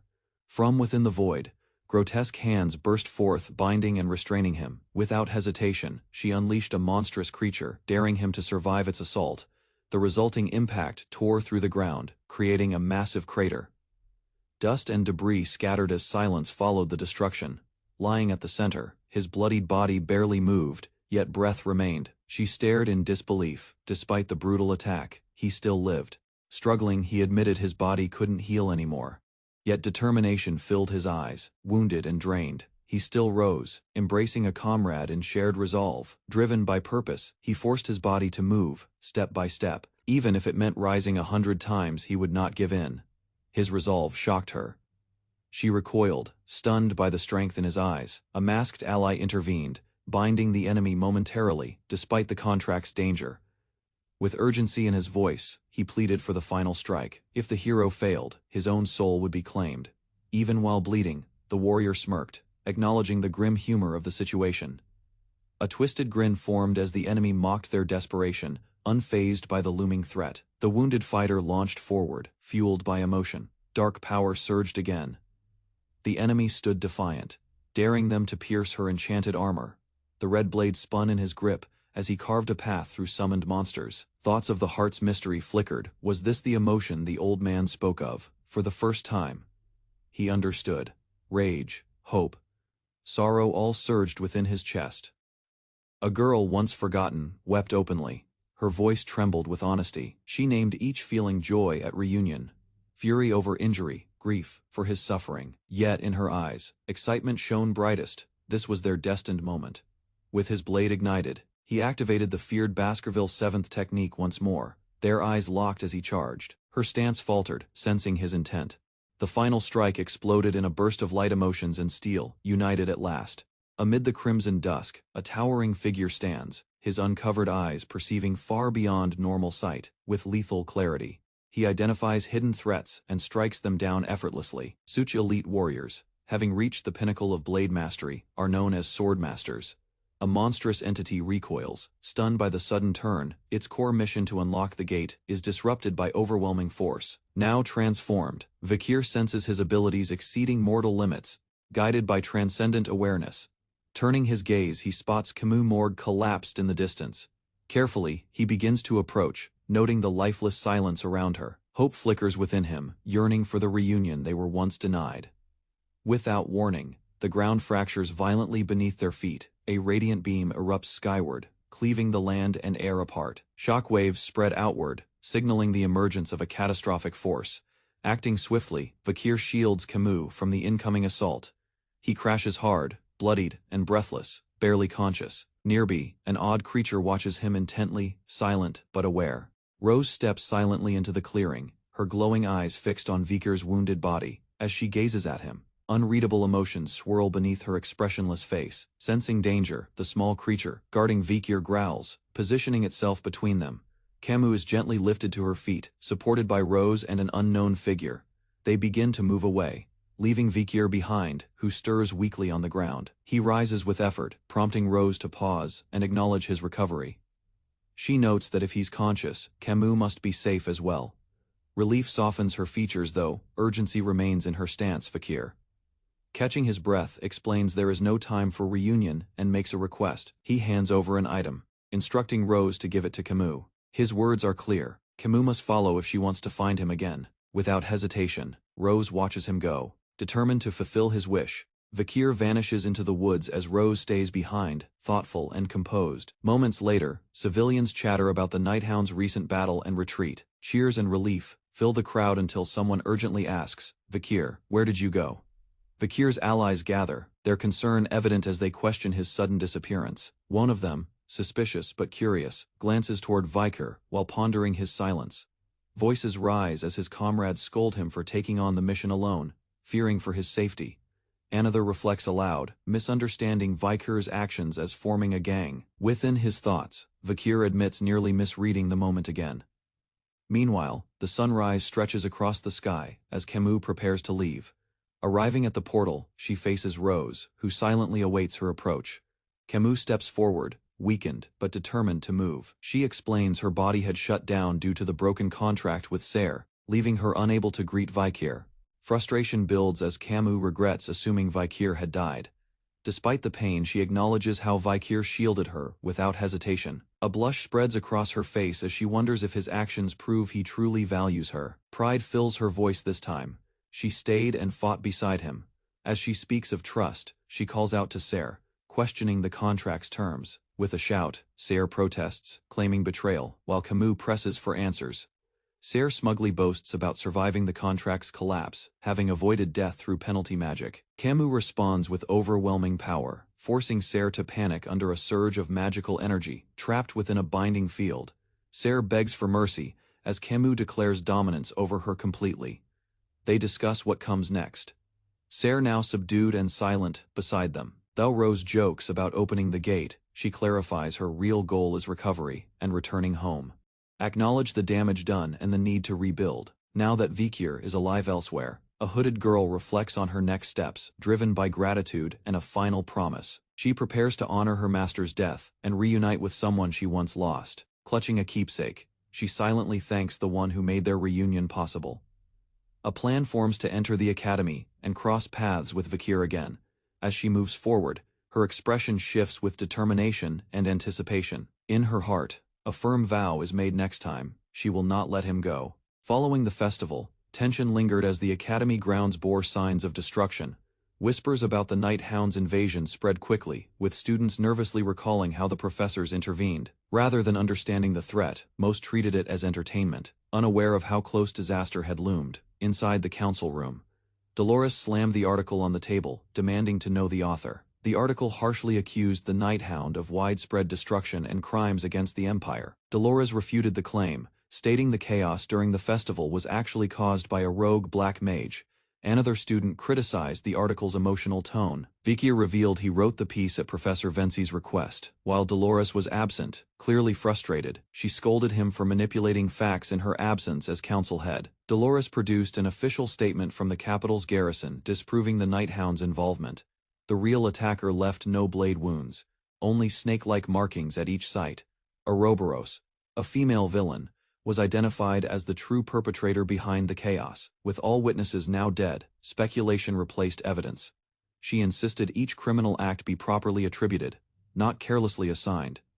Vakir, unconcerned, confessed he aimed to tarnish the Night Hound's image preemptively. While discussing Ouroboros, someone asked how her identity as a woman had been confirmed. Dolores answered calmly. She revealed that at every crime scene, a distinct lipstick mark was deliberately left behind. To her, the lipstick symbolized arrogance, suggesting the villain took pride in her acts. As the meeting continued, students sorted the post-festival reports and handed them to Vakir. Among the documents, a sealed envelope, specifically addressed to him, caught everyone's attention. Though surprised, Vakir opened it carefully, realizing the message inside was significant. A classmate immediately noticed Vakir's reaction and asked what the letter contained. He unfolded the paper and saw a formal notice about upcoming tuition fee payments. Later, in a quiet room, someone offered to cover his tuition, sensing his burden. Despite the offer, Vakir explained he chose to hide his lineage at the academy. The scholarship reduction due to behavior points left him with financial pressure. Observing his decision, others questioned why he would suppress his true capabilities. Vakir recalled a past where staying hidden helped him avoid unnecessary conflicts. A classmate suggested part-time monster hunting to resolve his situation without revealing his status. Intrigued, Vakir began to consider the idea of joining the Guide Guild. During the war against demons, a low-born warrior contributed vital research that shaped future monster knowledge. Despite lacking status, his works became the foundation for the field known as monster geobiography. Unfortunately, without support, he perished early on the battlefield, his potential never fully realized. Vakir, aware of the warrior's significance, resolved to assist him before his premature death. Elsewhere, the Guide Guild Sherpa bustled as its guildmaster returned triumphantly from a hunt. He proudly presented a slain beast, declaring the mission a complete success. Onlookers praised his strength, comparing him to elite graduates from top academies. Back in his private room, the guildmaster rested while quietly reviewing financial concerns. Lamenting the tight budget, he worried about wages and basic food expenses. Blaming his past choices, the guildmaster regretted being deceived in youth while chasing dreams. He acknowledged his financial failures and admitted his desire to reclaim lost ambitions. Motivated by lingering hope, he clutched his head, wishing for another chance. His ultimate goal to join the prestigious iron-blooded Baskerville family remained alive within him. Just then, a visitor asked if this was where a man named Min Pin stayed. A muscular guard challenged the outsider, who introduced himself as a client with business. Visitor irritated the guards with his bluntness, provoking a hostile reaction from one of them. As the muscular man lunged, the cloaked figure swiftly evaded, dodging with precise movements. Attempts to subdue the stranger failed, as he moved effortlessly through their ranks, leaving the guards bewildered. Slipping past them, the visitor dashed straight toward the building, showing no signs of hesitation. Inside the guildmaster's office, Min Pin was caught off guard by the sudden arrival. The cloaked man entered calmly, identifying Min Pin by his build and presence before being questioned. He declared his intent as a client and handed over a commission request. Min Pin, stunned by the man's speed and composure. Even before official terms were set, the guildmaster realized the man's exceptional capabilities. The cloaked figure revealed his target was Min Pin. Recognizing the client, Min Pin was shocked it was Vakir van Baskerville, the noble heir. Legendary name stunned him, signaling the start of an unexpected partnership. A cold night blankets the village as Vakir approaches in silence. The guard holds a commission paper, verifying the mission details. Recognition flashes in the soldier's eyes. Trembling, he realizes he stands before the real Vakir, and greets him with reverence. A man wrapped in a cloak steps forward, voice shaking as he expresses his long-held desire to meet Vakir. Rather than praise, he reveals a wish to join the Baskerville clan and learn the feared swordsmanship they wield. Driven by desperation, he admits he was scammed but still hopes this path will secure his wife's future. Though awkward, the man Min Pin possesses academy training. While qualification exists, Vakir explains results depend on discipline. His identity must remain hidden due to an ongoing covert operation. Operating without support, Vakir attends the academy undercover. No one, not even allies, knows his mission. Pin, overwhelmed, is instructed to call him Sir instead of using his name directly. Eager to prove himself, Pin asks which monsters yield profit without excessive danger. Gnolls are suggested creatures weak in isolation but threatening in groups. Their coordinated attacks raise them to a rank classification when gathered in numbers. Looking into the forest ahead, Vakir remains calm, while Pin quietly questions his own readiness. While trekking through the forest, Min Pin explains that gnolls are drawn to shiny objects. Vakir calmly confirms the tactic works only for small groups. Unfazed, he states he won't be using that method. With swift precision, Vakir slices through the beast in one clean strike, startling Min Pin, who doubts the weapon's strength. Vakir asks if the barrels contain oil. Min Pin confirms, and Vakir immediately prepares a broader strategy. Using oil and flame, he plans to incinerate the gnoll pack. Min Pin is stunned, unable to grasp how one man could execute what entire squads failed to do. At the mountain's base, the two observe the gnoll's cavern. Vakir studies the terrain while Pin hesitates. The gnolls, densely packed, remain unaware of what's coming. Pin worries that a reckless attack might provoke them into raiding nearby villages. Doubts swirl in Min Pin's mind. However, he realizes Vakir wouldn't act without considering all consequences. Positioned at the cave's mouth, Vakir surveys the layout. Calmly, he calculates his next move. Oil barrels are arranged. 3 cave entrances are identified. As crimson aura floods his body, Vakir activates the abilities of a swordmaster. Within this heightened state, aura becomes visible, focused, and lethal. With flames igniting beneath him, Vakir declares his readiness. Explosions ring out as oil barrels are launched toward the gnoll cave entrances. Mini-Pin reacts in shock, watching as a sea of red-eyed gnolls pour from the cavern depths. Vakir's strategy unfolds. He uses the barrels to choke the narrow passages. A gnoll screeches as it's crushed by falling debris. Flames swirl in Vakir's hand, recalling an old tactic from his forest days. Vakir admits this plan failed before, but this time, the enemy is not as formidable. With a smirk, he notes that unlike before, he's only facing gnolls, not the madam who once defeated him. He lights the flames, ordering the gnolls to resist if they can. As fire spreads, it consumes everything. Trapped smoke suffocates the beasts faster than flames alone. With all exits blocked, toxic air fills the lair. Pin watches the mountain burn and realizes Vakir hadn't hesitated to take lives. There's no mercy in Vakir's methods, only precision and ruthlessness. Silently admiring him, Pin murmurs that this is the power of a true Baskerville. Inside, Pin reports that the gnolls likely died from inhalation. Vakir warns him not to relax, some enemies may have survived. As they press deeper into the cavern, Pin quietly compares Vakir to General Chihuahua, calm, capable, and terrifyingly sharp.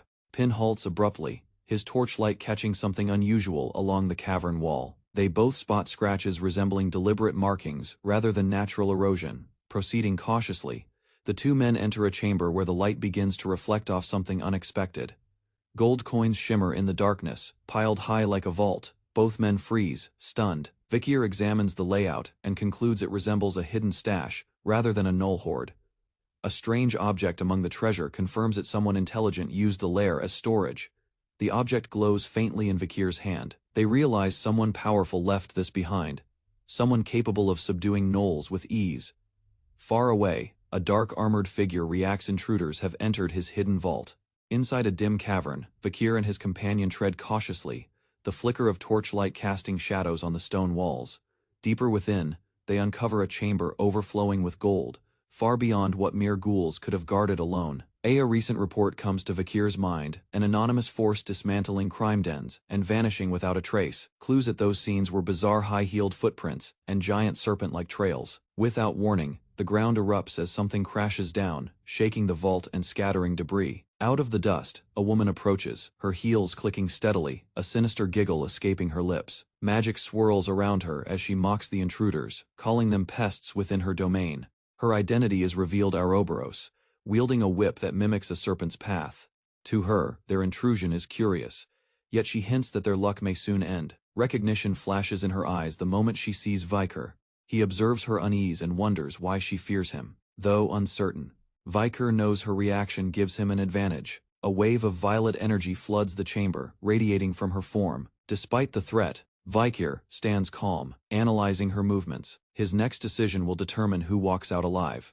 Vakir remains silent as Ouroboros mocked him, recognizing his reputation as a hero and a genius. She underestimated him, believing he feared her due to her status as a top-ranked gladiator.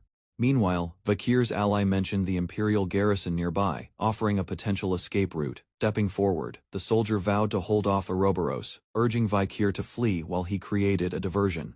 With his blade drawn, he charged into battle, launching a reckless but determined assault. Despite his best effort, he was quickly overpowered, his strength no match for the woman's precision. Ouroboros retaliated with speed and fury, mocking the man's wild attack. Her whip, empowered by dark magic, struck with deadly accuracy. Tearing through his defense, blood spilled as the fighter fell, his resolve shaken but not yet broken. He staggered back, limbs bruised and breath shallow. Each hit from her had been enough to fracture bone, exposing a vast gap in power. Even so, he rose again, refusing to fall without purpose. Gathering strength, he launched a final attack. Though it may cost his life, he believed Vakir's future was worth the sacrifice. Smiling through blood, he embraced his fate with honor. With grim resolve, the wounded soldier launched himself at Ouroboros, determined to protect Vakir at all costs. Even as blood poured and strength faded, he considered dying for Vakir in honor. His surprise attack landed, stabbing her mask and disrupting her magic momentarily. The sudden strike caused Ouroboros to stumble, blood flowing as she clutched her face in shock. From a distance, Vakir's eyes glowed with power as he prepared a finishing move. An enormous blast exploded on impact, shaking the battlefield and echoing through the mountain range. Among the rubble, the soldier complimented Vakir's strength, still stunned by his hidden power. Ouroboros, though injured, rose again, her rage building at their attempted escape. knowing he couldn't expose his true skills. Vikir carried his ally, planning to retreat quickly. They reached the exit, but Vikir sensed Ouroboros would not pursue further. She crouched, bleeding, yet warned them that she'd return with reinforcements. Vikir, smiling sharply, promised she wouldn't forget what was coming next. "I'll see you later," he called back confidently, provoking her anger. She screamed after them, furious and defeated, her voice echoing into the dark tunnel. Outside, Vikir continued down the forest path, carrying the survivor toward safety. Vikir reflected on his journey, realizing he continued to uncover truths about himself, despite all he had endured. Memories of loyalty and sacrifice from his comrades resurfaced, reminding him of the bonds he'd formed. Under the quiet night sky, he carried the wounded soldier forward, feeling his past begin to find peace. Tension filled the air as Imperial soldiers approached the cave entrance, their faces marked with unease. Inside, shattered stone and corpses painted the aftermath of a violent encounter. Miss Ouroboros had already handled the threat and disappeared, leaving behind an unexpected trove of gold. Imperial forces wasted no time seizing the contents of the cave. Later, a wounded veteran recounted his share though. Leather was ruined in the fire. Other materials still held value. Despite official confiscation, survivors like him managed to profit through personal salvage and effort. Resting in a clinic bed, the man detailed his injuries to Vikir, who had come to check on him. Without ceremony, Vikir placed a bulging pouch on the blanket. The funds were a reward meant to cover medical costs and compensate for his service during the Knoll extermination. With hesitation, the soldier asked if Vikir planned to return to the academy. Their time together had been brief but meaningful. Before parting, the man inquired about Vikir's knowledge in monster ecology. His interest piqued. Proudly, the soldier spoke of his youth wandering the continent to study beasts firsthand. He'd learned to differentiate between common creatures, rare subspecies, and powerful variants. With a nod, Vikir promised their paths would surely cross again. Within the academy, Professor Banshee Moon sat buried beneath stacks of paperwork, clearly exhausted from administrative duties. While muttering about his workload, he was interrupted by a knock at the door. A female student entered, boldly stating her visit concerned scholarship reform for struggling classmates. Holding a bundle of documents, she listed student cases, those unable to work or maintain grades due to hardship. She also pointed out that several wealthy students were benefiting unfairly from scholarship funds. The professor frowned, acknowledging that changes were necessary, but warning of increased workload. Confidently, the student argued that protecting the academy's rules was part of his duty. He questioned if she would raise his salary in exchange for the extra effort. She fired back sharply, reminding him this was about students' futures, not his comfort. Just then, Vikir entered unannounced, prompting scolding from both teacher and peer. Unfazed, Vikir deflected the criticism with sarcasm, and a flat number their banter shifted the mood until the professor finally asked why Vikir had come. Assuming he sought a scholarship, the professor sighed. But Vikir quietly placed a bag on the table without a word. Gold coins spilled out his full payment for tuition, offered without complaint. The professor stared in disbelief as gold spilled across his desk, struggling to comprehend its source. Vikir casually explained he had subjugated a few gnolls, and through a stroke of luck. Though skeptical, the professor listened as Vikir insisted that the Sherpa guide could confirm the story and asked if the funds covered his tuition. Examining the pile closely, the professor confirmed the amount was more than sufficient enough to pay 4 years in advance. Vikir remained calm. He clarified that the surplus was also meant for tuition, but not his own. He requested that the remainder be used to support students unable to afford their academic fees. Shocked by his gesture, the professor asked if Vikir truly intended to donate all the excess funds. Vikir agreed on the condition that students volunteer at an orphanage before receiving aid. He insisted the scholarship be anonymous, suggesting it be named after someone else, Perry, stirring excitement among students across the academy. Everyone was eligible, regardless of class, noble or commoner, as long as they volunteered. Alone at her desk, the student council president wondered aloud. Whispers of Vikir's accomplishments circulated: top marks, strong skills, and unmatched composure. Despite his distant demeanor, no one could deny his brilliance or intentions. The name Perry revealed his quiet grief, a tribute to a girl sacrificed in war. A thought lingered: if true, then beneath Vikir's cold exterior must lie a warm and selfless heart. With steady steps, the blonde girl approached a door, determination firm in her gaze. She resolved to speak with Vikir, driven by a sense of duty tied to a painful past. As she knocked, Dolores encountered a fellow student in the hallway. Startled by her presence, she asked about Vakir's whereabouts, but was told he wasn't around. According to the student, Vakir often wandered the academy at night, rarely staying in his room. Curious, she glanced into his quarters, surprised by its emptiness. The roommate explained how Vakir's bunk lacked personal belongings, as if prepared to leave any time. It made her wonder what kind of story did Vakir carry with him. Without warning, she turned and thanked the boy, leaving him confused. He watched her walk away, puzzled by her sudden departure. A quiet realization dawned. Perhaps she cared for Vakir more than she admitted. Sunlight streamed through the vaulted ceiling of Imperial Central Station as trains lined up below. Beneath the ornate arch, platform 999 remained reserved for special departures. A cheerful girl in vacation attire joined her serious teammates, drawing glances with her carefree attitude. She stepped ahead confidently, brushing off the heavy atmosphere with a spring in her stride. Boasting about Colosseo Academy's inevitable victory, she dismissed any notion of worry. The Olympiad survival competition, where 4 Imperial Academies clashed, was just beginning. Colosseo Academy, led as the Empire's top institution, excelling in every academic field, Boot Camp Varongyan, in contrast, emphasized strength and endurance above all. The Mesuro Women's University rivaled Colosseo in talent, while Magic Tower, the event's host, specialized in arcane mastery. Magic trains began to arrive as the next stop was announced. Glowing runes marked the train's surface, hinting at its magical propulsion. Some students looked on in awe, captivated by its design. Before boarding, their instructor warned them to compose themselves. They couldn't afford to show weakness in front of their rivals. Nearby, students from Varongjan stepped in, ready for confrontation. Students from the Mesuro Women's University entered the station with sharp gazes and confident posture. A subtle clash occurred as one bumped into a Varangian student, setting off tension between the groups. Observing from afar, the Colosseo students noted the sudden unease among their rivals. They discussed Sancho, who had scored highest in Varangian's entrance exam, but chose Colosseo instead. Sancho didn't mind confrontation. He welcomed any challenge that came his way. Sinclair, another top student, had ranked first in both Magic Tower and the Misera exams before joining Colosseo. Sinclair admitted her nerves, understanding the weight of expectations on first-place students. Her teammates reassured her, pointing out that the third years posed the real threat. They recalled the treasure reward for top performers, hoping at least one of them would rank high. Thoughts drifted to Vakir, who had joined a different group for the competition. Some worried he might get into fights. Others were more concerned about his team. From a different carriage, an unfamiliar figure sat in silence, head lowered. Grenouille, third son of the notorious Leviathan family, rode quietly with cold resolve. Once unmatched within his clan, he'd never tolerated falling behind until he entered Colosseo. Sinclair, a commoner without a family name, had outperformed him, igniting deep resentment. Grenouille's first defeat came at the hands of a commoner, something his pride could barely process.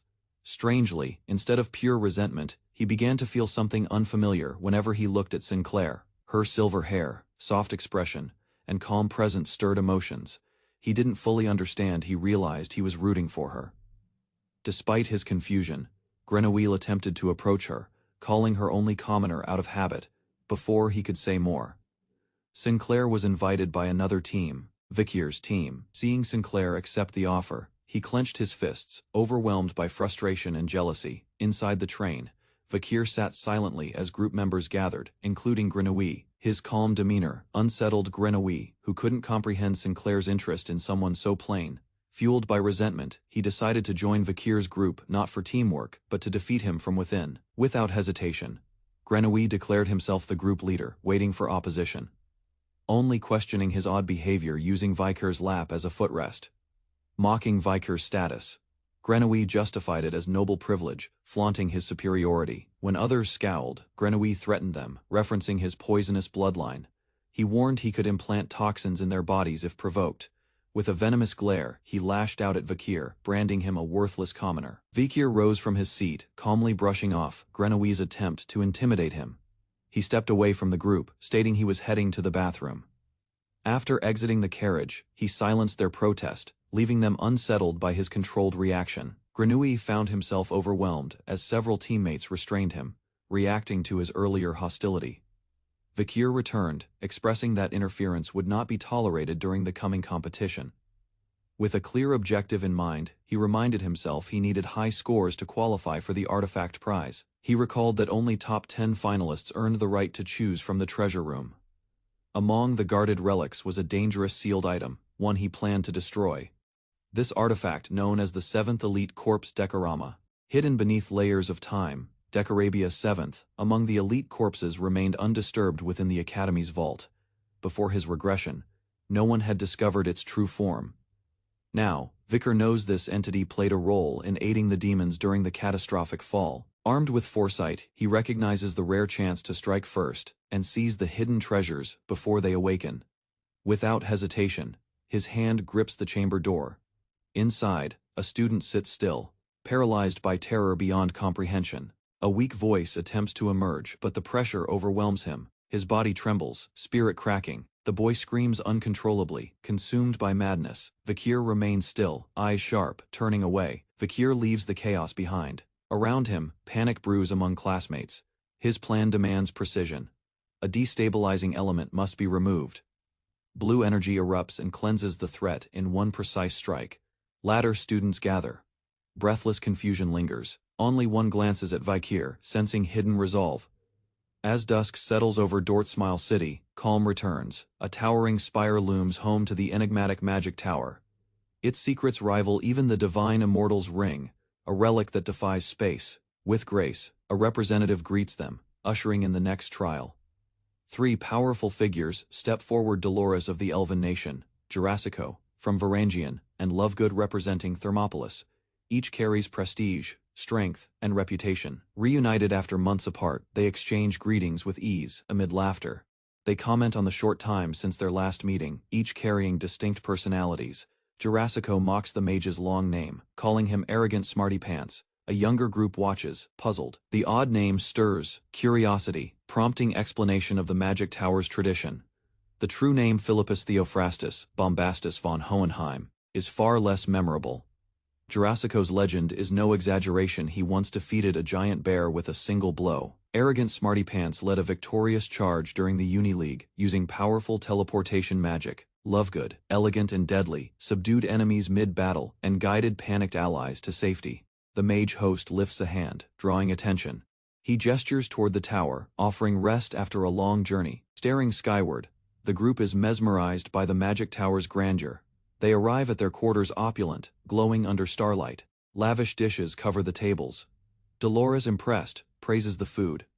While others feast, one student quietly asks about Vakir. Their eyes drift toward the lone table in the corner. At the banquet hall, students learn the structure of the upcoming trial.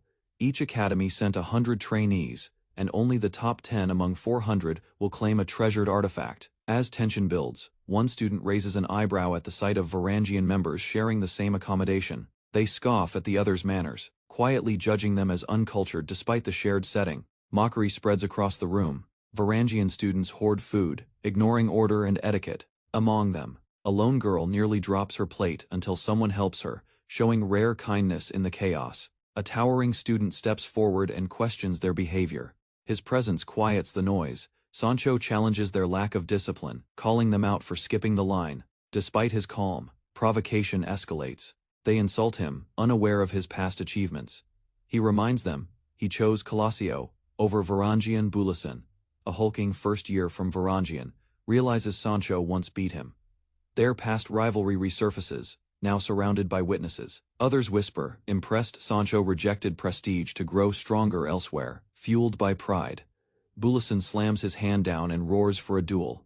He challenges Colossio to bring forth their strongest warrior to fight. His opponents glance at one another, unsure who among them fits that title. While others gather for the challenge, Vakir remains seated alone, calmly finishing his meal in the corner of the dining hall. His quiet presence draws attention as the crowd's focus slowly shifts toward him without a word from his side. Bulasin marches over and slams the table. He demands to know if Vakir is the strongest among the first years. Vakir remains silent, showing no reaction, eyes lowered and focused on his food. With no words exchanged, Vakir resumes eating, ignoring the spilled pieces around him, as tension lingers. A tense silence followed as a broad-shouldered student confronted Vakir in the cafeteria, breaking the atmosphere of casual chatter. With an aggressive tone, the challenger sized Vakir up, questioning his reputation as Colosseo's strongest first year. He slapped down a challenge and arm wrestling match. No mana allowed his confidence radiating through the room. Instead of replying, Vakir observed him calmly, his silence unsettling the instigator. The red-haired student jeered, belittling both Vakir and the Academy's standards for strength. In response, several Colosseo students stepped forward, their expressions serious, silently rallying behind Vakir. Dolores intervened swiftly, reminding everyone that school-on-school interference was strictly prohibited. Despite her warning, the upperclassmen dismissed it as harmless tension between new students. Suddenly Bakiraga arrived, amused by the scene, clearly enjoying the rising energy. Bakiraga pressed the situation further, urging Vakir to respond to the challenge. Though Dolores denied the request, Bakiraga insisted his junior needed to prove himself. He pointed out Colosseo's group, suggesting they too couldn't resist the confrontation. Dolores hesitated, weighing leadership against the mood of her team, though she wanted to maintain discipline, ensuring safety mattered more. Bakiraga grinned, tightening his grip on his junior, certain Vakir would play along. Jurasiko Bakiraga's reputation echoed through the forest tribes, where he once defeated a beast with his bare hands. His rise began after dominating upperclassmen using raw power, earning both fear and admiration among peers. Now recognized as a symbol of strength, he challenged Vakir to an arm wrestle. Amused by Vakir's composure, Bakiraga praised him. Though outwardly calm, Vakir processed the situation, choosing not to confront Bakiraga directly. Instead, he redirected the challenge toward the other student, causing an uproar as confusion spread. The offended upperclassman yelled, enraged by Vakir's perceived trickery and dismissal. Bakiraga, curious, noticed Vakir's intense resolve and sensed something unusual behind his quiet strength. Dolores quickly enforced rules, warning both sides that injuries would end the match immediately. Hands locked, both contestants stared at each other, the tension rising with every second. Bakiraga prepared himself, surprised by the quiet pressure radiating from Vakir's grip. As the signal was given, the match began with explosive force, stunning the onlookers. Neither side budged, their arms trembled under intense strain as the table creaked beneath them. Spectators whispered doubts. How was Vakir resisting someone of Bakiraga's size and power? Among them, concern spread, yet Dolores and the others remained locked on Vakir's unwavering presence. Among the Colosseo students, astonishment grew as they watched Vakir hold his ground. One of them noted that if Bakiraga wasn't holding back, the match intensified. Muscles strained, the bench groaned, and neither side gave way, tension electrifying the air. Bakiraga internally admitted Vakir's power was far beyond average. He realized Vakir wasn't merely strong, his control over muscle movement, positioning, and power output felt engineered. To Bakiraga, resisting Vakir felt like pulling a mountain. That level of resistance stunned even a warrior of his caliber. Bakiraga's grin twisted into confusion. He questioned who Vakir really was and why he possessed such monstrous strength. With cold calm, Vakir answered, revealing himself as a hunter, a predator trained to bring down even the strong. In that moment, energy surged, and with a final motion, their arms collided in a violent finish. The explosion of power shattered the table. Onlookers gasped, blinded by the dust and impact. As silence fell, Vakir stood while Bakiraga lowered his hand and admitted defeat. A single word sealed the match. Bakiraga, battered but proud, acknowledged he had lost. Cheers erupted. Students rushed forward, praising Vakir for standing toe-to-toe with Vlaharan's strongest. One student asked if Vakir had lost on purpose, suspecting restraint behind the outcome. Bakiraga offered a respectful handshake, helping him up after the intense match, showing mutual respect between the two. Laughter echoed through the hall as both competitors acknowledged each other's strength. Students watching were inspired, seeing both power and honor on display. As night fell, the academy lights dimmed. The day's events settled, bringing a calm atmosphere across campus. Morning arrived at the towering headquarters of the Magic Tower, the venue of the upcoming survival tournament. Inside the control room, high-ranking officials from various academies assembled to oversee the event's proceedings.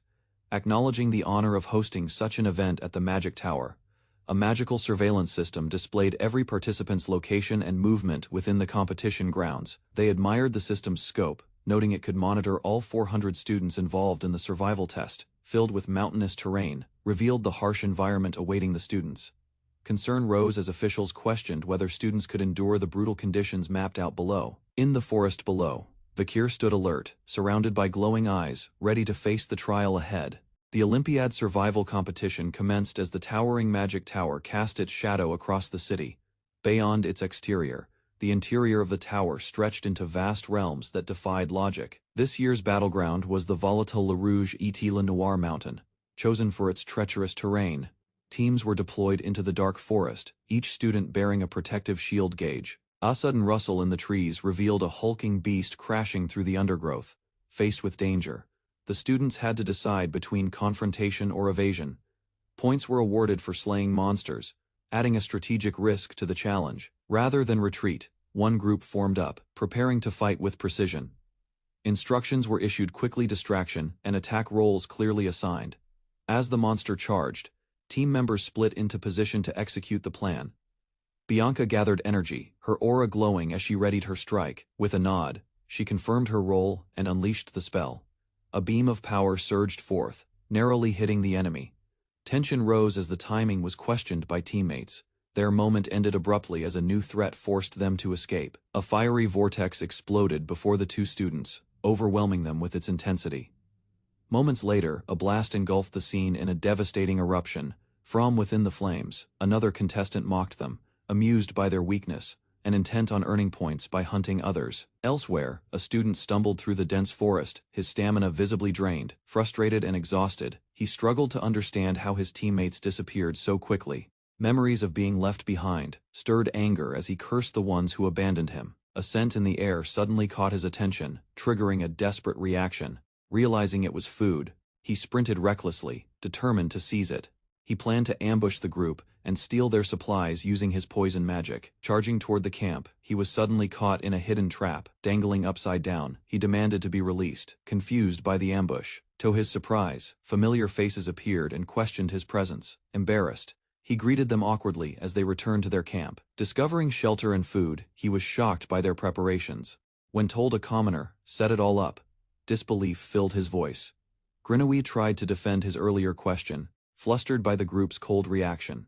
Frustration filled him. Someone from a great noble family shouldn't have to tiptoe around a commoner. He silently questioned why powerful allies now stood by someone so low-born. A quiet moment passed before someone offered him food, explaining it was used to lure monsters. Surprised by the gesture, Grenouille hesitated, unsure of their intention. The answer was simple. Despite everything, he was still their official leader. Internal conflict grew. He had looked down on this commoner, but now felt gratitude. While the group recovered by the fire, a green arrow launched into the darkness. It struck a monstrous beast directly, causing it to collapse with a roar. Immediately, the team launched a coordinated counterattack, pushing the offensive. A massive creature fought back with brute strength, forcing the students into a tight battle. Blood splattered as one of the attackers was overwhelmed. They confirmed it was the 30th monster defeated, yet some felt it was too easy. Plans to secure their rank continued, but doubts crept into Grenouille's mind. He began to question the leader's motives. Why hunt monsters when students yield more points? A familiar sensation struck Vicaire as he recalled a past evaluation where survival and monster kills earned points.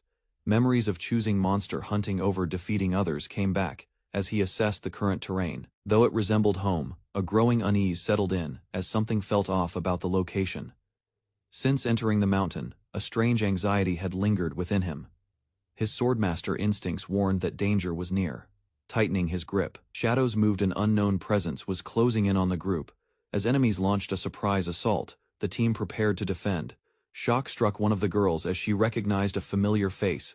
Weakened and barely standing, Vicaire appeared with low health, ready to fight. Within the Magic Tower's operations room, officials observed real-time projections of the tournament. Colosseo Academy's status showed a grim survival rate. Hockenheim's performance stood out, having taken down numerous students despite unfavorable odds. Mockery followed from an elder, who scoffed at Colosseo's misfortune. Discussion shifted as Vice Principal Venci came under scrutiny. A superior questioned the wisdom behind her selection of the battleground. His hand moved across the map projection, emphasizing the terrain's complexity. Venci hesitated, sensing where the interrogation was leading. Raising concern, the elder pointed out the area's proximity to a forbidden zone, rarely mentioned. According to a past report, a powerful beast once emerged there, leaving significant casualties. He urged immediate preparations, warning that negligence could risk student lives, countering the concern. Another elder dismissed the incident as exaggeration from their political rivals. He assured the group that summoned monsters were calibrated to match student capabilities. Only in rare cases like with 7th Circle mages would the system pose a real threat. The elder reminded them that emergency safeguards would trigger if a student's shield dropped. Venci's unease grew, but her objections were brushed aside as pessimism. He concluded firmly that such fears were unrealistic, ending the matter with finality. Her frustration aimed at the unyielding elder who dismissed every concern without pause. As the next phase unfolded, the forest battlefield was revealed under twilight. Tutor, Dist, and Sancho had all fallen. Around a campfire, remaining students confirmed the losses with grim expressions. Wone explained Hockenheim attacked unarmed students without hesitation, exploiting every weakness. Vakir reflected on Hockenheim's legacy as a once revered hero, acknowledging that even among legends, skill gaps remained. Despite the danger, Vakir's calm demeanor surprised others. While others weakened in the forest, his HP stayed full. Jealousy boiled within one student, who watched Vakir and Sinclair together, quietly harboring resentment. Suddenly, Vakir drew his weapon and slashed forward without warning. The bystanders were startled by the swift attack. Vakir had sensed hostility and reacted without delay. The leader acknowledged Vakir's sharp instincts, impressed that silencing magic hadn't masked their approach. They confronted the Colosseo survivors, revealing their location had been exposed despite efforts to hide. With their HP still high, the enemy team mocked their opponents. Tension rose, but Sinclair intervened, halting escalation with a calm voice that drew everyone's attention. Her identity shocked the enemy team. The comment embarrassed one of the girls, who realized too late she had insulted someone of much higher status. Zone of the enemy students mockingly confronted Sinclair. She speculated Sinclair must have left for shallow reasons like romance. Mid-insult, her tone faltered. Upon seeing Vakir's face, she blushed. Her thoughts spiraled. Internally, she cursed her attraction. Even her followers were caught off guard by her reaction, watching her demeanor shift unexpectedly. Sinclair's comrade interjected, asking her not to stare at Vakir so intently. The flustered student's pride snapped, and magical energy surged around her in response. Outraged, she prepared to unleash an attack, insulted by being addressed as ma'am during her flustered moment. Her rage exploded, power erupted wildly, threatening to consume everything in her path in a violent magical storm. A male student from the magic tower pursued a lone girl relentlessly. Mocking her isolation, he dismissed her abilities as a healer. Confident she posed no real threat. Determined not to back down, she ran through the fire, refusing to be overtaken, her HP dropping fast. He continued to taunt her, certain that victory would be his if he defeated her first. His arrogance fueled him, believing her fall would ensure Colosseo's total collapse in the tournament. But just before defeat, a sudden impact cut through the flames. Vakir had arrived, intervening at the last second. Hochenheim lunged forward, with wild laughter, his power surging as he charged through the battlefield without hesitation. He crashed toward a defender, his momentum shaking the ground while his confidence echoed in his taunts. Observing the intensity of the mana, one mage questioned if Hochenheim was even a student, stunned by his level. The magic user recognized the attack pattern, identifying the technique as a signature move of the infamous Morgue triplets. A barrage of summoned weapons struck with terrifying accuracy, standing above the chaos, noted the spell's complexity. Elsewhere, Vakir silently prepared his bow, sensing something abnormal. Turning cautiously, he narrowed his eyes toward the forest horizon, his instincts alert to an unseen danger. Vakir recognized the unnatural shift, his grip tightening as tremors echoed. A violent quake disrupted the battlefield. Hochenheim stumbled, flames erupted upward. No one had expected an earthquake in this zone, and panic briefly seized the group. Everyone stared upward. In the distance, a massive figure loomed, its presence casting a long, terrifying shadow. A monstrous spider-like beast, descended with glowing eyes and monstrous limbs. Even Vakir, composed until now, looked up with narrowed eyes, acknowledging the arrival of a real threat. As the creature let out a screech, the sky itself seemed to tremble. The forbidden beast had awakened. From the sky, a colossal entity plunged down, twisting the air with unnatural force. The violent impact split the ground, launching rock and wind in every direction, causing panic. Several students began fleeing, but the president stood frozen, overwhelmed by the sight before her. Vakir instantly understood the dread. This was the Madon, an ancient being of legend. Though long considered myth, even the magic tower had failed to uncover solid proof of its existence. He now recognized its emergence wasn't coincidence. His presence had changed the timeline. Paralyzed by fear, the president couldn't respond as a dark beam raced toward her. Anna lunged forward without hesitation, pushing her to safety as the blast struck, thrown aside by debris. Anna hit the ground hard while the president looked on, stunned. The monster roared again, glowing eyes fixed on the next prey. Forests nearby shimmered with red and blue lights, signs that more creatures were awakening. Without pause, the Madan lunged toward another group, spreading chaos further. Vikir observed its movement shift toward new targets. Confusion rose. This was no longer a controlled test. Elsewhere, the overseer admitted the truth. The situation was now beyond his control. Panic filled the control room as the staff explained the system's overload. They couldn't stop the test or extract the students. Crossing the barrier was impossible. No one could enter or leave the zone. A solution existed: eliminate the monster. Only then would the magic tower's system stabilize. Elsewhere, Anna lay unconscious. Her allies confirmed she was only fainted and needed rest. A sense of relief washed over them. At least she would recover in time. But the monster had already moved on, and concern shifted to the students ahead. Identified as Madam Eight Legs, the monster held an S-rank threat, akin to a natural disaster. Vikir observed differences. This version had fewer eyes and missing poison, making her flawed. He speculated she was a summoned copy of the original, incomplete and unstable. Even in a weakened form, she posed a fatal risk to unprepared students. Others lacked the will to fight, and fear had crushed their morale. To change that, Vikir needed more than courage, he needed overwhelming power. Determined, Vikir stood up and declared his intention to act. Guilt over Anna's injuries fueled his resolve to prevent further harm. Beside him, the president of Thamasira rose too, ready to fight as a leader. Bakiraga stepped forward confidently, declaring his intent to join the fight. Both Lovegood and the blonde warrior followed suit, refusing to let innocent students perish. Though reluctant, Vikir acknowledged their strength and agreed to cooperate for the mission ahead. Another skilled student accepted a temporary truce, prioritizing victory over rivalry. Vikir reevaluated their potential, recalling their legacy from the past era's downfall. He turned to the triplets, instructing them to spread the upcoming strategy to everyone. The battle intensified. Vikir prepared to reveal the method to strike the Madan. As the monster rampaged, terrified students scattered, desperately seeking safety. Among them, a few stumbled, struggling to keep up with the fleeing crowd. A girl collapsed, her ankle injured, and called out for help. Her classmate hesitated, caught between guilt and self-preservation. Overwhelmed by fear, he turned away, abandoning her as the monster approached. She looked up in horror as the Madan prepared to strike. Before the fatal blow landed, an explosive blast intercepted the attack. The rescue team emerged. Vikir's fire magic had struck, forcing the Madan to recoil. A colossal fire-wreathed insect bursts into view, scorching the air with every movement together. The students launch fire magic in sync, but the creature resists all attacks with its impenetrable shell. An experienced voice cuts through the chaos, stating plainly that without hellfire, their efforts will amount to nothing. Instead of guessing, one member analyzes the beast's structure, pointing out that its legs are fragile, but cutting them causes multiplication. Only a crack on its back presents a real weakness. Curiosity arises when the strategist shares precise knowledge. Without warning, writhing purple tendrils erupt from the monster's frame, turning defense into frantic evasion. The enemy grows more volatile, slamming down with raw force as the ground quakes.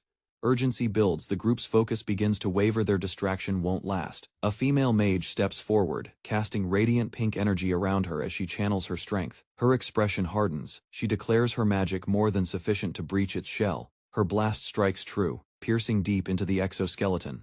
The beast writhes in agony as its defenses finally shatter. A window opens. Revealed and vulnerable, its inner core pulses violently, signaling its weakness. With momentum shifting, the mage calls out. Now it's their moment to strike. Bursts of red and blue streak across the battlefield as two warriors launch themselves forward with lethal momentum. They crash down upon the enemy in perfect sync, aiming for the exposed weak point left by the mage. One fighter releases a feral scream mid-air, plunging straight toward the target without hesitation. A thick wall of smoke clouds the aftermath, cloaking the battlefield in uncertainty. Weapons lowered slightly. The team surveys the haze, unsure whether their attack was successful. One combatant insists he felt his blade cut through, but his words trail off as doubt creeps in. A moment of stillness grips the group. Unease spreads across their faces. Suddenly, the enemy's form reappears larger, more terrifying beneath the moonlight. The spider-like monster stands tall, its new form radiating overwhelming menace. In a flash, purple energy detonates outward, tearing through the terrain. Shock waves ripple violently as the students are thrown back by the blast. Staggering to their feet, they realize their earlier strike wasn't enough. Gathered at a distance, the group regroups to assess their limited options. Wone voice questions if killing the creature would truly stop the madam. The strategist answers grimly, it's impossible. They all know the real enemy still lies ahead. Warrior speaks solemnly, stating that while everyone fears death, a deeper fear lies in helplessness. Silence spreads as his words sink in doing nothing. While allies fall is worse than dying. Those still able to stand will continue fighting, not because they believe in victory. A female mage steps forward, asking her comrades to look after Anna before she charges alone. She summons a vortex of magic, launching it upward in a final act of defiance. A monstrous red hand strikes down from above as the energy surges, creating a blinding flash. The creature shrieks as the ground beneath it detonates in an explosive burst of power. Questions rise. Was it an aura explosion? A new tactic? With sharp command, a strategist orders an attack on Linson the moment his signal is given. Raising one finger, he declares this as the moment. Soldiers charge forward, knowing the creature has lost its balance. Every fighter is commanded to go all in. This is their only chance. With fierce resolve, the mage roars for everyone to move and attack with everything they have. Their combined magic lights up the night sky as beams soar toward the spider-like beast. Quietly, one archer readies his glowing hand, joining the charge with silent determination. The archer's gaze burns with certainty. He believes these allies will one day become true heroes. Amid swirling energy, the team unleashes coordinated magic as the monstrous enemy looms. Though they lack overwhelming strength now, their resolve and refusal to retreat define their spirit. With conviction, he declares that these young fighters will be the ones to end the battle. He dives into the chaos, creating an opening through sheer will and force. Standing firm, he speaks of choice. Heroes aren't born. They're shaped by actions and belief. A beam of power tears into the monster's core as limbs flail in panic. The students shout with synchronized intensity, voices rising in shared determination. Creature staggers, pierced directly as their final assault lands with devastating impact.